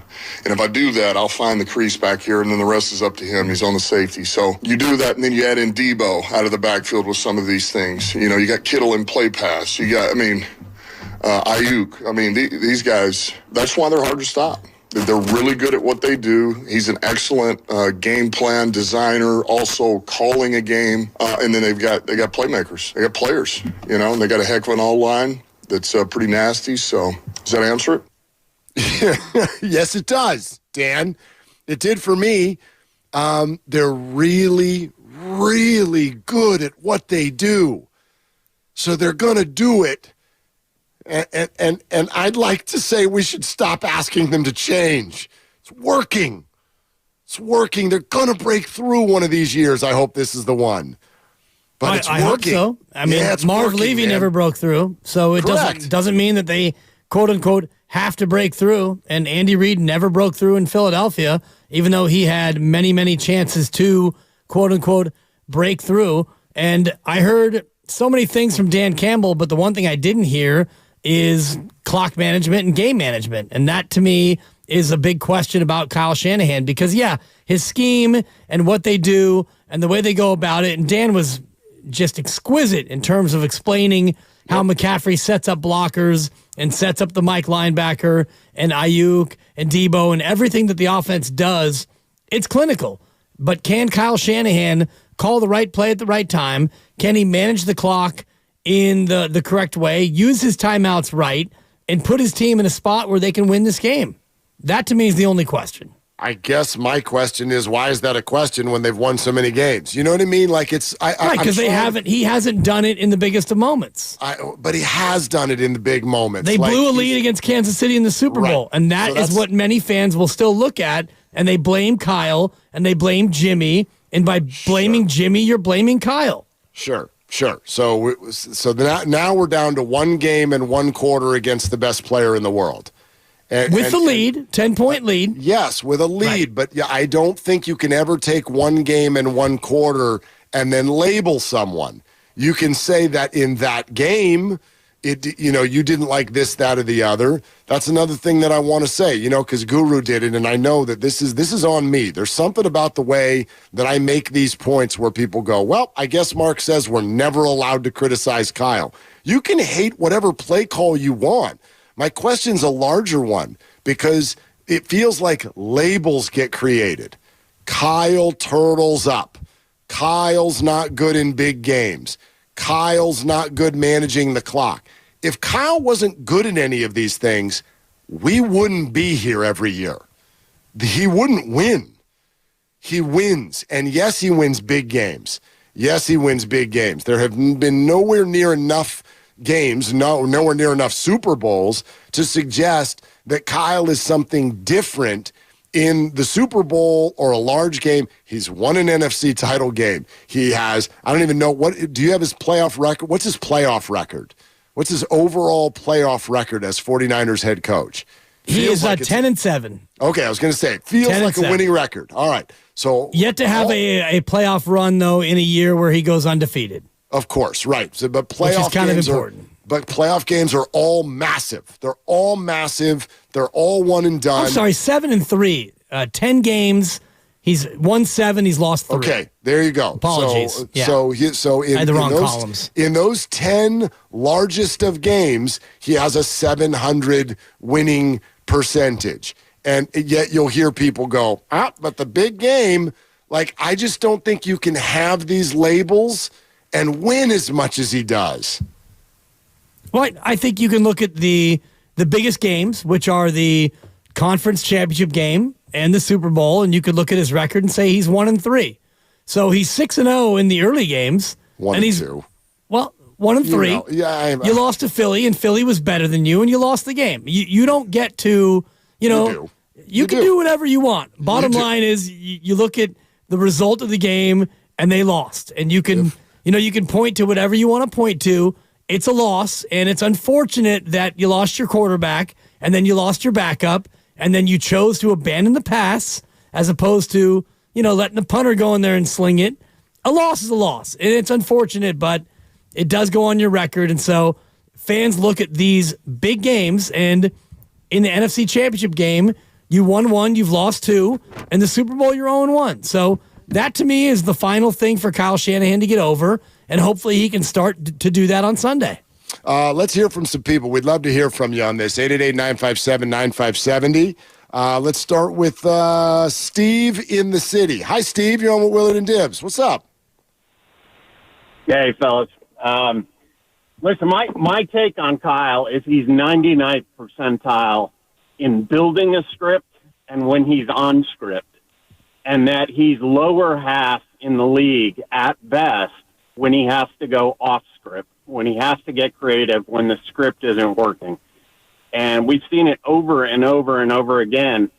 The evidence is out there. Genius building a script and on, not so much when he has to make decisions in the moment. Well, okay, you have an interesting point here. What you said there at the end. Do you not believe, when you say when he has to make decisions in moments, do you not believe that that's organically happening on almost every play in almost every game? Well, he's always making a decision within a small subset, right? But when the small subset isn't working, he doesn't appear to be able to adjust. And that's, sometimes that's at the end of halves. Sometimes it's, we saw it last week. And yes, there are many reasons for that. But I think it's an on-script versus off-script type of thing. Yeah, interesting. Thanks, Steve. I mean, the script, as you know, is only the very beginning anyway. Every single football game starts with a script, and then adjustments are being made on the fly that are taking all kinds of things into account. Right, down in distance and the whole thing. And Mark, to your point, the script is 24 plays, and they don't go 1 through 24 in order. So you might run your favorite play on 1st and 10 from your own 25 when you get a touchback, and that is the play that you like. But to your point, if you lose 2 yards and it's 2nd and 12, and let's just say that the script called for an off-tackle run, well, now you're not going to do that on 2nd and 12, or maybe you pick up 37 yards on that first play, and now your next play is going to be different. So your scripted plays are not in order 1 through 24, to your point. I just think that what Kyle was trying to he was trying to explain this today, and it's a word that has triggered all of us, and I get it. The word is analytics. You came in Monday, you did not like that Tampa was down 14 points, scored a touchdown, and went for 2. They didn't get it. And I'm with you where it's still, just because we've been watching ball for so long, like it's just counterintuitive to me. It's like, why would you do that? Well, because people have run numbers that suggest it's the right thing to do over the long haul. You play blackjack, right? When the dealer's got a 10, do you hit when you have a 14? Yes. Are you going to get a king sometimes? Yes. You're going to bust. But you've got to play that out over a period of time. And what Kyle was trying to explain was right before half, like, I have been doing this for years. It's not just a gut feeling. It's not hunger. Like we study this, and it has served me very well to play this game of you don't get the ball before half and you don't get the ball right after half.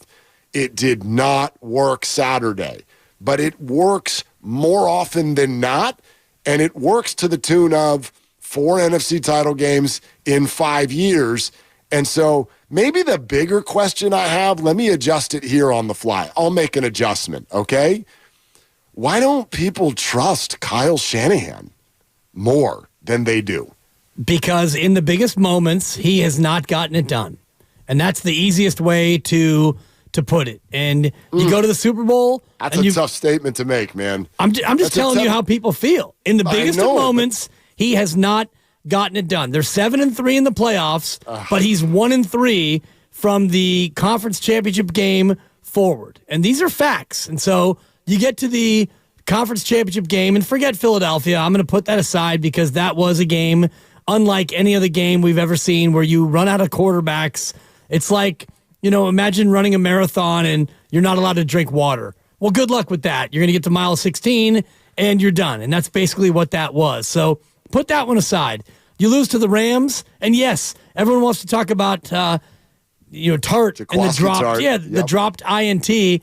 Fine. That was not the one play that would have won you the game versus other plays where maybe you could have navigated the game and been up by 2 touchdowns. And you weren't, and you lost the Super Bowl with a 10-point lead. So fans look at Shanahan's track record, and you say, yeah, he's amazing, and your scheme, and your personnel, and you found this quarterback, and you run an offense that almost nobody else in football runs. Baltimore actually runs a similar offense. We can get into that hopefully next week. with the 21 personnel and their use of the fullback and all that. But what Shanahan does is unique. It's excellent. He's great. The play sheet, wonderful. Coaches, everything. Now go ahead and win the big game, Kyle, because that's what he hasn't been able to do. I would love to have that conversation, because I could not more firmly disagree with the idea that he fails in the biggest of moments, unless we want to pin that on just about everybody. Just about everybody it has a really hard time winning the last game. Just about everyone. We're presented by Fremont Bank, full-service banking, no compromises. More of your calls next. Sean Salisbury, a little bit over an hour away. It's Willard and Dibbs. The Road to Vegas is brought to you by Zenni, the official eyewear of the San Francisco 49ers. Shop from over 3,000 styles at 80% off retail prices exclusively at Zenni.com. I'm what you might call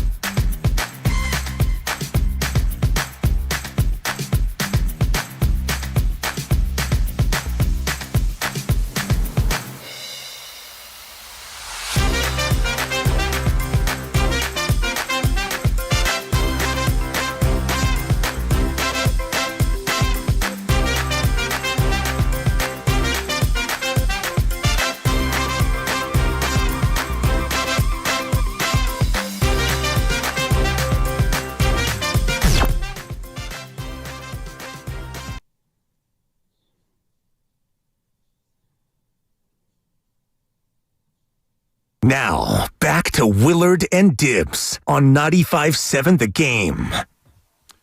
We're getting ready, obviously. Niners and Lions NFC title game Sunday. Do it with us right here on 95.7 The Game. We'll get you all the way to the game. You know how it works at Levi's, kids and campers. You're going to have to go early. Saturday night's not a bad idea, but as you're making your way, we're live and local starting at 9 a.m. Mark Grandy, Sterling Bennett leading up to the kickoff show with Larry and Lowe 2 hours before the start of the game. So join us at the Hilton Santa Clara. They have absolutely delicious food. They've got great drinks. And it, of course, is the best pregame show in the Bay with Larry and Lowe. And it's presented by Habas Law. You've been wronged. Habas Law will make it right. Call 1-800-INJURED or visit habaslaw.com. All right.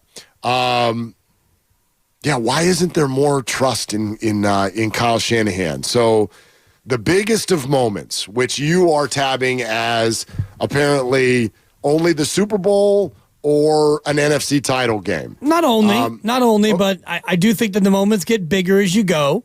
And sure. I think, wild card weekend is big. And then divisional round is really big. And then championship weekend, which is where we are, is huge. And then the Super Bowl is as big as it comes in American and maybe in all of global sports. You could talk about the Champions League final in soccer and maybe, the rugby final in the World Cup. There are other equally titanic events globally, but in America, there's nothing bigger than the Super Bowl. So as it's gotten bigger, his winning percentage has gone down. That's fine. I mean, you and I love to look at last year very differently. I remove it. It's just like if Lamar Jackson breaks his leg in the first quarter, we're not going to be like, what the hell's wrong with you, Harbaugh?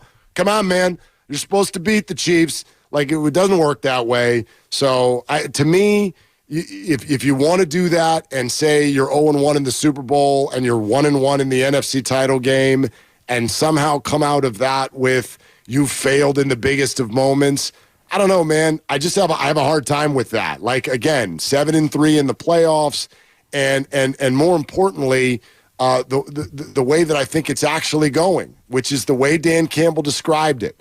You show up and you do what you do. It's not going to work every time, but when Kyle Shanahan's the coach, it works most of the time.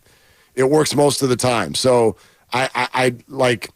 Sure, there's going to be failure. There's going to be disappointment. And you can ask me later if I agree with you or FP with that conversation yesterday, because I should think it's an interesting one.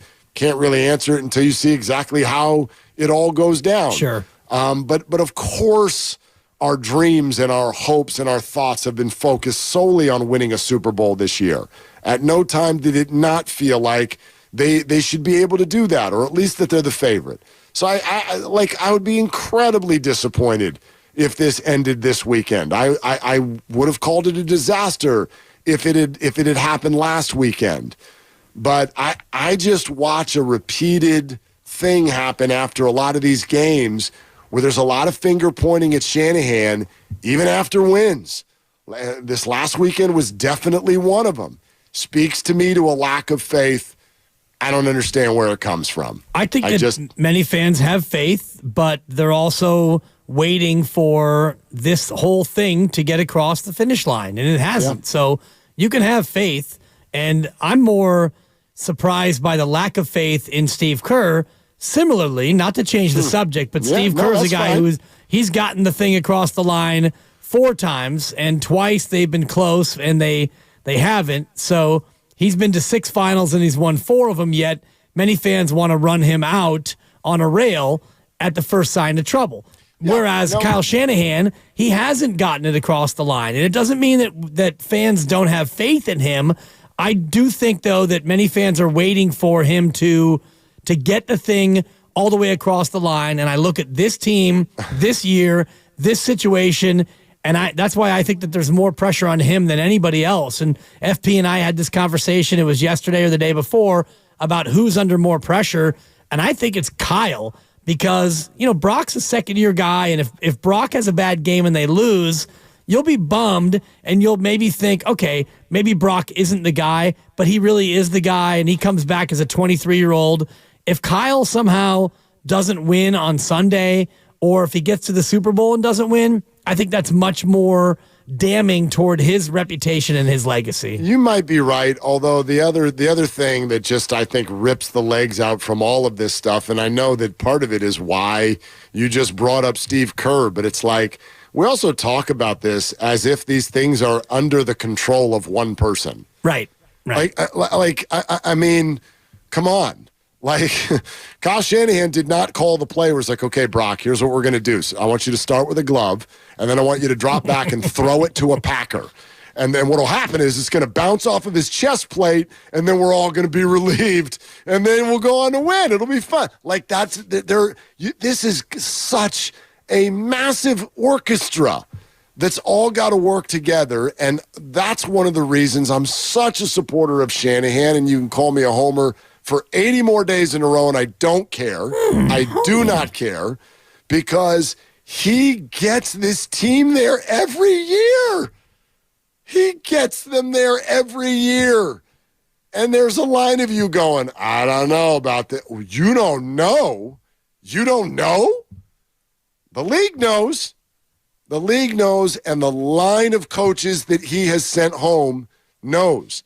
In fact, a lot of the coaches he's sending home now on a weekly basis are coaches he coached.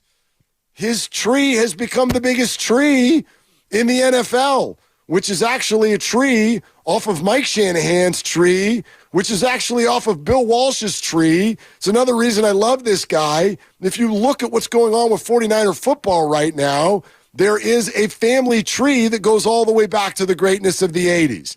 And it has become a bigger, badder thing in the NFL than anything that the Parcells-Belichick tree did, other than adopt Tom Brady on accident. Like, look around the league. The playoffs this year, McDaniel and D'Amico and LaFleur, it's all over the place.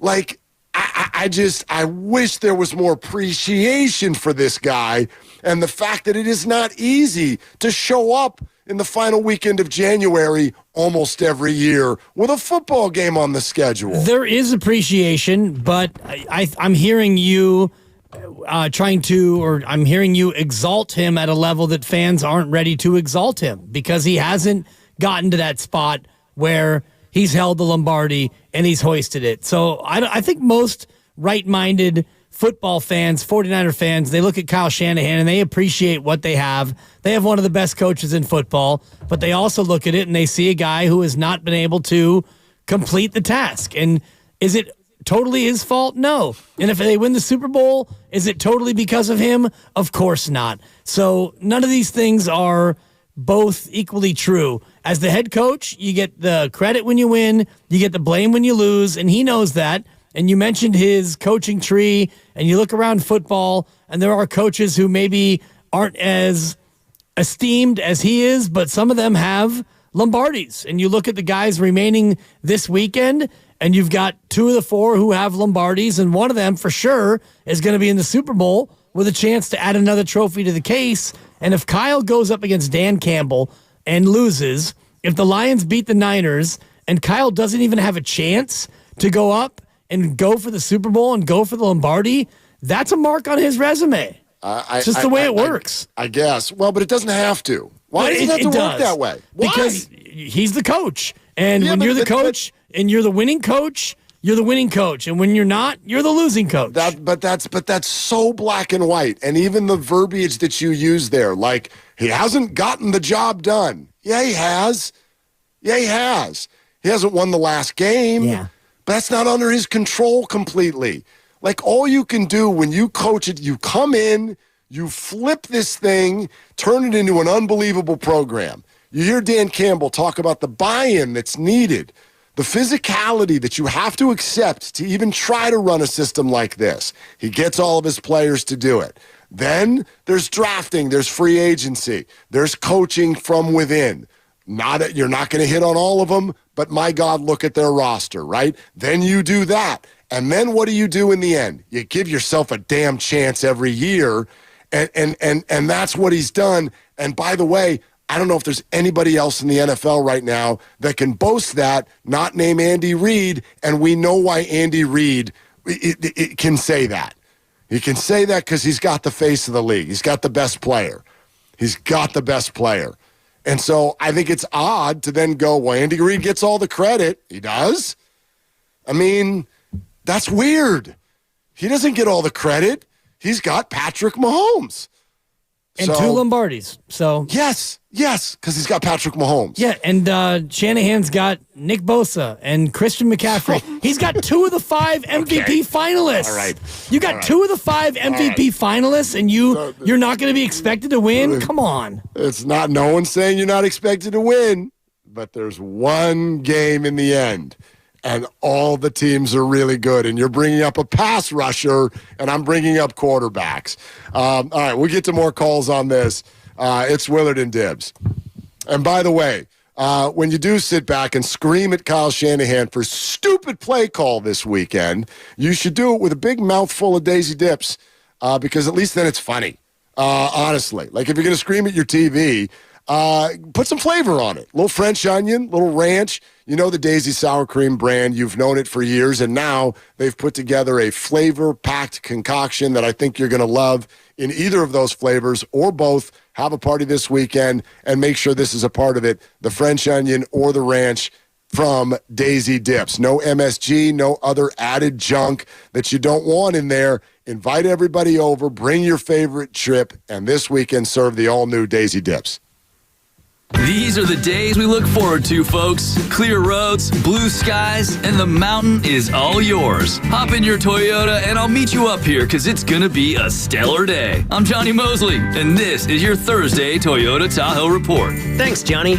The storm that brought us new snow is forecasted to clear with mostly sunny skies all day. This should be a classic bluebird powder day. Get out to enjoy the sun before light rain showers hit this weekend. This report has been brought to you by your local Toyota dealers. Toyota, let's go places. Coming to Apple TV Plus on January 26th. We came from every corner of the country to bring the war to Hitler's doorstep. Starring a stellar cast led by Academy Award nominee Austin Butler, Callum Turner, and Anthony Boyle. You'll be in charge of 350 air crewmen, boys who have yet to experience combat. Let's rack them up and knock them down. From the executive producers of Band of Brothers and The Pacific. I'm gonna bet on anything. I'm gonna bet on us. Masters of the Air, only on Apple TV Plus. At Merrill West Credit Union, we're working towards a brighter financial future for both our members and our community, knowing that when you succeed, we all succeed. Let's get acquainted with our Premier Savings for new members, now paying over 20 times the national average. Another great reason to move your money to a credit union. Learn more at merrillwest.com/Premier Savings. Merrill West Credit Union, working for you. Today, tomorrow, together, insured by NCUA. Rock and Roll Hall of Famers, the Doobie Brothers. Tom Johnston, Michael McDonald, Pat Simmons, and John McPhee. The 2024 Tour. With special guest, the Robert Cray Band. Live in the Bay Area. Performing at Toyota Pavilion at Concord, Saturday, June 22nd. Get tickets this Friday at 10 a.m. at LiveNation.com. Part of the Mancini Sleep World Concert Series. Brooks and Dunn Reboot 2024 Tour. I'll play something country. The best-selling duo of all time. Live. With David Lee Murphy. A little dust on my bike. And Ernest. Good day for flying. Friday, June 7th, Shoreline Amphitheater. On sale Friday at 10 a.m. at LiveNation.com. Brooks and Dunn Live. Produced by Live Nation. Get deals on what you need during MVP's bonus days at Lowe's. Right now, save $20 on select 5-gallon ceiling paint or primer by HGTV Home by Sherwin-Williams. Plus, get 15% off and earn 3 times bonus points when you buy 4 or more Purdy products. Because Lowe's knows savings. Lowe's knows pros. Selection varies by location while supplies last. Discount taken at time of purchase. See sales associate for details. Bonus points calculated before taxes and fees after applicable discounts if any. Valid 1/15 through 1/26. Subject to change. I lock up my Old Spice Fiji aluminum-free dry spray to keep that 24/7 lasting freshness safe for myself. Fresh coconuts, palm trees in the wind. It's like catching waves in Fiji. Actually, I just talked myself into a refreshing spritz of Fiji. My Old Spice is missing! No!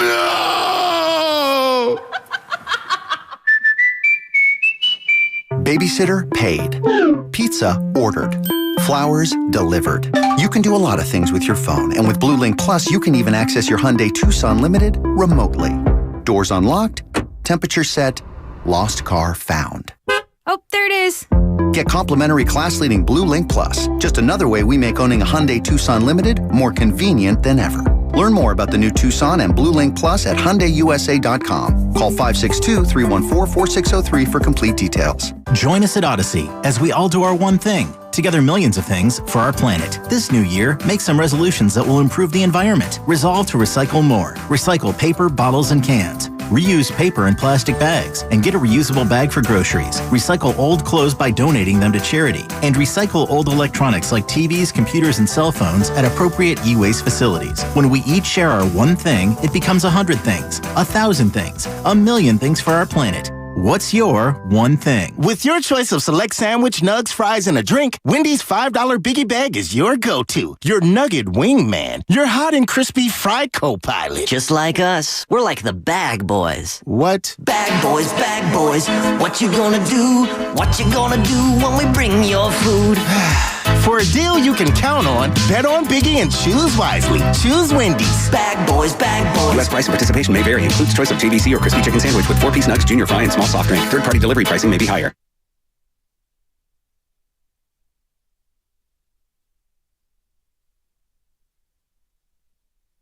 Now, back to Willard and Dibs on 95.7 The Game. All right, so thankful that you're with us.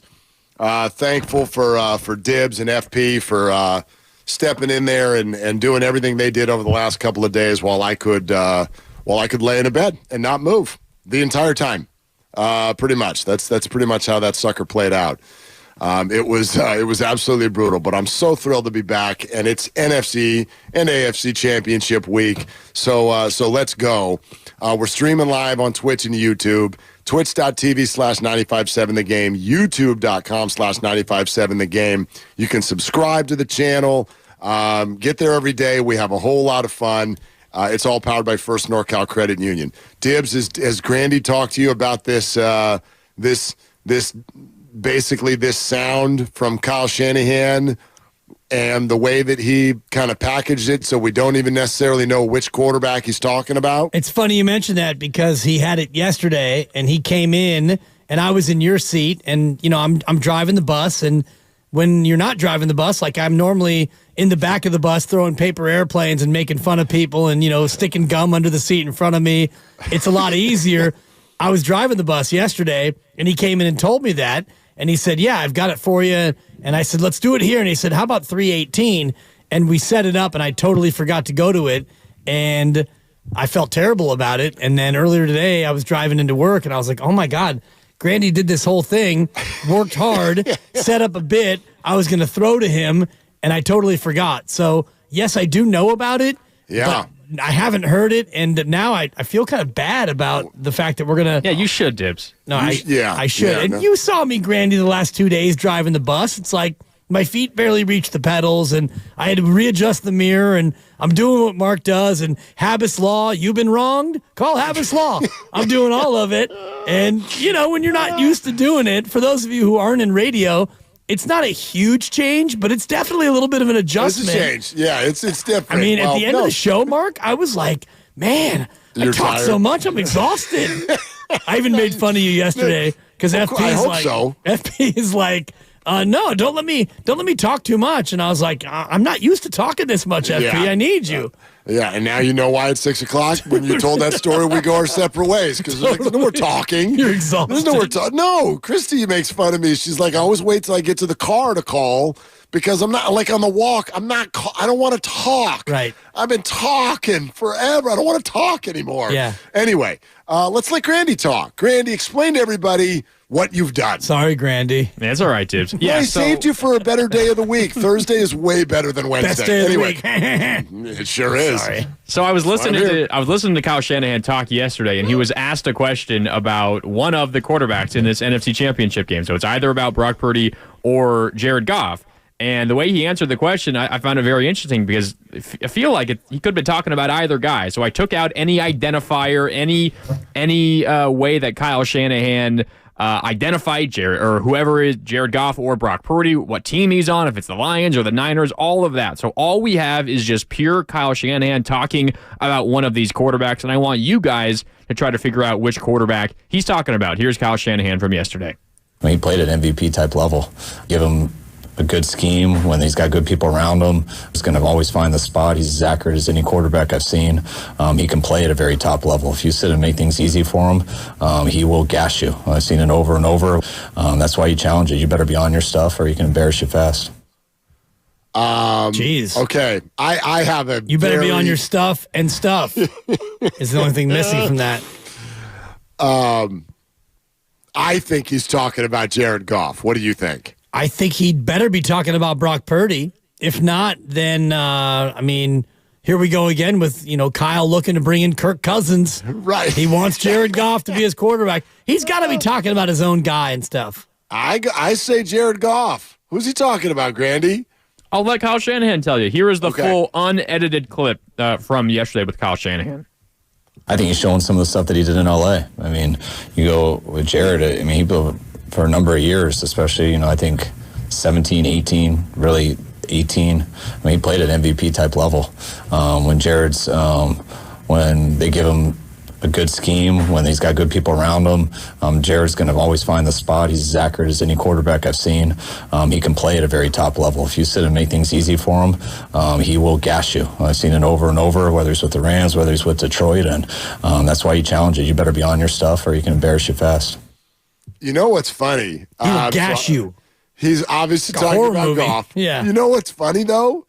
If Kyle were in sports media, we would have translated what he just did as ripping Jared Goff. That's how because he just snuck in there a couple of the things that people say about Purdy when they're trying to sort of downgrade him. Like, if you give him a good system and you put good people around him, right, then, oh my goodness, he can get you. Now, the way the Purdy conversation has gone this year, you say that out loud and people go crazy, which, there's a few different ways that can go. I don't personally get bothered when they call him a system quarterback unless I see the intent as being something other than what Kyle's doing. Like, here's a better way to say what I'm saying.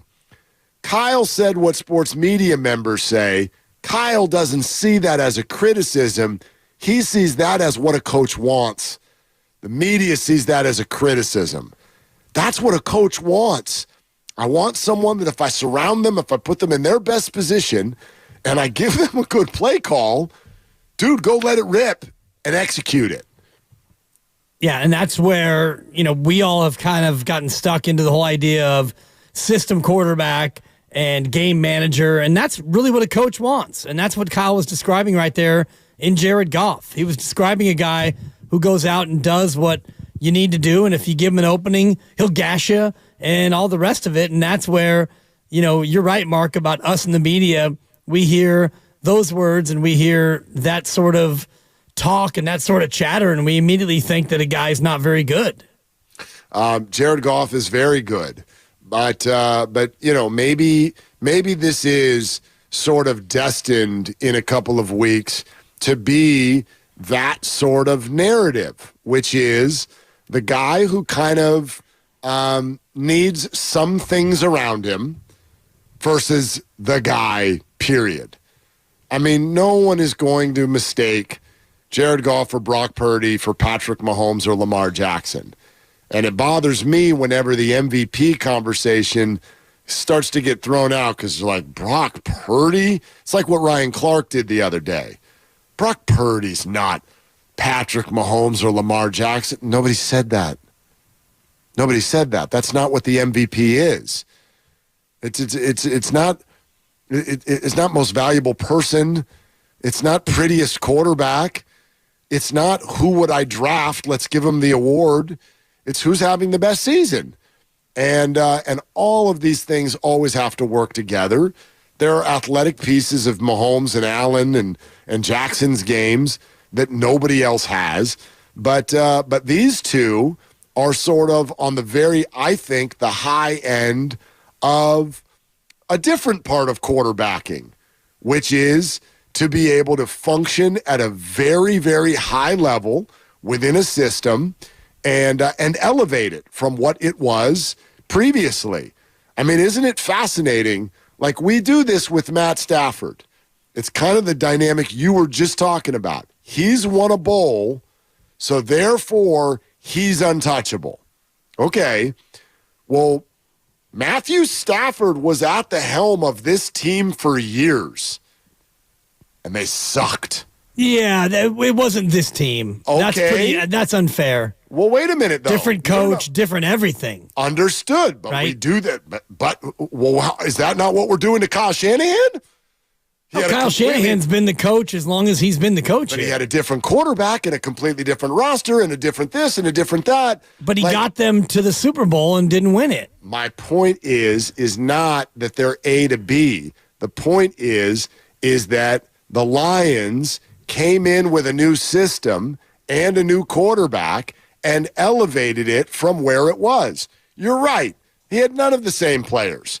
So it's not an A to B thing. The point is that the Lions as a franchise are in a better shape now because of what? System and drafting and belief, a culture that has been set. And then Jared Goff comes in and elevates the people around him, works with them, helps them grow, and you've got something that works and is sustainable. I would love to see us stop taking that portion of quarterbacking away because it's very, very important. It's not raw, but it's reality.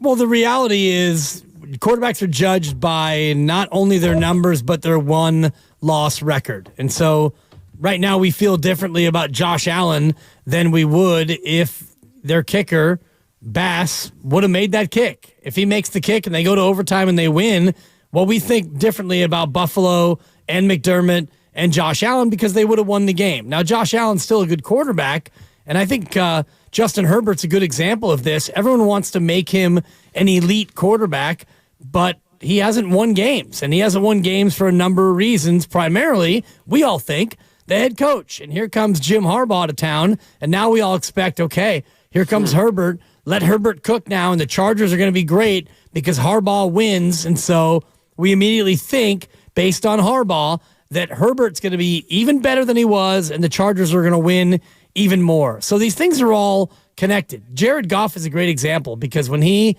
left L.A., when McVay decided that he didn't want Goff to be his quarterback, and Stafford came in and promptly won the Super Bowl, we all thought, well, Goff probably was a big part of the problem because he wasn't good enough to win, and Stafford came in and he won a Super Bowl. Now, granted, they added about 7 free agent pieces that year, at least, and they totally overhauled their roster with a bunch of stars, but that's not the way we look at it. And so now Jared Goff is here, one of the last 4 teams remaining, and we all think differently about Jared Goff than we probably would have 4 months ago.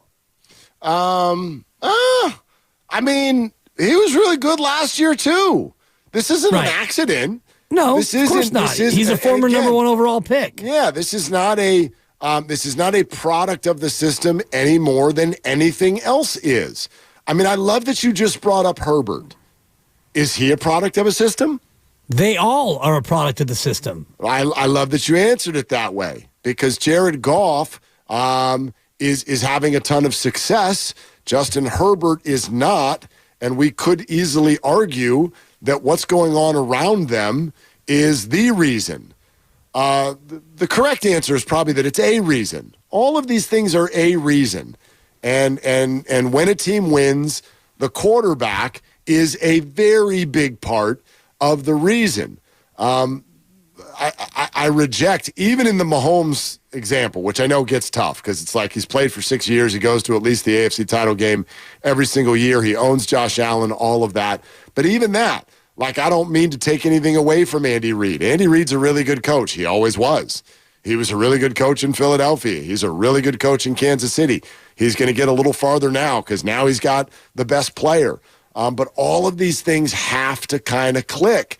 One of the reasons, going back to our conversation that we've been having, that I have a hard time just making it very black and white and A to B. If the 49ers don't win the Super Bowl, then we do another year of Kyle Shanahan can't win the big one. Like, I mean, that's the tiniest bit of a very large story. So much has to fall into place for you to win one.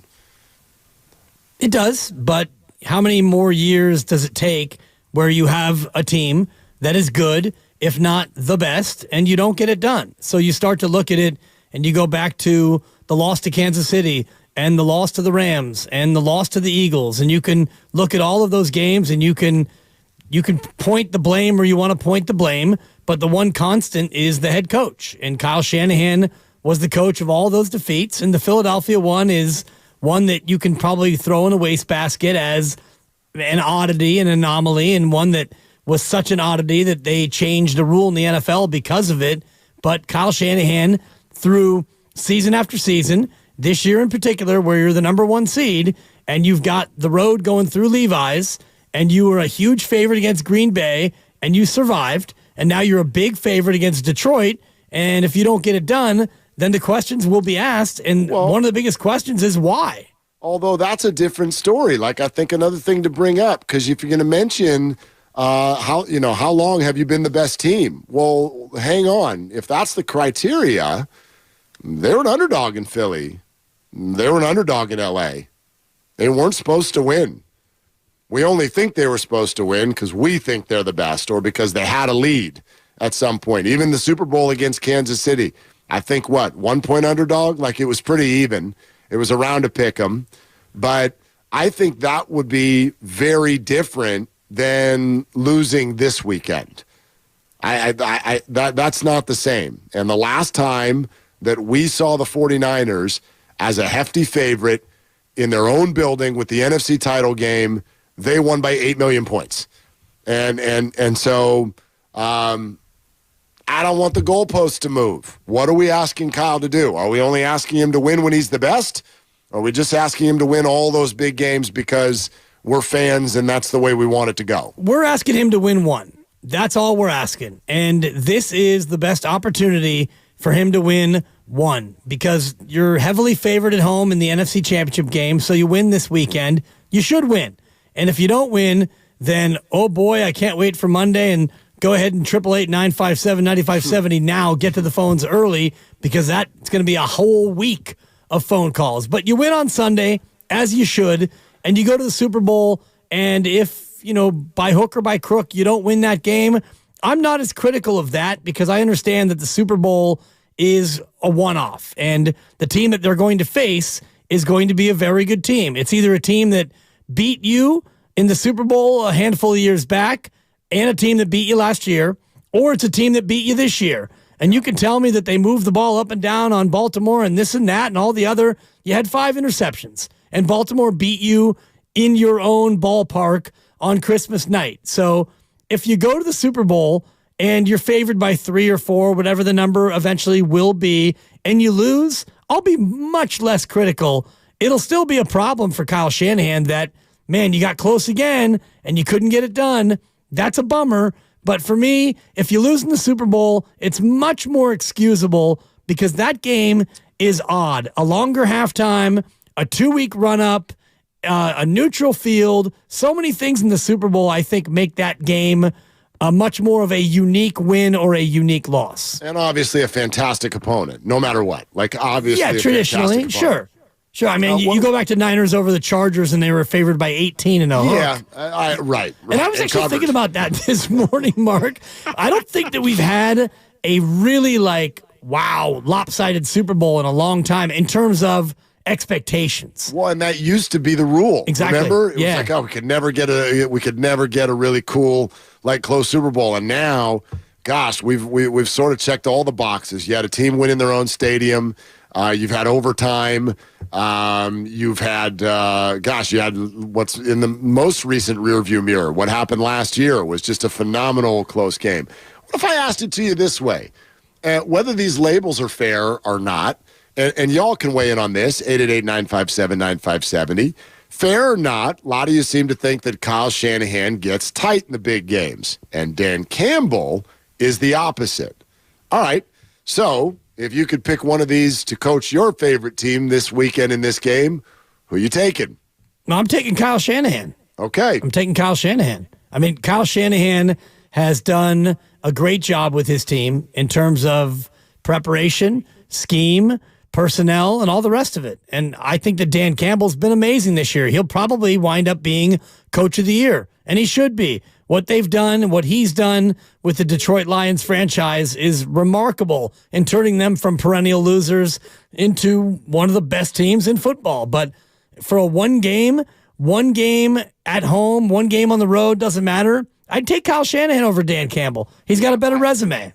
Well, not only that, I mean, yeah, the experience of a game like this, like I have one big question about the Lions this weekend.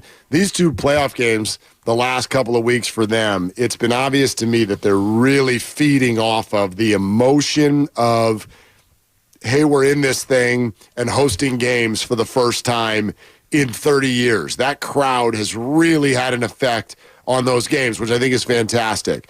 You don't have that this weekend. This is going to be much more of that like business trip type of a deal. You've got to functionally out X and O somebody who's really, really good at it, and you've never really been in a situation like this. Almost all of your players, other than Jared. Goff has been. Other than that, nobody's been in these situations. And so to me, I think that's another thing that spins in the 49ers' favor this weekend. Take a listen to this. Shanahan was asked about Dan Campbell's aggressiveness and if it changes the way that he will call his game. Not much. It's you're aware of it, so you understand it. You prepare for it. You know they might, when it's third down, they might have two tries a lot more than other teams do, percentage-wise. You know they're willing to go for fake punts and all that stuff. I mean, those guys are trying to steal possessions as much as they can. I'll tell you after the game whether that's a good thing or bad thing for us. I mean, anytime you try to steal possessions, you're also offering an opportunity to lose possession. So those are opportunities for them, but they're also big opportunities for us too. And you come up with more than half of them, I feel it's in our favor. Yeah, I mean, both of these things obviously go both ways. And I've watched plenty. You know this because you love to joke about it with all of the fantasy players that I had on the Lions. Right. I watched their games like crazy this year. And I'm telling you, man, this aggressive stuff, like opening drive, don't be surprised. The Lions are like, it's 4th and 1 at our own 39. Now, we're going to go for it. We're going to bite everybody's kneecaps on the way. Okay. Next thing you know, it might be 1st and 10 at the 38-yard line for the 49. Like, it does get them sometimes. It does. It does. Yeah. Like, I know that if you're just watching with chips and dips, Daisy dips, it's like whatever. My emotions are not involved here. But if I were a fan of a Dan Campbell team, I would love the emotion. I would love the culture that he's changed. It would scare me sometimes. Yeah, it's always scary. And when it works, you're thrilled. And when it doesn't work, you rip the coach. That's how it goes. And, 4th and 1 at your own, maybe your own 29, I think is a little bit of a bolder call. 4th and 1 at your own 39, you're probably going to go for it most of the time. But you get back inside your own 30 on 4th and short, and then you go for it. I think that's where you're showing some tremendous stones and you're trying to steal possessions like Kyle said in that cut with, whether it's an onside kick or a fake punt or, going for it inside your own 30 on 4th down. These are all things that are very risky and it's a risk reward. And over time, you can kind of justify it. Well, unless you're Brandon Staley and you lose your job because of it. But, Dan Campbell in a one-game scenario, 60 minutes, you do have to be careful because one mistake – if you're down 13-7 midway through the second quarter and you make a move like that and you don't get it and Kyle punches it in, now it's 20-7. That's a whole different ballgame. Well, no one wants to say this, but go back to the Packers 4th and 1 where they went for it and didn't get it. You can hate the spot all you want. You can hate the spot all you want. The Dibs I know would say, well, that's part of the chance that you're taking. And how would that game have been differently if they had just kicked the field goal? Yeah, for sure. I mean, you're on the 9 or 14. So that's a spot where you take the 3. The 3, no 3 is guaranteed this time of year, but especially for that guy. You would have taken the 3 and you ended up missing a field goal too. So all these little decisions could come back to bite you. Presented by Fremont Bank, full-service banking, no compromises. We'll get to your calls next. Do you trust Kyle Shanahan? If you could pick one of the two to coach this weekend's game and your favorite team, who would it be? Sean Salisbury's a half hour away. It's Willard and Dibs. The road to Vegas is brought to you by Marinwest Credit Union. Working for you today, tomorrow, together. I'm what you might call very good at hide and seek. This one time, my parents had to round up the whole neighborhood to track me down. It was a mess.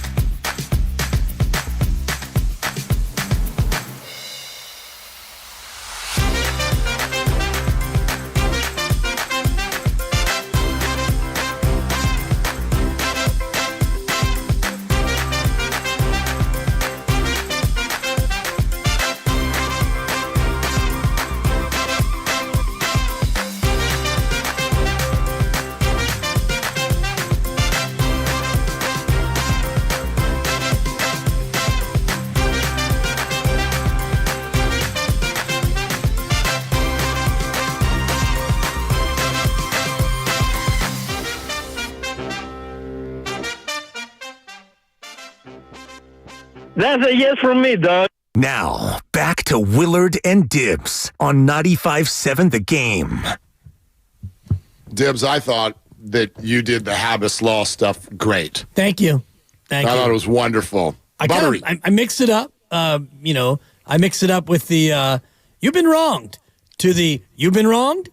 There's no question mark, but I thought that it read a little bit better with the you've been wronged, Habas Law. You've been wronged, Habas Law. So I kind of was tinkering between the two. I don't know which one you prefer. Like in front of the mirror last night. Yeah. Well, let's do it, and we'll try. Get ready for Niners and Lions, NFC title game Sunday, right here with us on 95.7 The Game. We're going to be live and local starting at 9 in the morning. We're not messing around. We're not waiting around. Okay, get a breakfast burrito and get your butt on 95.7 The Game. Grandy and Sterling Bennett are going to be there. They're going to be doing talk, and then that leads you all the way up to the kickoff show with Lowe and Larry live 2 hours before the start of the game. And again, the game's at 3:30, so they're going to get going in earnest at about 1:30. Hilton Santa Clara, delicious food, got the drinks and the whole best pregame show in the Bay to get you ready, and it is presented by Habas Law. You've been wronged. Habas Law will fight to make it right. Call 1-800-INJURED or visit habaslaw.com. I like to make it more of a statement. Just very straightforward, yeah. You've been wronged? Habas Law.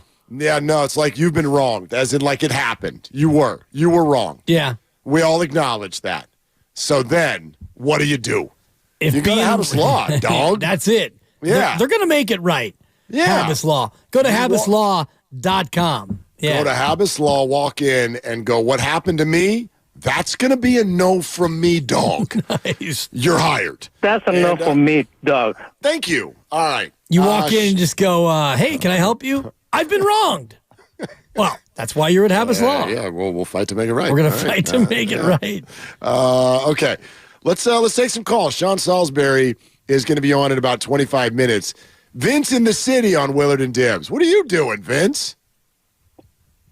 Hey, what's up, guys? On my way home in this traffic. It happens. Yeah. So, who am I picking between Kyle and Dan? I'm going with Kyle Shanahan, not just because I'm a homer, huge homer, but thank you. If you look at the consistency that Kyle Shanahan has had with the 49ers, I want to say he's been in the playoffs each year that he's coached the Niners, except for the year I think Jimmy blew his ACL trying to truck somebody down the sideline. He's done it with practically the same personnel. This season is a little bit different. But in the years past, he's had the best starting backup quarterback playing QB1 in Jimmy Garoppolo. So I think after watching the game against Green Bay, it's easy to see that who cares what Vegas odds are. Anybody can win on Sunday. We damn near should have lost that game, and we would have been a first-round bounce. So I think, we kind of need to pump the brakes on it's a win or bust for this season because clearly it's really hard to win in the NFL. That being said, I think we should win the game because with the roster and having a really, really good quarterback with Brock Purdy, he's been the best quarterback we've had since Steve Young probably. I don't see why we can't get to the Super Bowl and win it. Yeah, I mean, look, I don't think anybody's in disagreement there. Like, the Niners are supposed to win the game on Sunday, and then the conversation reboots. It's like you just said, Dibs. There are stages to this. I know that in some ways there aren't because it's just like, well, Kyle Shanahan needs to win the last game, and then this all goes away. But it is a different conversation if you don't win based on when you go out. That's why the Dallas Cowboys just have had such an embarrassing couple of weeks. That's why people are talking about job loss and all of that stuff because they lost not in the playoffs. They lost at home by giving up 48 points to a huge underdog.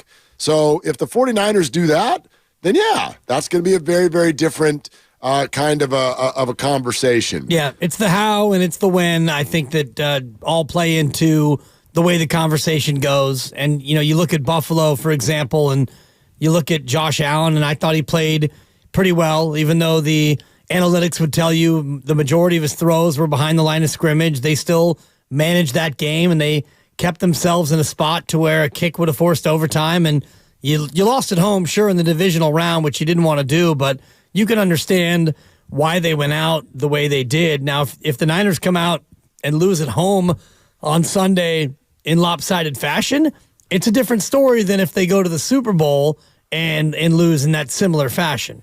Yeah, absolutely. Steve in the city is next up. Hi, Steve. What are you doing? Just hanging out in the inner Richmond here. Nice day out here. Beautiful. Hey, nice. All the pressure is on Shanahan. And, I call him Dan Gamble. I mean, can he bite his kneecaps off going 4th and 4 from the 36? But the two keys to the game, Debo makes him 5-dimensional, not 3-dimensional. And also, too, I think it's all about the defensive line. If they can rattle this guy, they know where he's going to be. And San Francisco doesn't play well against these big bully running quarterbacks.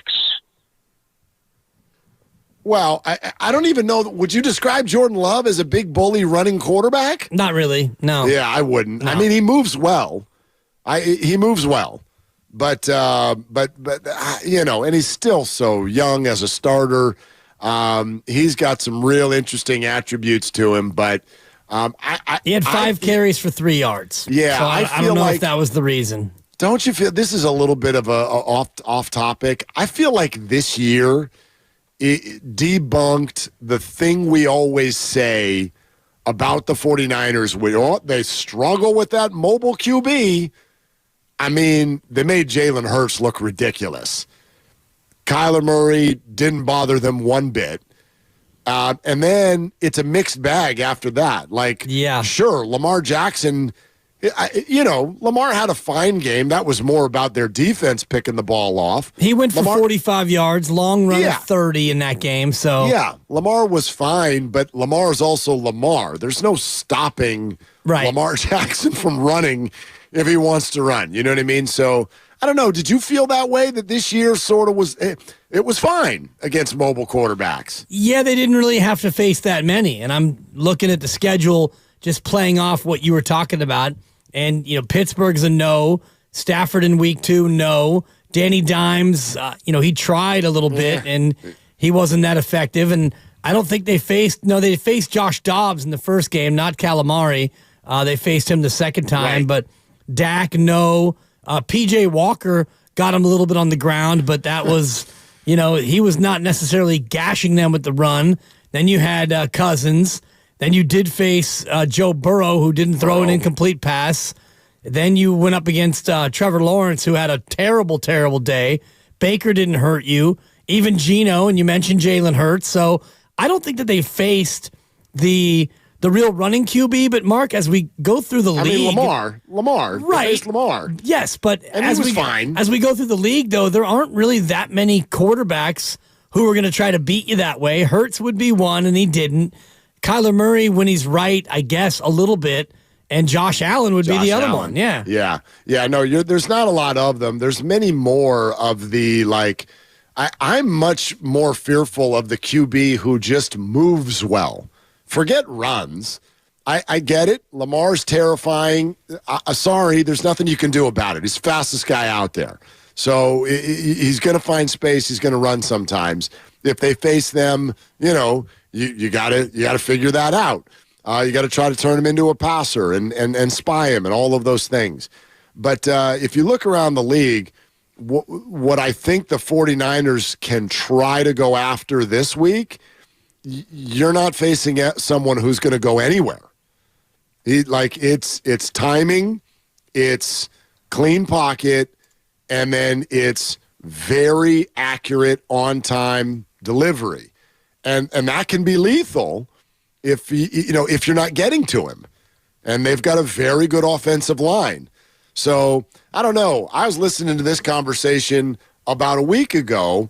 It was over the weekend with the crew at Fox, and some of the guys were talking about how we've now moved to a time where we're wooed by the mobility of a quarterback because of Lamar, because of Josh Allen, and even Mahomes. He moves great.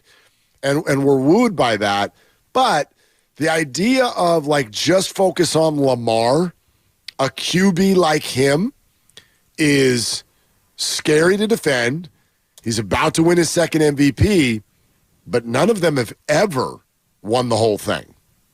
Yeah, a truly mobile guy, right? It's true. Like somebody who really is looking like a Jalen Hurts even. Someone who's looking to rush the ball 10 times a game on purpose.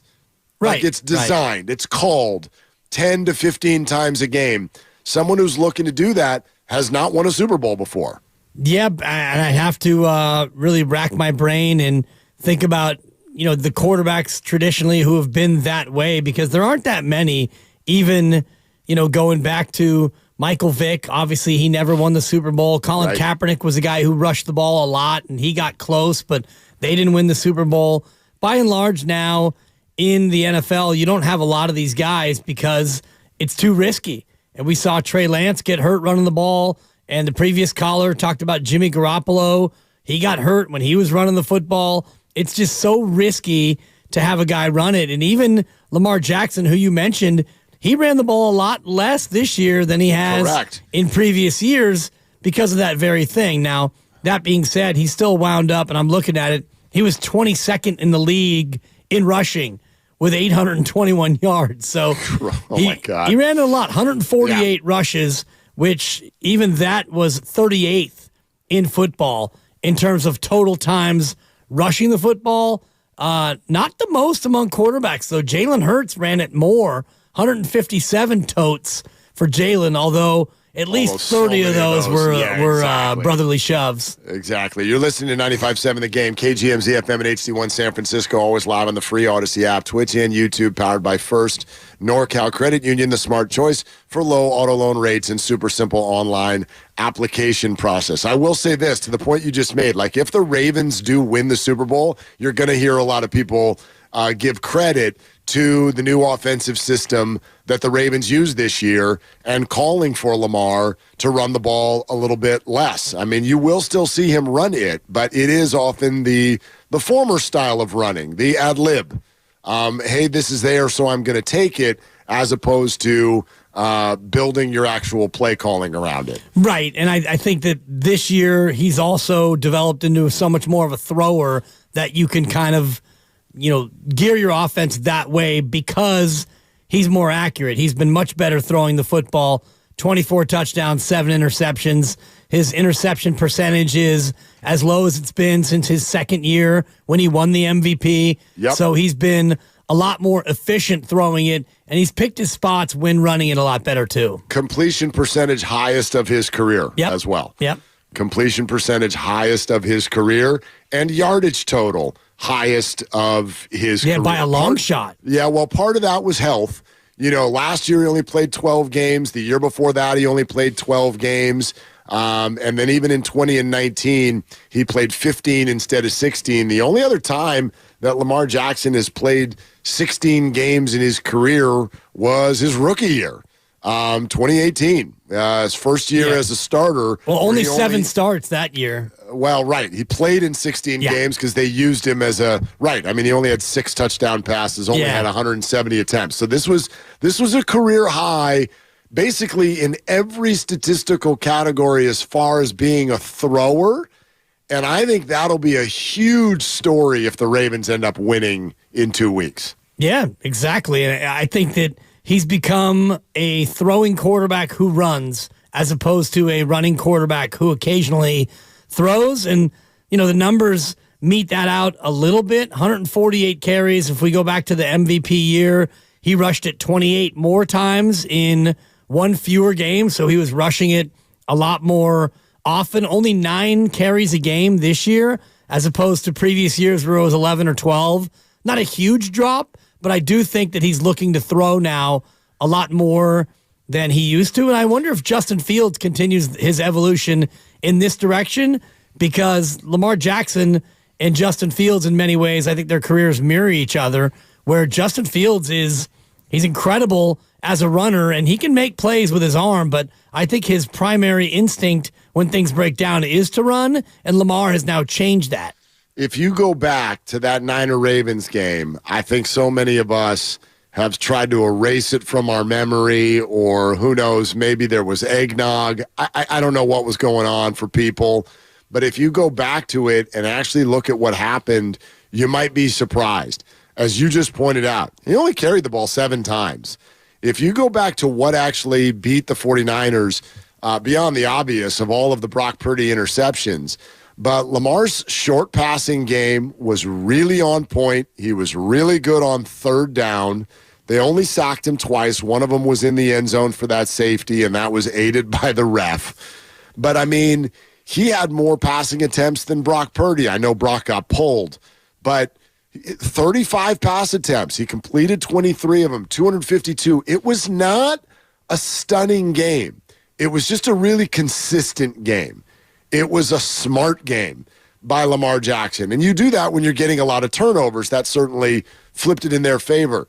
But I guess this, maybe we're starting to do, a show that needs to be done 2 weeks from now if these two teams play again. But I don't think the Niner defense, I don't think it's ill-equipped to handle the Jalen Hurtses and the Lamar Jacksons of the world. I think that they did exactly what you need them to do. They just kept giving the Ravens too short of a field. Yeah, in some ways. I'm looking at the drives right now. Baltimore started on their own 25, marched down field goal. They started at their own 47, touchdown. They started at the Niners 20 and got a field goal. Started at their own 25, got a field goal. Started at the Niner 44, got a touchdown. Started at the Niner 9. And somehow they were able to get a touchdown off of that drive. That one. I do remember that drive. Yeah. But you see the other 2 touchdowns, they started at midfield. So, yeah. I thought the Niners did a good job this year against mobile quarterbacks. But flashing it back to this week, it's only a potential. It's a potential advantage. And for me, where a lot of this game is going to lie, I think the Niners should be able to move the ball on Detroit. So, they should be able to put up some points. Detroit will too, though, if they win the trenches the same way the Packers' offensive line won the trenches. But the beauty of Jared Goff is, as the caller points out, you know exactly where he's going to be. He's going to be right there, standing right behind where he snapped the ball. And if Bosa and Young and Armstead and Hargrave can have a better game than they did last week, they can totally wreck this one. And I think that they have a better chance to do so. And the left guard, Jonah Jackson, underwent meniscus surgery. He's going to be out for Sunday's game, so you get the backup in there. And I think this becomes a Hargrave and Armstead game. We had Eric Armstead on the show yesterday. And I noticed that. Yeah, he was great. Good interview. Such a solid guy.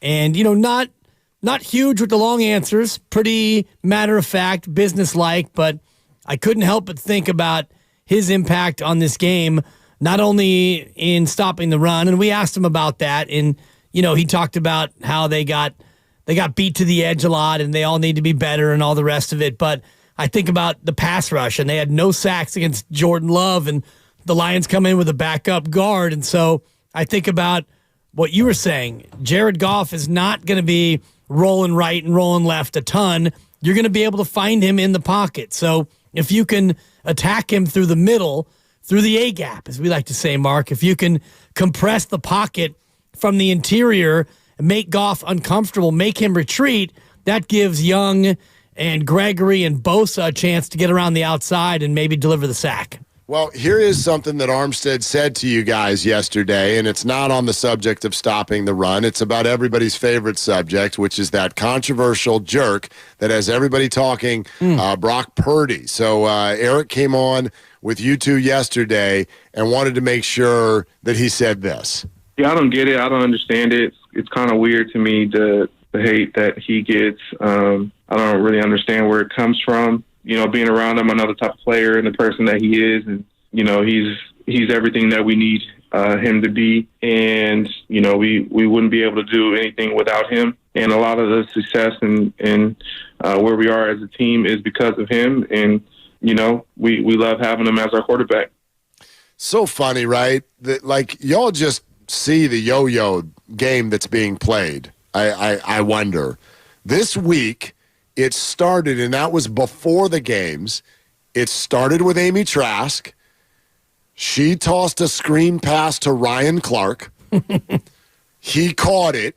He ran for 15 yards. Then Chris Broussard and Nick Wright got into their slap match. And then here we go. You can't play with my yo-yo. We're going to go back in the other direction. And Eric is a teammate. That's one thing. But Debo, I'm sure you saw, came after Ryan Clark on social media. And then 2 days ago, Pat McAfee went on an impassioned rant about not understanding where this comes from. And so I guess my surprise is just that all year long, we've all talked about this so much, and we still haven't found a middle ground that's comfortable for people. It seems like both sides think the other one maybe is trying to say things that they're not. You know what I mean? Like, him being an MVP candidate does not mean, well, I'd take him over Mahomes. That's absurd. That's nobody's saying that.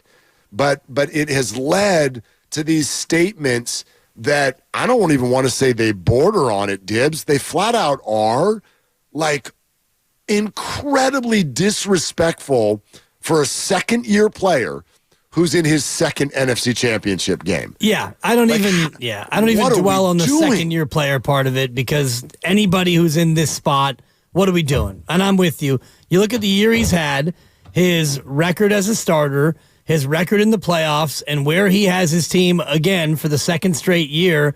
How can you cast aspersions on that in any way, shape, or form? As a playoff quarterback, he's already accomplished more than almost every quarterback that he is going to go up against in the entire league. He's done more than Herbert. He's done more than Josh Allen. He's done more than Dak Prescott. He's done more than Kirk Cousins. You put names like Jared Goff. He's been to a Super Bowl. And Brock Purdy has not. Matthew Stafford has won a Super Bowl. Mahomes has won a couple of those things. So you look at all the other quarterbacks around the league, and he's already accomplished more. Forget the draftism, and Peter King actually gave another nod to the term draftism when he came on with FP and myself earlier in the week. Pete. Which, I knew you were going to love that when you heard it. But Peter actually came on. Peter was showering FP with praise, which was pretty fun. We'll have to play the cut for you. Yeah. Right. But talk about FP's baseball career. That really is an incredible story. And I'll tell you the story on the other side. But I don't think that you can look at what Brock Purdy has done, just accomplishments. How can you look at what he's done and cast any aspersions at all about his performance? Yeah. Well, maybe our response to Ryan Clark when he came out earlier this week and he's like, the hardest thing I had to do was act like Brock Purdy was right. XYZ. Well, no, you didn't. Like, why isn't that just the quick rule? You didn't have to do anything. Nobody forced you. Nobody held a gun to your head and say nice things about Brock Purdy right now. But if you're going out of your way right now, which I do feel Ryan and Amy Trask and others throughout the year at times have, if you're going out of your way to do it, it'd be a good time to sit down and ask yourself why, as he goes to his second NFC championship game, and we've known him for 15 months. Right. And we've known him for 15 months. It's incredible. And very few quarterbacks have done what he's done, and yet people still want to, cast aspersions. I wonder what this quarterback will have to say about it. Sean Salisbury is going to join us next. Then we get back to your phone calls at 888-957-9570. This is Willard and Dibs. And it's Willard and Dips, because I want to tell you all about Daisy Dips, my new guilty pleasure. Been having them a lot. It's football season. It's playoff time. It's snacking season. And this has been my new thing. Love them. They're absolutely packed with flavor. They got 2, French onion and ranch. Those are both pretty popular flavors around my place. So we've been getting after it with all the flavor and all our favorite chips, corn chips, tortilla chips, with Daisy Dips. The Daisy Sour Cream brand that you know and trust so well has put together an unbelievable recipe that has no MSG, no other added junk that you don't want to give to your kids. So put it out at your football party this weekend.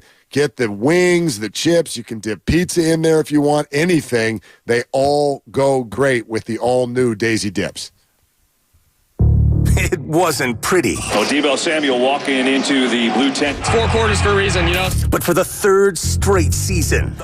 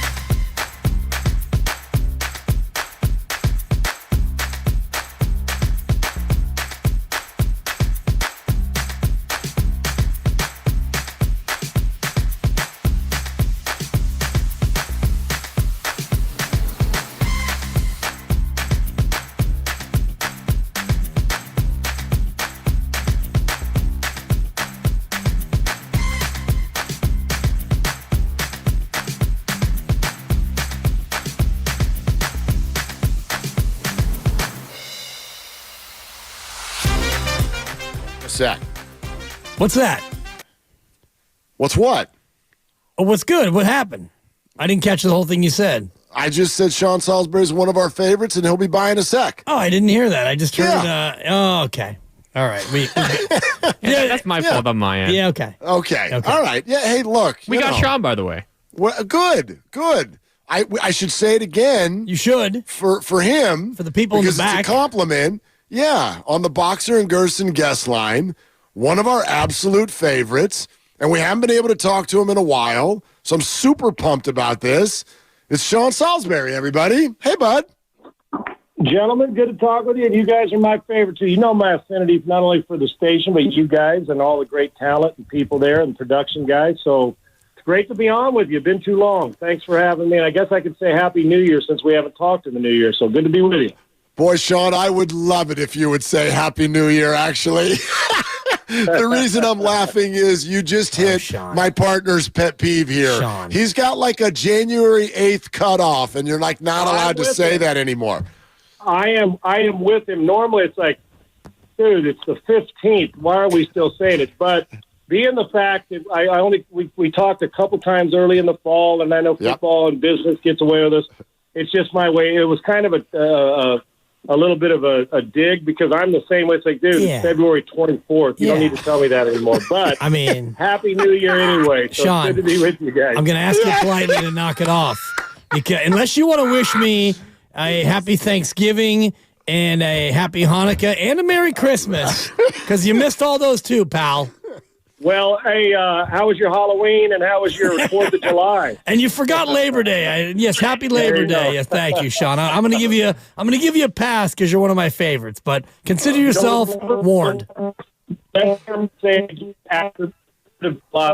good. Awesome. Good. Oh, my gosh. That could not have started any better. Sean Salisbury with us right here on Willard and Dibs 95.7 The Game. All right, Sean. The Lions have a porous pass defense. The weather's going to be good. This is supposed to be the Brock Purdy game, right? I would think so. You guys know my affinity for him. You know how many guys I have to fight with and rip to shreds on the national level this past, not only the season, but this past week, listening to some of these guys, how you'd think Brock Purdy was a hack. Well, one thing I do know, that in the first 2 years of their career, Goff, Lamar Jackson, and Patrick Mahomes. Now, Mahomes in year 2, but remember, he only started one game in year 1. He's the best of the 4. So let me just start with that. Brock Purdy, and, from last week, he able to survive. And you know what the narrative? Think about this now. What if Brock Purdy would have thrown the ball Jordan Love through? How would the national media be talking about that last interception? They'd be killing him. Didn't Brock Purdy take him down to win the game at the end? When it mattered, when the game was on the line, we'll be praising guys. I see more guys get credit in the loss who are really good players and than a guy does with a win. But all I have to do is listen to the teammates of Brock Purdy, study him on tape to know the guy's a great player. And not as talented, but neither was Drew Brees as some of the other guys, Josh Allen, not as talented as Josh Allen. So was, Peyton Manning wasn't exactly the most athletic, but man, he sure made the simple play all the time, all these things. I don't need to defend Brock Purdy, but I almost feel like I do because I am flabbergasted at the empty analysis and the, quite frankly, lack of preparation that I hear from some of these national guys that are getting paid 7 figures to come on and spew diarrhea about a quarterback who's done nothing other than a few losses and bad games that everybody has. Who doesn't play great, but not good, great football? And if he doesn't finish second in the MVP award, then we got it wrong. But that being said, now that I got that out, yes, weather should be good. Not inclement, not. I wouldn't imagine huge wind, no rain, and you can throw the ball on them. The concern for me is if you're the 49ers, they got a really, really good run defense, and you guys got a really, really good run game in San Francisco. If something does go sideways, and it gets into a game where it got to the point where both teams had one dimension. Can Brock, if it came into that, do we trust that he's going to do? I do. Some may not. And I don't think it'll be a one-dimensional game. I don't think Kyle would let that happen, even if they were playing really good run defense. So, 49ers should be favored, but 7 points is a lot if you're a gambler to me, because I think Detroit's a really good team. But I would fully expect Brock Purdy to be at his best this weekend. If you think about a game that gets into a bit of an aerial shootout, does that give the Lions team an advantage, not only based on maybe the quarterback head-to-head, but also just the personnel in general and their ability to go to 3 wides more than the Niners? Yeah, maybe. And they've got, listen, man, we guys know, we know that Amon-Ra, St. Brown, and Laporta have been really damn good, right, for them. And while if you're just talking about raw talent and throw it, Goff can rip it. But when I hear people say, well, and I've said it to myself, guys, I battled and looked and argued with myself over, if this happens, what about this? If they are one-dimensional, let's just say it does come into a passing fancy. Well, I look at the numbers, and balls thrown down the field, yards per attempt, accuracy, protecting the football for the most part. I'm trying to figure out why I would, listen, Goff's the ability not to wilt when they ran him out of Los Angeles.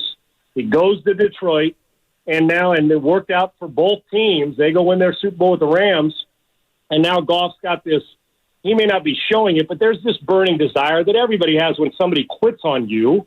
And that's exactly what the Rams did, and it worked for the Rams to go back and say, wait a second, I'm going to prove to you. And Brock's got that going on every week. Because if Brock was the 3rd pick of the draft, not the last pick of the draft, the narrative on him would be completely different. But we're looking for reasons to, oh, yeah, that's why he's not any good, but I don't see him. Now, we're not in a superstars competition, and we're not trying to see how far a guy can throw it. So I'm sitting here saying, okay, if it is one-dimensional, well, yeah, because of formations and personnel, you favor the Lions maybe. But what about the numbers? And I know that just having McCaffrey in the backfield is a threat that the defense has to deal with. But there's nothing that tells me that Purdy still can't get into a throwing contest and win a football game. I think the whole key to the game, we know that you got to not turn it over and get red zone touchdowns. The Debo Samuel situation to me is even if he doesn't touch it, you have to be on the field to defend it and understand the formations. I'm curious, and I don't know where it's at right now as we sit on Thursday. You guys probably have a better idea. But the Debo Samuel stuff and deploying him if he's playing or if he's not has a lot to do with it, because the threat of the run still gives you windows to throw in. I'm not convinced that the Lions, as the quarterback goes, other positions, but as quarterback goes, I'm not convinced that Jared Goff has a major advantage over Brock Purdy in a throw-in shootout, even though we know neither team wants to do that.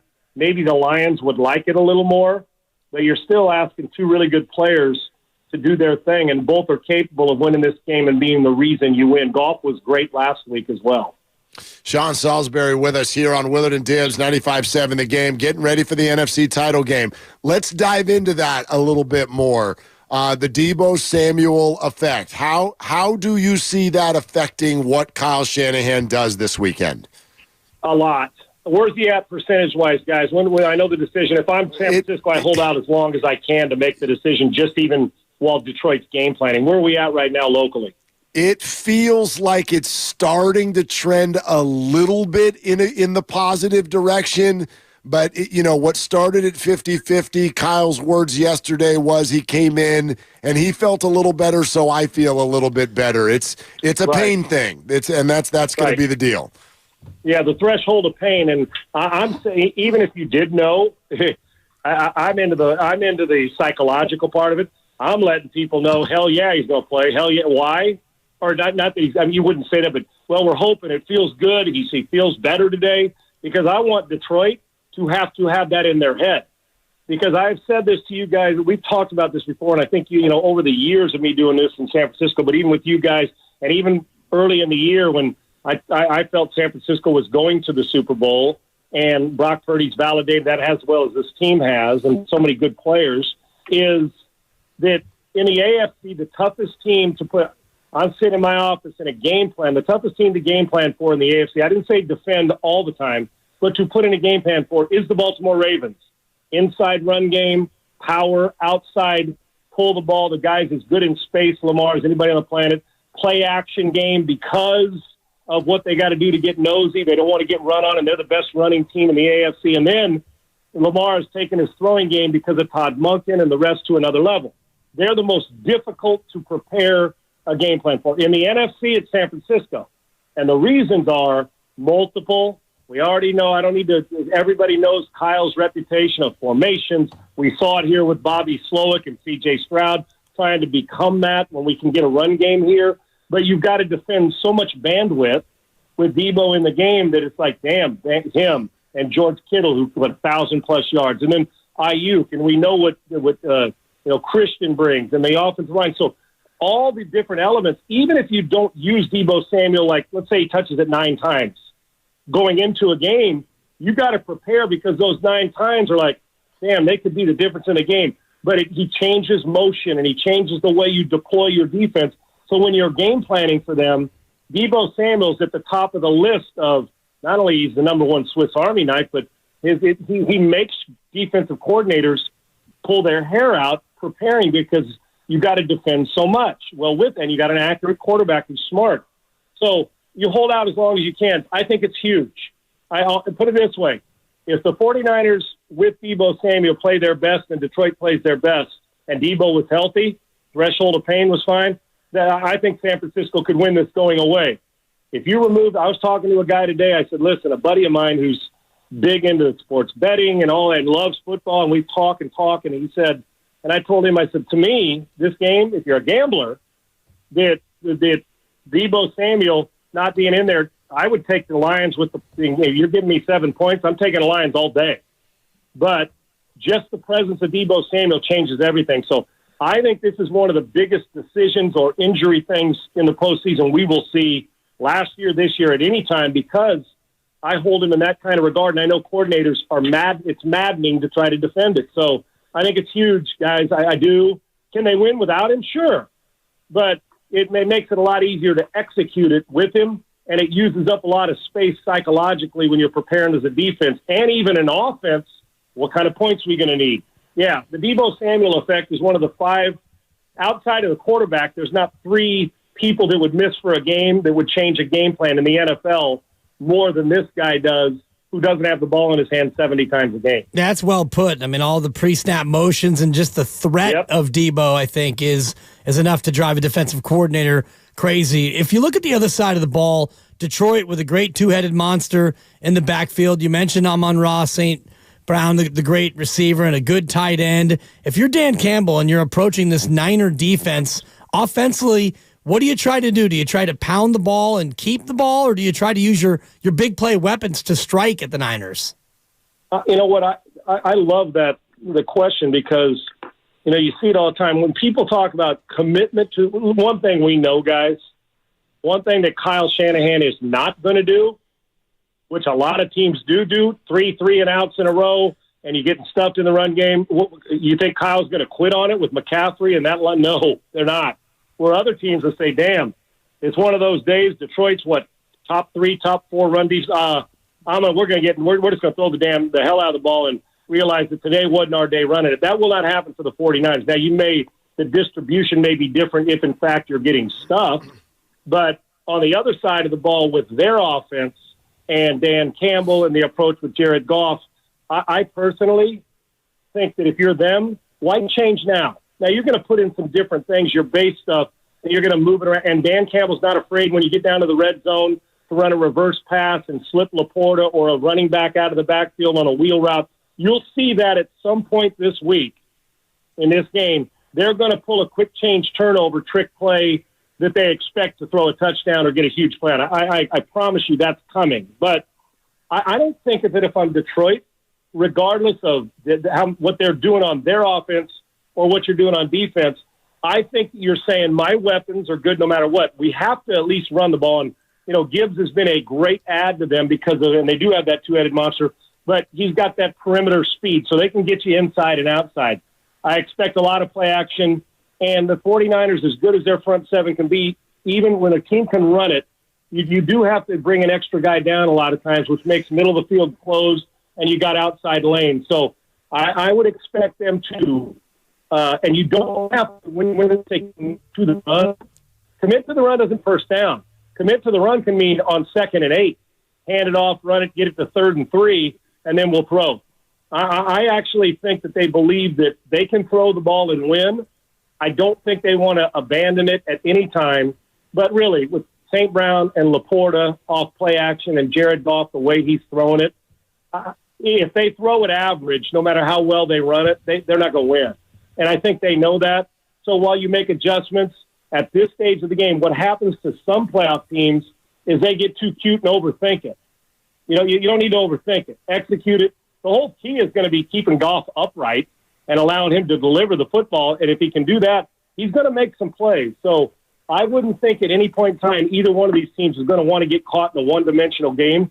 But the Lions, I would think, believe they can throw 40 times and win this football game, and they've proven it. But I don't think you're going to see a major change of let's just attack this because we're good at this. I think they're going to do what they execute well and get Gibbs in the pass game and their running game backs and some outside stuff to run and challenge the perimeter and try to allow Goff to play to a clean pocket.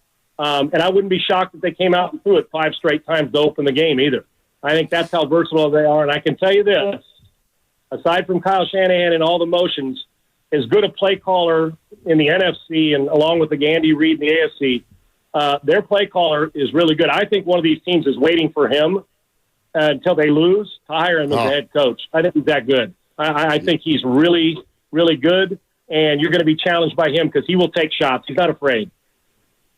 Sean Salisbury with us here, 95.7 The Game. I love that you're talking about the idea of changing what you do in the postseason, because this is fundamental to a conversation that we had for a good portion of our show. Sean, there's plenty of people, and part of it is just fandom in the playoffs, but plenty of people who think that Kyle Shanahan gets too conservative in the postseason. My question to everybody today is, when does 4 trips in 5 years to the NFC title game become the answer to, I'm just going to do what I do, it's working better than you think it is? What is your perception of him come January and February as a play caller? My perception of him, now the formational, the way he goes about it will, and over, he's had 2 trips to the Super Bowl, and like you said, a handful of trips to this game.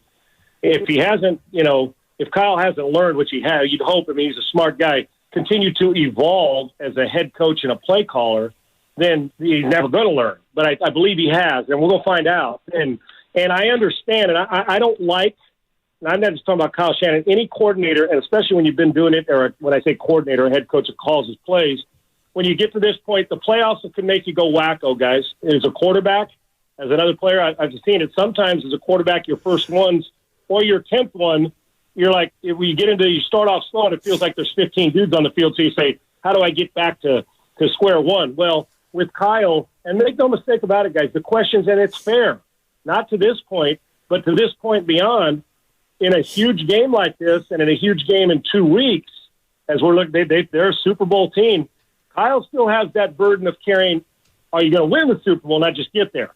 And I get it. That's fair. It's fair to everybody. It's fair to quarterbacks. It's fair to Dak Prescott. It's fair to Josh Allen. It's fair to Kyle Shanahan. But I don't think he'll choke on the formations and being multiple. But what it is, you lean on what you do best. What he's got to guard against, and I understand fandom, we all do it, sit there and throw Nerf balls, hopefully not real baseballs at your TV when you don't see it, is even if the patience to say, we're not going to all of a sudden eliminate McCaffrey from the run game if they're stuffing us. You can't, because you may get stuffed, and all of a sudden in the middle of the third quarter, that cat makes one jump cut, and it's 45 yards to the house, and the whole thing changes. And that, in my mind, a great play caller always has that hovering. Plus, you still want to keep everything available. So for me, conservative is what? People only call it conservative when it doesn't work, right, guys? Right. They love it when Baltimore rushes for 200 yards and throws it 22 times. Is that conservative? No, that's just doing what we do, and we did it better than the other team. Why the hell do I need to throw it 35 times? So that's what they do, and we've talked about this. If he can throw it 28 times and run it 38 or 34 times, they'll win, and that'll be exactly what he wants. So, yeah, we all have a tendency to lean on if we drive the golf ball 320 and we hit wedges into bunkers, we're going to grab the driver and keep driving it. That's what you lean on. So the ability for him to stay out of his own head and do what he does and not listen to social media or listen to a crowd that's frustrated. But you also, on the other side, got to get out of the ego, not just him, any of us, get out of the ego of, hey, my guys are better than yours. I'm going to shove this square peg into a round hole down your damn throat, to the point where now it's early in the fourth quarter and you're down 2 touchdowns, and now you do have to eliminate what you're doing to play catch-up because the clock's working against you. So and I know this sounds cliche and elementary, adjustments in this game, during the game, I ain't talking about halftime, I'm talking about in between series, are going to be paramount for both sides. And in particular, if you're not running it well or throwing it well, how do you create and manufacture your quarterback or your run game, your line to get back into that mode? So you got to be able to adjust on the fly and do it urgently without taking away what the base of your team is. Because if the 49ers don't stick with what they do base, then they're playing at. Then it's like they're a bunch of rookies playing. This isn't how we live. And I think it goes for both teams. And I'm telling you guys, and you know this, I'm not telling you anything you don't know. In an NFC champ from here on, we say the playoffs are a different energy. From here on, now we're into another layer of energy of zapping your energy with being overloaded. You got to clear the clutter out of your mind and not let it rent space if you've had a 3 bad series. Who cares? You're going to get about 12 of them. So conservatives only conservative when you don't adjust and you get your ass kicked. That's when it is. Baltimore was fairly conservative, but they ran 200-plus yards, so conservative as much as you want. And I think Kyle would love a similar result in the run game and the pass game and the attempts that he saw Baltimore do against Texas last week. Sean, great stuff. Or Houston, should I say. Yeah, Texas. Exactly. Yeah, we got you. Thank you so much for coming on, and Happy New Year. Happy New Year. Sorry to keep you guys so long. 49ers by a field goal +1. How's that? And are they playing the Ravens? You'd be an idiot to vote against Mahomes, and you'd be an idiot to vote against the best team in the AFC. So how's that for good insight? I'll sit on the fence. Yeah, exactly. I listen, guys. Baltimore and San Francisco have been my teams the whole year. I wouldn't bet against Mahomes ever in January or February like I wouldn't have Brady. Give me Baltimore by a field goal. So if the betting line hits the city, I'm going to say it's Baltimore's year to get to the Super Bowl. Yeah, it sounds like a good weekend if it goes that way. Sean, thank you, man. You guys are the best. Have a good one. Good luck this weekend. Yeah, thank you. All right, we'll talk to you soon. There he is, Sean Salisbury, with us right here on Willard and Dibs, and he's calling for a cardiac Sunday. 2 field goal games. Yeah, that makes sense. And as much as I'm comfortable with the 49ers in their spot, and I think that they're going to win, I'm very confident in that. I could see it being a close game, and I liked what he said about the Kansas City-Baltimore game because Baltimore should win. They're at home. They're more rested, and they're the number 1 seed, but never bet against Mahomes. Never. A lot of people started doing it last week, and it did not work. We're presented by Fremont Bank, full-service banking, no compromises. We can keep going with your phone calls, 888-957-9570. I think we've got a thing or two to say about the Warriors and Kuminga and everything that took place last night, getting them a win last night. And, of course, they are only a couple hours away from performing again tonight against the Kings right here on 95.7 The Game. This is Willard and Dibs. The Road to Vegas is brought to you by Zenni, the official eyewear of the San Francisco 49ers. Shop from over 3,000 styles at 80% off retail prices exclusively at Zenni.com. I'm what you might call very good at hide and seek.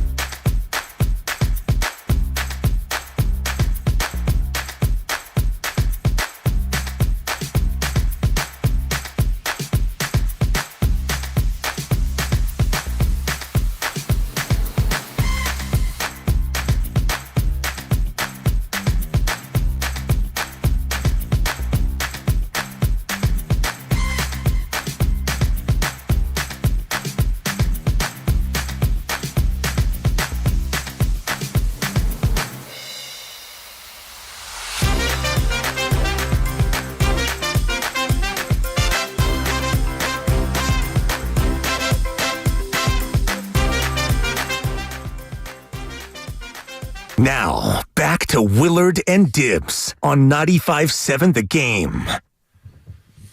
All right, my brother. While we were sitting there talking to Sean Salisbury, and we can get back to that here in just a little bit, everything that was on the table there. But kind of an interesting little thing that I just don't think we're ready for or used to was released, and that is that Steph Curry's not going to start the All-Star game. Wait, what? How's that grab you? What the absolute heck is going on? Yeah. See if Grandy's awake in there. And he is. Yeah. He is. Honestly, should he start the All-Star game? You could make an argument that they got it right. And I know the popularity of the chef is certainly great. He hasn't had the best year of his career, and the team itself is a 12 seed. So I get it. It's a little shocking when you see the starting lineup come out and the chef is not among the starting five. I will say this real quick, Mark, as we touch on basketball for a little bit. I do love the fact that they're going back to a traditional East versus West format. Thank God. Yeah, that thing felt fun for like 2 seconds, and then it just wasn't anymore. Yeah, I thought it was stupid from the get-go. I'm with you. Well, I get that they were trying to do something, and I fully understand, like, you know, all-star games, like it's difficult. It's just not grabbing people's attention the same way anymore. But by the same token, I don't know if it matters who's playing who if you're going to play like that. That's kind of the way I look at the NBA All-Star game. So from that standpoint, you know, I'm gonna look more at who I want to see perform rather than any kind of like who's earned this, that, or otherwise. So for me, am I biased? Of course. Should Steph Curry be starting? Of course. He's Steph Curry. LeBron's starting. He doesn't deserve it if you just go by basketball. I don't know about that. He's having another great year. Laker fans will tell you he hasn't even been their best player. Right. Laker fans. He hasn't. No, that's fine. Lakers are better than the Warriors, so LeBron Barely. LeBron gets the start because he's LeBron James. He's the icon and maybe the greatest player of all time. And, you know, the Lakers, that's just the way that goes. I mean, Steph Curry is like right there in that conversation if that's the way you're going to go about it. Do you know what I mean? Like, I'm not saying he's right there in the conversation for greatest of all time, but you're talking about an all-time great. And if that's the way you're going to go about making your decisions, when I'd have no problem if that's the case, then I don't know. Why does that apply to LeBron and not Steph? Yeah, it just, I'm sure the vote comes down, and, you know, the vote came down for LeBron James, and I don't know if Steph was just on the outside looking in or what, but he's going to be an all-star. Steph's going to get added to the team, so ultimately, does he need to start? And I'm looking at the stories right now. Steph snubbed from the all-star game starters. Well, I don't know. When you're the 12 seed, I don't know if you can talk about being snubbed. I don't know. I mean, that's an interesting take. I've not really thought of the NBA All-Star Game that way in the past, where your seeding matters. Yeah, I think it does matter in terms of, you know, how good are you for a team that is actually doing well. And, you know, you look at the Eastern Conference, and is Donovan Mitchell a starter? Did he get the nod? Or did he not get the nod? Because their team is terrible. Yeah. And he's having a great year. And so, I don't know. Right, but he's Donovan Mitchell. Like, we're talking about Steph Curry. Right. I mean, we do this in all-star games. So do you take out Gilgeous-Alexander, who's having a tremendous year for one of the best teams in basketball? So because Steph is Steph, now Gilgeous-Alexander doesn't get to start because he doesn't have the same reputation? That, to me, is more unfair than taking the chef out. I don't know. Yeah, I mean, I don't look at these things, nor do I think we should, in terms of fairness. If you want to talk about making the All-Star team, that to me is a little bit different in terms of starter.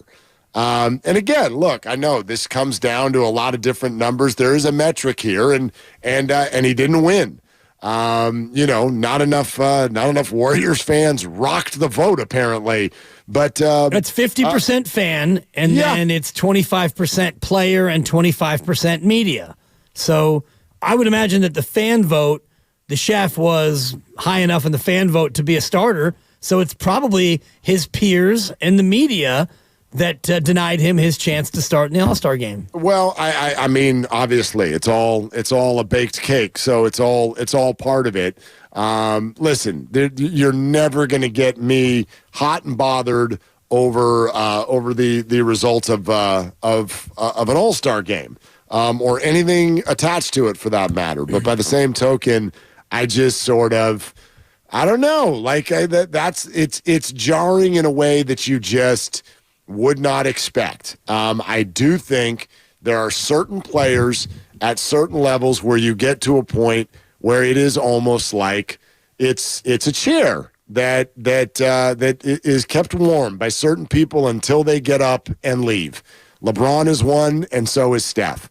And so, I do think that those things, not that you can really concoct it this way, but I do think those things kind of go hand in hand. If you're going to still have LeBron starting in that game, then, yeah, you would still want Steph starting in that game. Yeah, I don't see it that way. And, I look at players who deserve to get that chance and those accolades. And so if it's Shai Gilgeous-Alexander, who's having a better year than Steph, and his team's having a better year than Steph, he shouldn't have to wait his turn until Steph is really not playing well enough to where he then gets a chance to start in the All-Star game. You pick the guys who you think should start, and it's the media, and it's the fans, and it's the other players who vote. And if it comes down that they pick a guy who's more deserving over a guy who's got more of a career accolade, then I think they made the right choice. Look, Shai Gilgeous-Alexander's been absolutely outstanding. So there's no issue there. I do have this question, maybe just collectively in the room here. You guys can all help me because I don't know how do they go about deciding who the captain of the starters is? Interesting. Do we know? Does anyone know that? I don't know. Because LeBron is not just a starter; he's the captain of the West starters. And who's the captain of the East? Did you see that? I did not see that. It's Lillard, Halliburton, Tatum, Giannis, and Joel Embiid are your five Eastern starters. I would imagine it to be Embiid or Giannis, but I have no idea. I have the answer for you if you'd like. Yeah, what's the answer? So LeBron was the captain of the West, and Giannis the captain of the East. They are the captains because they received the most fan votes from their conference. Okay. Fan vote leaders. So there you go. Yeah, and being a captain gets you probably not a thing other than maybe you get to go out there for the coin toss. Well, but no, like I mean, it is interesting that LeBron. I mean, we've talked about the television ratings being driven by LeBron and Steph, but with a little bit of an edge to Steph through the years for a long time in this league. For LeBron James in year 20 now, to still be getting voted captain and Steph's not even voted in as a starter, I find that interesting. Yeah, I mean, again, it's the three components, and he obviously won the fan vote. Lucas said that he's the captain because he won the fan vote, and so the players and the media obviously thought enough of him to where he got enough of their votes, too, to where he commanded a spot in the starting lineup. And I know Steph was among the top in the fan vote, so I think that it comes down to his fellow players and maybe the media as well. And I don't know if it's because the Warriors are having such a down year or you felt like this is a year where you can take a shot at Steph Curry and you can kick the Warriors while they're down, but that's where the snub came from, not from the fans. I know. You do realize that the Warriors are one game behind the Lakers in the standings, right? Sure. Yeah. Okay. So I don't know that that's part of the argument, like what their record is. They're one game behind the Lakers. Right, but if you're in the media and if you're another player and you see the Warriors are not in the playoff spot, they're not in a play-in spot, this would be a chance if you wanted to take a swipe at them. You could do it in this fashion.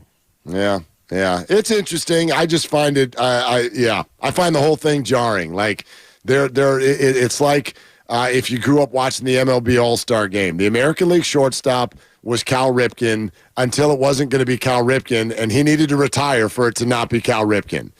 And like, there are just certain positions. West, point guard, All-Star. That's Steph Curry. Until it's not. So I find it jarring. Yeah. And I also think, if this isn't the way it works, and I know that there's a lot of other voices involved in this, but if you really boil down to what this is all about and the fan interest, there's no doubt that they would rather see him play than anybody else, for that matter. And I would imagine he will be named as a reserve, and you're going to wind up with 7 reserves and 2 guards, 3 front court, and 2 wild cards. So those reserves will be named on February 1st, so next Thursday. And you get to next Thursday, he'll be named as a reserve. And I think as we have this discussion about regular games, when you get into the finishing lineup, I would imagine Steph Curry is going to be in that finishing lineup. I would hope so. Yeah, we'll see. Just one more piece to this. The fan rank, and this is according to sportingnews.com, LeBron was 1, the Joker was 2, Kevin Durant was 3 among the Western Conference in fan voting. Interesting. Yeah, they didn't break it out any further than that. In the East, it was Giannis 1, Tatum 2, Embiid 3. No, I knew it was close. I knew it was close. I knew Shea was gaining on him. Steph did have the lead at point guard for a little while, but couldn't hold him off. You're listening to 95.7 The Game, KGMZ FM and HD1 San Francisco, always live on the free Odyssey app, Twitch and YouTube, powered by First NorCal Credit Union. It's Willard and Dibbs. Sorry for the momentary pause there with the YouTube camera, but we're back, and so get on over there and join us here for our final hours. We get you ready to count down to Warriors Live and then Warriors Kings tonight from Chase Center at 7 o'clock, exactly 2 hours from now, the tip-off. Warriors go back-to-back, see if they can get a couple of wins in a row after their experience over the last couple of weeks, which has been awful. Couple quick thoughts on last night. One of them related to the late Dejan Milojevic and everything that has sort of unfolded out of that for the franchise. And then I wanted to mention something about Kuminga after last night's game as well. I thought the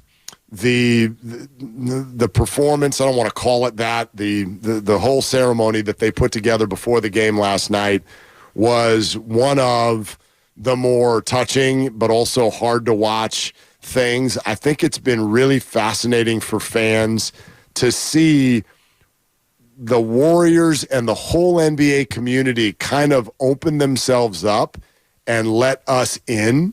Because, like, I've said this before when you and I were on the air when this tragedy happened over a week ago, the average NBA fan did not know who this was. Like, they did not know this name. It's not the Warriors' lead assistant or anything like that. And so the way the NBA and the Warriors have gone about, and the players even, and Steve Kerr, helping us get to know this person, his family, the imprint that he had globally on the game of basketball was really something. It was really something. So I just wanted to take a moment to mention that because your heart goes out to everybody involved, obviously starting with his family. Watching his wife sit through this last night was absolutely heart-wrenching. But also, what a special person that he was. And I thought that everybody involved did a really good job of kind of honoring the tragedy, but also allowing the NBA fan in to understand what has just taken place and why it was such an incredibly big deal and difficult loss. Right, because you don't know really any of these assistant coaches in the second row, especially. Like if we went around the association and I asked you to name assistant coaches on any team, you'd be hard-pressed to do it because we just don't know, for the most part, these guys. And you mentioned it about all NBA teams, but let alone the Warriors. We talked about this on Monday. Ron Adams, he's been here forever. Bruce Frazier, Q, we've had him on the show. And then beyond that, Chris DeMarco, the name, and maybe you don't know exactly who he is or which one. And as you mentioned it, you get to Decky and the rest of them, and you never would have known him. And I think through the tribute in Serbia and obviously the tribute last night and just hearing the players talk about the impact he made, it was great to be able to get to know him. Unfortunately, you got to know him after he had passed, and it's kind of a rough way to get to know somebody. But we talked to Steve about it with FP and his legacy and him being a 3-time MVP of the Adriatic League, and you got a chance to watch the tributes, and you see him as a player, and then you see him working with the team as a coach, and it becomes painful as a fan. You realize you're getting to know somebody after they're already gone, and so you have kind of a weird feeling about it. It's like, oh, this guy's a great player, and then you realize, oh my God, he just passed away, and you see him laughing with the team in video clips, and you think, oh, man, I wish I would have gotten to know him. And then it hits you how bittersweet it feels for you, somebody who's just, finally getting to know who this person is. And then you realize these players and these coaches who all have known him, like Dario Saric, who's known him for years, and the head coach of Toronto who coached with him and knew him for years. And you realize just how painful it must be for all these other people who have known him and been around him for a long time. The other thing that stood out for me in that game last night was something. It wasn't just Jonathan Kuminga's play. Obviously, he's fantastic. 11 for 11. It was incredible. He's had a real nice run here in this window where I was like, every game for each individual is information. I think Jonathan has led the team in giving them some information as we approach the trade deadline. But it was something he said after the game, and it just struck me again that Draymond Green is the embodiment of that old saying that both men and women use. Women can't live with him, can't live without him. Men can't live with him, can't live without him. Draymond Green, you can't live with him and you can't live without him. And as the conversation was ongoing with Kuminga last night, and he started talking about what has really kind of worked for him and why the light bulb is clicking and what has got him playing the way he's playing, wouldn't you have it, who does he point to? Draymond Green. And I thought that was incredibly important, since we were coming out of a 4-week period where almost every voice that we hear on this station is screaming Draymond should be gone. The Warriors should be done with him. We're sick of this guy. He's not worth it anymore. What is it he actually does? And then there's Jonathan Kuminga to put a performance like that together and say the reason I'm developing on the court, for me, what I want to point to and tell you all about what he says to me is Draymond Green. I hope Warrior fans heard that. I really do. Because the idea that Draymond is all Draymond, all selfish, all I'm going to be me and forget everything else, I think has been an inaccurate portrayal the whole time. Yeah, and you could see it in terms of the way he's mentored many of these younger players, and even Jordan Poole himself, who called him his big brother up until the point where he was no longer his big brother.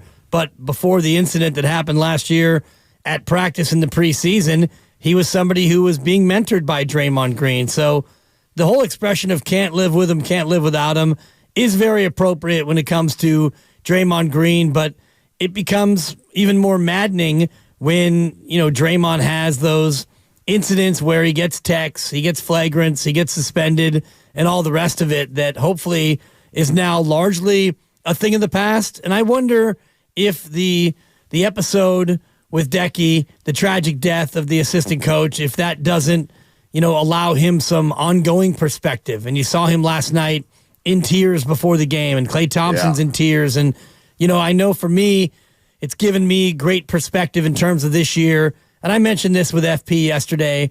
I said, not so much just quit on the season, but I'm kind of done with the whole idea of, you got to this or you got to that, or, you got to figure out something to get for Wiggins, and 2 weeks from now, trade deadline, and you got to be a playoff team, and you got to make a run, and this and that. And I think now with this season, you look at it, and last night was a great win against an Atlanta team that didn't have Trae Young, and there's going to be more great wins, and there's going to be bad losses There'll be good losses and good wins and bad wins and the rest of it. And they're probably going to wind up being about the team that they've been most of the year. And maybe if we're lucky, you get a playoff series or two.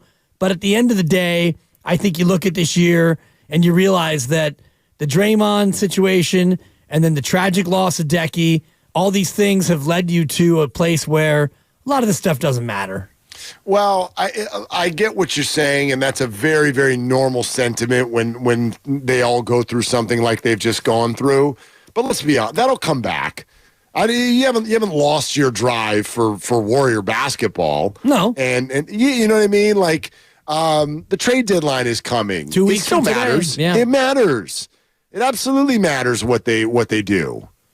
It matters, but in terms of greater perspective, if they don't make a move in 2 weeks, and if they wind up a team that goes 39-43 and they're the 10 seed or the 11 seed and they don't get into the playoffs, it matters. But to me, it's going to matter less in terms of the overall perspective. And we talked about this over the last couple of days about Steve Kerr, and you've mentioned it before.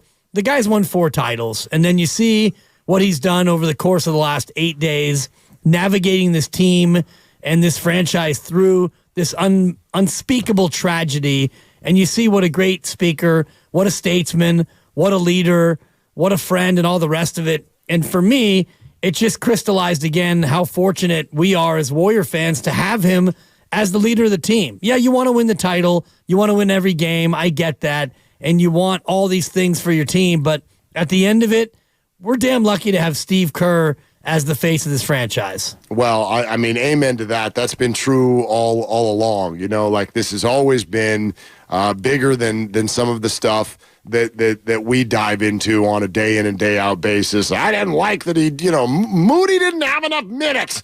It's like, okay, what happens when your multi-billion-dollar organization goes through something like this? Who do you want out front? And I don't mean in terms of PR and who helps all of us fans feel good. Like Steph Curry, I thought through this last week was really good, speaking about who you want to guide the organization through something like this. And it's clearly a person like Steve who has been through personal, surprising tragedy, family himself.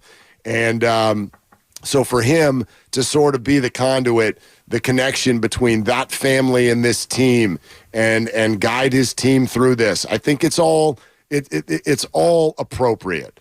And who knows? I don't want to draw a line that I have no idea exists, but we've spent a year talking about how bad Draymond Green is for the young players on this team.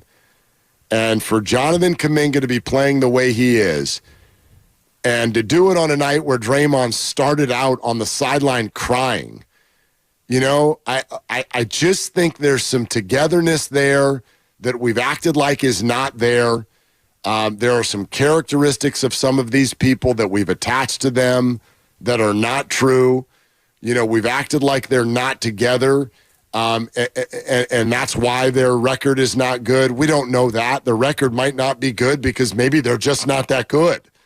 But that does not automatically mean that Draymond has been a cancer or that this team is rotten from the inside out.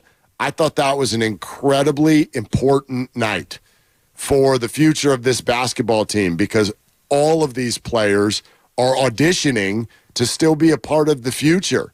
And I think we get to a year like this in a trade deadline where we're like angry and dismissive, and we forget the fact that there is a very real possibility, if not probability, that both Jonathan Kuminga and Draymond Green are going to be teammates together in this city for a long time, for years to come, multiple years to come.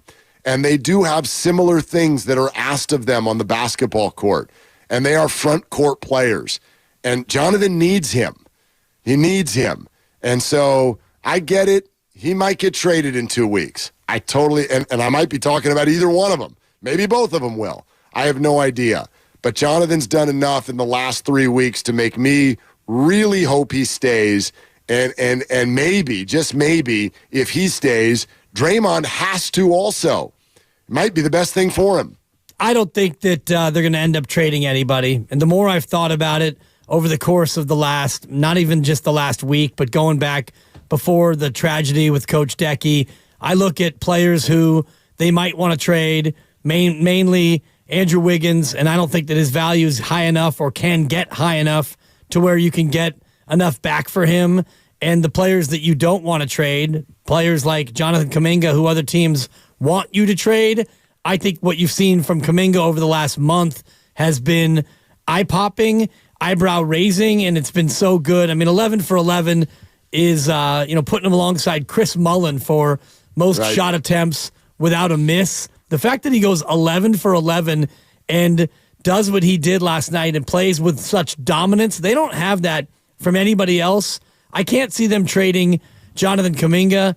Now, do you look to move Moses Moody? I mean, you could do a Moody and a Wiggins to try to get somebody back, but the more I look at where they are with 2 weeks to go till the deadline, I just don't see a move that makes sense in terms of getting somebody to help you now.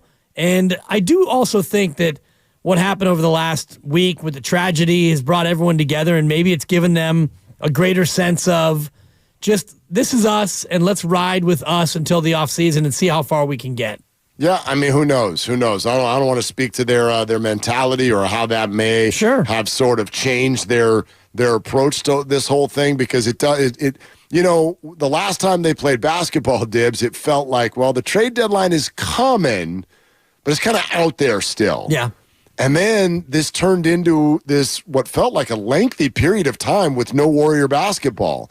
And they come back now with a condensed schedule and the realization that the trade deadline is like right here. Yeah. It's right here, and people have not been able to see their players play and scout that and figure that out, and things are developing behind the scenes for all of these organizations. So I don't know. You may well be right. This whole thing may have changed their approach. I still would be very surprised if it's a total stand pat. That does not feel like this organization to me. I get what you're saying, and I also think that if you want to get aggressive, then you got to look at what you can really do. And to me, getting aggressive would be you're going to trade Andrew Wiggins, and you're going to probably throw in a piece that somebody else would want, maybe a pick as well, and you're going to bring back a veteran of some sort of an expiring vet deal and a player who can help you over the course of 2 months. And does that deal do enough for you to make you good enough to make something happen this year? I just don't see it. So, Penny does not want you to trade Wiggins. Yeah. She's had just about enough of that crap. She's Team Christie with that. Oh, man. Yeah. So Penny weighing in from the fourth row. That was awesome. Rod Riggins. That was awesome. Penny from the fourth row. Yeah, it was. All right. Anyway, really good stuff. And I wanted to point that out because it stood out to me immediately. It's been 2 months of what the hell does Draymond do? And the young players are terrified of him. And here's Kuminga, who's like, who talks to me on the court every day and really gets my head straight is Draymond Green. And I'm like, well, hello. You know what I mean? And it's so Draymond. It's so Draymond. Every single time as a Warrior fan you're fed up, he does something where you're like, oh, right. But then it goes the other way as well. Every time you're thinking in that indispensable way about Draymond, he does something to drive you up the wall too. Yeah, for me it's never been about Draymond and the young players other than the Jordan Poole incident. I've never really thought about that in terms of things that bother me about Draymond Green. And, you've heard from everyone that he is a good mentor and the whole big brother thing. The things that have bothered me about Draymond Green have been the histrionics and the antics. And I think we're going to reach a point that those things are going to go largely by the wayside. And I know it's a small sample. He's only been back for 2 games, I believe he's played since he's come back, and it seems like Draymond is approaching things differently. Only time will tell, but I'm certainly holding out hope that he can just focus on basketball and leave the other stuff aside. Yeah. And, on the down low, kind of an interesting off-of-the-bench line for him last night. 5 of 6 from the field. And 5 rebounds, 3 assists. Like, he was a team high plus 19 yesterday in that basketball game. 2 of 3 from 3. He continues to be the leading 3-point shooter on the team percentage-wise, and he's shooting it better than ever. He's taken the threes that he needs to take, and boy, they sure look good last night. And I know they're back at it again tonight, which second half of a back-to-back, it helps that you're coming off a 9-day break, but I think that the schedule right now sets up to where you can maybe make some moves, make some headway, and get back closer toward the top 8 here before the break. Do you know who had my absolute favorite total from the 3-point line yesterday of all the Warriors? No, who? Jonathan Kuminga. Do you know what he went? I'm looking at it right now. That's what I'm talking about, buddy. That's what I'm talking about. 11 of 11, 0 of 0. 0 of 0. Go to the hole. You are good at it. You're getting better at it. Don't settle. Don't settle. It's so against everything that his repertoire is. Yeah, and it's just all the offense, though. Sometimes you find yourself in the corner and, a shot created must be taken, but you can go through and look at every shot he had, and I'm looking at it right now. NBA.com, one of the cool things, Mark, is you go to the box score and you click on how many makes they had, and you can look at all 11 makes from the player, and I'm looking at his list. Turnaround jumper, fadeaway jumper, finger roll, dunk, jump shot, floating bank, driving layup, dunk, layup, turnaround, all the things you're talking about, and you look at his shot chart, and he's got one shot outside the key. His shot chart, Mark. He's got one shot that comes about 16 feet from the basket. So maybe that's what Draymond was telling him. Yeah, it was good stuff last night. So Warriors in action in about an hour, 40 minutes. Warriors Live is in 40 minutes with Evan Giddings. That's coming up here around the bend. So look forward to that throughout the evening here on 95.7 The Game. What stood out to you with regard to our conversation with Sean Salisbury about the game this weekend? And, oh, by the way, those of you who missed it, Sean, as always, was fantastic. Come for the football takes. Stay for wishing Dibs Happy New Year. You can check that out on the Odyssey app. All the podcast material is always there. YouTube as well if you want to go back to listen to the thing in full. But he is predicting that the 49ers and Ravens will play in the Super Bowl, but he's also predicting that all of us are going to have a lot of gray hair in the process. Yeah, 3-point game is what he sees actually from both of the football games, which makes sense to me. I think they're both going to be close games. I do like the Niners to win by more than 3. I think it'll be closer to the 7, maybe even more. And his take about Brock Purdy was great, very impassioned. And he talked about all the diarrhea being spewed out there on all these shows by all these people. And he's fed up, Mark. He's fed up with all the hate on Brock Purdy. I think we have that. Grandy, give us a little Salisbury on Purdy. This past week, listening to some of these guys, you'd think Brock Purdy was a hack. Well, one thing I do know, that in the first 2 years of their career, Goff, Lamar Jackson, and Patrick Mahomes. Now, Mahomes in year 2, but remember, he only started one game in year 1. He's the best of the 4. So let me just start with that.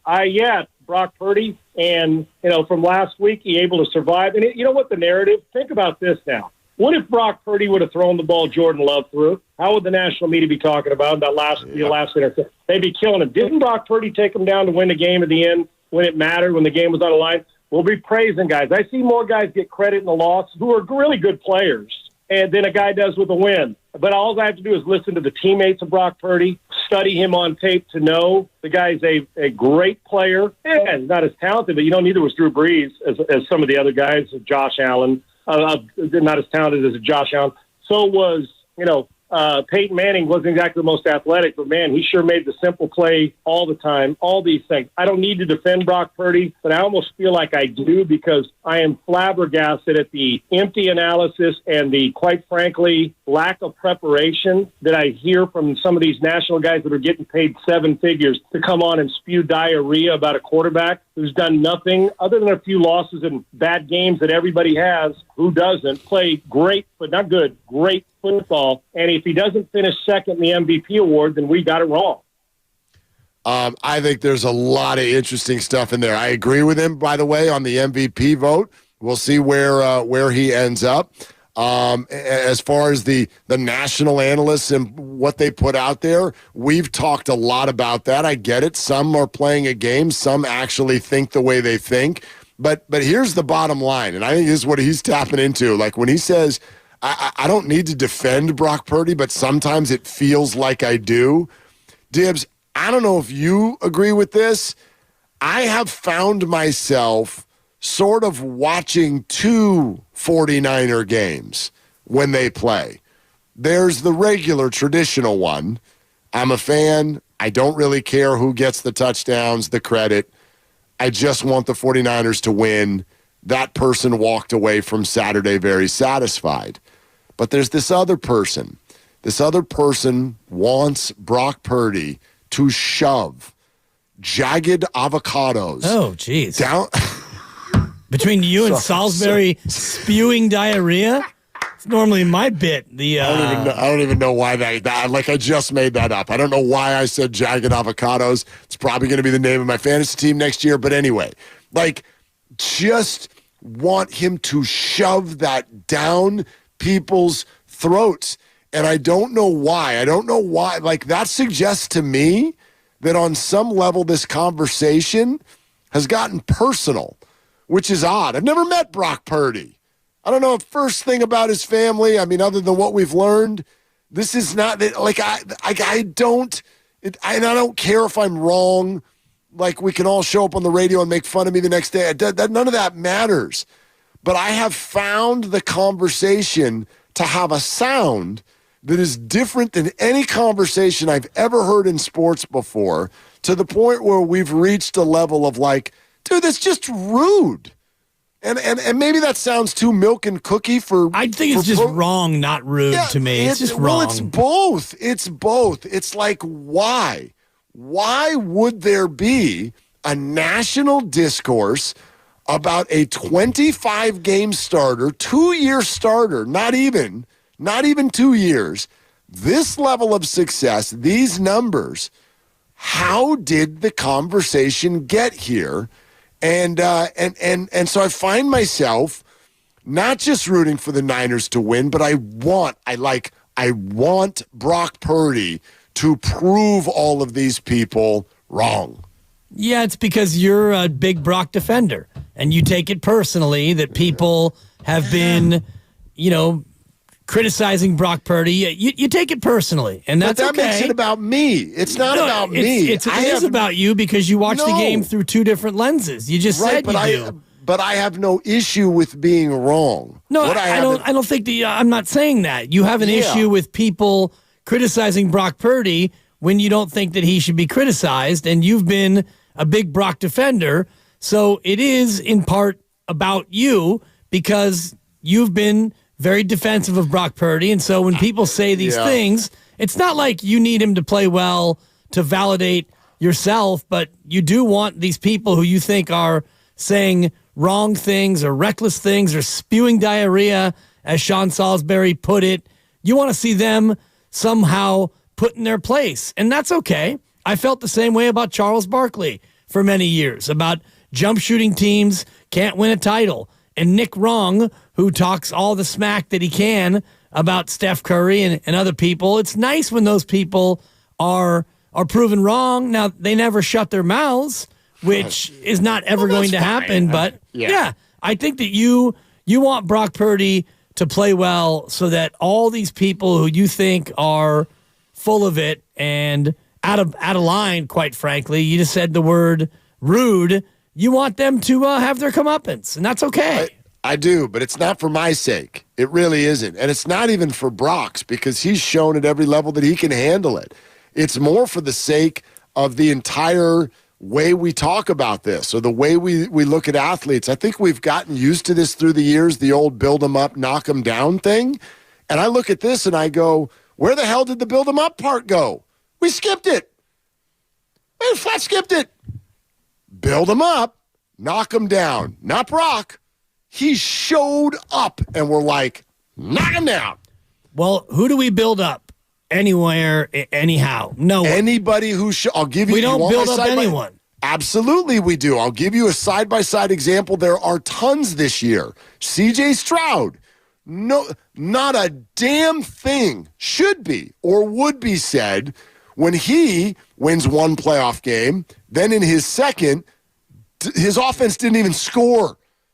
His offense didn't even score. Oh, he's a rookie. Dibs.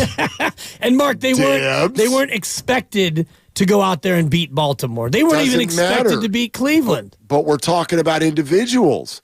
We do it with Jordan Love. Sean brought it up. He brought up, you could hear it in that comment. He brought up the same thing that I brought up on Monday that Ethan Strauss was writing about, which is that if Brock Purdy had Jordan Love's game, Jordan Love, who only has 6 fewer starts, I believe, and has been in the league for 4 years and is a year older than Brock Purdy. If Brock had done what Jordan did, we'd be ripping him. Jordan does it, and everyone goes, what a future. Oh, look out for the Packers next year. What a future. I understand the roster. He got ripped for the throw, for sure. He really didn't. Yeah. He really didn't. Well, again, it goes down to expectations. The Packers were not expected to even be in that game. So when he makes that throw, which was a terrible throw, then you kind of look at it and go, all right, it's kind of what we expected from the Green Bay Packers, a 7 seed. Did you really think you were going to come to Levi's and win that game? So I do think a lot of it comes down to expectations. And now Brock Purdy, because of Shanahan and his cast of characters and being the 1 seed, he's got greater expectations, shout out Charles Dickens, than other quarterbacks. Yeah, but I mean, you're making it about team, which in a perfect world we would, but we don't. Like we make it about individuals. We always do, especially quarterbacks in the NFL. And so, again, I have no problem if he wants to take the normal route, which is, okay, like Josh Allen right now. That's someone that we built up, and now people are like, now we're going to start knocking him down. If Lamar Jackson loses Sunday, watch it happen. We're going to knock him down because this guy's 2-4 in the playoffs. Have fun with your 2 MVPs. Neither of you can beat Patrick Mahomes. That's what people will say. And Dibs, listen, when Brock Purdy actually loses his first playoff game that he plays in, then maybe we can have this talk. Sorry, it's never happened. He's being knocked down prior to anything bad happening. He should still be in the build-him-up phase, which is, look at this new toy we had no idea was coming. This is fun. Well, this is exciting. That's partly why we don't build him up is because nobody saw him coming. So but nobody sees a lot. No, I mean, Jordan Love, I know, is a first-round draft pick, but at what point were you like, Jordan Love, watch out? Like he's been an afterthought for 3 years now. Yeah, he's been sitting and biding his time, and this year he started to get built up about November when he started playing great, and he had 1 interception after Halloween, and so you start to get built up along the way. The Brock Purdy one is interesting because now people are having a hard time, quote, building him up because you've come down on a certain side from the get-go. If you're a Brock Purdy hater, if you're one of these people spewing diarrhea, then you've been doing it for so long that you can't now come around to the other side. Because in this day and age of social media and talk shows and blogs and podcasts and all the other media, we all have a take. And you're Steven Ruiz and you're the Ringer and you got your quarterback rankings. You can't suddenly go, geez, I might have had this wrong. Let me put him where he belongs at, number 6 or number 7 on my QB rankings. No, you got to double down and keep him at 19 or keep him at 20. And that's him below Mac Jones. Exactly. And so that's where we are in society, Mark. I think it's as much about accountability and it's as much about the refusal of people to say those 3 words that you don't love to say them, but you're man enough to say it. And, FP and I had a big conversation when you were gone the last couple of days about that. The ability to just say, look, I was wrong. And I told you before, I was wrong about Brock Purdy, especially in the offseason when I said to you, I don't know how he can get better. And then you look at this year and you go, damn, kid got better. So can he get even better from here?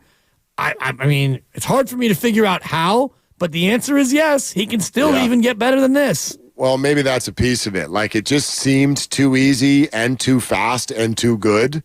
And so people, instead of just believing it, had to go to a different place. And I think for most people, it's, well, look, you've got all of the teammates. So this still can't be real. And so a year and a half later, I think there's still some people in that boat. Let's go to Trey in Richmond here on 95.7 The Game and Willard and Dibs. Hey, Trey, what are you doing? Oh, man, just about to get some gas. I just want to touch on something because I heard some of the comparisons you were making. For one, I get where you're coming from, but I kind of disagree with you. For one, you got to understand, a lot of expectations came with this Niners team this year. And I'm sure we'll all agree with that. With them being in the NFC title game just a year ago and the way they lost to the Eagles, I'm sure we can all see why the expectations were so high. But like when you're talking about Jordan Love and C.J. Stroud, let's just be honest. None of us didn't. Let's just start with C.J. Stroud. We didn't see them even making the playoffs this year because the way the Houston Texans were, with a new coach, new quarterback, we just didn't see that. So they overachieved. I think we can all agree, right? They overachieved, right? Yes.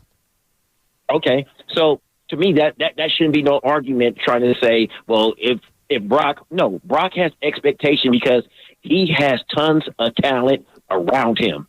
And right, but Trey, here's, I'm not making that comparison. I don't think the conversation around C.J. Stroud is wrong. I want to know why the conversation around Brock was never like that. So, Trey, go back to last year when Brock was out of nowhere, and there you could not have expectations for him. We all thought the season was over when Jimmy broke his foot. So then Brock walks out there and does great. Where was the build-em-up phase of, hey, you found something amazing here, as opposed to the immediate jump to dismiss what he's doing? Oh, well, okay. Well, I'm not going to say – no, we can say this, yes. Brock has overachieved and everything like that. It's the same thing, okay? And I'd say the same thing would have worked with Brady. If Brady doesn't win that first championship, which we all agree, Brady would be under the same thing that Brock would be under. I think we all know that. And I'm just like saying, until they win, yes, the naysayers are going to come for Brock. That's how it is. I don't make the rules, but that's just how it is in today's society. You know, and I agree with you. I'm not a Nick Wright guy. You know, he blabbers his mouth all the time, but until he wins, everybody's going to shut up. And so that's what's going to happen, you know? And I'll take your thoughts off air. Yeah, Trey, thanks. Appreciate it. I mean, that'll be February. What's the date of the Super Bowl? Is it the 12th? February 11th? February 12th? What's it? But anyway, whatever the next day is after the Super Bowl, yeah, it's February 11th. It's the 11th, yeah. Yeah, February 11th. So the show on February 12th, if the 49ers win the Super Bowl, I promise you, it's going to be maybe not on the 12th because that'll just be a celebration. But by the 14th, by Valentine's Day, we will talk about how this still will not provide Brock Purdy the credit that many of you think that he's going to get if they win. Well, that's from not your standpoint, but that's from the standpoint of people who want to go out of their way to blank on Brock Purdy. And that's just the way that goes. And if you look at a quarterback who's done what he's done and has had the season that he's had, and I'm disagreeing with Salisbury a little bit because I don't know if he'll finish second in the MVP voting. We know he's a finalist. He's one of 5, so he'll be there for the NFL honors. It's, McCaffrey and Purdy are 2 of the 5, and Josh Allen, and obviously Lamar Jackson. And the other one... is it Dak? Dak Prescott is the 5th, I think, among the finalists. So he's in that category, and if he goes out and he wins the Super Bowl, sure, there are going to be some people who still want to say, well, Brock Purdy, his cast of characters, laminated play sheet, Kyle Shanahan, system QB, scheme, blah, blah, blah, all the rest of it. If you come out with that take on February 12th, 13th, 14th, whenever it is, you're an idiot, and you lose all your credibility in my eyes as somebody who has an opinion that is worth listening to. So you're not wrong that some people will have that opinion. I will just be of the mind to discount anybody who comes out with that take. Sure, but I mean that's part of it, and you know that's already the case. You already discount a lot of it. I'm just noticing the arc of this conversation and how it's very different than what you usually watch with athletes. Like, it just feels like Brock missed out. He missed out on the excitement of his arrival and the build-em-up phase. We skipped directly to the knock-em down, and that's how we got where we are. That's why there's so many people who are confused by this and now clapping back from Salisbury, Pat McAfee, what have you. All right, Warrior basketball is in an hour and 20 minutes. We're not done yet. Stay where you are on the phones, those of you. GPD's on the line, Dibs, so look out. That's coming up here in just a little bit. And the Warriors are back in action against the Kings at 7. That means Warriors Live with Evan Giddings is about 20 minutes away at 6. It's brought to you by Xfinity, the Xfinity 10G network, made for streaming live sports. This is Willard and Dibs. And it's Willard here for Daisy Dips. I've been telling you all about it, and I really suggest, especially if you're having people over for the games this weekend, or who knows, if you're having them over for the Warrior game tonight, to watch the Adorables. You know what would be really adorable is if you cross your feet and put in front of you on that coffee table a bucket of Daisy Dips. The Daisy Sour Cream brand that you've been using for years has put together a recipe that I really think you should try. I love it. I think you're going to love it. It's 2 different flavors, French onion, ranch dip, totally packed with flavor, and good for dipping just about anything you want to dip, from a tortilla chip to a corn chip to bread to wings, whatever. It all works in there with just game-changing flavor, all made from their beautiful new recipe. No MSG, no other added junk. I suggest you try it this weekend. Have your party with Daisy Dips. The Niners are going back to the NFC Championship game. Throws across his body, and that is picked. 49ers have it. Greenlaw. The Detroit Lions are coming to Levi's. Steelers, 49ers in front. The road to Vegas goes through the 49ers. When I say bang, bang, I say not a game. Bang, bang, not a game. And we are with you every step of the way. Embrace it.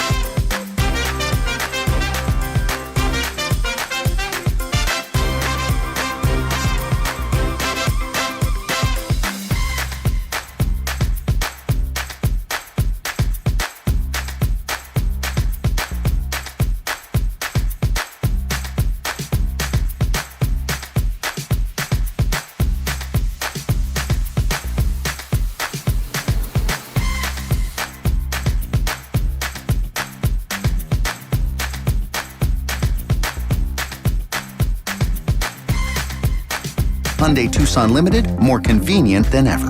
Learn more about the new Tucson and Blue Link Plus at HyundaiUSA.com. Call 562-314-4603 for complete details.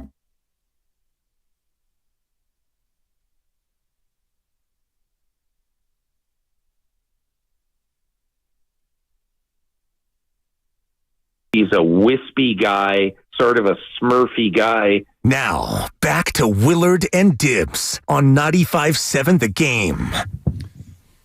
Was that this week? Did you get a Smurfy out of him? Yes, absolutely. And that's tremendous. I'm proud of you. He also dropped that's a tremendous story, because FP told the story about meeting an 18-year-old Tom Brady at Candlestick when FP was an Expos player, and the Expos really wanted Brady to sign with him after they drafted him. And so he shadowed FP for a day at the Stick. And apparently FP and some of his teammates said to him, dude, don't sign with the Expos. They're cheap and we stink. Go to Michigan. So apparently FP got contacted by the Boston Globe after Brady's fourth Super Bowl. And the urban legend is that FP Santangelo is the reason that Brady played football and not baseball. That really is an incredible story.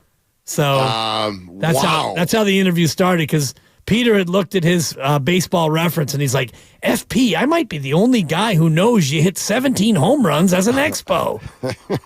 So it's kind of a different Peter King. Well, we've been on a roll with our Peter King stories lately. Remember, his story the week before led to us asking Steve Mariucci about Brett Favre and fart juice. So yeah, there you we're go. crushing it. Yeah, you're funny. Hey, Willard, that drop I played of him saying wispy little guy and the Smurfy little guy, that was about a specific Lions player. I'm wondering if you could guess which player Peter King was talking Randy, about. game show music. Wow, Lucas, that sounded like a record player that got thrown off of a balcony. All right. The Lions player is Wispy and Smurfy? Correct. That's correct. Yeah. You want to play it again, Grandy? No. Yeah. Wispy give it away. and Smurfy. I'm going to guess that he is talking about Amon-Ra St. Brown. Oh. Dibs, do you have a guess? You were on the interview. Yeah, boy, this is awkward. I should probably get this right. I think it was David Montgomery. Oh, jeez. Yeah, Neither. Jameer? No. Jameer Gibbs? You had the position group correct on your first guess, Willard. Mm-hmm. Oh. Geez, are we talking about how many Lions receivers can you name? mean, Josh Reynolds? Like, are we talking about Raymond? Like, okay, yeah.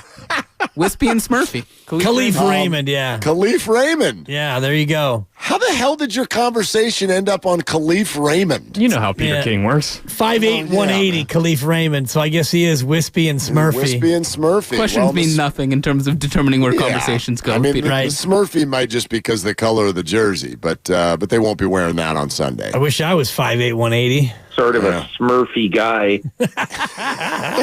It's perfect. All right. Hey, before we hand it over to Warriors Live, there's a bunch of people that would like to yell at us. So let's go do to the it. Phones. Let's go. GPD, Hayward, Grandpa, Daddy, where have you been? You know what? I love you guys, right? We love you too. You hung up on me yesterday, GPD. We had you on hold and you disappeared. I took that personally. I didn't hang up. I was in a different area and it just hung up. But today I was in Sonora. I had to go to Sonora to go pick up a solar trailer. Nice. Gold country. I love it up there. Dude, it's beautiful. It's gorgeous, right? And so on the way back, in and out, reception, couldn't listen. Then I got down here. I had to clean my truck off because I had to go to a muddy quarry to get this trailer. I was all mudded up. And then I finally got in touch with you guys. And I'm like, oh, my boy. Just real quick, don't hang up on me, man. I got a couple sweatshirts for you guys. Dibs, you're extra large, right? You watch your mouth, Grandpa Daddy. Are you large or extra large? I'm a large. I'm not that big. Some people have said I'm a fat red pumpkin. Ricky told me extra large for the hoodie. Man. Mark, Your girl told me extra large for Dibs and large for you. That's right, because that's what Dibs has always asked for. You've always asked for XL. Whenever there's a T-shirt, red pumpkin. You've always. These are hoodies. These are not T-shirts. You can understand that sizing is different, right? Size matters. I know that. Thank you, Fitz. Yes. You have always asked for XLs. Okay. Size matters. And Matt told me to bring it in. I got the hoodie zip up for you, Dibs, and for you, my younger friend, because you ain't a grandpa daddy like me and Dibs. Mm-hmm. Nope.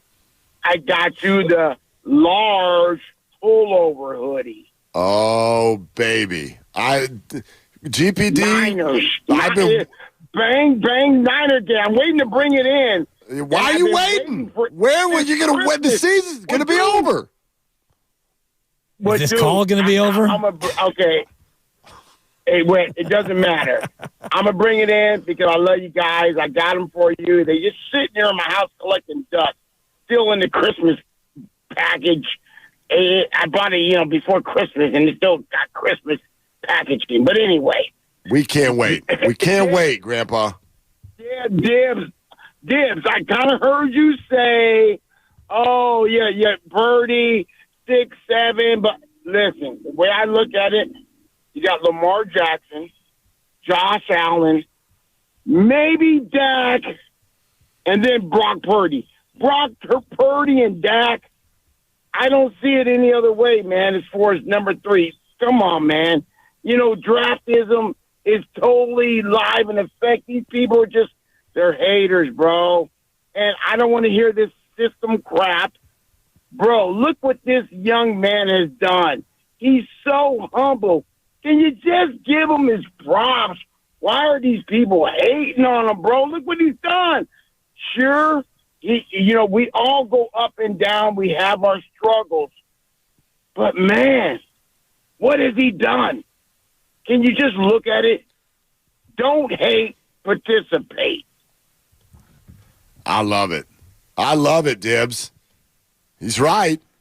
Yeah, I got him at 18 right now in my QB rankings. I am Steven Ruiz. Okay. I got him at 18. He's behind Caleb Williams and who else is he behind? Justin Fields. He's behind Justin Fields and Drake May. That's squarely because of the XL size issue that has developed. XL in the T-shirt, large in the hoodie. It's just not that complicated. You can shrink it. Let's go to Rob in Concord. I was in the pool. Hey, Rob, what are you doing? Hey guys, just driving in traffic. I'm not here to yell at you.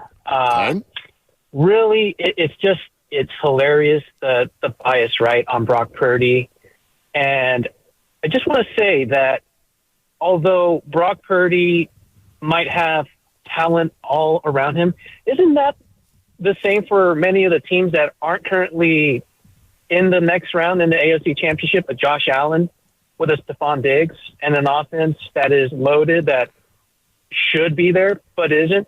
Same old Bills, the Dolphins as an example. And take it back. Let's go to 1999. A guy that was bagging groceries and came in for Trent Green, had talent all around him, so he complements. So Brock Purdy has players that are going to complement his abilities, his talents, and vice versa. So I really, really hope for the Niners, for Brock, that they win this NFC championship, that they get to the Super Bowl, and we'll see what happens there. Hopefully they'll hoist the Lombardi trophy, and people are still going to get on his case. They'll get on the case of Kyle Shanahan and his laminated Denny's menu of a play calling sheet with the grand slam on the corner. But you know what? At the end of the day, we can celebrate that if they win, and everybody can just, that does not like the Niners or Brock Purdy. Well, they can politely go suck it. Wow, man, that ended strong. Rob, thank you very, very much. Yeah, the trick is to find a way to simply compliment what Brock Purdy's doing without people thinking that you're trying to say he's Mahomes or he's Montana or he's anything. He's just Purdy. He's just Purdy, and that's good.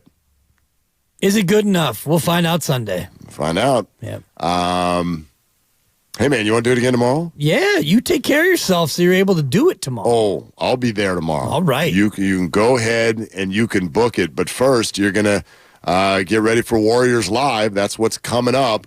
Brought to you by Fremont Bank. Full-service banking, no compromises. It's Warriors Live with Evan Giddings. Here we go, Dubs, taking on the Adorables and the Sacramento Kings. Thanks for the hang, everybody. Today, we already look forward to tomorrow when you get you ready for Championship Sunday. For Dibs, for Grandy, for Lucas, I'm Mark. Shoot your shot. It's all you got. The Road to Vegas is brought to you by MaryWest Credit Union. Working for you today, tomorrow, together. Hi, I'm Brian Bakhtiari, Executive Manager of Stevens Creek Subaru. With all of our recent storms, it's a reminder of the power and unpredictability of Mother Nature. At Stevens Creek Subaru, we understand the importance of